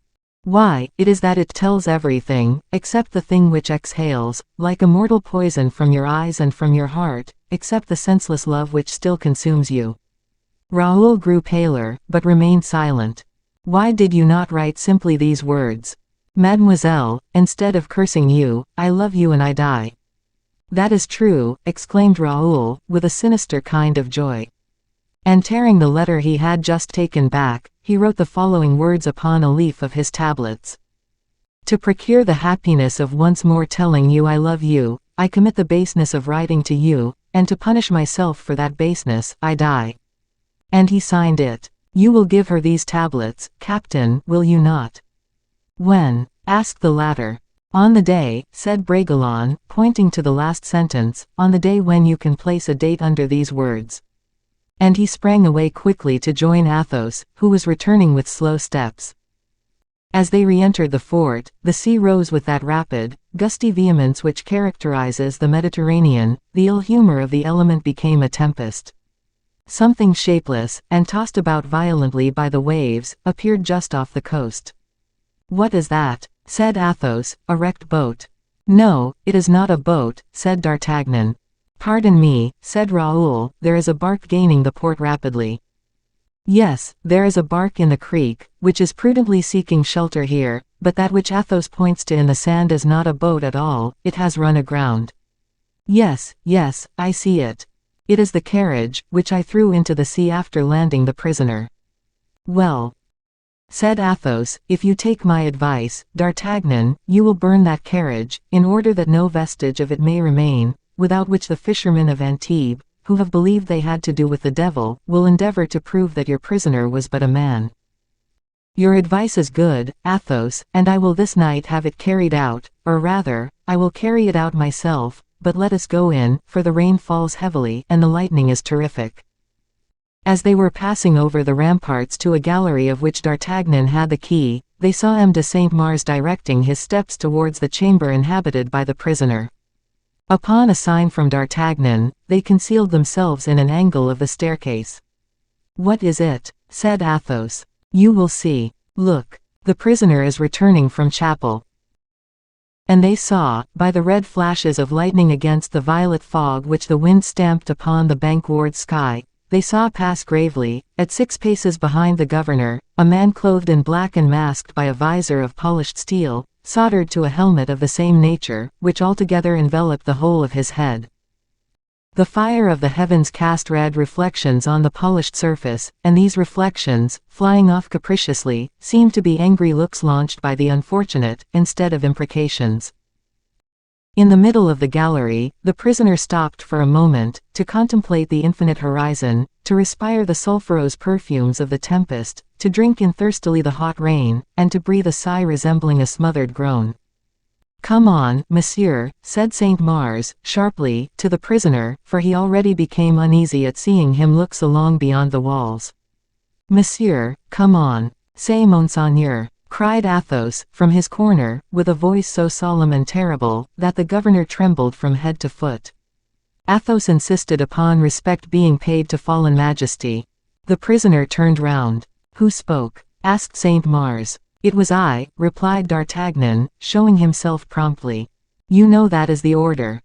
"Call me neither monsieur nor monseigneur," said the prisoner in his turn, in a voice that penetrated to the very soul of Raoul, "call me accursed." He passed on, and the iron door croaked after him. "There goes a truly unfortunate man," murmured the musketeer in a hollow whisper, pointing out to Raoul the chamber inhabited by the prince. 240. Promises. Scarcely had D'Artagnan re-entered his apartment with his two friends, when one of the soldiers of the fort came to inform him that the governor was seeking him. The bark which Raoul had perceived at sea, and which appeared so eager to gain the port, came to Sainte Marguerite with an important dispatch for the captain of the musketeers. On opening it, D'Artagnan recognized the writing of the king. "I should think," said Louis XIV, "you will have completed the execution of my orders, Monsieur d'Artagnan. Return, then, immediately to Paris, and join me at the Louvre." "There is the end of my exile," cried the musketeer with joy. "God be praised, I am no longer a jailer." And he showed the letter to Athos. "So, then, you must leave us," replied the latter, in a melancholy tone. "Yes, but to meet again, dear friend, seeing that Raoul is old enough now to go alone with M. de Beaufort, and will prefer his father going back in company with M. d'Artagnan, to forcing him to travel 200 leagues solitarily to reach home at La Fère, will you not, Raoul?" "Certainly," stammered the latter, with an expression of tender regret. "No, no, my friend," interrupted Athos, "I will never quit Raoul till the day his vessel disappears on the horizon. As long as he remains in France he shall not be separated from me." "As you please, dear friend, but we will, at least, leave Sainte Marguerite together, take advantage of the bark that will convey me back to Antibes." "With all my heart. We cannot too soon be at a distance from this fort, and from the spectacle that shocked us so just now." The three friends quitted the little isle, after paying their respects to the governor, and by the last flashes of the departing tempest they took their farewell of the white walls of the fort. D'Artagnan parted from his friend that same night, after having seen fire set to the carriage upon the shore by the orders of Saint Mars, according to the advice the captain had given him. Before getting on horseback, and after leaving the arms of Athos, "My friends," said he, "you bear too much resemblance to two soldiers who are abandoning their post. Something warns me that Raoul will require being supported by you in his rank. Will you allow me to ask permission to go over into Africa with 100 good muskets? The king will not refuse me, and I will take you with me." "Monsieur d'Artagnan," replied Raoul, pressing his hand with emotion, "thanks for that offer, which would give us more than we wish, either Monsieur le Comte or I. I, who am young, stand in need of labor of mind and fatigue of body. Monsieur le Comte wants the profoundest repose. You are his best friend. I recommend him to your care. In watching over him, you are holding both our souls in your hands." "I must go, my horse is all in a fret," said D'Artagnan, with whom the most manifest sign of a lively emotion was the change of ideas in conversation. "Come, Comte, how many days longer has Raoul to stay here?" 3 days at most. "And how long will it take you to reach home?" "Oh, a considerable time," replied Athos. "I shall not like the idea of being separated too quickly from Raoul. Time will travel too fast of itself to require me to aid it by distance. I shall only make half stages." "And why so, my friend?" "Nothing is more dull than traveling slowly, and hostelry life does not become a man like you. My friend, I came hither on post horses, but I wish to purchase 2 animals of a superior kind. Now, to take them home fresh, it would not be prudent to make them travel more than 7 or 8 leagues a day." "Where is Grimaud?" "He arrived yesterday morning with Raoul's appointments, and I have left him to sleep." "That is, never to come back again." D'Artagnan suffered to escape him. Till we meet again, then, dear Athos, and if you are diligent, I shall embrace you the sooner." So saying, he put his foot in the stirrup, which Raoul held. "Farewell," said the young man, embracing him. "Farewell," said D'Artagnan, as he got into his saddle. His horse made a movement which divided the cavalier from his friends. This scene had taken place in front of the house chosen by Athos, near the gates of Antibes, whither D'Artagnan, after his supper, had ordered his horses to be brought. The road began to branch off there, white and undulating in the vapors of the night. The horse eagerly respired the salt, sharp perfume of the marshes. D'Artagnan put him to a trot, and Athos and Raoul sadly turned towards the house. All at once they heard the rapid approach of a horse's steps, and first believed it to be one of those singular repercussions which deceive the ear at every turn in a road. But it was really the return of the horseman. They uttered a cry of joyous surprise, and the captain, springing to the ground like a young man, seized within his arms the two beloved heads of Athos and Raoul. He held them long embraced thus, without speaking a word, or suffering the sigh which was bursting his breast to escape him. Then, as rapidly as he had come back, he set off again, with a sharp application of his spurs to the sides of his fiery horse. "Alas!" said the Comte, in a low voice, "alas! Alas! An evil omen." On his side, said D'Artagnan to himself, making up for lost time. "I could not smile upon them. An evil omen." The next day Grimaud was on foot again. The service commanded by M. de Beaufort was happily accomplished. The flotilla, sent to Toulon by the exertions of Raoul, had set out, dragging after it in little nutshells, almost invisible, the wives and friends of the fishermen and smugglers put in requisition for the service of the fleet. The time, so short, which remained for father and son to live together, appeared to go by with double rapidity, like some swift stream that flows towards eternity. Athos and Raoul returned to Toulon, which began to be filled with the noise of carriages, with the noise of arms, the noise of neighing horses. The trumpeters sounded their spirited marches, the drummers signalized their strength, the streets were overflowing with soldiers, servants, and tradespeople. The Duc de Beaufort was everywhere, superintending the embarkation with the zeal and interest of a good captain. He encouraged the humblest of his companions, he scolded his lieutenants, even those of the highest rank. Artillery, provisions, baggage, he insisted upon seeing all himself. He examined the equipment of every soldier, assured himself of the health and soundness of every horse. It was plain that, light, boastful, egotistical, in his hotel, the gentleman became the soldier again, the high noble, a captain, in face of the responsibility he had accepted. And yet, it must be admitted that, whatever was the care with which he presided over the preparations for departure, it was easy to perceive careless precipitation, and the absence of all the precaution that make the French soldier the first soldier in the world, because, in that world, he is the one most abandoned to his own physical and moral resources. All things having satisfied, or appearing to have satisfied, the admiral, he paid his compliments to Raoul, and gave the last orders for sailing, which was ordered the next morning at daybreak. He invited the Comte had his son to dine with him, but they, under a pretext of service, kept themselves apart. Gaining their hostelry, situated under the trees of the great place, they took their repast in haste, and Athos led Raoul to the rocks which dominate the city, vast grey mountains, whence the view is infinite and embraces a liquid horizon which appears, so remote is it, on a level with the rocks themselves. The night was fine, as it always is in these happy climes. The moon, rising behind the rocks, unrolled a silver sheet on the cerulean carpet of the sea. In the roadsteads maneuvered silently the vessels which had just taken their rank to facilitate the embarkation. The sea, loaded with phosphoric light, opened beneath the hulls of the barks that transported the baggage and munitions. Every dip of the prow plowed up this gulf of white flames, from every oar dropped liquid diamonds. The sailors, rejoicing in the largesses of the admiral, were heard murmuring their slow and artless songs. Sometimes the grinding of the chains was mixed with the dull noise of shot falling into the holds. Such harmonies, such a spectacle, oppress the heart like fear, and dilate it like hope. All this life speaks of death.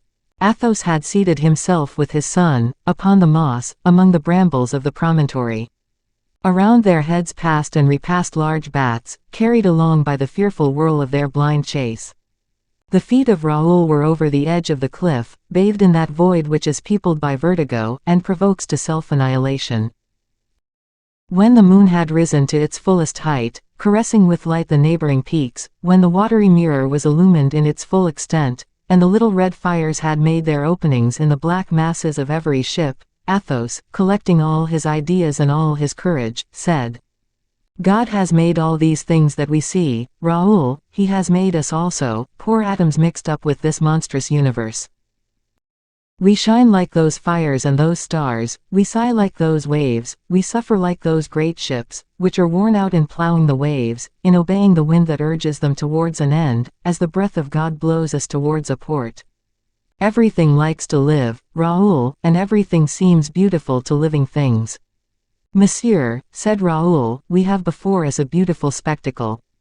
"How good D'Artagnan is!" interrupted Athos, suddenly, "and what a rare good fortune it is to be supported during a whole life by such a friend as he is." "That is what you have missed, Raoul." "A friend!" cried Raoul, "I have wanted a friend." "M. de Guiche is an agreeable companion," resumed the Comte, coldly, "but I believe, in the times in which you live, men are more engaged in their own interests and their own pleasures than they were in ours. You have sought a secluded life, that is a great happiness, but you have lost your strength thereby. We four, more weaned from those delicate abstractions that constitute your joy, furnished much more resistance when misfortune presented itself. I have not interrupted you, monsieur, to tell you that I had a friend, and that that friend is M. de Guiche. Certes, he is good and generous, and moreover he loves me. But I have lived under the guardianship of another friendship, monsieur, as precious and as strong as that of which you speak, since it is yours." "I have not been a friend for you, Raoul," said Athos. "Eh, monsieur, and in what respect not?"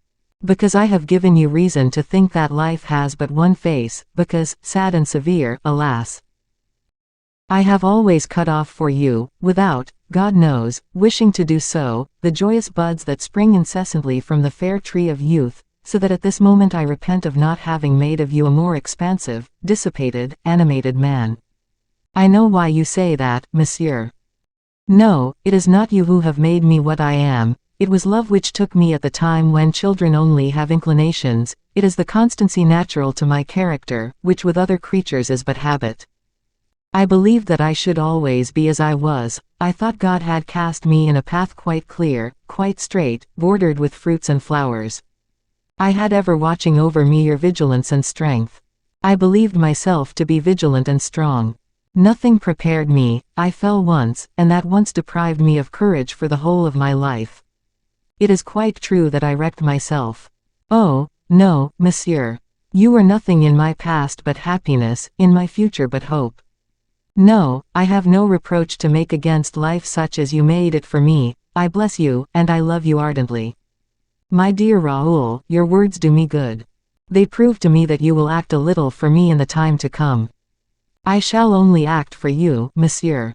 Raoul, what I have never hitherto done with respect to you, I will henceforward do. I will be your friend, not your father. We will live in expanding ourselves, instead of living in holding ourselves prisoners, when you come back.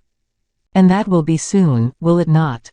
Certainly, monsieur, for such an expedition cannot last long. Soon, then, Raoul, soon, instead of living moderately on my income, I will give you the capital of my estates. It will suffice for launching you into the world till my death, and you will give me, I hope, before that time, the consolation of not seeing my race extinct. I will do all you may command, said Raoul, much agitated. It is not necessary, Raoul, that your duty as aide-de-camp should lead you into too hazardous enterprises. You have gone through your ordeal, you are known to be a true man under fire. Remember that war with Arabs is a war of snares, ambuscades, and assassinations. So it is said, monsieur. There is never much glory in falling in an ambuscade. It is a death which always implies a little rashness or want of foresight. Often, indeed, he who falls in one meets with but little pity. Those who are not pitied, Raoul, have died to little purpose. Still further, the conqueror laughs, and we Frenchmen ought not to allow stupid infidels to triumph over our faults. Do you clearly understand what I am saying to you, Raoul? God forbid I should encourage you to avoid encounters. I am naturally prudent, monsieur, and I have very good fortune, said Raoul, with a smile which chilled the heart of his poor father, for, the young man hastened to add, in 20 combats through which I have been, I have only received 1 scratch. There is in addition, said Athos, the climate to be dreaded, that is an ugly end, to die of fever. King St. Louis prayed God to send him an arrow or the plague, rather than the fever. Oh, monsieur, with sobriety, with reasonable exercise. I have already obtained from M. de Beaufort a promise that his dispatches shall be sent off every fortnight to France. You, as his aide-de-camp, will be charged with expediting them, and will be sure not to forget me. No, monsieur, said Raoul, almost choked with emotion. Besides, Raoul, as you are a good Christian, and I am one also, we ought to reckon upon a more special protection of God and his guardian angels. Promise me that if anything evil should happen to you, on any occasion, you will think of me at once. First and at once. Oh, yes, monsieur. And will call upon me. Instantly. You dream of me sometimes, do you not, Raoul? Every night, monsieur. During my early youth I saw you in my dreams, calm and mild, with one hand stretched out over my head, and that it was which made me sleep so soundly, formerly. We love each other too dearly, said the Comte, that from this moment, in which we separate, a portion of both our souls should not travel with one and the other of us, and should not dwell wherever we may dwell. Whenever you may be sad, Raoul, I feel that my heart will be dissolved in sadness, and when you smile on thinking of me, be assured you will send me, from however remote a distance, a vital scintillation of your joy. I will not promise you to be joyous, replied the young man, but you may be certain that I will never pass an hour without thinking of you, not 1 hour, I swear, unless I shall be dead. Athos could contain himself no longer. He threw his arm round the neck of his son, and held him embraced with all the power of his heart. The moon began to be now eclipsed by twilight, a golden band surrounded the horizon, announcing the approach of day. Athos threw his cloak over the shoulders of Raoul, and led him back to the city, where burdens and porters were already in motion, like a vast anthill. At the extremity of the plateau which Athos and Bragelonne were quitting, they saw a dark shadow moving uneasily backwards and forwards, as if in indecision or ashamed to be seen. It was Grimaud, who in his anxiety had tracked his master, and was there awaiting him. "Oh, my good Grimaud," cried Raoul, "what do you want? You are come to tell us it is time to be gone, have you not?" "Alone," said Grimaud, addressing Athos and pointing to Raoul in a tone of reproach, which showed to what an extent the old man was troubled. "Oh, you were right," cried the Comte. "No, Raoul shall not go alone, no, he shall not be left alone in a strange land without some friendly hand to support him, some friendly heart to recall to him all he loved." "I," said Grimaud. "You, yes, you," cried Raoul, touched to the inmost heart. "Alas," said Athos, "you are very old, my good Grimaud." "So much the better," replied the latter, with an inexpressible depth of feeling and intelligence. "But the embarkation is begun," said Raoul, "and you are not prepared." "Yes," said Grimaud, showing the keys of his trunks, mixed with those of his young master. "But," again objected Raoul, "you cannot leave Monsieur le Comte thus alone, Monsieur le Comte, whom you have never quitted." Grimaud turned his diamond eyes upon Athos and Raoul, as if to measure the strength of both. The Comte uttered not a word. "Monsieur le Comte prefers my going," said Grimaud. "I do," said Athos, by an inclination of the head. At that moment the drums suddenly rolled, and the clarions filled the air with their inspiring notes. The regiments destined for the expedition began to debouch from the city. They advanced to the number of 5, each composed of 40 companies. Royals marched first, distinguished by their white uniform, faced with blue. The ordonnance colors, quartered crosswise, violet and dead leaf, with a sprinkling of golden fleur-de-lis, left the white-colored flag, with its fleur-de-lis cross, to dominate the whole. Musketeers at the wings, with their forked sticks and their muskets on their shoulders, pikemen in the center, with their lances, 14 feet in length, marched gaily towards the transports which carried them in detail to the ships. The regiments of Picardy, Navarre, Normandy, and Royal Vaisseau followed after. M. de Beaufort had known well how to select his troops. He himself was seen closing the march with his staff. It would take a full hour before he could reach the sea. Raoul with Athos turned his steps slowly towards the beach, in order to take his place when the prince embarked. Grimaud, boiling with the ardor of a young man, superintended the embarkation of Raoul's baggage in the admiral's vessel. Athos, with his arm passed through that of the son he was about to lose, absorbed in melancholy meditation, was deaf to every noise around him. An officer came quickly towards them to inform Raoul that M. de Beaufort was anxious to have him by his side. "Have the kindness to tell the prince," said Raoul, "that I request he will allow me this hour to enjoy the company of my father." "No, no," said Athos, "an aide-de-camp ought not thus to quit his general. Please to tell the prince, monsieur, that the Vicomte will join him immediately." The officer set off at a gallop. "Whether we part here or part there," added the Comte, "it is no less a separation." He carefully brushed the dust from his son's coat, and passed his hand over his hair as they walked along. "But, Raoul," said he, "you want money. M. de Beaufort's train will be splendid, and I am certain it will be agreeable to you to purchase horses and arms, which are very dear things in Africa. Now, as you are not actually in the service of the king or M. de Beaufort, and are simply a volunteer, you must not reckon upon either pay or largesse. But I should not like you to want for anything at Gigoli. Here are 200 pistoles, if you would please me, Raoul, spend them." Raoul pressed the hand of his father, and, at the turning of a street, they saw M. de Beaufort, mounted on a magnificent white jennet, which responded by graceful curvets to the applause of the women of the city. The duke called Raoul, and held out his hand to the Comte. He spoke to him for some time, with such a kindly expression that the heart of the poor father even felt a little comforted. It was, however, evident to both father and son that their walk amounted to nothing less than a punishment. There was a terrible moment, that at which, on quitting the sands of the shore, the soldiers and sailors exchanged the last kisses with their families and friends, a supreme moment, in which, notwithstanding the clearness of the heavens, the warmth of the sun, of the perfumes of the air, and the rich life that was circulating in their veins, everything appeared black, everything bitter, everything created doubts of Providence, nay, at the most, of God. It was customary for the admiral and his suite to embark last. The cannon waited to announce, with its formidable voice, that the leader had placed his foot on board his vessel. Athos, forgetful of both the admiral and the fleet, and of his own dignity as a strong man, opened his arms to his son, and pressed him convulsively to his heart. "Accompany us on board," said the duke, very much affected, "you will gain a good half-hour." "No," said Athos, "my farewell has been spoken, I do not wish to voice a second." "Then, Vicomte, embark quickly," added the prince, wishing to spare the tears of these two men, whose hearts were bursting.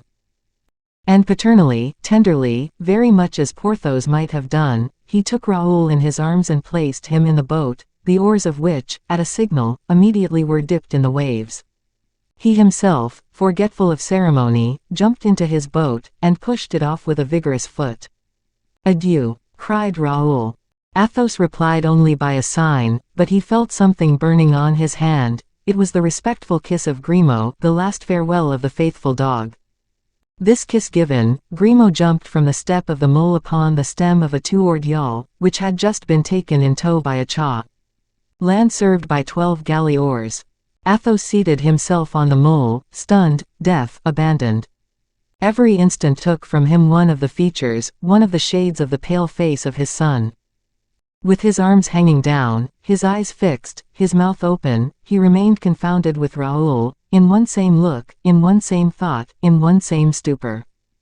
The sea, by degrees, carried away boats and faces to that distance at which men become nothing but points, loves, nothing but remembrances. Athos saw his son ascend the ladder of the admiral's ship, he saw him lean upon the rail of the deck, and place himself in such a manner as to be always an object in the eye of his father. In vain the cannon thundered, in vain from the ship sounded the long and lordly tumult, responded to by immense acclamations from the shore, in vain did the noise deafen the ear of the father, the smoke obscured the cherished object of his aspirations. Raoul appeared to him to the last moment, and the imperceptible atom, passing from black to pale, from pale to white, from white to nothing, disappeared for Athos, disappeared very long after, to all the eyes of the spectators, had disappeared both gallant ships and swelling sails. Towards midday, when the sun devoured space, and scarcely the tops of the masts dominated the incandescent limit of the sea, Athos perceived a soft aerial shadow rise, and vanish as soon as seen. This was the smoke of a cannon, which M. de Beaufort ordered to be fired as a last salute to the coast of France. The point was buried in its turn beneath the sky, and Athos returned with slow and painful step to his deserted hostelry. 241. Among women. D'Artagnan had not been able to hide his feelings from his friends so much as he would have wished. The stoical soldier, the impassive man-at-arms, overcome by fear and sad presentiments, had yielded, for a few moments, to human weakness. When, therefore, he had silenced his heart and calmed the agitation of his nerves, turning towards his lackey, a silent servant, always listening, in order to obey the more promptly. "Ribaud," said he, "mind, we must travel 30 leagues a day." "At your pleasure, captain," replied Ribaud. And from that moment, D'Artagnan, accommodating his action to the pace of the horse, like a true centaur, gave up his thoughts to nothing, that is to say, to everything. He asked himself why the king had sent for him back, why the Iron Mask had thrown the silver plate at the feet of Raoul. As to the first subject, the reply was negative. He knew right well that the king's calling him was from necessity. He still further knew that Louis XIV must experience an imperious desire for a private conversation with one whom the possession of such a secret placed on a level with the highest powers of the kingdom. But as to saying exactly what the king's wish was, D'Artagnan found himself completely at a loss.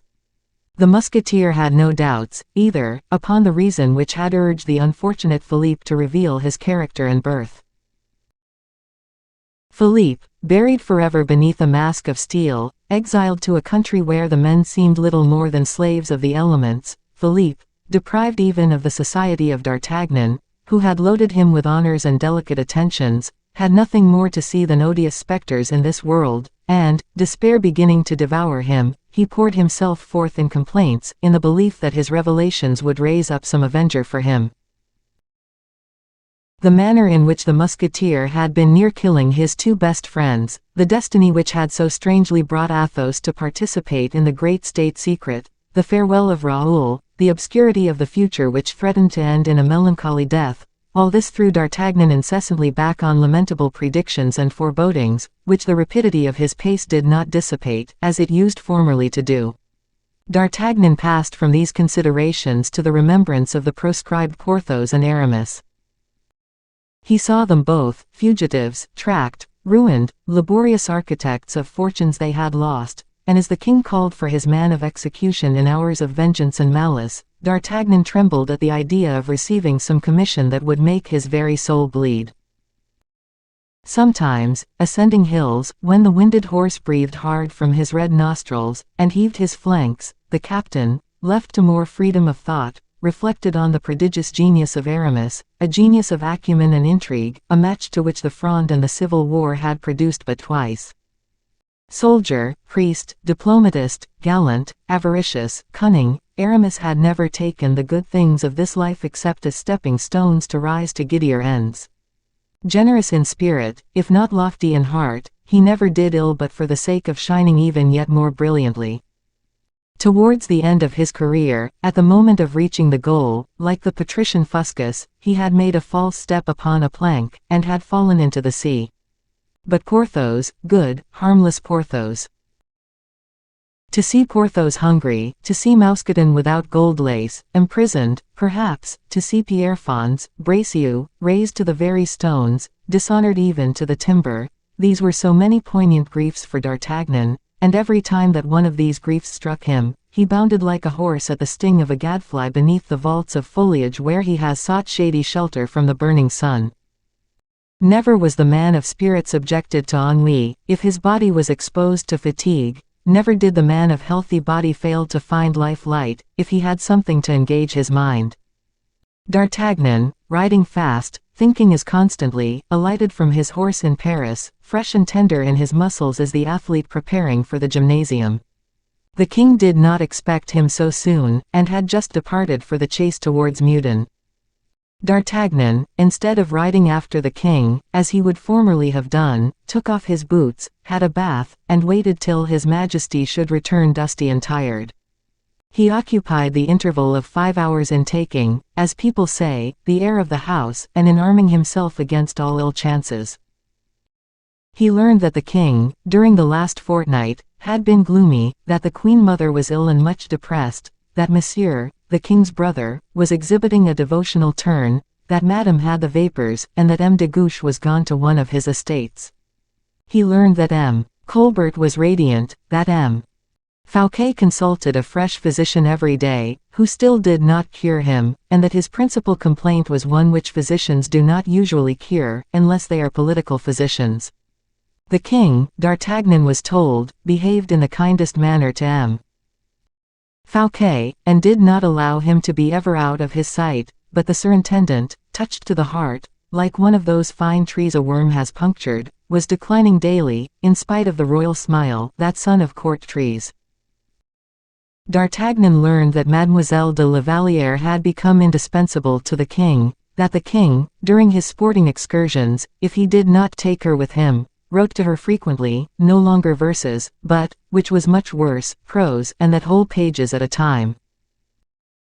Thus, as the political Pleiad of the day said, the first king in the world was seen descending from his horse with an ardor beyond compare, and on the crown of his hat scrawling bombastic phrases, which M. de Saint-Aignan, aide-de-camp in perpetuity, carried to La Vallière at the risk of foundering his horses. During this time, deer and pheasants were left to the free enjoyment of their nature, hunted so lazily that, it was said, the art of venery ran great risk of degenerating at the court of France. D'Artagnan then thought of the wishes of poor Raoul, of that desponding letter destined for a woman who passed her life in hoping, and as D'Artagnan loved to philosophize a little occasionally, he resolved to profit by the absence of the king to have a minute's talk with Mademoiselle de la Vallière. This was a very easy affair. While the king was hunting, Louise was walking with some other ladies in one of the galleries of the Palais Royal, exactly where the captain of the musketeers had some guards to inspect. D'Artagnan did not doubt that, if he could but open the conversation on Raoul, Louise might give him grounds for writing a consolatory letter to the poor exile, and hope, or at least consolation for Raoul, in the state of heart in which he had left him, was the sun, was life to two men who were very dear to our captain. He directed his course, therefore, to the spot where he knew he should find Mademoiselle de la Vallière. D'Artagnan found La Vallière the center of the circle. In her apparent solitude, the king's favorite received, like a queen, more, perhaps, than the queen, a homage of which Madame had been so proud, when all the king's looks were directed to her and commanded the looks of the courtiers. D'Artagnan, although no squire of dames, received, nevertheless, civilities and attentions from the ladies. He was polite, as a brave man always is, and his terrible reputation had conciliated as much friendship among the men as admiration among the women. On seeing him enter, therefore, they immediately accosted him, and, as is not unfrequently the case with fair ladies, opened the attack by questions. Where had he been? What had become of him so long? Why had they not seen him as usual make his fine horse curvet in such beautiful style, to the delight and astonishment of the curious from the king's balcony? He replied that he had just come from the land of oranges. This set all the ladies laughing. Those were times in which everybody traveled, but in which, notwithstanding, a journey of 100 leagues was a problem often solved by death. From the land of oranges, cried Mademoiselle de Tonnay-Charente. From Spain. Said the musketeer. From Malta, echoed Montalais. Ma foi. You are coming very near, ladies. Is it an island? Asked La Vallière.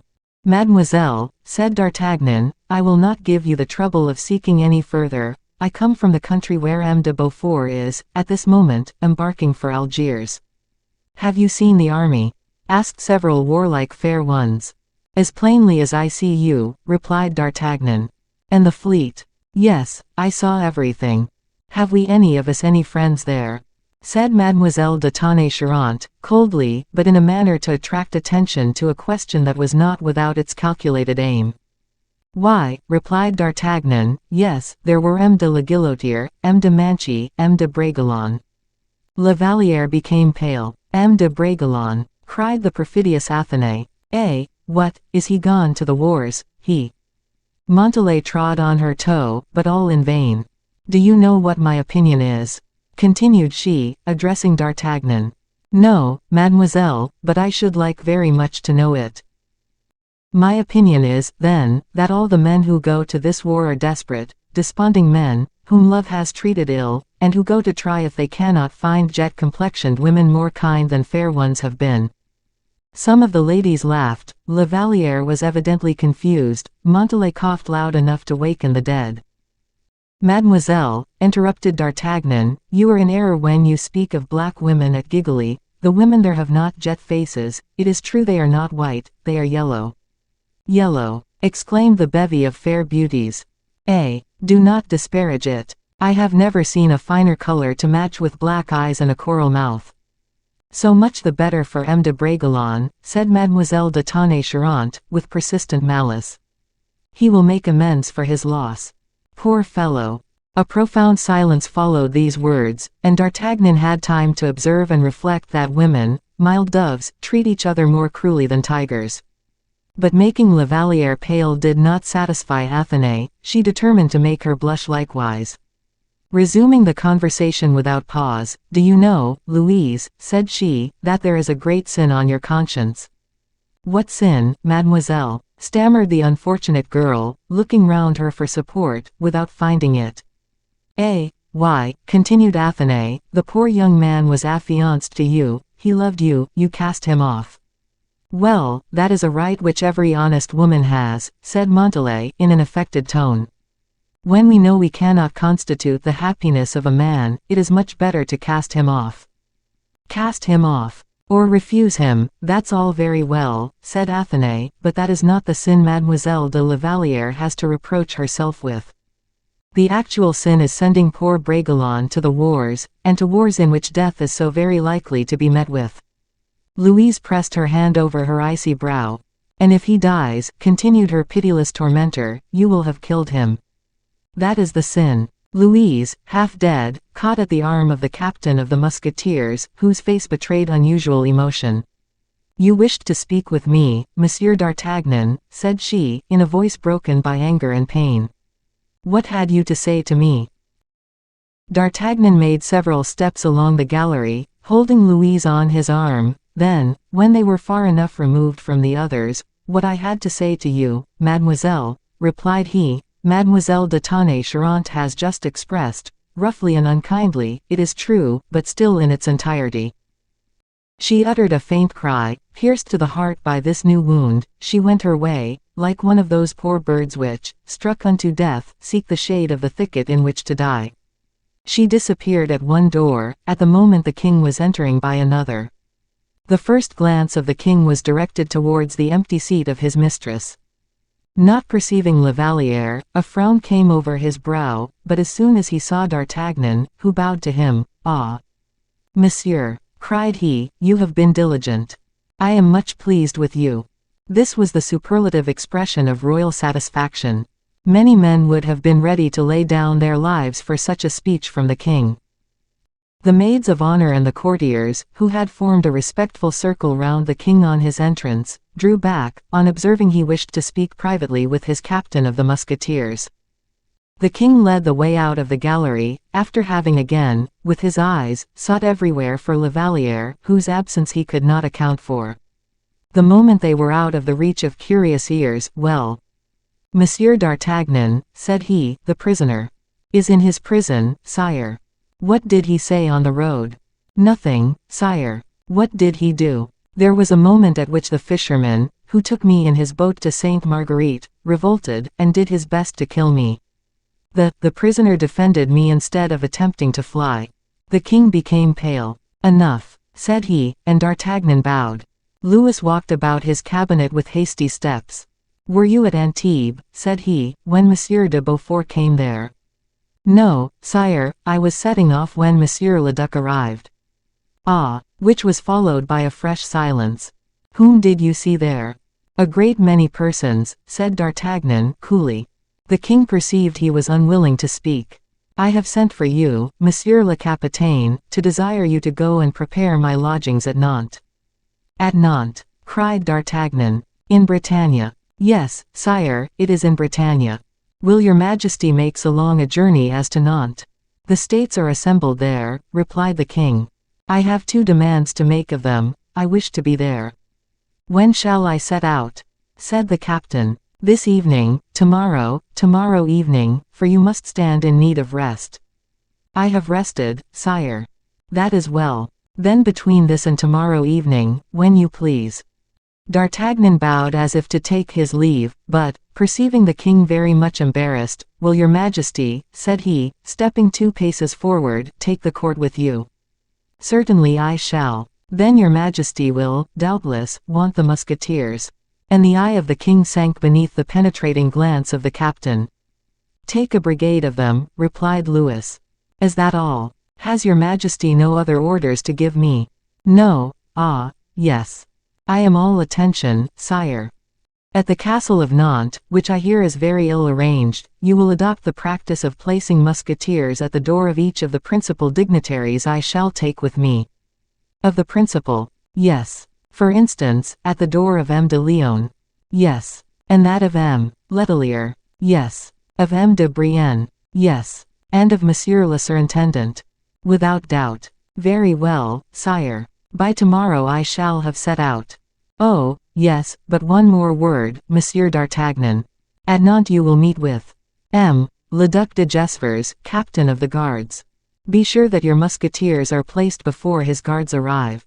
Precedence always belongs to the first comer. Yes, sire. And if M. de Gesvres should question you? Question me, sire. Is it likely that M. de Gesvres should question me? And the musketeer, turning cavalierly on his heel, disappeared. To Nantes, said he to himself, as he descended from the stairs. Why did he not dare to say, from thence to Belle Isle? As he reached the great gates, one of M. Brienne's clerks came running after him, exclaiming, Monsieur d'Artagnan. I beg your pardon. What is the matter, Monsieur Arist? The king has desired me to give you this order. Upon your cashbox? Asked the musketeer. No, monsieur, on that of M.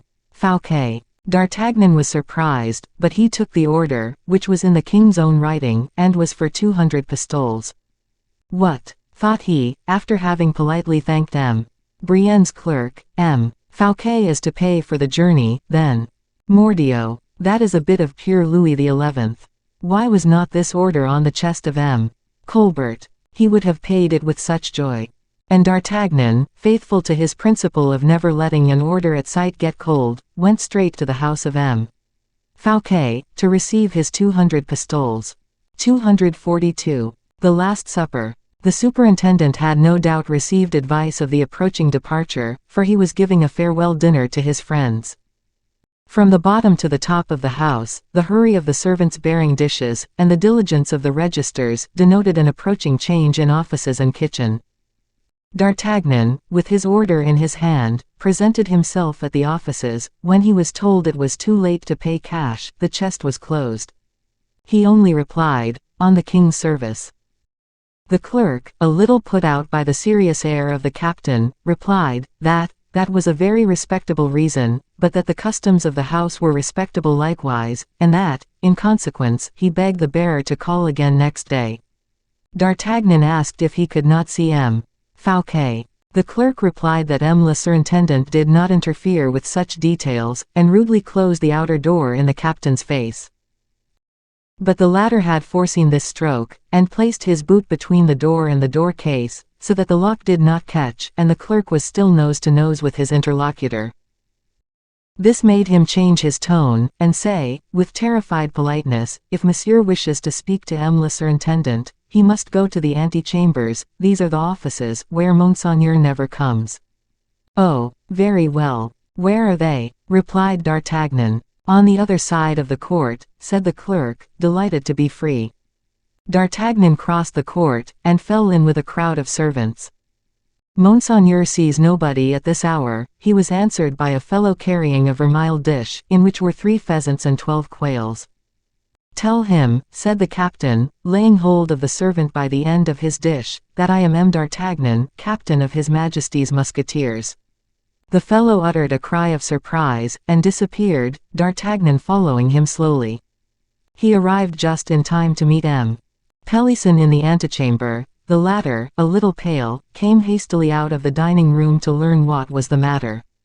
D'Artagnan smiled. There is nothing unpleasant, Monsieur Pelisson, only a little order to receive the money for. Ah! Said Fouquet's friend, breathing more freely, and he took the captain by the hand, and, dragging him behind him, led him into the dining room, where a number of friends surrounded the surintendant, placed in the center, and buried in the cushions of a fauteuil. There were assembled all the Epicureans who so lately at Vaux had done the honors of the mansion of wit and money in aid of M. Fouquet. Joyous friends, for the most part faithful, they had not fled their protector at the approach of the storm, and, in spite of the threatening heavens, in spite of the trembling earth, they remained there, smiling, cheerful, as devoted in misfortune as they had been in prosperity. On the left of the surintendant sat Madame de Belliere, on his right was Madame Fouquet, as if braving the laws of the world, and putting all vulgar reasons of propriety to silence, the 2 protecting angels of this man united to offer, at the moment of the crisis, the support of their twined arms. Madame de Belliere was pale, trembling, and full of respectful attentions for Madame la Surintendante, who, with one hand on her husband's, was looking anxiously towards the door by which Pelisson had gone out to bring D'Artagnan. The captain entered at first full of courtesy, and afterwards of admiration, when, with his infallible glance, he had divined as well as taken in the expression of every face. Fouquet raised himself up in his chair. "Pardon me, Monsieur d'Artagnan," said he, "if I did not myself receive you when coming in the king's name." And he pronounced the last words with a sort of melancholy firmness, which filled the hearts of all his friends with terror. "Monseigneur," replied D'Artagnan, "I only come to you in the king's name to demand payment of an order for 200 pistoles." The clouds passed from every brow but that of Fouquet, which still remained overcast. "Ah, then," said he, "perhaps you also are setting out for Nantes." "I do not know whither I am setting out, Monseigneur." "But," said Madame Fouquet, recovered from her fright, "you are not going so soon, Monsieur le Capitaine, as not to do us the honor to take a seat with us." "Madame, I should esteem that a great honor done me, but I am so pressed for time, that, you see, I have been obliged to permit myself to interrupt your repast to procure payment of my note." "The reply to which shall be gold," said Fouquet, making a sign to his intendant, who went out with the order D'Artagnan handed him. "Oh," said the latter, "I was not uneasy about the payment, the house is good." A painful smile passed over the pale features of Fouquet. "Are you in pain?" asked Madame de Belliere. "Do you feel your attack coming on?" asked Madame Fouquet. "Neither, thank you both," said Fouquet. "Your attack," said D'Artagnan, in his turn. "Are you unwell, Monseigneur?" "I have a tertian fever, which seized me after the fête at Vaux." "Caught cold in the grottos, at night, perhaps." "No, no, nothing but agitation, that was all." "The too much heart you displayed in your reception of the king," said La Fontaine, quietly, without suspicion that he was uttering a sacrilege. "We cannot devote too much heart to the reception of our king," said Fouquet, mildly, to his poet. "Monsieur meant to say the too great ardor," interrupted D'Artagnan, with perfect frankness and much amenity. "The fact is, Monseigneur, that hospitality was never practiced as at Vaux." Madame Fouquet permitted her countenance to show clearly that if Fouquet had conducted himself well towards the king had hardly done the like to the minister. But D'Artagnan knew the terrible secret. He alone with Fouquet knew it, those 2 men had not, the one the courage to complain, the other the right to accuse. The captain, to whom the 200 pistoles were brought, was about to take his leave, when Fouquet, rising, took a glass of wine, and ordered one to be given to D'Artagnan. "Monsieur," said he, "to the health of the king, whatever may happen." "And to your health, Monseigneur, whatever may happen," said D'Artagnan. He bowed, with these words of evil omen, to all the company, who rose as soon as they heard the sound of his spurs and boots at the bottom of the stairs. "I, for a moment, thought it was I and not my money he wanted," said Fouquet, endeavoring to laugh. "You!" cried his friends, "and what for, in the name of heaven?" "Oh! Do not deceive yourselves, my dear brothers in Epicurus," said the superintendent. "I do not wish to make a comparison between the most humble sinner on the earth and the God we adore, but remember, he gave one day to his friends a repast which is called the Last Supper, and which was nothing but a farewell dinner, like that which we are making at this moment." A painful cry of denial arose from all parts of the table. "Shut the doors," said Fouquet, and the servants disappeared. "My friends," continued Fouquet, lowering his voice, "what was I formerly? What am I now? Consult among yourselves and reply. A man like me sinks when he does not continue to rise. What shall we say, then, when he really sinks? I have no more money, no more credit, I have no longer anything but powerful enemies and powerless friends." "Quick!" cried Pelisson. "Since you explain yourself with such frankness, it is our duty to be frank, likewise. Yes, you are ruined, yes, you are hastening to your ruin, stop.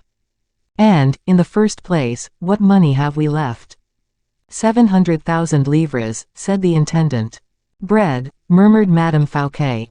"Relays," said Pelisson, "relays, and fly." "Whither?" "To Switzerland, to Savoy, but fly."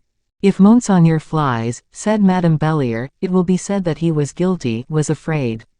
More than that, it will be said that I have carried away 20 millions with me." "We will draw up memoirs to justify you," said La Fontaine. "Fly." "I will remain," said Fouquet. "And, besides, does not everything serve me?" "You have Belle Isle," cried the Abbé Fouquet. "And I am naturally going there, when going to Nantes," replied the superintendent. "Patience, then, patience. Before arriving at Nantes, what a distance," said Madame Fouquet. "Yes, I know that well," replied Fouquet. "But what is to be done there? The king summons me to the States. I know well it is for the purpose of ruining me, but to refuse to go would be to evince uneasiness." "Well, I have discovered the means of reconciling everything," cried Pelisson. "You are going to set out for Nantes." Fouquet looked at him with an air of surprise. "But with friends, but in your own carriage as far as Orléans, in your own barge as far as Nantes, always ready to defend yourself, if you are attacked, to escape, if you are threatened. In fact, you will carry your money against all chances, and, whilst flying, you will only have obeyed the king. Then, reaching the sea when you like, you will embark for Belle Isle, and from Belle Isle you will shoot out wherever it may please you, like the eagle that leaps into space when it has been driven from its eyrie." A general assent followed Pelisson's words. "Yes, do so," said Madame Fouquet to her husband. "Do so," said Madame de Bellier. Do it," cried all his friends. "I will do so," replied Fouquet. "This very evening. In an hour. Instantly. With 700,000 livres you can lay the foundation of another fortune," said the Abbé Fouquet. "What is there to prevent our arming corsairs at Belle Isle? And, if necessary, we will go and discover a new world," added La Fontaine, intoxicated with fresh projects and enthusiasm. A knock at the door interrupted this concert of joy and hope. "A courier from the king," said the master of the ceremonies. A profound silence immediately ensued, as if the message brought by this courier was nothing but a reply to all the projects given birth to a moment before. Everyone waited to see what the master would do. His brow was streaming with perspiration, and he was really suffering from his fever at that instant. He passed into his cabinet, to receive the king's message. There prevailed, as we have said, such a silence in the chambers, and throughout the attendance, that from the dining room could be heard the voice of Fouquet, saying, "That is well, monsieur." This voice was, however, broken by fatigue, and trembled with emotion. An instant after, Fouquet called Gourville, who crossed the gallery amidst the universal expectation. At length, he himself reappeared among his guests, but it was no longer the same pale, spiritless countenance they had beheld when he left them. From pale he had become livid, and from spiritless, annihilated. A breathing, living spectre, he advanced with his arms stretched out, his mouth parched, like a shade that comes to salute the friends of former days. On seeing him thus, everyone cried out, and everyone rushed towards Fouquet. The latter, looking at Pelisson, leaned upon his wife, and pressed the icy hand of the Marquise de Bellier. "Well," said he, in a voice which had nothing human in it. "What has happened, my God?" said someone to him. Fouquet opened his right hand, which was clenched, but glistening with perspiration, and displayed a paper, upon which Pelisson cast a terrified glance. He read the following lines, written by the king's hand. "Dear and well-beloved Monsieur Fouquet, give us, upon that which you have left of ours, the sum of 700,000 livres, of which we stand in need to prepare for our departure. And, as we know your health is not good, we pray God to restore you, and to have you in his holy keeping. Louis." The present letter is to serve as a receipt. A murmur of terror circulated through the apartment. "Well," cried Pelisson, in his turn, "you have received that letter." "Received it, yes. What will you do, then?" "Nothing, since I have received it." "But, if I have received it, Pelisson, I have paid it," said the surintendant, with a simplicity that went to the heart of all present. "You have paid it," cried Madame Fouquet. "Then we are ruined." "Come, no useless words," interrupted Pelisson. "Next to money, life." "Monseigneur, to horse, to horse." "What, leave us?" at once cried both the women, wild with grief. Monseigneur, in saving yourself, you save us all." "To horse." "But he cannot hold himself on. Look at him." "Oh, if he takes time to reflect," said the intrepid Pelisson. "He is right," murmured Fouquet. "Monseigneur, Monseigneur," cried Gourville, rushing up the stairs, 4 steps at once. "Monseigneur." "Well, what?" "I escorted, as you desired, the king's courier with the money." "Yes. Well, when I arrived at the Palais Royal, I saw—" "Take breath, my poor friend, take breath, you are suffocating." "What did you see?" cried the impatient friends. "I saw the musketeers mounting on horseback," said Gourville. "There, then," cried every voice at once, "there, then. Is there an instant to be lost?" Madame Fouquet rushed downstairs, calling for her horses. Madame de Bellier flew after her, catching her in her arms, and saying, "Madame, in the name of his safety, do not betray anything, do not manifest alarm." Pelisson ran to have the horses put to the carriages. And, in the meantime, Gourville gathered in his hat all that the weeping friends were able to throw into it of gold and silver, the last offering, the pious alms made to misery by poverty. The surintendant, dragged along by some, carried by others, was shut up in his carriage.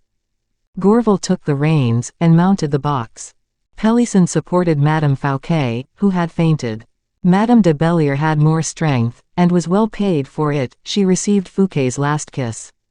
Pelisson easily explained this precipitate departure by saying that an order from the king had summoned the minister to Nantes. 243. In M. Colbert's carriage. As Gourville had seen, the king's musketeers were mounting and following their captain. The latter, who did not like to be confined in his proceedings, left his brigade under the orders of a lieutenant, and set off on post horses, recommending his men to use all diligence. However rapidly they might travel, they could not arrive before him. He had time, in passing along the Rue des Petits Champs, to see something which afforded him plenty of food for thought and conjecture. He saw M. Colbert coming out from his house to get into his carriage, which was stationed before the door. In this carriage D'Artagnan perceived the hoods of 2 women, and being rather curious, he wished to know the names of the ladies hid beneath these hoods. To get a glimpse at them, for they kept themselves closely covered up, he urged his horse so near the carriage, that he drove him against the step with such force as to shake everything containing and contained. The terrified women uttered, the one a faint cry, by which D'Artagnan recognized a young woman, the other an imprecation, in which he recognized the vigor and aplomb that half a century bestows. The hoods were thrown back. One of the women was Madame Vanel, the other the Duchesse de Chevreuse. D'Artagnan's eyes were quicker than those of the ladies, he had seen and known them, whilst they did not recognize him, and as they laughed at their fright, pressing each other's hands. "Humph," said D'Artagnan, "the old Duchess is no more inaccessible to friendship than formerly. She paying her court to the mistress of M. Colbert. Poor M. Fouquet. That presages you nothing good." He rode on. M. Colbert got into his carriage and the distinguished trio commenced a sufficiently slow pilgrimage toward the wood of Vincennes. Madame de Chevreuse set down Madame Vanel at her husband's house, and, left alone with M. Colbert, chatted upon affairs whilst continuing her ride. She had an inexhaustible fund of conversation, that dear Duchess, and as she always talked for the ill of others, though ever with a view to her own good, her conversation amused her interlocutor, and did not fail to leave a favorable impression. She taught Colbert, who, poor man, was ignorant of the fact, how great a minister he was, and how Fouquet would soon become a cipher. She promised to rally around him, when he should become surintendant, all the old nobility of the kingdom, and questioned him as to the preponderance it would be proper to allow La Valliere. She praised him, she blamed him, she bewildered him. She showed him the secret of so many secrets that, for a moment, Colbert thought he was doing business with the devil. She proved to him that she held in her hand the Colbert of today, as she had held the Fouquet of yesterday, and as he asked her very simply the reason of her hatred for the surintendant, "Why do you yourself hate him?" said she. "Madam, in politics," replied he, "the differences of system oft bring about dissensions between men. M. Fouquet always appeared to me to practice a system opposed to the true interests of the king." She interrupted him. "I will say no more to you about M. Fouquet. The journey the king is about to take to Nantes will give a good account of him. M. Fouquet, for me, is a man gone by, and for you also." Colbert made no reply. On his return from Nantes, continued the Duchess, the king, who is only anxious for a pretext, will find that the states have not behaved well, that they have made too few sacrifices. The states will say that the imposts are too heavy, and that the surintendant has ruined them. The king will lay all the blame on M. Fouquet, and then, said Colbert. "Oh, he will be disgraced. Is not that your opinion?" Colbert darted a glance at the Duchess, which plainly said, "If M. Fouquet be only disgraced, you will not be the cause of it. Your place, M. Colbert," the Duchess hastened to say, "must be a high place. Do you perceive anyone between the king and yourself, after the fall of M. Fouquet?" "I do not understand," said he. "You will understand. To what does your ambition aspire?" "I have none. It was useless, then, to overthrow the superintendent, Monsieur Colbert. It was idle. I had the honor to tell you, madam." "Oh, yes, I know, all about the interest of the king, but, if you please, we will speak of your own. Mine, that is to say, the affairs of His Majesty. In short, are you, or are you not endeavoring to ruin M. Fouquet? Answer without evasion." "Madam, I ruin nobody. I am endeavoring to comprehend, then, why you purchased from me the letters of M. Mazarin concerning M. Fouquet. Neither can I conceive why you have laid those letters before the king." Colbert, half stupefied, looked at the Duchess with an air of constraint. "Madam," said he, "I can less easily conceive how you, who received the money, can reproach me on that head." "That is," said the old Duchess, "because we must will that which we wish for, unless we are not able to obtain what we wish." "Will," said Colbert, quite confounded by such coarse logic. "You are not able, Hein. Speak." "I am not able, I allow, to destroy certain influences near the king. That fight in favor of M. Fouquet. What are they? Stop, let me help you." "Do, madam." "La Valliere. Oh, very little influence, no knowledge of business, and small means. M. Fouquet has paid his court to her. To defend him would be to accuse herself, would it not?" "I think it would. There is still another influence, what do you say to that?" "Is it considerable?" "The Queen Mother, perhaps. Her Majesty, the Queen Mother, has a weakness for M. Fouquet very prejudicial to her son." "Never believe that," said the old Duchess, smiling. Oh, said Colbert, with incredulity, I have often experienced it. Formerly. Very recently, madam, at Vaux. It was she who prevented the king from having M. Fouquet arrested. People do not forever entertain the same opinions, my dear monsieur. That which the queen may have wished recently, she would not wish, perhaps, today. And why not? Said Colbert, astonished. Oh, the reason is of very little consequence. On the contrary, I think it is of great consequence, for, if I were certain of not displeasing Her Majesty, the Queen Mother, my scruples would be all removed. Well, have you never heard talk of a certain secret? A secret. Call it what you like. In short, the Queen Mother has conceived a bitter hatred for all those who have participated, in one fashion or another, in the discovery of this secret, and M. Fouquet I believe is one of these. Then, said Colbert, we may be sure of the assent of the Queen Mother. I have just left Her Majesty, and she assures me so. So be it, then, madam. But there is something further. Do you happen to know a man who was the intimate friend of M. Fouquet, M. d'Herblay, a bishop, I believe. Bishop of Vannes. Well, this M. d'Herblay, who also knew the secret, the Queen Mother is pursuing with the utmost rancor. Indeed. So hotly pursued, that if he were dead, she would not be satisfied with anything less than his head. To satisfy her he would never speak again. And is that the desire of the Queen Mother? An order is given for it. This Monsieur d'Herblay shall be sought for, madam.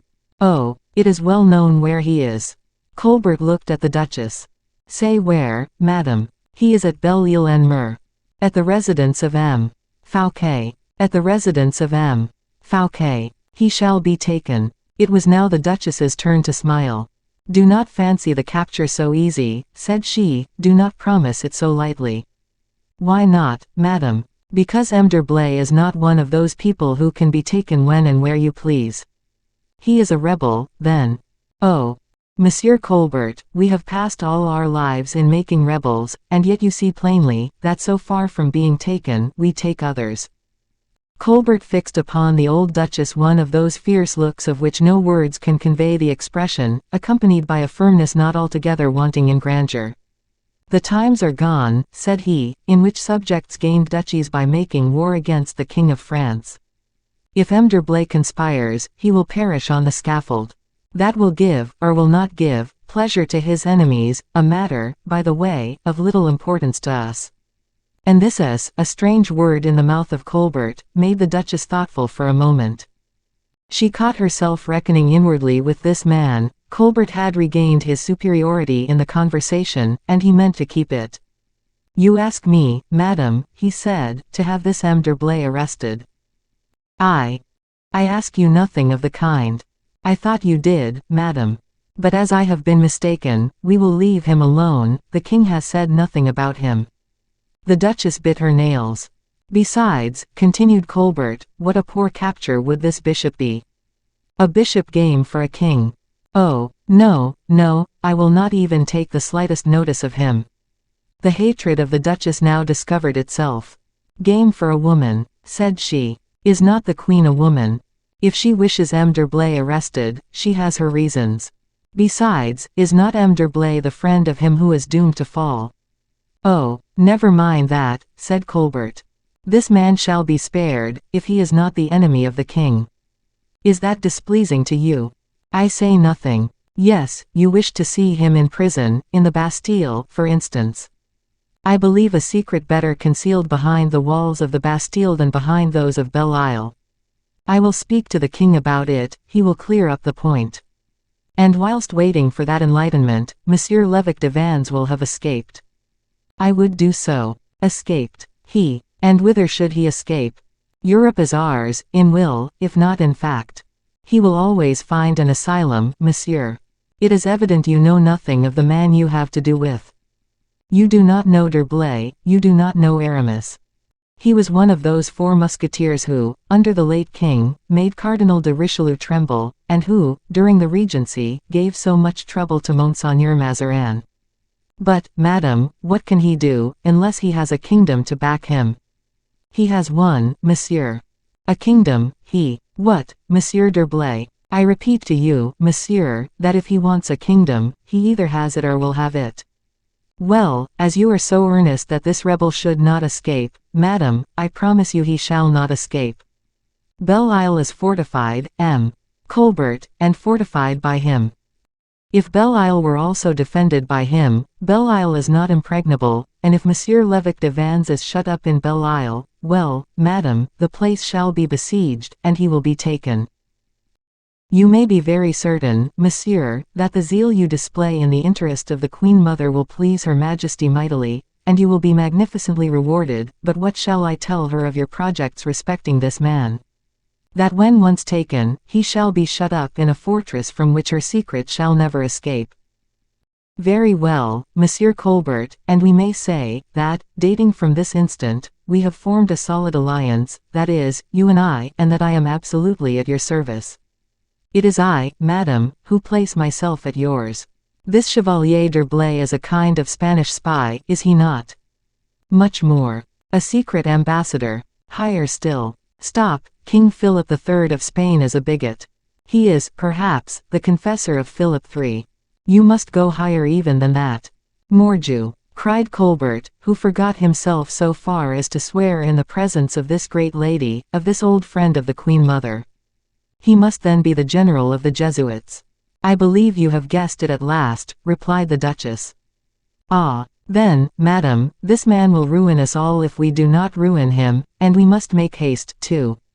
Such was my opinion, monsieur, but I did not dare to give it you. And it was lucky for us he has attacked the throne, and not us. But, mark this well, M. Colbert. M. D'Herblay is never discouraged. If he has missed one blow, he will be sure to make another, he will begin again. If he has allowed an opportunity to escape of making a king for himself, sooner or later, he will make another, of whom, to a certainty, you will not be prime minister. Colbert knitted his brow with a menacing expression. I feel assured that a prison will settle this affair for us, madam, in a manner satisfactory for both. The Duchess smiled again. Oh, if you knew, said she, how many times Aramis has got out of prison. Oh, replied Colbert, we will take care that he shall not get out this time. But you were not attending to what I said to you just now. Do you remember that Aramis was one of the 4 invincibles whom Richelieu so dreaded? And at that period the 4 musketeers were not in possession of that which they have now, money and experience. Colbert bit his lips. We will renounce the idea of the prison, said he, in a lower tone, we will find a little retreat from which the invincible cannot possibly escape.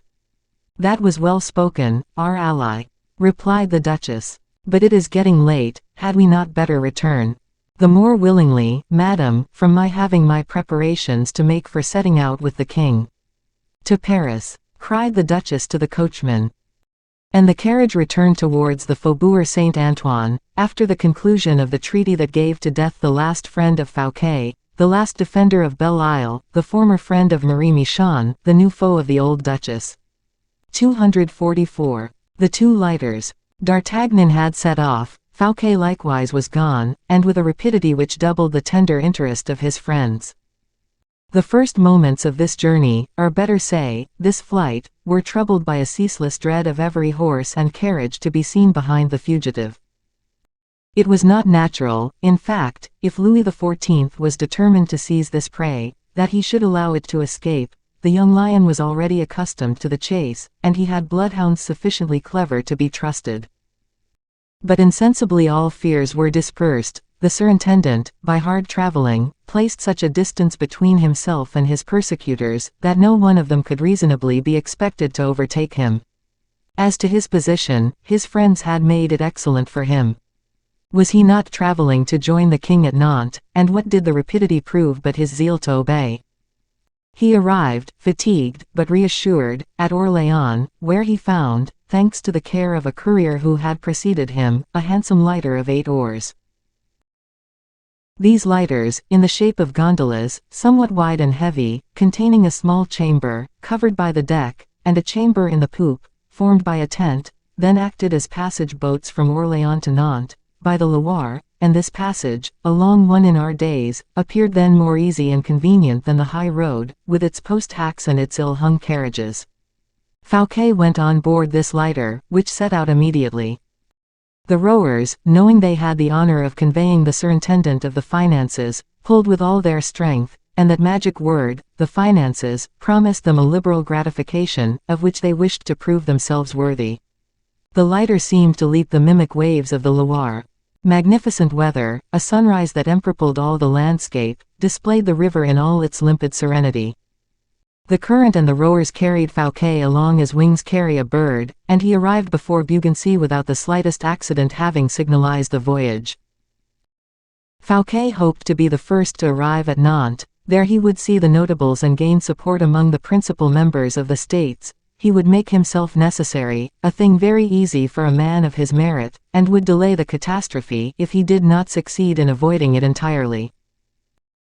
Besides, said Gourville to him, at Nantes, you will make out, or we will make out, the intentions of your enemies. We will have horses always ready to convey you to Poitou, a bark in which to gain the sea, and when once upon the open sea, Belle Isle is your inviolable port.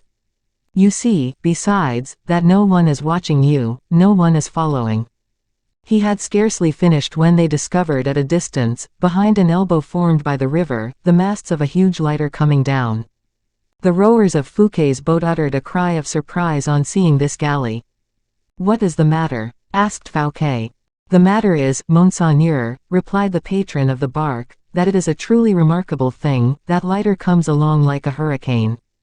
Gourville started, and mounted to the deck, in order to obtain a better view.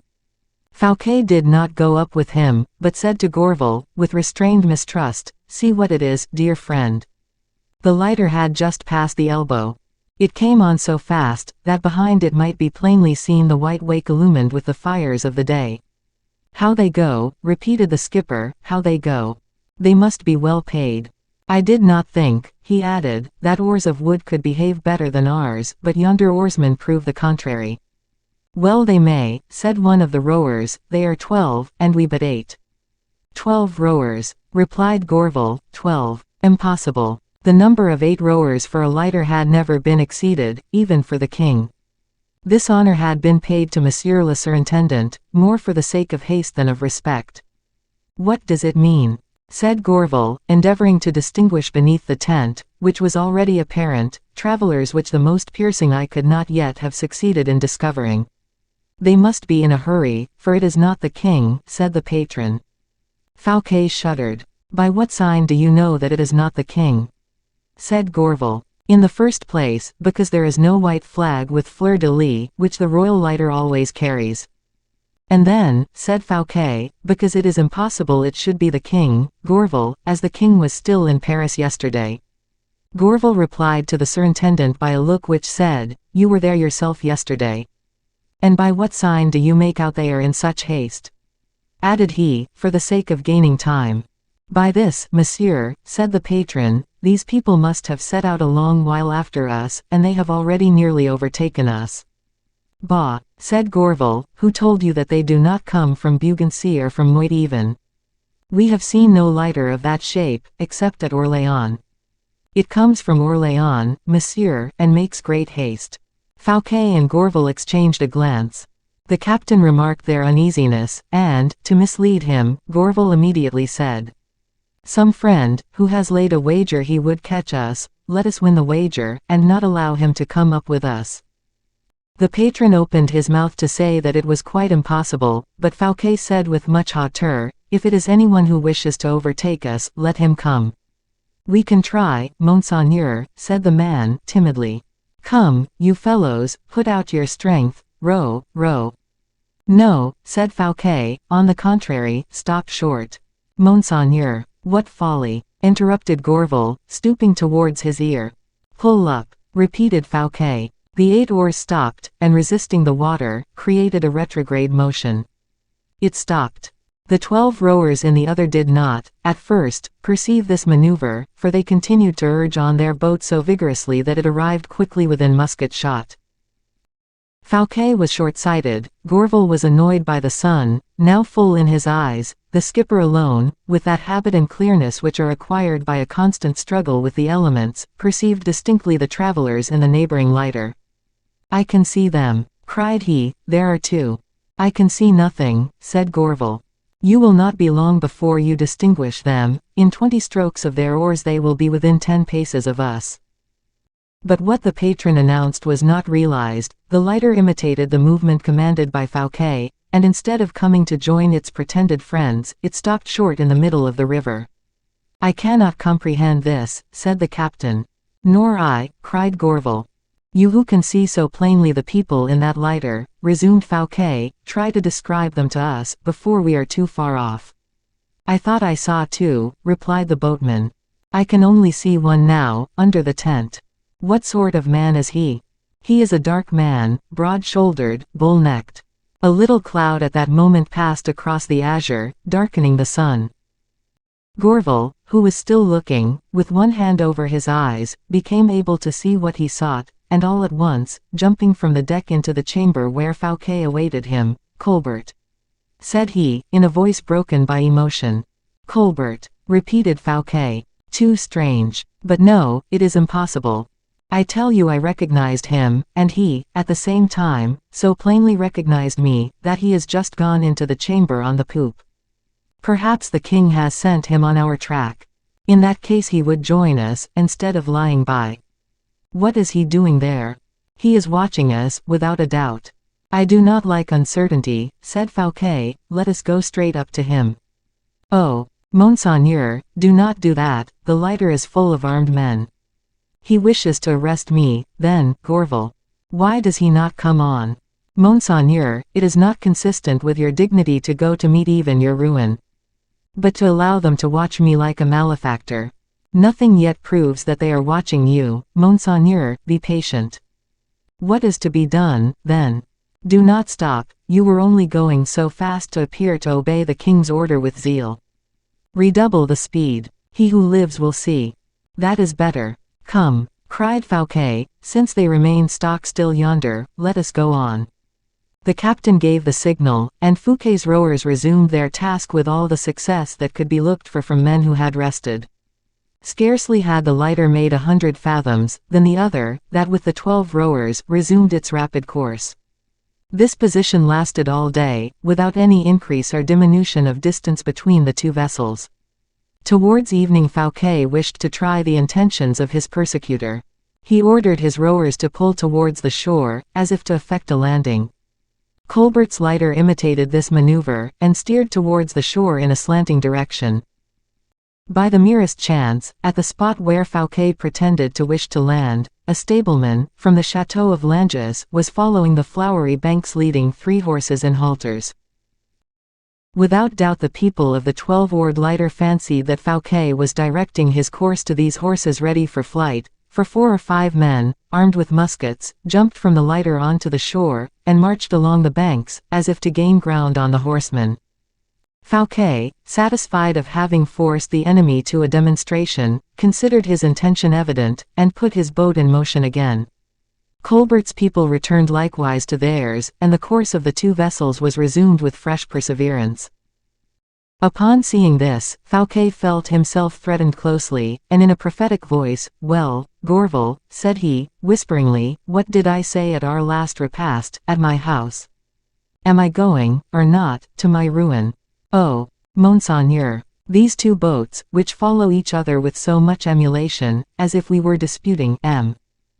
Colbert and I, a prize for swiftness on the Loire, do they not aptly represent our fortunes, and do you not believe, Gorval, that one of the 2 will be wrecked at Nantes?" "At least," objected Gorval, "there is still uncertainty. You are about to appear at the States, you are about to show what sort of man you are. Your eloquence and genius for business are the buckler and sword that will serve to defend you, if not to conquer with. The Bretons do not know you, and when they become acquainted with you your cause is won.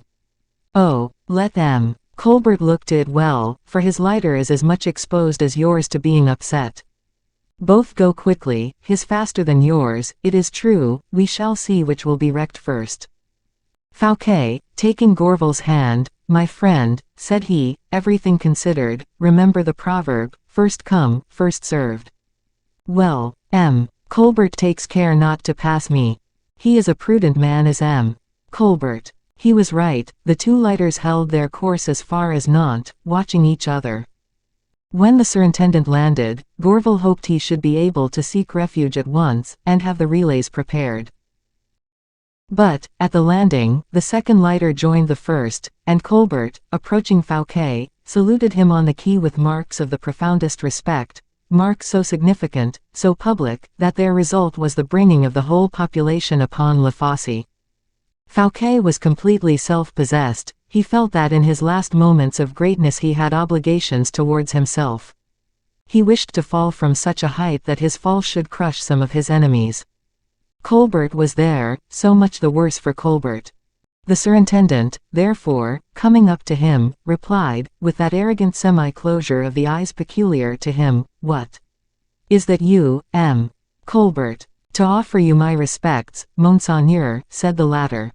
"Were you in that lighter?" pointing to the one with 12 rowers. "Yes, Monseigneur." "Of 12 rowers," said Fouquet, "what luxury, M. Colbert! For a moment I thought it was the Queen Mother." "Monseigneur," and Colbert blushed. "This is a voyage that will cost those who have to pay for it dear, Monsieur l'Intendant," said Fouquet. "But you have, happily, arrived. You see, however," added he, a moment after, "that I, who had but 8 rowers, arrived before you." And he turned his back towards him, leaving him uncertain whether the maneuvers of the second lighter had escaped the notice of the first. At least he did not give him the satisfaction of showing that he had been frightened. Colbert, so annoyingly attacked, did not give way. "I have not been quick, Monseigneur," he replied, "because I followed your example whenever you stopped." "And why did you do that, Monsieur Colbert?" cried Fouquet, irritated by the base audacity. "As you had a superior crew to mine, why did you not either join me or pass me?" "Out of respect," said the intendant, bowing to the ground. Fouquet got into a carriage which the city had sent to him, we know not why or how, and he repaired to La Maison de Nantes, escorted by a vast crowd of people, who for several days had been agog with expectation of a convocation of the States. Scarcely was he installed when Gourville went out to order horses on the route to Poitiers and Vannes, and a boat at Paimboeuf. He performed these various operations with so much mystery, activity, and generosity, that never was Fouquet, then laboring under an attack of fever, more nearly saved, except for the counteraction of that immense disturber of human projects, chance. A report was spread during the night, that the king was coming in great haste on post horses, and would arrive in 10 or 12 hours at the latest. The people, while waiting for the king, were greatly rejoiced to see the musketeers, newly arrived, with Monsieur d'Artagnan, their captain, and quartered in the castle, of which they occupied all the posts, in quality of guard of honor. M. d'Artagnan, who was very polite, presented himself, about 10 o'clock, at the lodgings of the surintendant to pay his respectful compliments, and although the minister suffered from fever, although he was in such pain as to be bathed in sweat, he would receive M. d'Artagnan, who was delighted with that honor, as will be seen by the conversation they had together. 245. Friendly advice. Fouquet had gone to bed, like a man who clings to life, and wishes to economize, as much as possible, that slender tissue of existence, of which the shocks and frictions of this world so quickly wear out the tenuity. D'Artagnan appeared at the door of this chamber, and was saluted by the superintendent with a very affable, "Good day." "Bonjour, Monseigneur," replied the musketeer. "How did you get through the journey?" "Tolerably well, thank you." "And the fever?" "But poorly. I drink, as you perceive. I am scarcely arrived, and I have already levied a contribution of tisane upon Nantes." "You should sleep first, Monseigneur." Corbleu, my dear Monsieur d'Artagnan, I should be very glad to sleep." "Who hinders you?" "Why, you in the first place." "I." "Oh, Monseigneur, no doubt you do. Is it at Nantes as at Paris? Do you not come in the king's name?"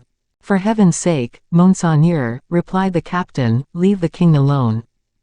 "The day on which I shall come on the part of the king, for the purpose you mean, take my word for it, I will not leave you long in doubt. You will see me place my hand on my sword, according to the ordonnance, and you will hear my say at once, in ceremonial voice, 'Monseigneur, in the name of the king, I arrest you.'" "You promise me that frankness?" said the superintendent. "Upon my honor." But we have not come to that, believe me. What makes you think that, M. d'Artagnan? For my part, I think quite the contrary. I have heard speak of nothing of the kind, replied D'Artagnan.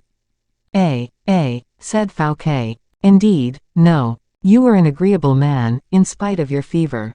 The king cannot help loving you, at the bottom of his heart. Fouquet's expression implied doubt. But M. Colbert, said he, does M. Colbert love me as much as you say? I am not speaking of M.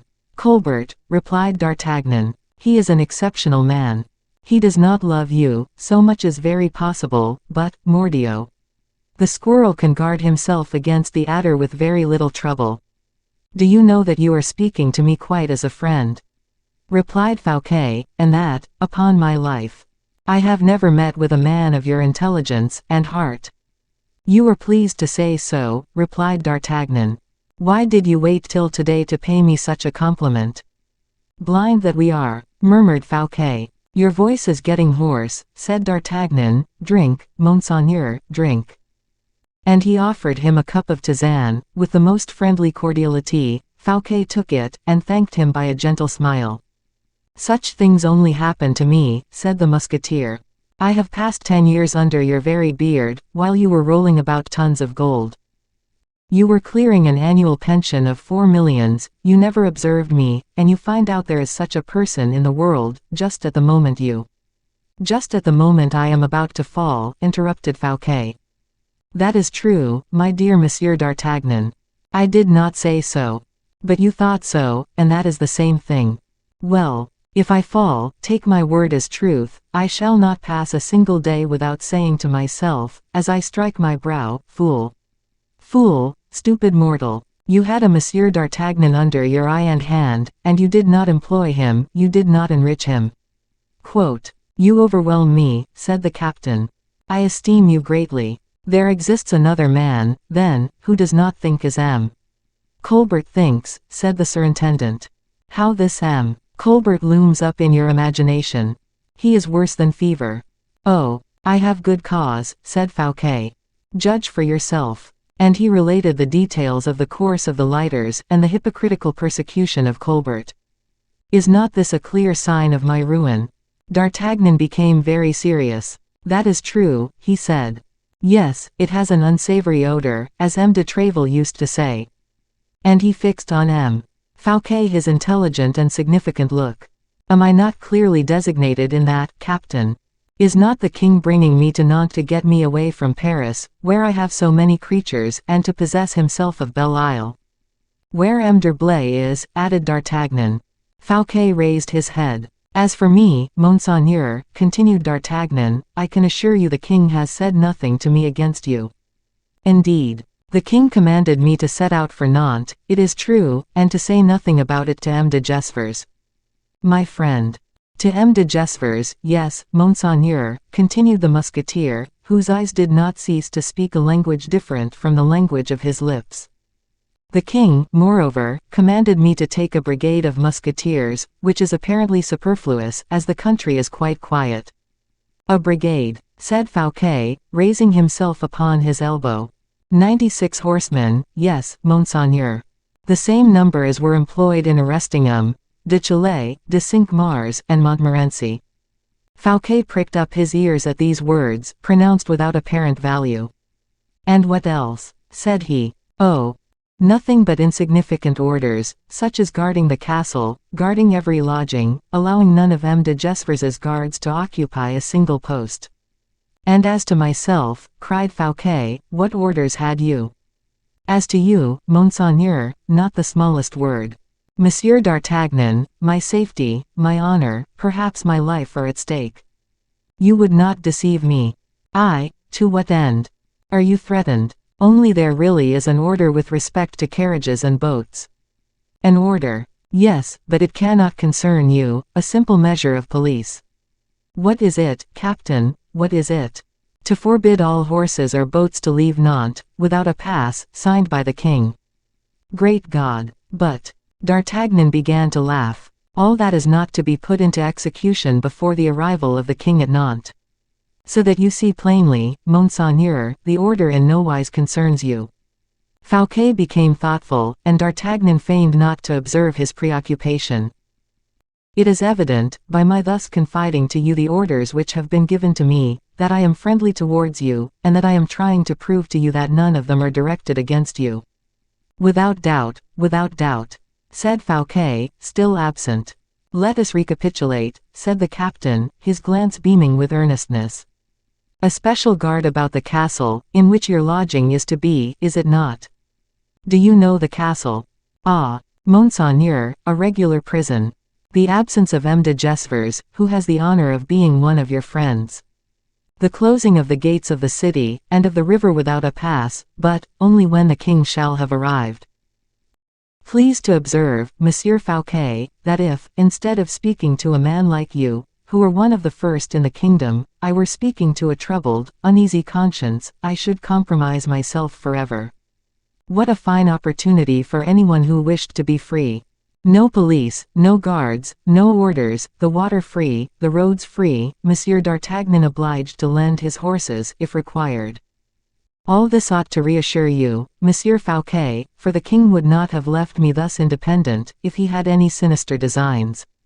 In truth, Monsieur Fouquet, ask me whatever you like, I am at your service, and, in return, if you will consent to do it, do me a service, that of giving my compliments to Aramis and Porthos, in case you embark for Belle Isle, as you have a right to do without changing your dress, immediately, in your robe de chambre, just as you are.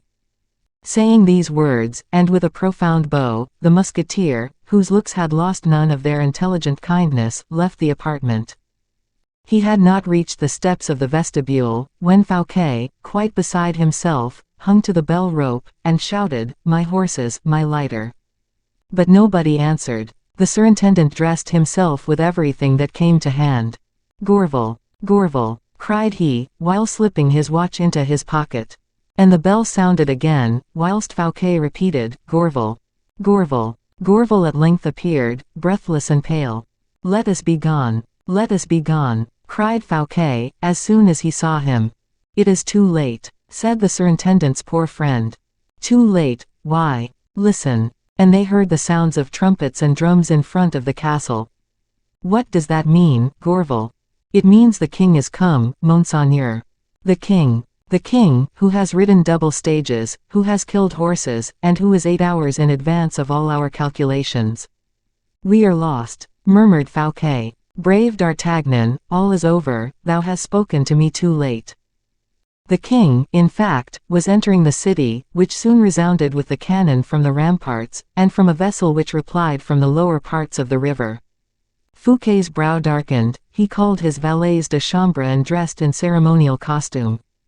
From his window, behind the curtains, he could see the eagerness of the people, and the movement of a large troop, which had followed the prince. The king was conducted to the castle with great pomp, and Fouquet saw him dismount under the portcullis, and say something in the ear of D'Artagnan, who held his stirrup. D'Artagnan, when the king had passed under the arch, directed his steps towards the house Fouquet was in, but so slowly, and stopping so frequently to speak to his musketeers, drawn up like a hedge, that it might be said he was counting the seconds, or the steps, before accomplishing his object. Fouquet opened the window to speak to him in the court. "Ah," cried D'Artagnan, on perceiving him, "are you still there, Monseigneur?" And that word still completed the proof to Fouquet of how much information and how many useful counsels were contained in the first visit the musketeer had paid him. The surintendant sighed deeply. "Good heavens! Yes, monsieur," replied he. "The arrival of the king has interrupted me in the projects I had formed." "Oh, then you know that the king has arrived." "Yes, monsieur, I have seen him, and this time you come from him." "To inquire after you, Monseigneur, and, if your health is not too bad, to beg you to have the kindness to repair to the castle." "Directly, Monsieur d'Artagnan, directly." "Ah, Mordioux," said the captain, "now the king is come, there is no more walking for anybody, no more free will, the password governs all now, you as much as me as much as you." Fouquet heaved a last sigh, climbed with difficulty into his carriage, so great was his weakness, and went to the castle, escorted by D'Artagnan, whose politeness was not less terrifying this time than it had just before been consoling and cheerful. 246. How the King, Louis XIV, played his little part. As Fouquet was alighting from his carriage, to enter the castle of Nantes, a man of mean appearance went up to him with marks of the greatest respect, and gave him a letter. D'Artagnan endeavored to prevent this man from speaking to Fouquet, and pushed him away, but the message had been given to the surintendant.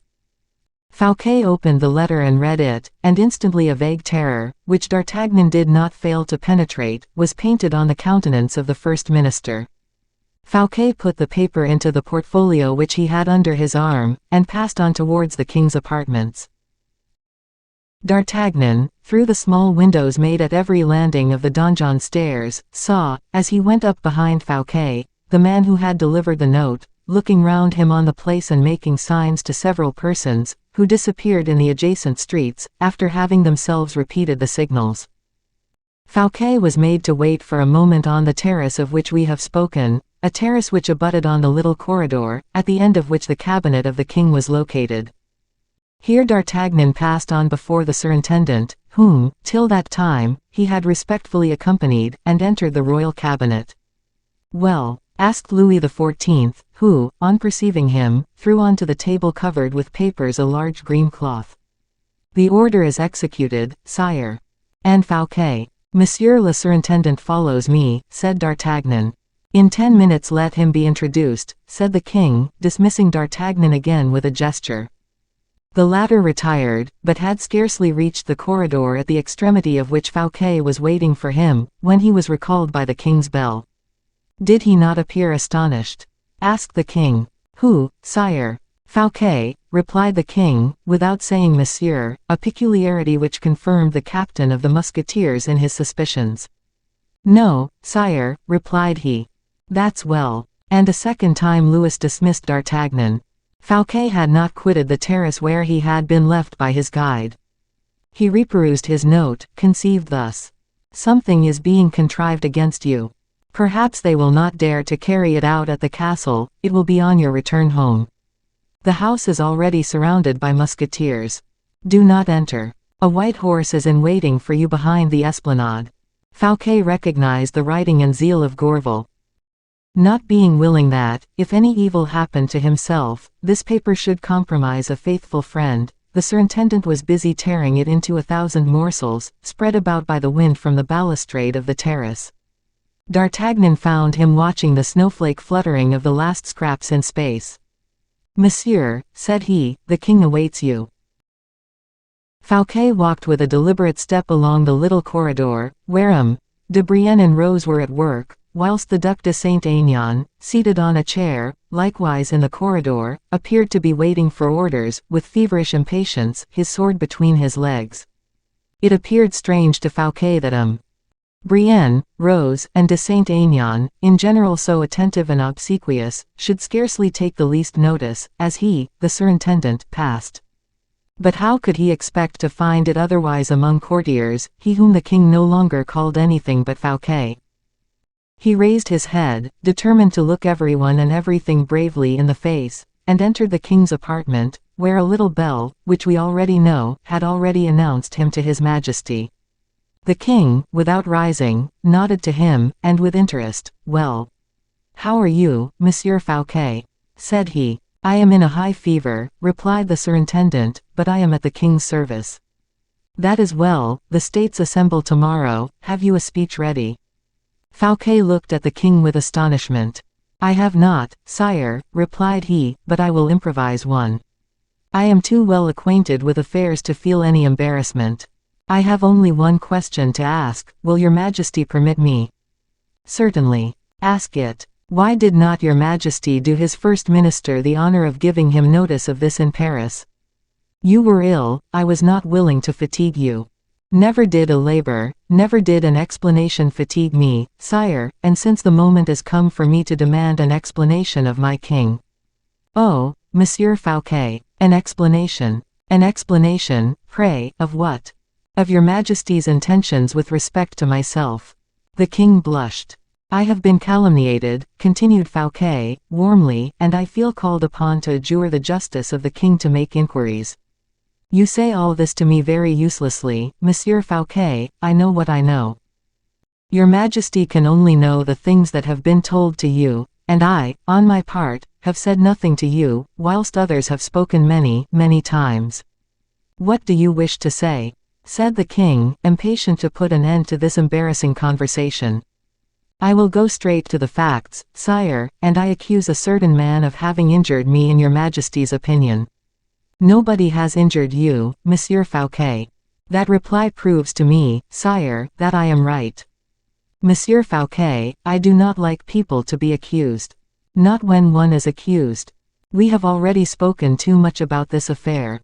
Your Majesty will not allow me to justify myself. I repeat that I do not accuse you. Fouquet, with a half-bow, made a step backward. It is certain, thought he, that he has made up his mind. He alone who cannot go back can show such obstinacy. Not to see the danger now would be to be blind indeed, not to shun it would be stupid. He resumed aloud, Did your Majesty send for me on business? No, Monsieur Fouquet, but for some advice I wish to give you. I respectfully await it, sire. Rest yourself, Monsieur Fouquet, do not throw away your strength, the session of the States will be short, and when my secretaries shall have closed it, I do not wish business to be talked of in France for a fortnight. Has the king nothing to say to me on the subject of this Assembly of the States? No, Monsieur Fouquet. Not to me, the Surintendant of the Finances. Rest yourself, I beg you, that is all I have to say to you. Fouquet bit his lips and hung his head. He was evidently busy with some uneasy thought. This uneasiness struck the king. Are you angry at having to rest yourself, M. Fouquet? Said he. Yes, sire, I am not accustomed to take rest. But you are ill, you must take care of yourself. Your Majesty spoke just now of a speech to be pronounced tomorrow. His Majesty made no reply. This unexpected stroke embarrassed him. Fouquet felt the weight of this hesitation. He thought he could read danger in the eyes of the young prince, which fear would but precipitate. If I appear frightened, I am lost, thought he. The king, on his part, was only uneasy at the alarm of Fouquet. Has he a suspicion of anything? Murmured he. If his first word is severe, again thought Fouquet, if he becomes angry, or feigns to be angry for the sake of a pretext, how shall I extricate myself? Let us smooth the declivity a little. Gourville was right. Sire, said he, suddenly, since the goodness of the king watches over my health to the point of dispensing with my labor, may I not be allowed to be absent from the council of tomorrow? I could pass the day in bed, and will entreat the king to grant me his physician, that we may endeavor to find a remedy against this fearful fever. So be it, Monsieur Fouquet, it shall be as you desire, you shall have a holiday tomorrow, you shall have the physician, and shall be restored to health. Thanks, said Fouquet, bowing. Then, opening his game, shall I not have the happiness of conducting your Majesty to my residence of Belle Isle? And he looked Louis full in the face, to judge of the effect of such a proposal. The king blushed again. Do you know, replied he, endeavoring to smile, that you have just said, my residence of Belle Isle? Yes, sire. Well, do you not remember, continued the king in the same cheerful tone, that you gave me Belle Isle? That is true again, sire. Only, as you have not taken it, you will doubtless come with me and take possession of it. I mean to do so. That was, besides, your Majesty's intention as well as mine, and I cannot express to your Majesty how happy and proud I have been to see all the king's regiments from Paris to help take possession. The king stammered out that he did not bring the musketeers for that alone. Oh, I am convinced of that, said Fouquet, warmly. Your Majesty knows very well that you have nothing to do but to come alone with a cane in your hand, to bring to the ground all the fortifications of Belle Isle. Peste! Cried the king, I do not wish those fine fortifications, which cost so much to build, to fall at all. No, let them stand against the Dutch and English. You would not guess what I want to see at Belle Isle, Monsieur Fouquet. It is the pretty peasants and women of the lands on the seashore, who dance so well, and are so seducing with their scarlet petticoats. I have heard great boast of your pretty tenants, Monsieur le Surintendant. Well, let me have a sight of them. Whenever your Majesty pleases. Have you any means of transport? It shall be tomorrow, if you like. The surintendant felt this stroke, which was not adroit, and replied, "No, sire, I was ignorant of your majesty's wish. Above all, I was ignorant of your haste to see Belle Isle, and I am prepared with nothing. You have a boat of your own, nevertheless. I have 5, but they are all in port, or at Paimboeuf, and to join them, or bring them hither, would require at least 24 hours. Have I any occasion to send a courier? Must I do so? Wait a little, put an end to the fever, wait till tomorrow." "That is true. Who knows but that by tomorrow we may not have 100 other ideas?" replied Fouquet, now perfectly convinced and very pale. The king started, and stretched his hand out towards his little bell, but Fouquet prevented his ringing. "Sire," said he, "I have an ague, I am trembling with cold. If I remain a moment longer, I shall most likely faint. I request your majesty's permission to go and fling myself beneath the bedclothes. Indeed, you are in a shiver, it is painful to behold. Come, Monsieur Fouquet, be gone. I will send to inquire after you. Your majesty overwhelms me with kindness. In an hour I shall be better. I will call someone to reconduct you," said the king. "As you please, sire, I would gladly take the arm of anyone." "Monsieur d'Artagnan," cried the king, ringing his little bell. "Oh, sire," interrupted Fouquet, laughing in such a manner as made the prince feel cold, "would you give me the captain of your musketeers to take me to my lodgings?" "An equivocal honor that, sire. A simple footman, I beg." "And why, Fouquet? D'Artagnan conducts me often, and extremely well." "Yes, but when he conducts you, sire, it is to obey you, whilst me." "Go on. If I am obliged to return home supported by the leader of the musketeers, it would be everywhere said you had had me arrested." "Arrested," replied the king, who became paler than Fouquet himself, "arrested. Oh, and why should they not say so?" continued Fouquet, still laughing, "and I would lay a wager there would be people found wicked enough to laugh at it." This sally disconcerted the monarch. Fouquet was skillful enough, or fortunate enough, to make Louis XIV recoil before the appearance of the deed he meditated. D'Artagnan, when he appeared, received an order to desire a musketeer to accompany the surintendant. "Quite unnecessary," said the latter, "sword for sword, I prefer Gourville, who is waiting for me below. But that will not prevent me enjoying the society of d'Artagnan. I am glad he will see Belle Isle, he is so good a judge of fortifications." D'Artagnan bowed, without at all comprehending what was going on. Fouquet bowed again and left the apartment, affecting all the slowness of a man who walks with difficulty. "When once out of the castle, I am saved," said he. "Oh, yes, disloyal king, you shall see Belle Isle, but it shall be when I am no longer there." He disappeared, leaving D'Artagnan with the king. "Captain," said the king, "you will follow Fouquet at the distance of 100 paces." "Yes, sire. He is going to his lodgings again." "You will go with him." "Yes, sire. You will arrest him in my name, and will shut him up in a carriage." "In a carriage. Well, sire. In such a fashion that he may not, on the road, either converse with anyone or throw notes to people he may meet." "That will be rather difficult, sire." "Not at all. Pardon me, sire, I cannot stifle Fouquet, and if he asks for liberty to breathe, I cannot prevent him by closing both the windows and the blinds. He will throw out at the doors all the cries and notes possible. The case is provided for, Monsieur d'Artagnan, a carriage with a trellis will obviate both the difficulties you point out." "A carriage with an iron trellis," cried D'Artagnan, "but a carriage with an iron trellis is not made in half an hour, and your majesty commands me to go immediately to Fouquet's lodgings. The carriage in question is already made." "Ah, that is quite a different thing," said the captain. "If the carriage is ready made, very well, then, we have only to set it in motion." "It is ready, and the horse is harnessed." "Ah, and the coachman, with the outriders, is waiting in the lower court of the castle." D'Artagnan bowed. "There only remains for me to ask your majesty whither I shall conduct Fouquet. To the castle of Angers, at first." "Very well, sire.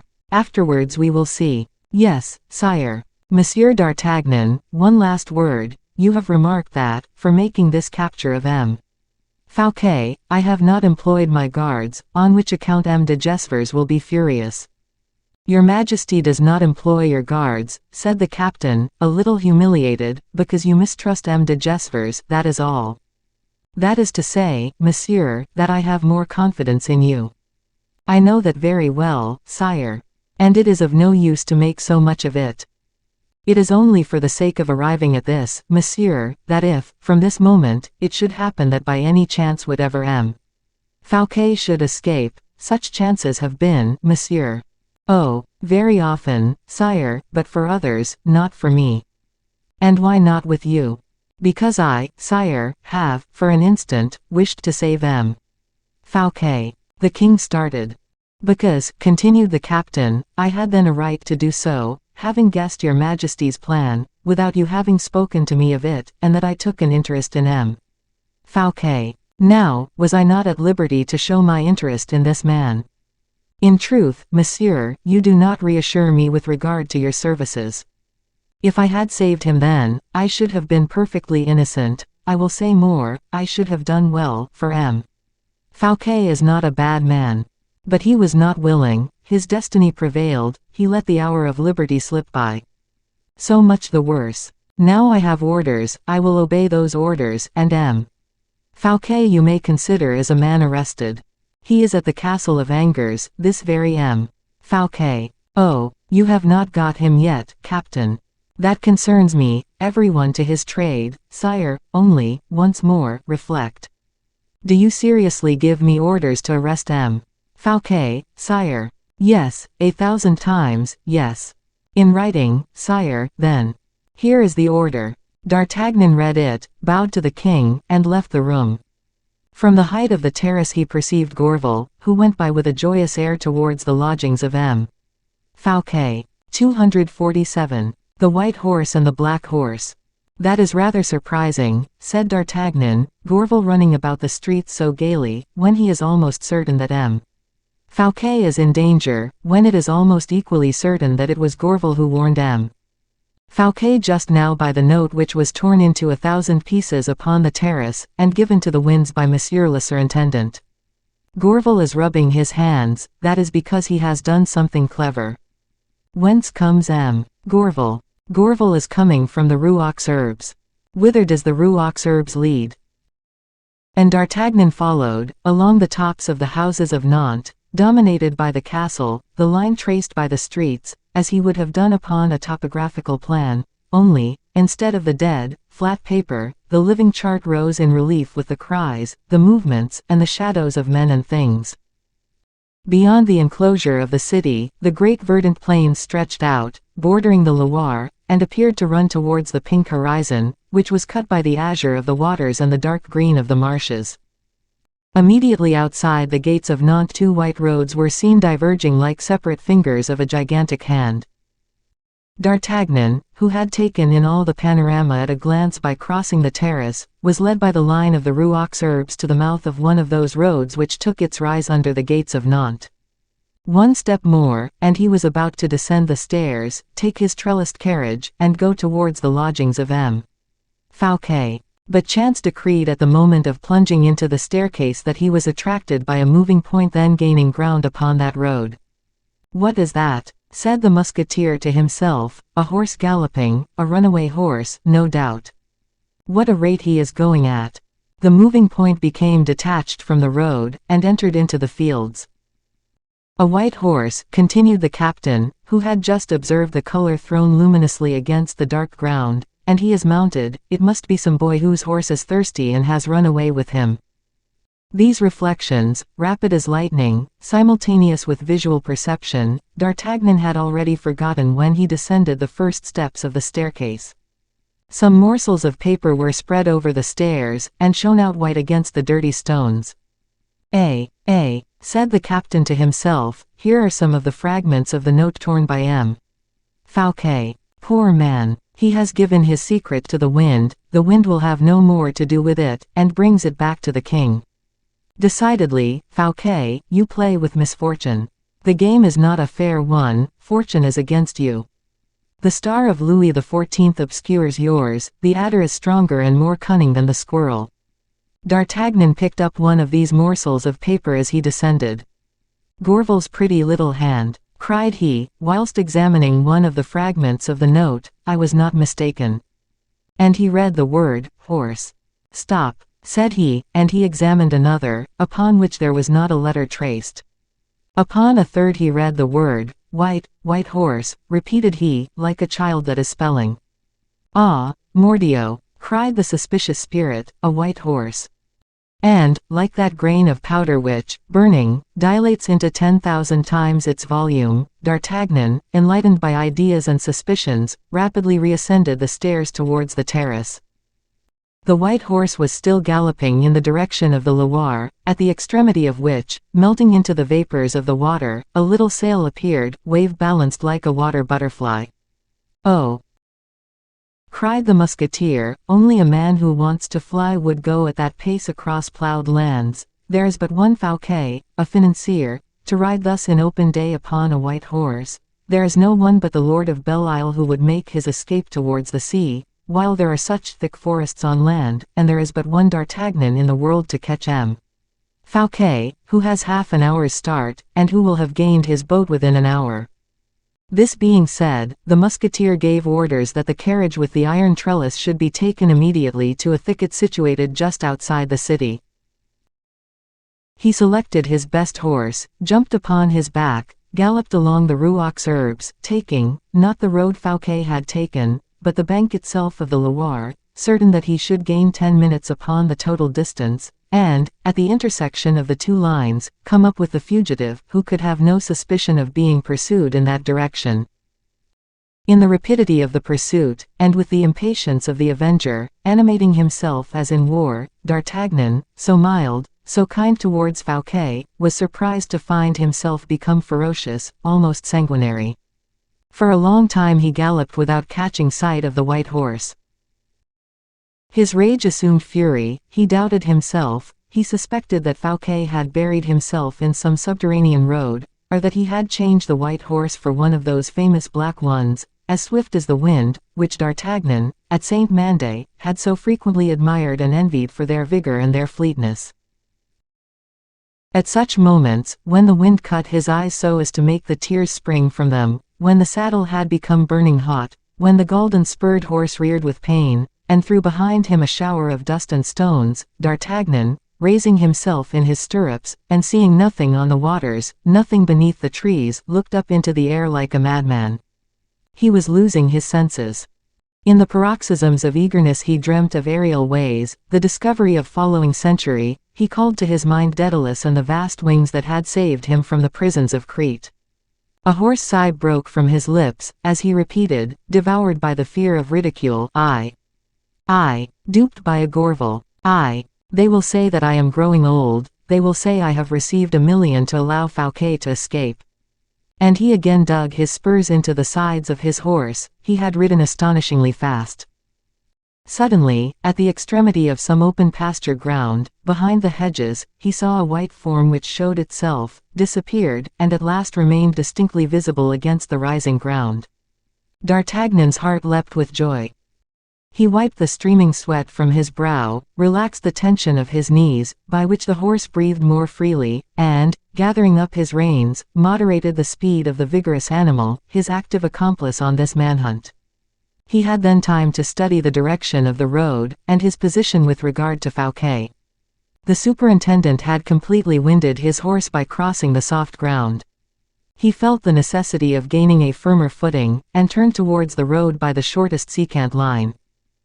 D'Artagnan, on his part, had nothing to do but to ride straight on, concealed by the sloping shore, so that he would cut his quarry off the road when he came up with him.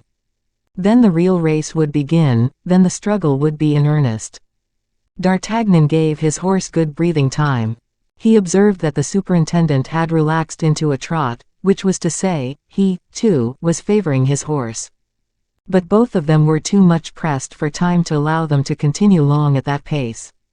The white horse sprang off like an arrow the moment his feet touched firm ground. D'Artagnan dropped his head, and his black horse broke into a gallop.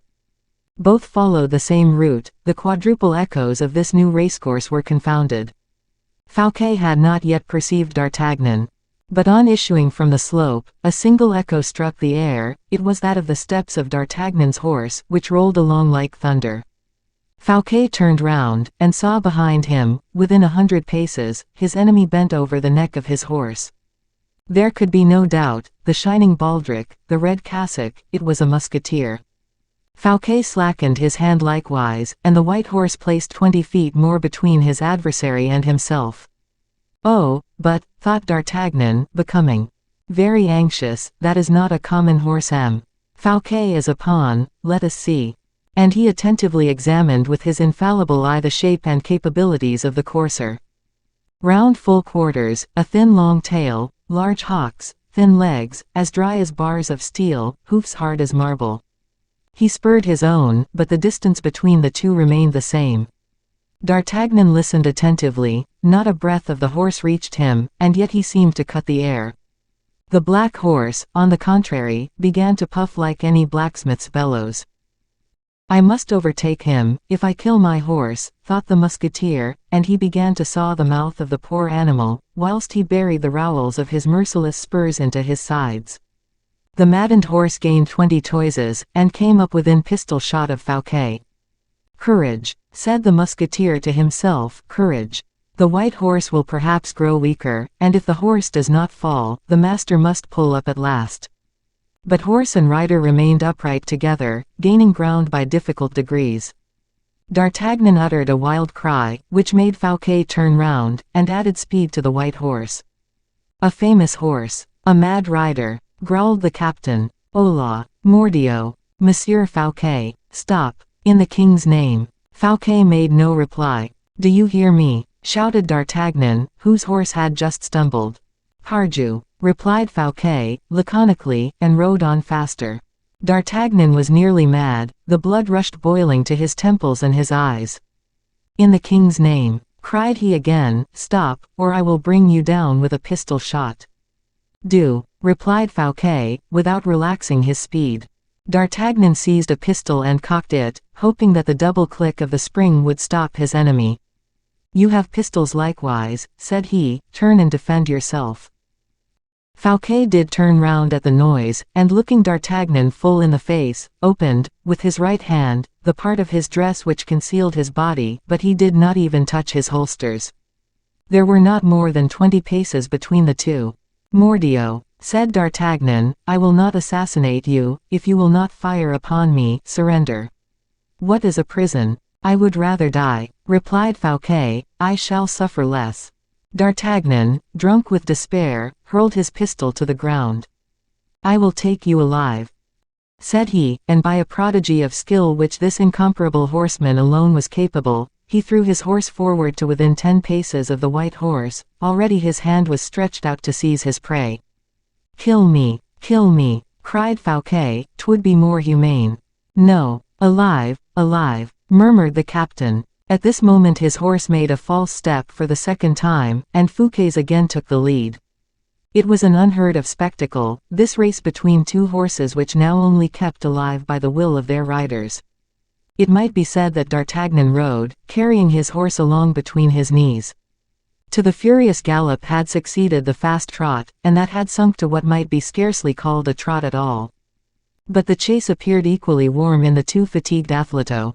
D'Artagnan, quite in despair, seized his second pistol, and cocked it. At your horse, not at you, cried he to Fouquet. And he fired. The animal was hit in the quarters, he made a furious bound, and plunged forward. At that moment D'Artagnan's horse fell dead. I am dishonored, thought the musketeer, I am a miserable wretch. For pity's sake, Fouquet, throw me one of your pistols, that I may blow out my brains.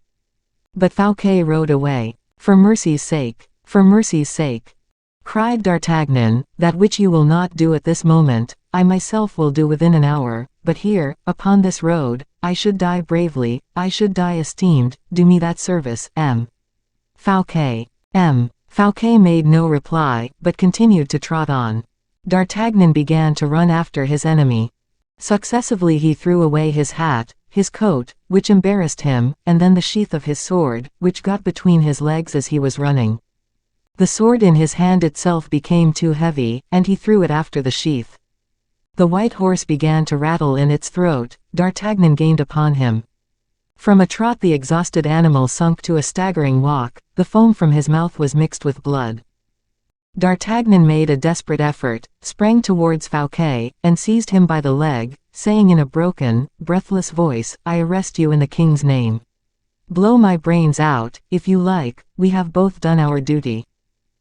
Fouquet hurled far from him, into the river, the 2 pistols D'Artagnan might have seized, and dismounting from his horse, "I am your prisoner, monsieur," said he. "Will you take my arm, for I see you are ready to faint."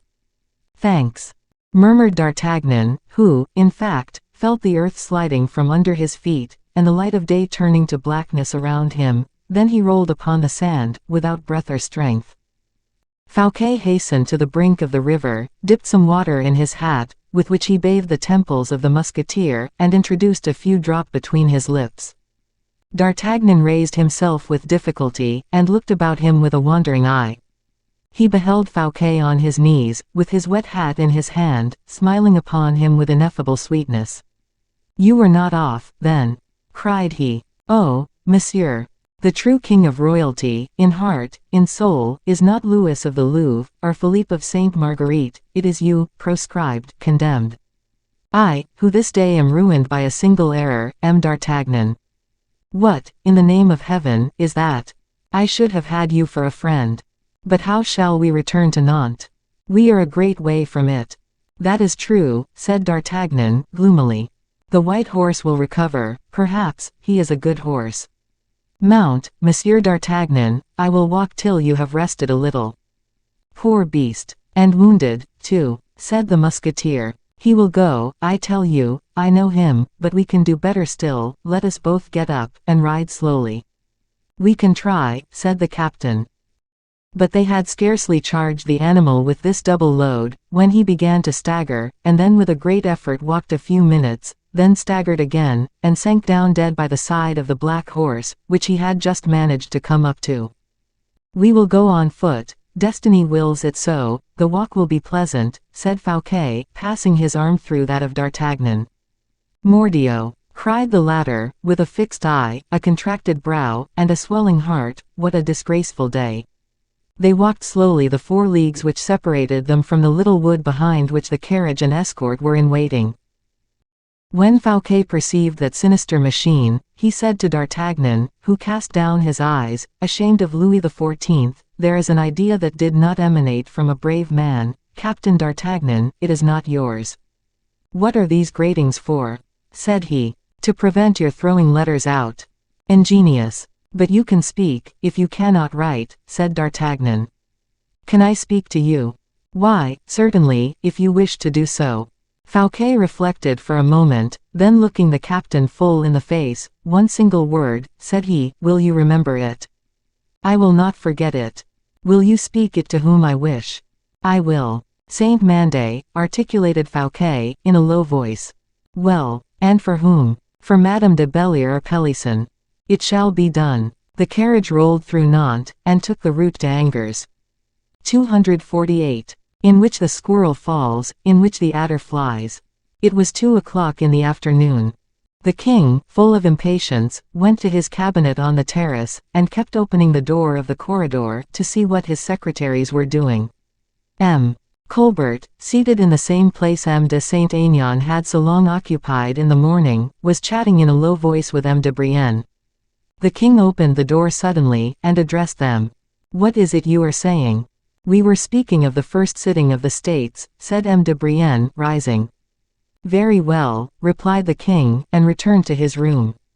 5 minutes after, the summons of the bell recalled Rose, whose hour it was. "Have you finished your copies?"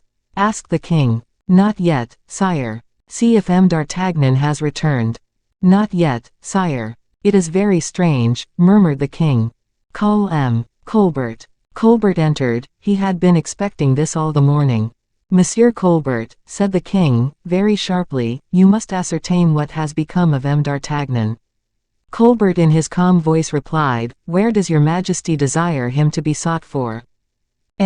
Monsieur, do you not know on what I have sent him?" replied Louis, acrimoniously. "Your majesty did not inform me." Monsieur, there are things that must be guessed, and you, above all, are apt to guess them. I might have been able to imagine, sire, but I do not presume to be positive." Colbert had not finished these words when a rougher voice than that of the king interrupted the interesting conversation thus begun between the monarch and his clerk. "D'Artagnan!" cried the king, with evident joy. D'Artagnan, pale and in evidently bad humor, cried to the king, as he entered, "Sire, is it your majesty who has given orders to my musketeers?" "What orders?" said the king. "About M. Fouquet's house." "None," replied Louis. "Ha!" said D'Artagnan, biting his mustache, "I was not mistaken, then, it was Monsieur here," and he pointed to Colbert. "What orders?" "Let me know," said the king. "Orders to turn the house topsy-turvy, to beat M. Fouquet's servants, to force the drawers, to give over a peaceful house to pillage." "Mordioux! These are savage orders." "Monsieur," said Colbert, turning pale. "Monsieur," interrupted D'Artagnan, "the king alone, understand, the king alone has a right to command my musketeers, but, as to you, I forbid you to do it, and I tell you so before his majesty, gentlemen who carry swords do not sling pens behind their ears." "D'Artagnan! D'Artagnan!" murmured the king. "It is humiliating," continued the musketeer, "my soldiers are disgraced. I do not command riders, thank you, nor clerks of the intendant, Mordioux." "Well, but what is all this about?" said the king with authority. "About this, sire, monsieur, who could not guess your majesty's orders, and consequently could not know I was gone to arrest M. Fouquet, monsieur, who has caused the iron cage to be constructed for his patron of yesterday, has sent M. de Ronquerolles 23 to the lodgings of M. Fouquet, and, under the pretense of securing the surintendant's papers, they have taken away the furniture. My musketeers have been posted round the house all the morning, such were my orders. Why did anyone presume to order them to enter?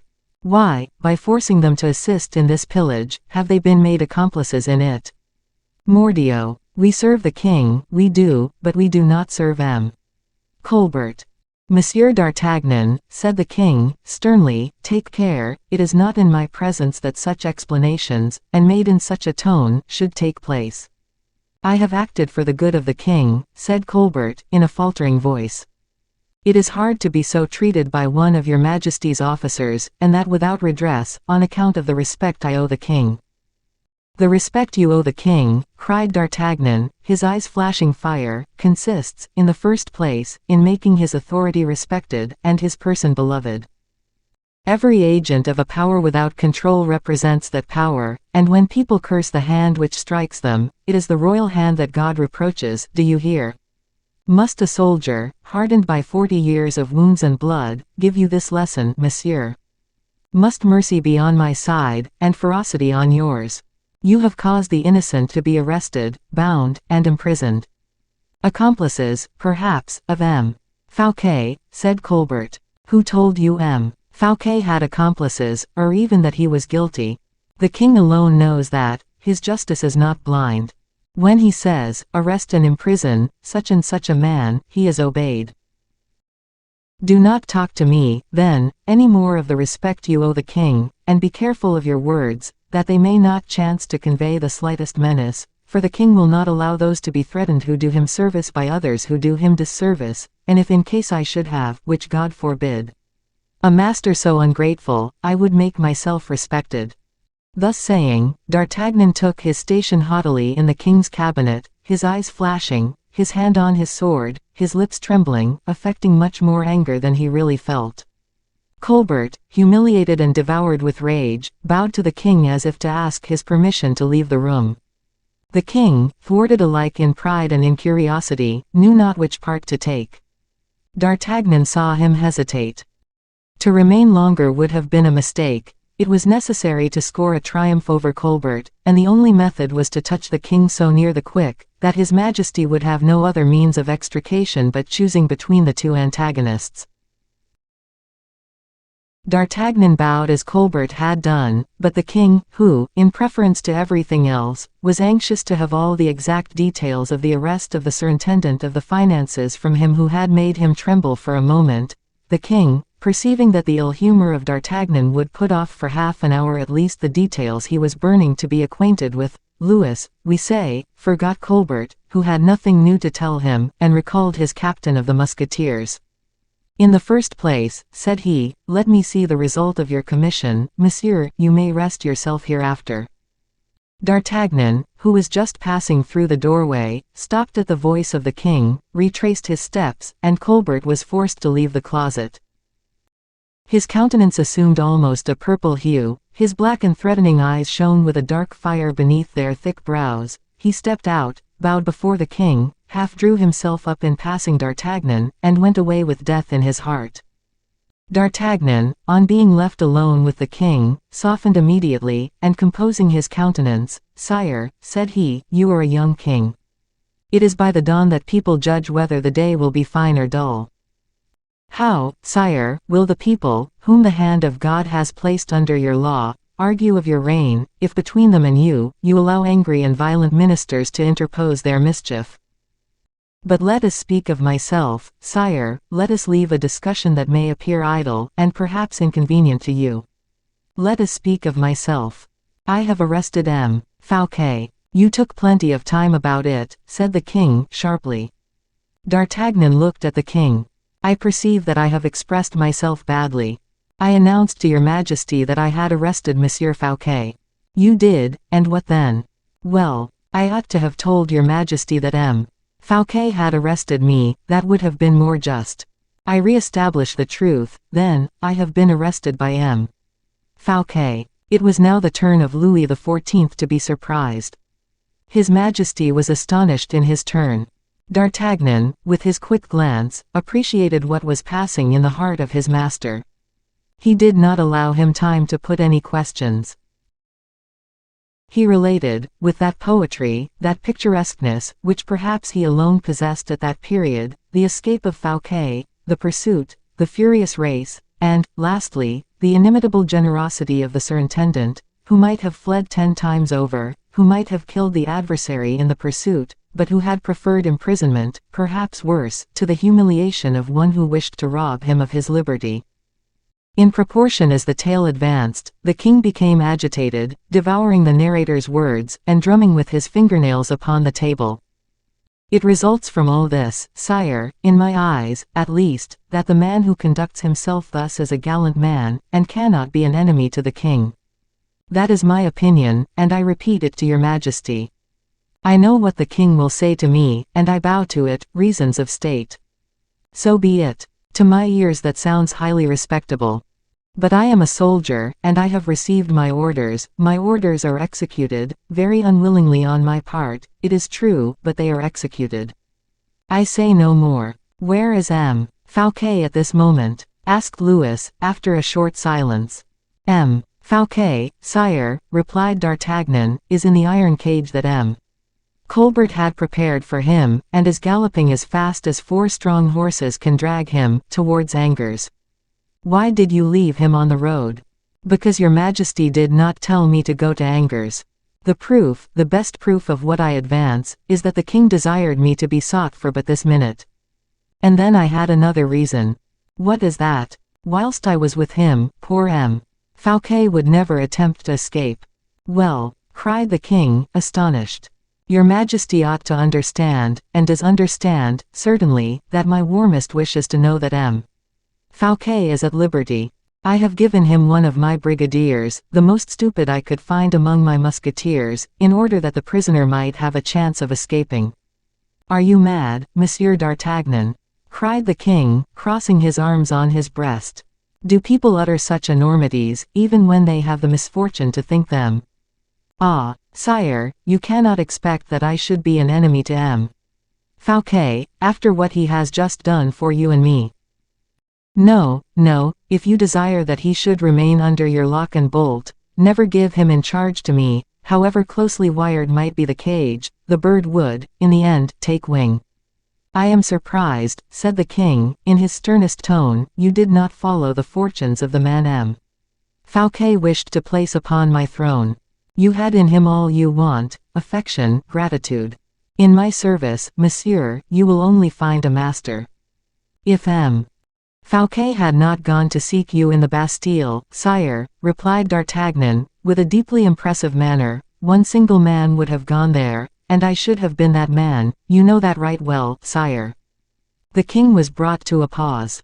Before that speech of his captain of the musketeers, so frankly spoken and so true, the king had nothing to offer.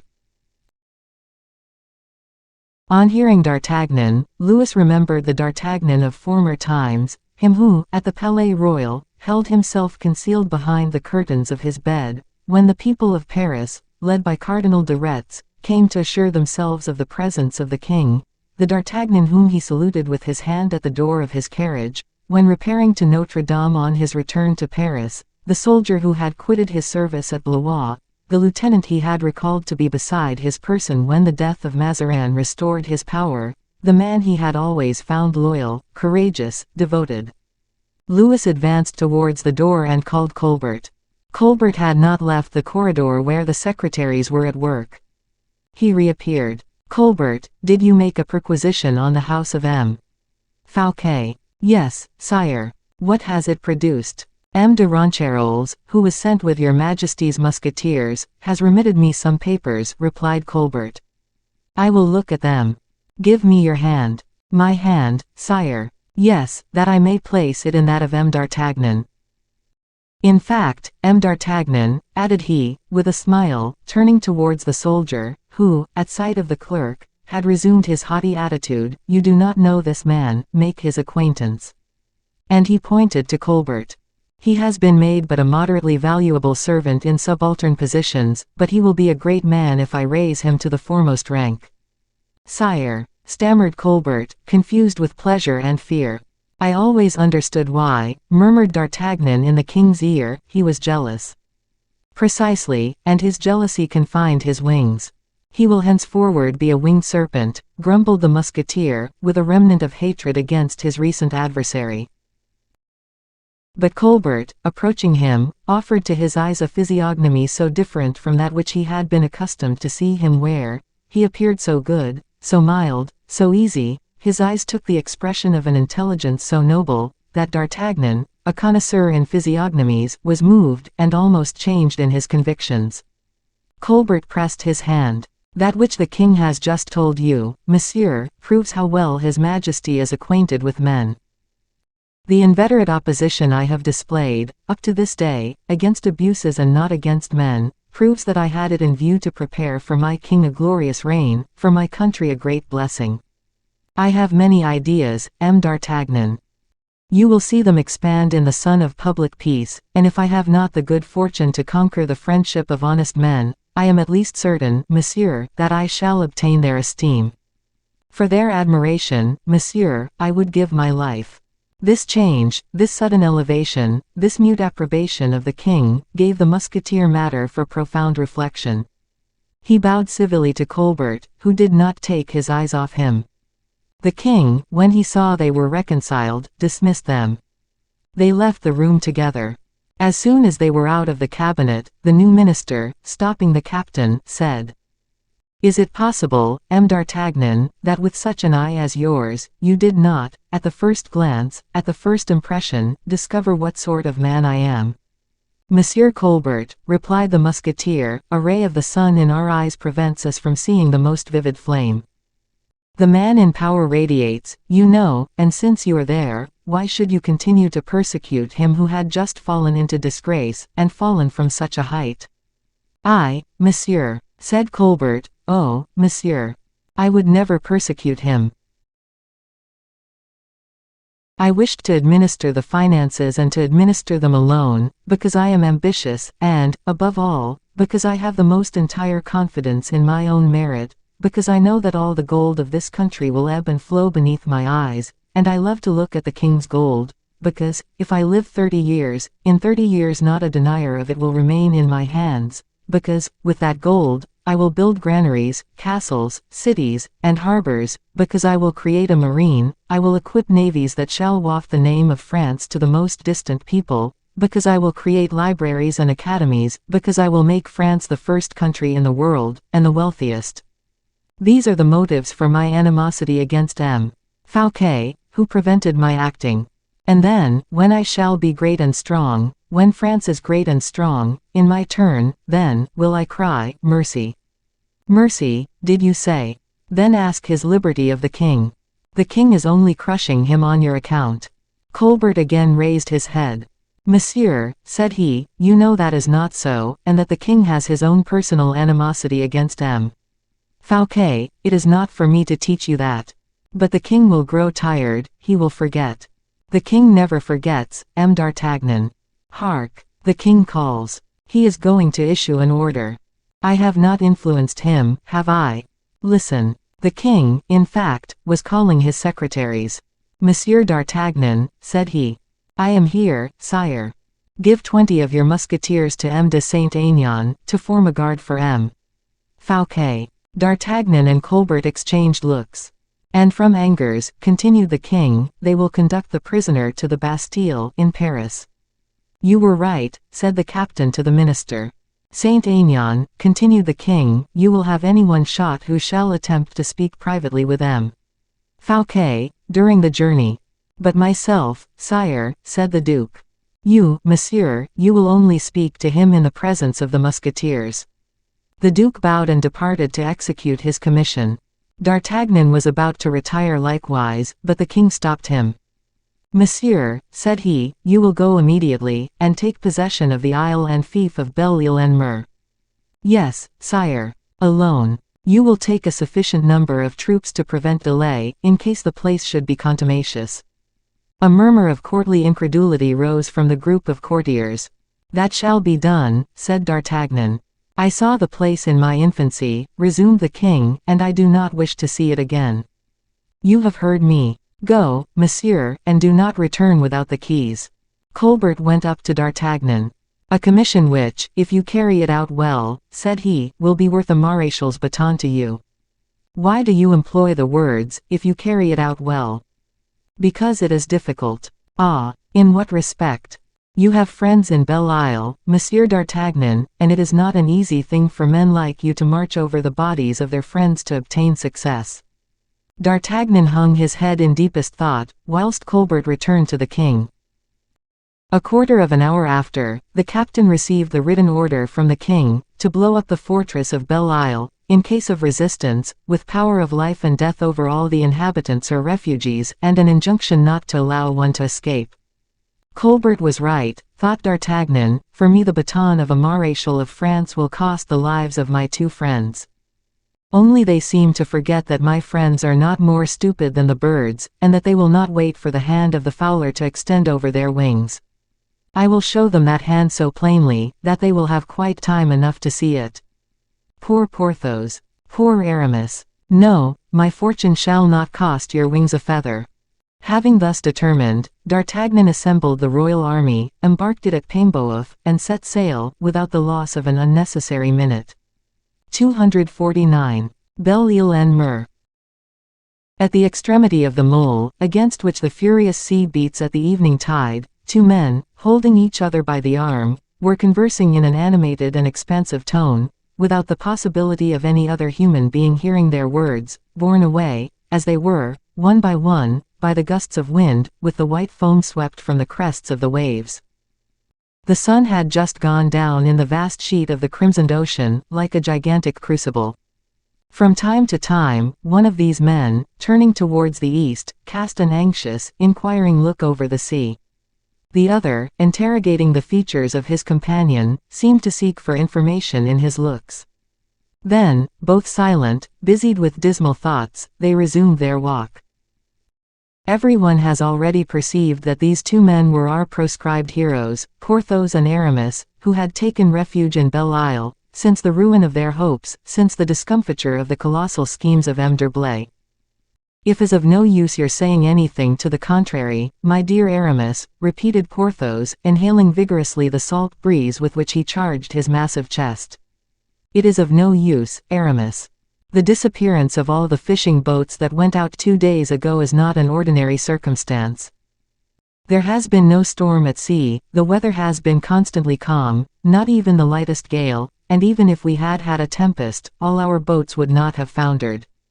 I repeat, it is strange. This complete disappearance astonishes me, I tell you." "True," murmured Aramis. "You were right, friend Porthos, it is true, there is something strange in it." "And further," added Porthos, whose ideas the ascent of the Bishop of Vannes seemed to enlarge, "and, further, do you not observe that if the boats have perished, not a single plank has washed ashore? I have remarked it as well as yourself. And do you not think it strange that the two only boats we had left in the whole island, and which I sent in search of the others—" Aramis here interrupted his companion by a cry, and by so sudden a movement, that Porthos stopped as if he were stupefied. "What do you say, Porthos? What? You have sent the two boats in search of the others?" "Yes, to be sure I have," replied Porthos calmly. "Unhappy man! What have you done? Then we are indeed lost," cried the bishop. "Lost? What did you say?" exclaimed the terrified Porthos. "How lost, Aramis? How are we lost?" Aramis bit his lips. "Nothing, nothing. Your pardon, I meant to say—" "What?" "That if we were inclined, if we took a fancy to make an excursion by sea, we could not." "Very good. And why should that vex you?" "A precious pleasure, ma foi. For my part, I don't regret it at all. What I regret is certainly not the more or less amusement we can find at Belle Isle. What I regret, Aramis, is Pierrefonds, Bracieux, Lavalin, beautiful France. Here, we are not in France, my dear friend, we are, I know not where. Oh, I tell you, in full sincerity of soul, and your affection will excuse my frankness, but I declare to you I am not happy at Belle Isle. No, in good truth, I am not happy." Aramis breathed a long, but stifled sigh. "Dear friend," replied he, "that is why it is so sad a thing you have sent the two boats we had left in search of the boats which disappeared 2 days ago. If you had not sent them away, we would have departed." "Departed? And the orders, Aramis?" "What orders? Parbleu! Why, the orders you have been constantly, in and out of season, repeating to me, that we were to hold Belle Isle against the usurper." "You know very well." "That is true," murmured Aramis again. "You see, then, plainly, my friend, that we could not depart, and that the sending away of the boats in search of the others cannot prove prejudicial to us in the very least." Aramis was silent, and his vague glances, luminous as that of an albatross, hovered for a long time over the sea, interrogating space, seeking to pierce the very horizon.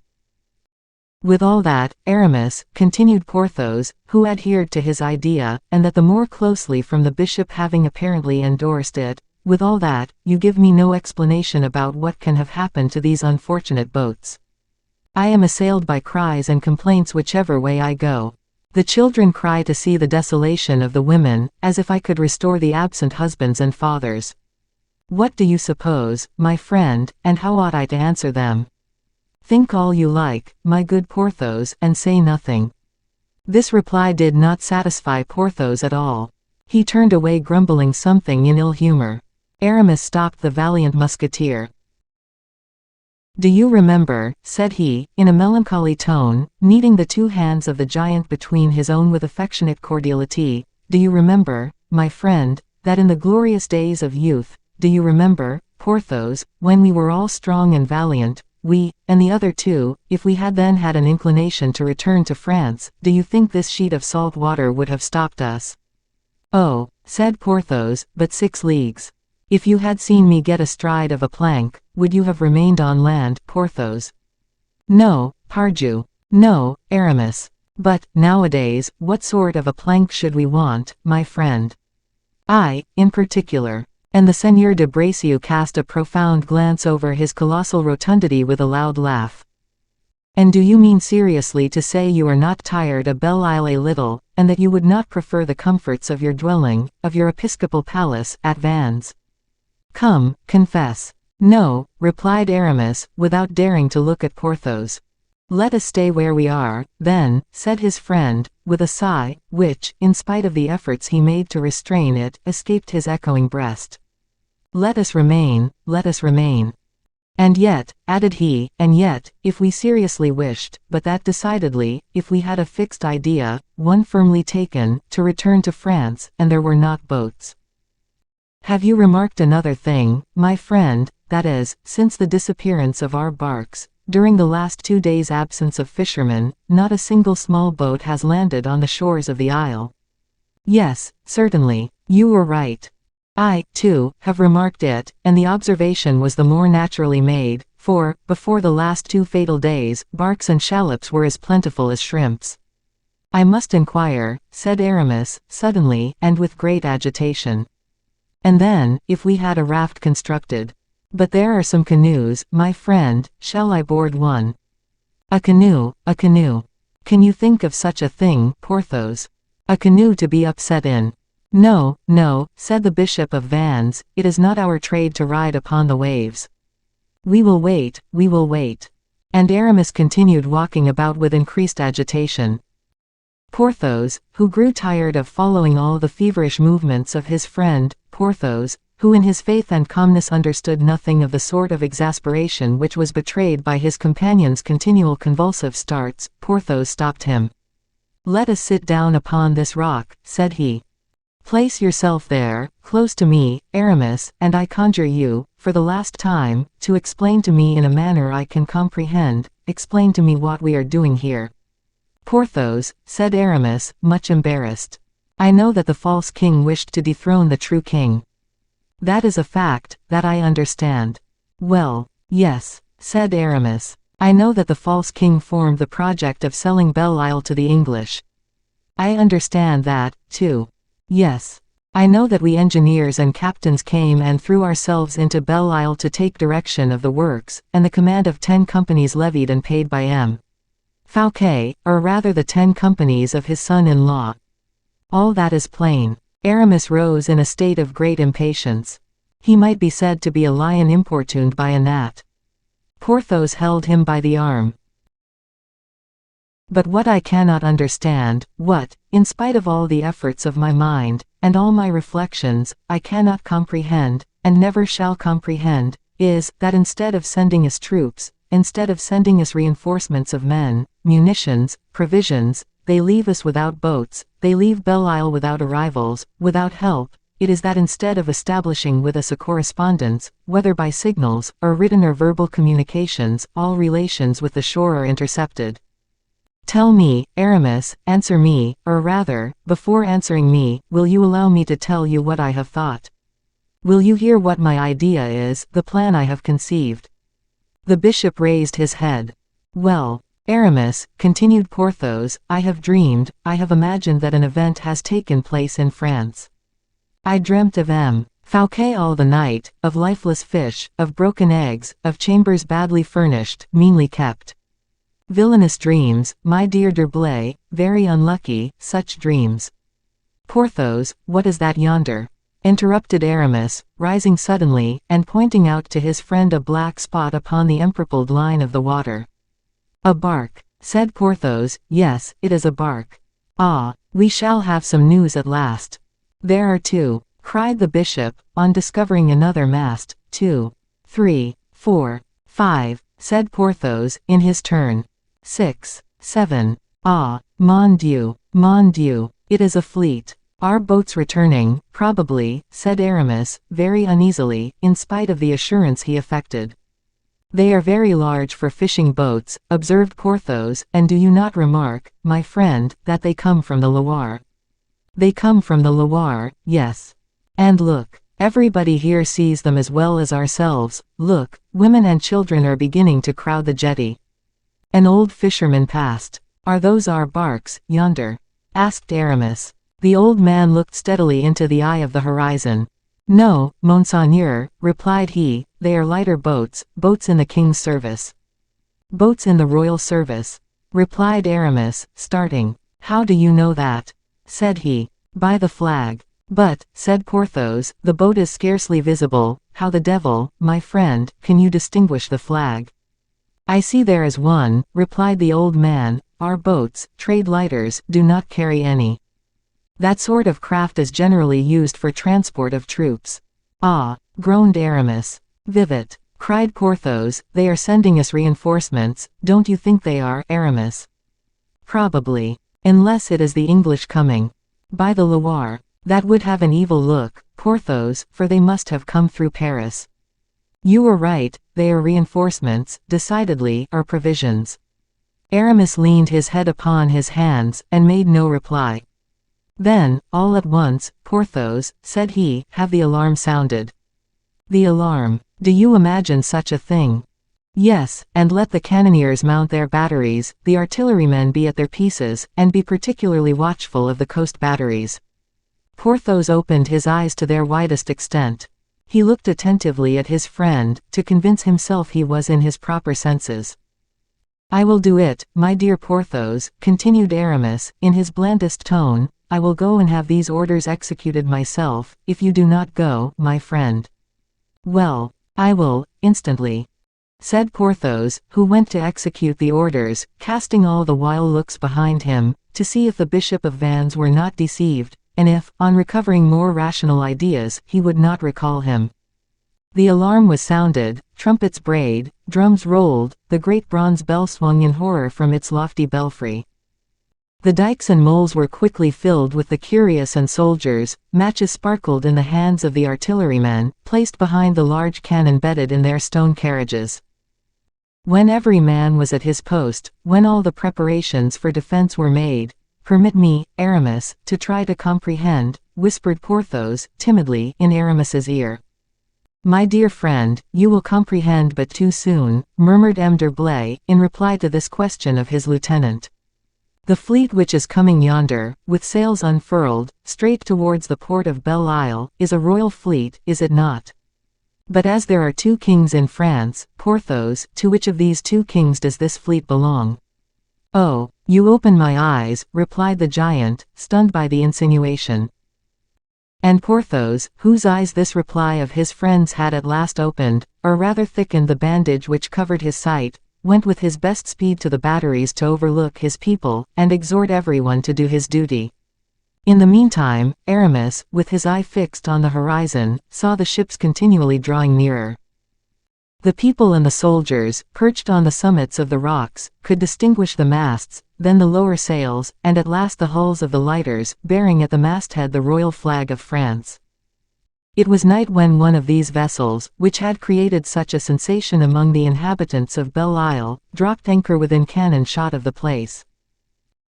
It was soon seen, notwithstanding the darkness, that some sort of agitation reigned on board the vessel, from the side of which a skiff was lowered, of which the 3 rowers, bending to their oars, took the direction of the port, and in a few instants struck land at the foot of the fort. The commander jumped ashore. He had a letter in his hand, which he waved in the air, and seemed to wish to communicate with somebody. This man was soon recognized by several soldiers as one of the pilots of the island. He was the captain of one of the 2 barks retained by Aramis, but which Porthos, in his anxiety with regard to the fate of the fishermen who had disappeared, had sent in search of the missing boats. He asked to be conducted to M. d'Herblay. 2 soldiers, at a signal from a sergeant, marched him between them, and escorted him. Aramis was upon the quay. The envoy presented himself before the Bishop of Vannes. The darkness was almost absolute, notwithstanding the flambeau borne at a small distance by the soldiers who were following Aramis in his rounds. Well, Jonathan, from whom do you come? Monseigneur, from those who captured me. Who captured you? You know, Monseigneur, we set out in search of our comrades. Yes, and afterwards. Well, Monseigneur, within a short league we were captured by a chasse marée belonging to the king. Ah, said Aramis. Of which king? Cried Porthos. Jonathan started. Speak, continued the bishop. We were captured, Monseigneur, and joined to those who had been taken yesterday morning. What was the cause of the mania for capturing you all? Said Porthos. Monsieur, to prevent us from telling you, replied Jonathan. Porthos was again at a loss to comprehend. And they have released you today? Asked he. That I might tell you they have captured us, monsieur. Trouble upon trouble, thought honest Porthos. During this time Aramis was reflecting. Humph, said he, then I suppose it is a royal fleet blockading the coasts.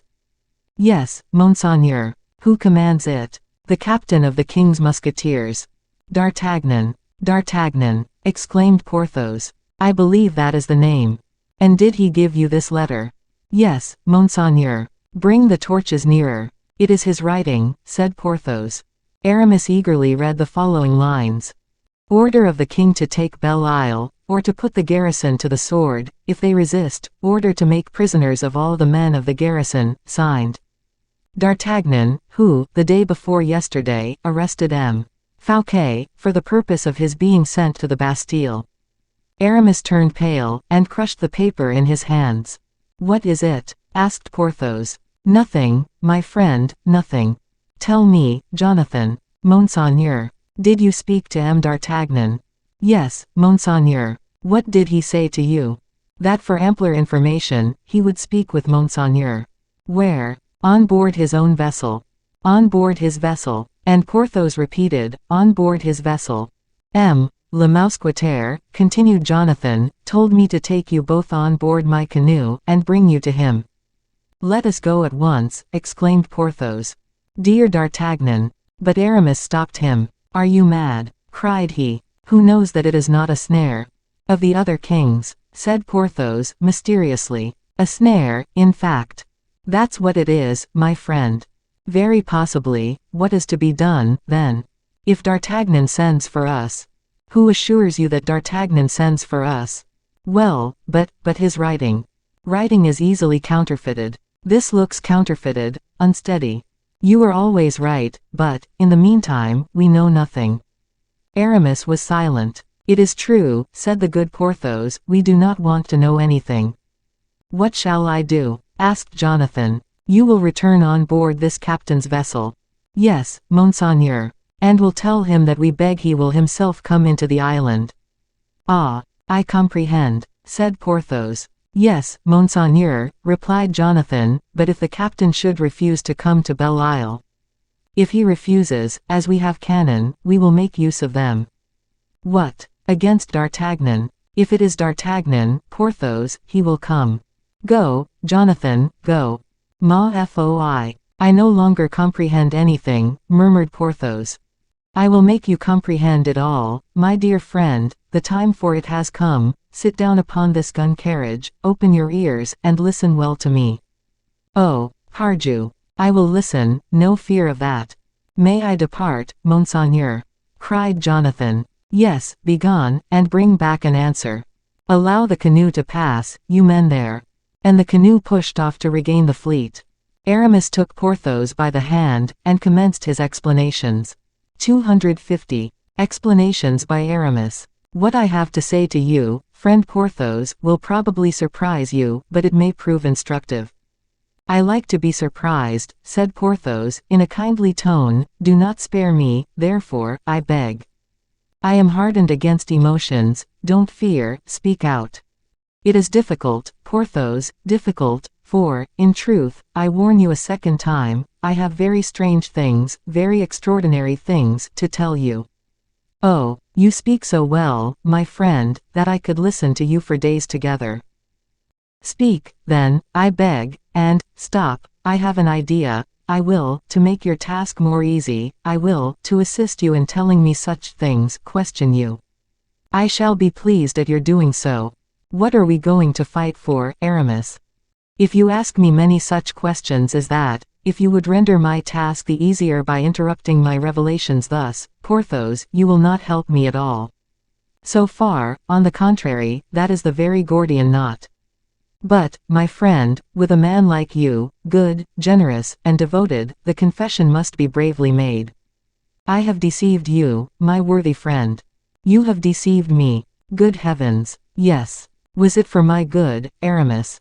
I thought so, Porthos, I thought so sincerely, my friend. Then, said the honest Seigneur of Bracieux, you have rendered me a service, and I thank you for it, for if you had not deceived me, I might have deceived myself. In what, then, have you deceived me, tell me? In that I was serving the usurper against whom Louis XIV, at this moment, is directing his efforts. The usurper, said Porthos, scratching his head. That is, well, I do not quite clearly comprehend. He is one of the two kings who are contending for the crown of France. Very well. Then you were serving him who is not Louis XIV. You have hit the matter in one word. It follows that we are rebels, my poor friend. The devil, cried Porthos, much disappointed. Oh, but, dear Porthos, be calm, we shall still find means of getting out of the affair, trust me. It is not that which makes me uneasy, replied Porthos, that which alone touches me is that ugly word rebels. Ah, but. And so, according to this, the duchy that was promised me. It was the usurper that was to give it to you. And that is not the same thing, Aramis, said Porthos majestically. My friend, if it had only depended upon me, you should have become a prince. Porthos began to bite his nails in a melancholy way. That is where you have been wrong, continued he, in deceiving me, for that promised duchy I reckoned upon. Oh, I reckoned upon it seriously, knowing you to be a man of your word, Aramis. Poor Porthos, pardon me, I implore you. So, then, continued Porthos, without replying to the bishop's prayer, so then, it seems, I have quite fallen out with Louis XIV. Oh, I will settle all that, my good friend, I will settle all that. I will take it on myself alone. Aramis. No, no, Porthos, I conjure you, let me act. No false generosity. No inopportune devotedness. You knew nothing of my projects. You have done nothing of yourself. With me it is different. I alone am the author of this plot. I stood in need of my inseparable companion, I called upon you, and you came to me in remembrance of our ancient device, all for one for all. My crime is that I was an egotist. Now, that is a word I like, said Porthos, and seeing that you have acted entirely for yourself, it is impossible for me to blame you. It is natural. And upon this sublime reflection, Porthos pressed his friend's hand cordially. In presence of this ingenuous greatness of soul, Aramis felt his own littleness. It was the second time he had been compelled to bend before real superiority of heart, which is more imposing than brilliancy of mind. He replied by a mute and energetic pressure to the endearment of his friend. Now, said Porthos, that we have come to an explanation, now that I am perfectly aware of our situation with respect to Louis XIV, I think, my friend, it is time to make me comprehend the political intrigue of which we are the victims, for I plainly see there is a political intrigue at the bottom of all this. D'Artagnan, my good Porthos, D'Artagnan is coming, and will detail it to you in all its circumstances, but, excuse me, I am deeply grieved, I am bowed down with mental anguish, and I have need of all my presence of mind, all my powers of reflection, to extricate you from the false position in which I have so imprudently involved you, but nothing can be more clear, nothing more plain, than your position, henceforth. The King Louis XIV has no longer now but one enemy, that enemy is myself alone. I have made you a prisoner, you have followed me, today I liberate you, you fly back to your prince. You can perceive, Porthos, there is not one difficulty in all this. Do you think so? Said Porthos. I am quite sure of it. Then why, said the admirable good sense of Porthos, then why, if we are in such an easy position, why, my friend, do we prepare cannon, muskets, and engines of all sorts? It seems to me it would be much more simple to say to Captain d'Artagnan, my dear friend, we have been mistaken, that error is to be repaired, open the door to us, let us pass through, and we will say goodbye. Quote, ah, that, said Aramis, shaking his head. Why do you say that? Do you not approve of my plan, my friend? I see a difficulty in it. What is it? The hypothesis that D'Artagnan may come with orders which will oblige us to defend ourselves.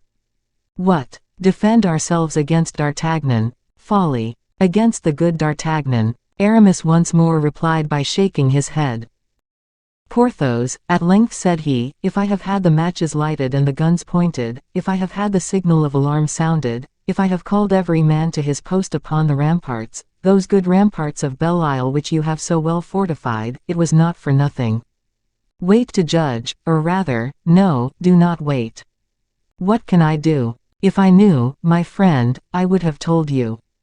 But there is one thing much more simple than defending ourselves, a boat, and away for France, where...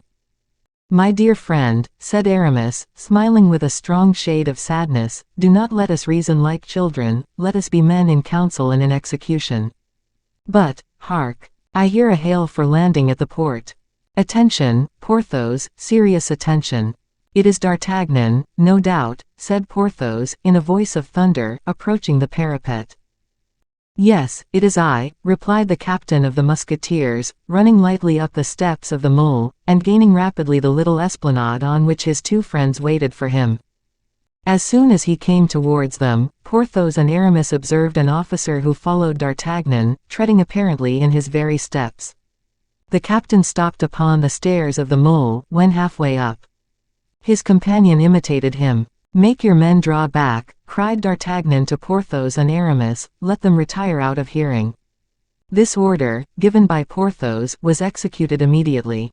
Then D'Artagnan, turning towards him who followed him, "Monsieur," said he, "we are no longer on board the king's fleet, where, in virtue of your order, you spoke so arrogantly to me, just now." "Monsieur," replied the officer, "I did not speak arrogantly to you, I simply, but rigorously, obeyed instructions. I was commanded to follow you. I follow you. I am directed not to allow you to communicate with anyone without taking cognizance of what you do. I am in duty bound, accordingly, to overhear your conversations." D'Artagnan trembled with rage, and Porthos and Aramis, who heard this dialogue, trembled likewise, but with uneasiness and fear. D'Artagnan, biting his moustache with that vivacity which denoted in him exasperation, closely to be followed by an explosion, approached the officer. "Monsieur," said he, in a low voice, so much the more impressive, that, affecting calm, it threatened tempest, "Monsieur, when I sent a canoe hither, you wished to know what I wrote to the defenders of Belle Isle. You produced an order to that effect, and, in my turn, I instantly showed you the note I had written. When the skipper of the boat sent by me returned, when I received the reply of these two gentlemen," and he pointed to Aramis and Porthos, "you heard every word of what the messenger said. All that was plainly in your orders, all that was well executed, very punctually, was it not?" "Yes, monsieur," stammered the officer, "yes, without doubt, but—" "Monsieur," continued D'Artagnan, growing warm, "Monsieur, when I manifested the intention of quitting my vessel to cross to Belle Isle, you demanded to accompany me. I did not hesitate, I brought you with me. You are now at Belle Isle, are you not?" "Yes, monsieur, but the question no longer is of M. Colbert, who has given you that order, or of whomsoever in the world you are following the instructions. The question now is of a man who is a clog upon M. D'Artagnan, and who is alone with M. D'Artagnan upon steps whose feet are bathed by 30 feet of salt water. A bad position for that man, a bad position, monsieur. I warn you. But, monsieur, if I am a restraint upon you," said the officer, timidly, and almost faintly, "it is my duty which—" "Monsieur, you have had the misfortune, either you or those that sent you, to insult me. It is done. I cannot seek redress from those who employ you, they are unknown to me, or are at too great a distance. But you are under my hand, and I swear that if you make one step behind me when I raise my feet to go up to those gentlemen, I swear to you by my name, I will cleave your head in two with my sword, and pitch you into the water. Oh, it will happen, it will happen. I have only been 6 times angry in my life, monsieur, and all 5 preceding times I killed my man." The officer did not stir, he became pale under this terrible threat, but replied with simplicity, "Monsieur, you are wrong in acting against my orders." Porthos and Aramis, mute and trembling at the top of the parapet, cried to the musketeer, "Good D'Artagnan, take care." D'Artagnan made them a sign to keep silence, raised his foot with ominous calmness to mount the stair, and turned round, sword in hand, to see if the officer followed him. The officer made a sign of the cross and stepped up. Porthos and Aramis, who knew their D'Artagnan, uttered a cry, and rushed down to prevent the blow they thought they already heard. But D'Artagnan passed his sword into his left hand. "Monsieur," said he to the officer, in an agitated voice, "you are a brave man. You will all the better comprehend what I am going to say to you now." "Speak, Monsieur D'Artagnan, speak," replied the officer. "These gentlemen we have just seen, and against whom you have orders, are my friends." "I know they are, monsieur.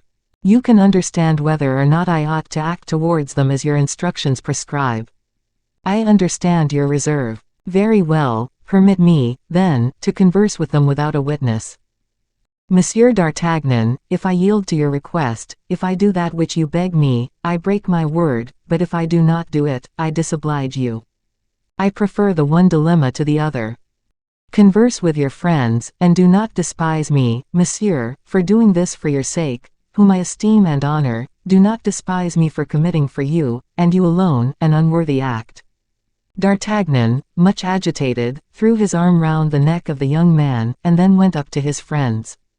The officer, enveloped in his cloak, sat down on the damp, weed-covered steps. "Well," said D'Artagnan to his friends, "such is my position, judge for yourselves." All three embraced as in the glorious days of their youth. "What is the meaning of all these preparations?" said Porthos. "You ought to have a suspicion of what they signify," said D'Artagnan. "Not any, I assure you, my dear captain, for, in fact, I have done nothing, no more has Aramis," the worthy baron hastened to say. D'Artagnan darted a reproachful look at the prelate, which penetrated that hardened heart. "Dear Porthos," cried the Bishop of Vannes. "You see what is being done against you," said D'Artagnan, "interception of all boats coming to or going from Belle Isle. Your means of transport seized. If you had endeavored to fly, you would have fallen into the hands of the cruisers that plow the sea in all directions, on the watch for you. The king wants you to be taken, and he will take you." D'Artagnan tore at his grey moustache. Aramis grew sombre, Porthos angry. "My idea was this," continued D'Artagnan, "to make you both come on board, to keep you near me, and restore you your liberty. But now, who can say, when I return to my ship, I may not find a superior, that I may not find secret orders which will take from me my command, and give it to another, who will dispose of me and you without hope of help." "We must remain at Belle Isle," said Aramis, resolutely, "and I assure you, for my part, I will not surrender easily." Porthos said nothing. D'Artagnan remarked the silence of his friend.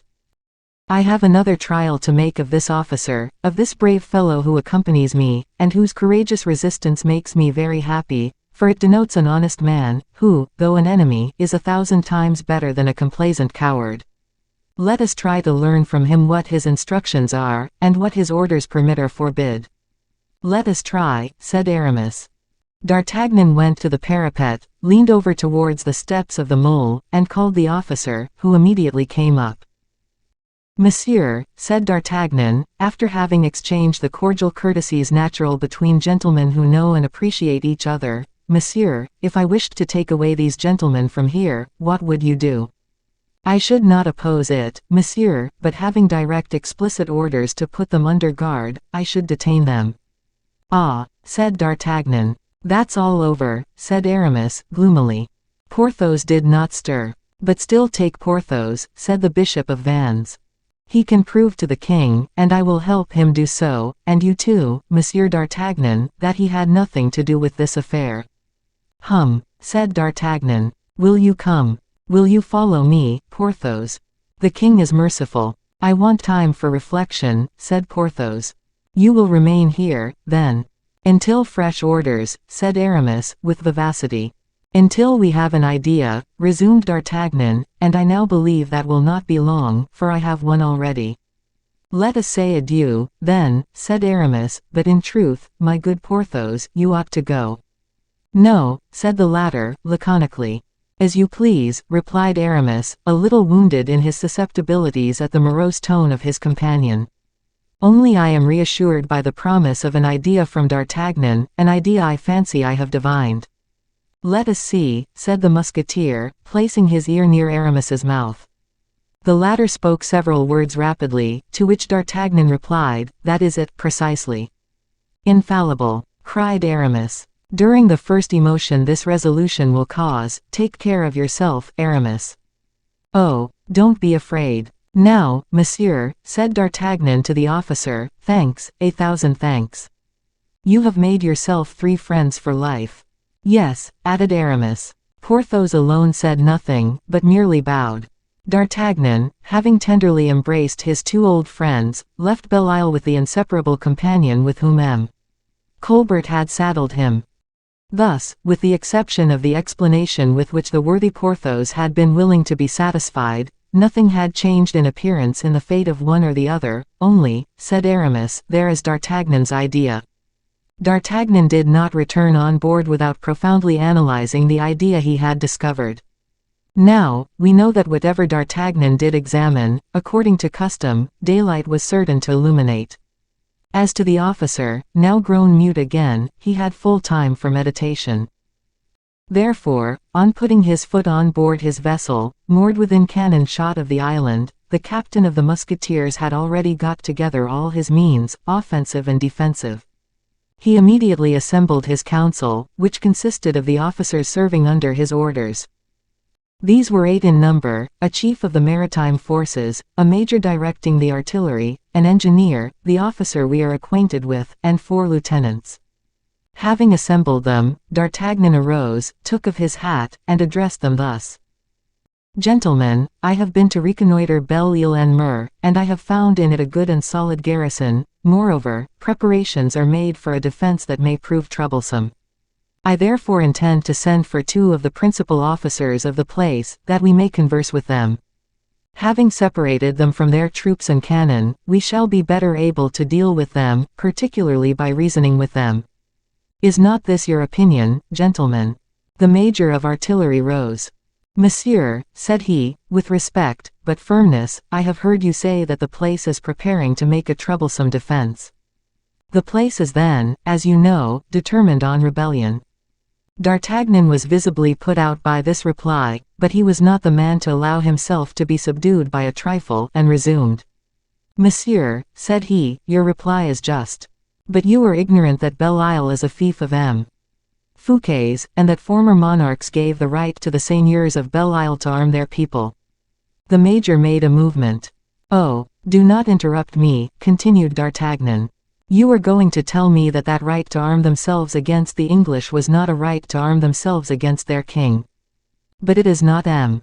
Fouquet, I suppose, who holds Belle-Isle at this moment, since I arrested M. Fouquet the day before yesterday. Now the inhabitants and defenders of Belle-Isle know nothing of this arrest. You would announce it to them in vain. It is a thing so unheard of and extraordinary, so unexpected, that they would not believe you. A Breton serves his master, and not his master's, he serves his master till he has seen him dead. Now the Bretons, as far as I know, have not seen the body of M. Fouquet. It is not, then, surprising they hold out against that which is neither M. Fouquet nor his signature. The major bowed in token of assent. That is why, continued D'Artagnan, I propose to cause 2 of the principal officers of the garrison to come on board my vessel. They will see you, gentlemen, they will see the forces we have at our disposal, they will consequently know to what they have to trust, and the fate that attends them, in case of rebellion. We will affirm to them, upon our honor, that M. Fouquet is a prisoner, and that all resistance can only be prejudicial to them. We will tell them that at the first cannon fired, there will be no further hope of mercy from the king. Then, or so at least I trust, they will resist no longer. They will yield up without fighting, and we shall have a place given up to us in a friendly way which it might cost prodigious efforts to subdue. The officer who had followed D'Artagnan to Belle-Isle was preparing to speak, but D'Artagnan interrupted him. Yes, I know what you are going to tell me, monsieur. I know that there is an order of the king's to prevent all secret communications with the defenders of Belle-Isle, and that is exactly why I do not offer to communicate except in presence of my staff. And D'Artagnan made an inclination of the head to his officers, who knew him well enough to attach a certain value to the condescension. The officers looked at each other as if to read each other's opinions in their eyes, with the intention of evidently acting, should they agree, according to the desire of D'Artagnan.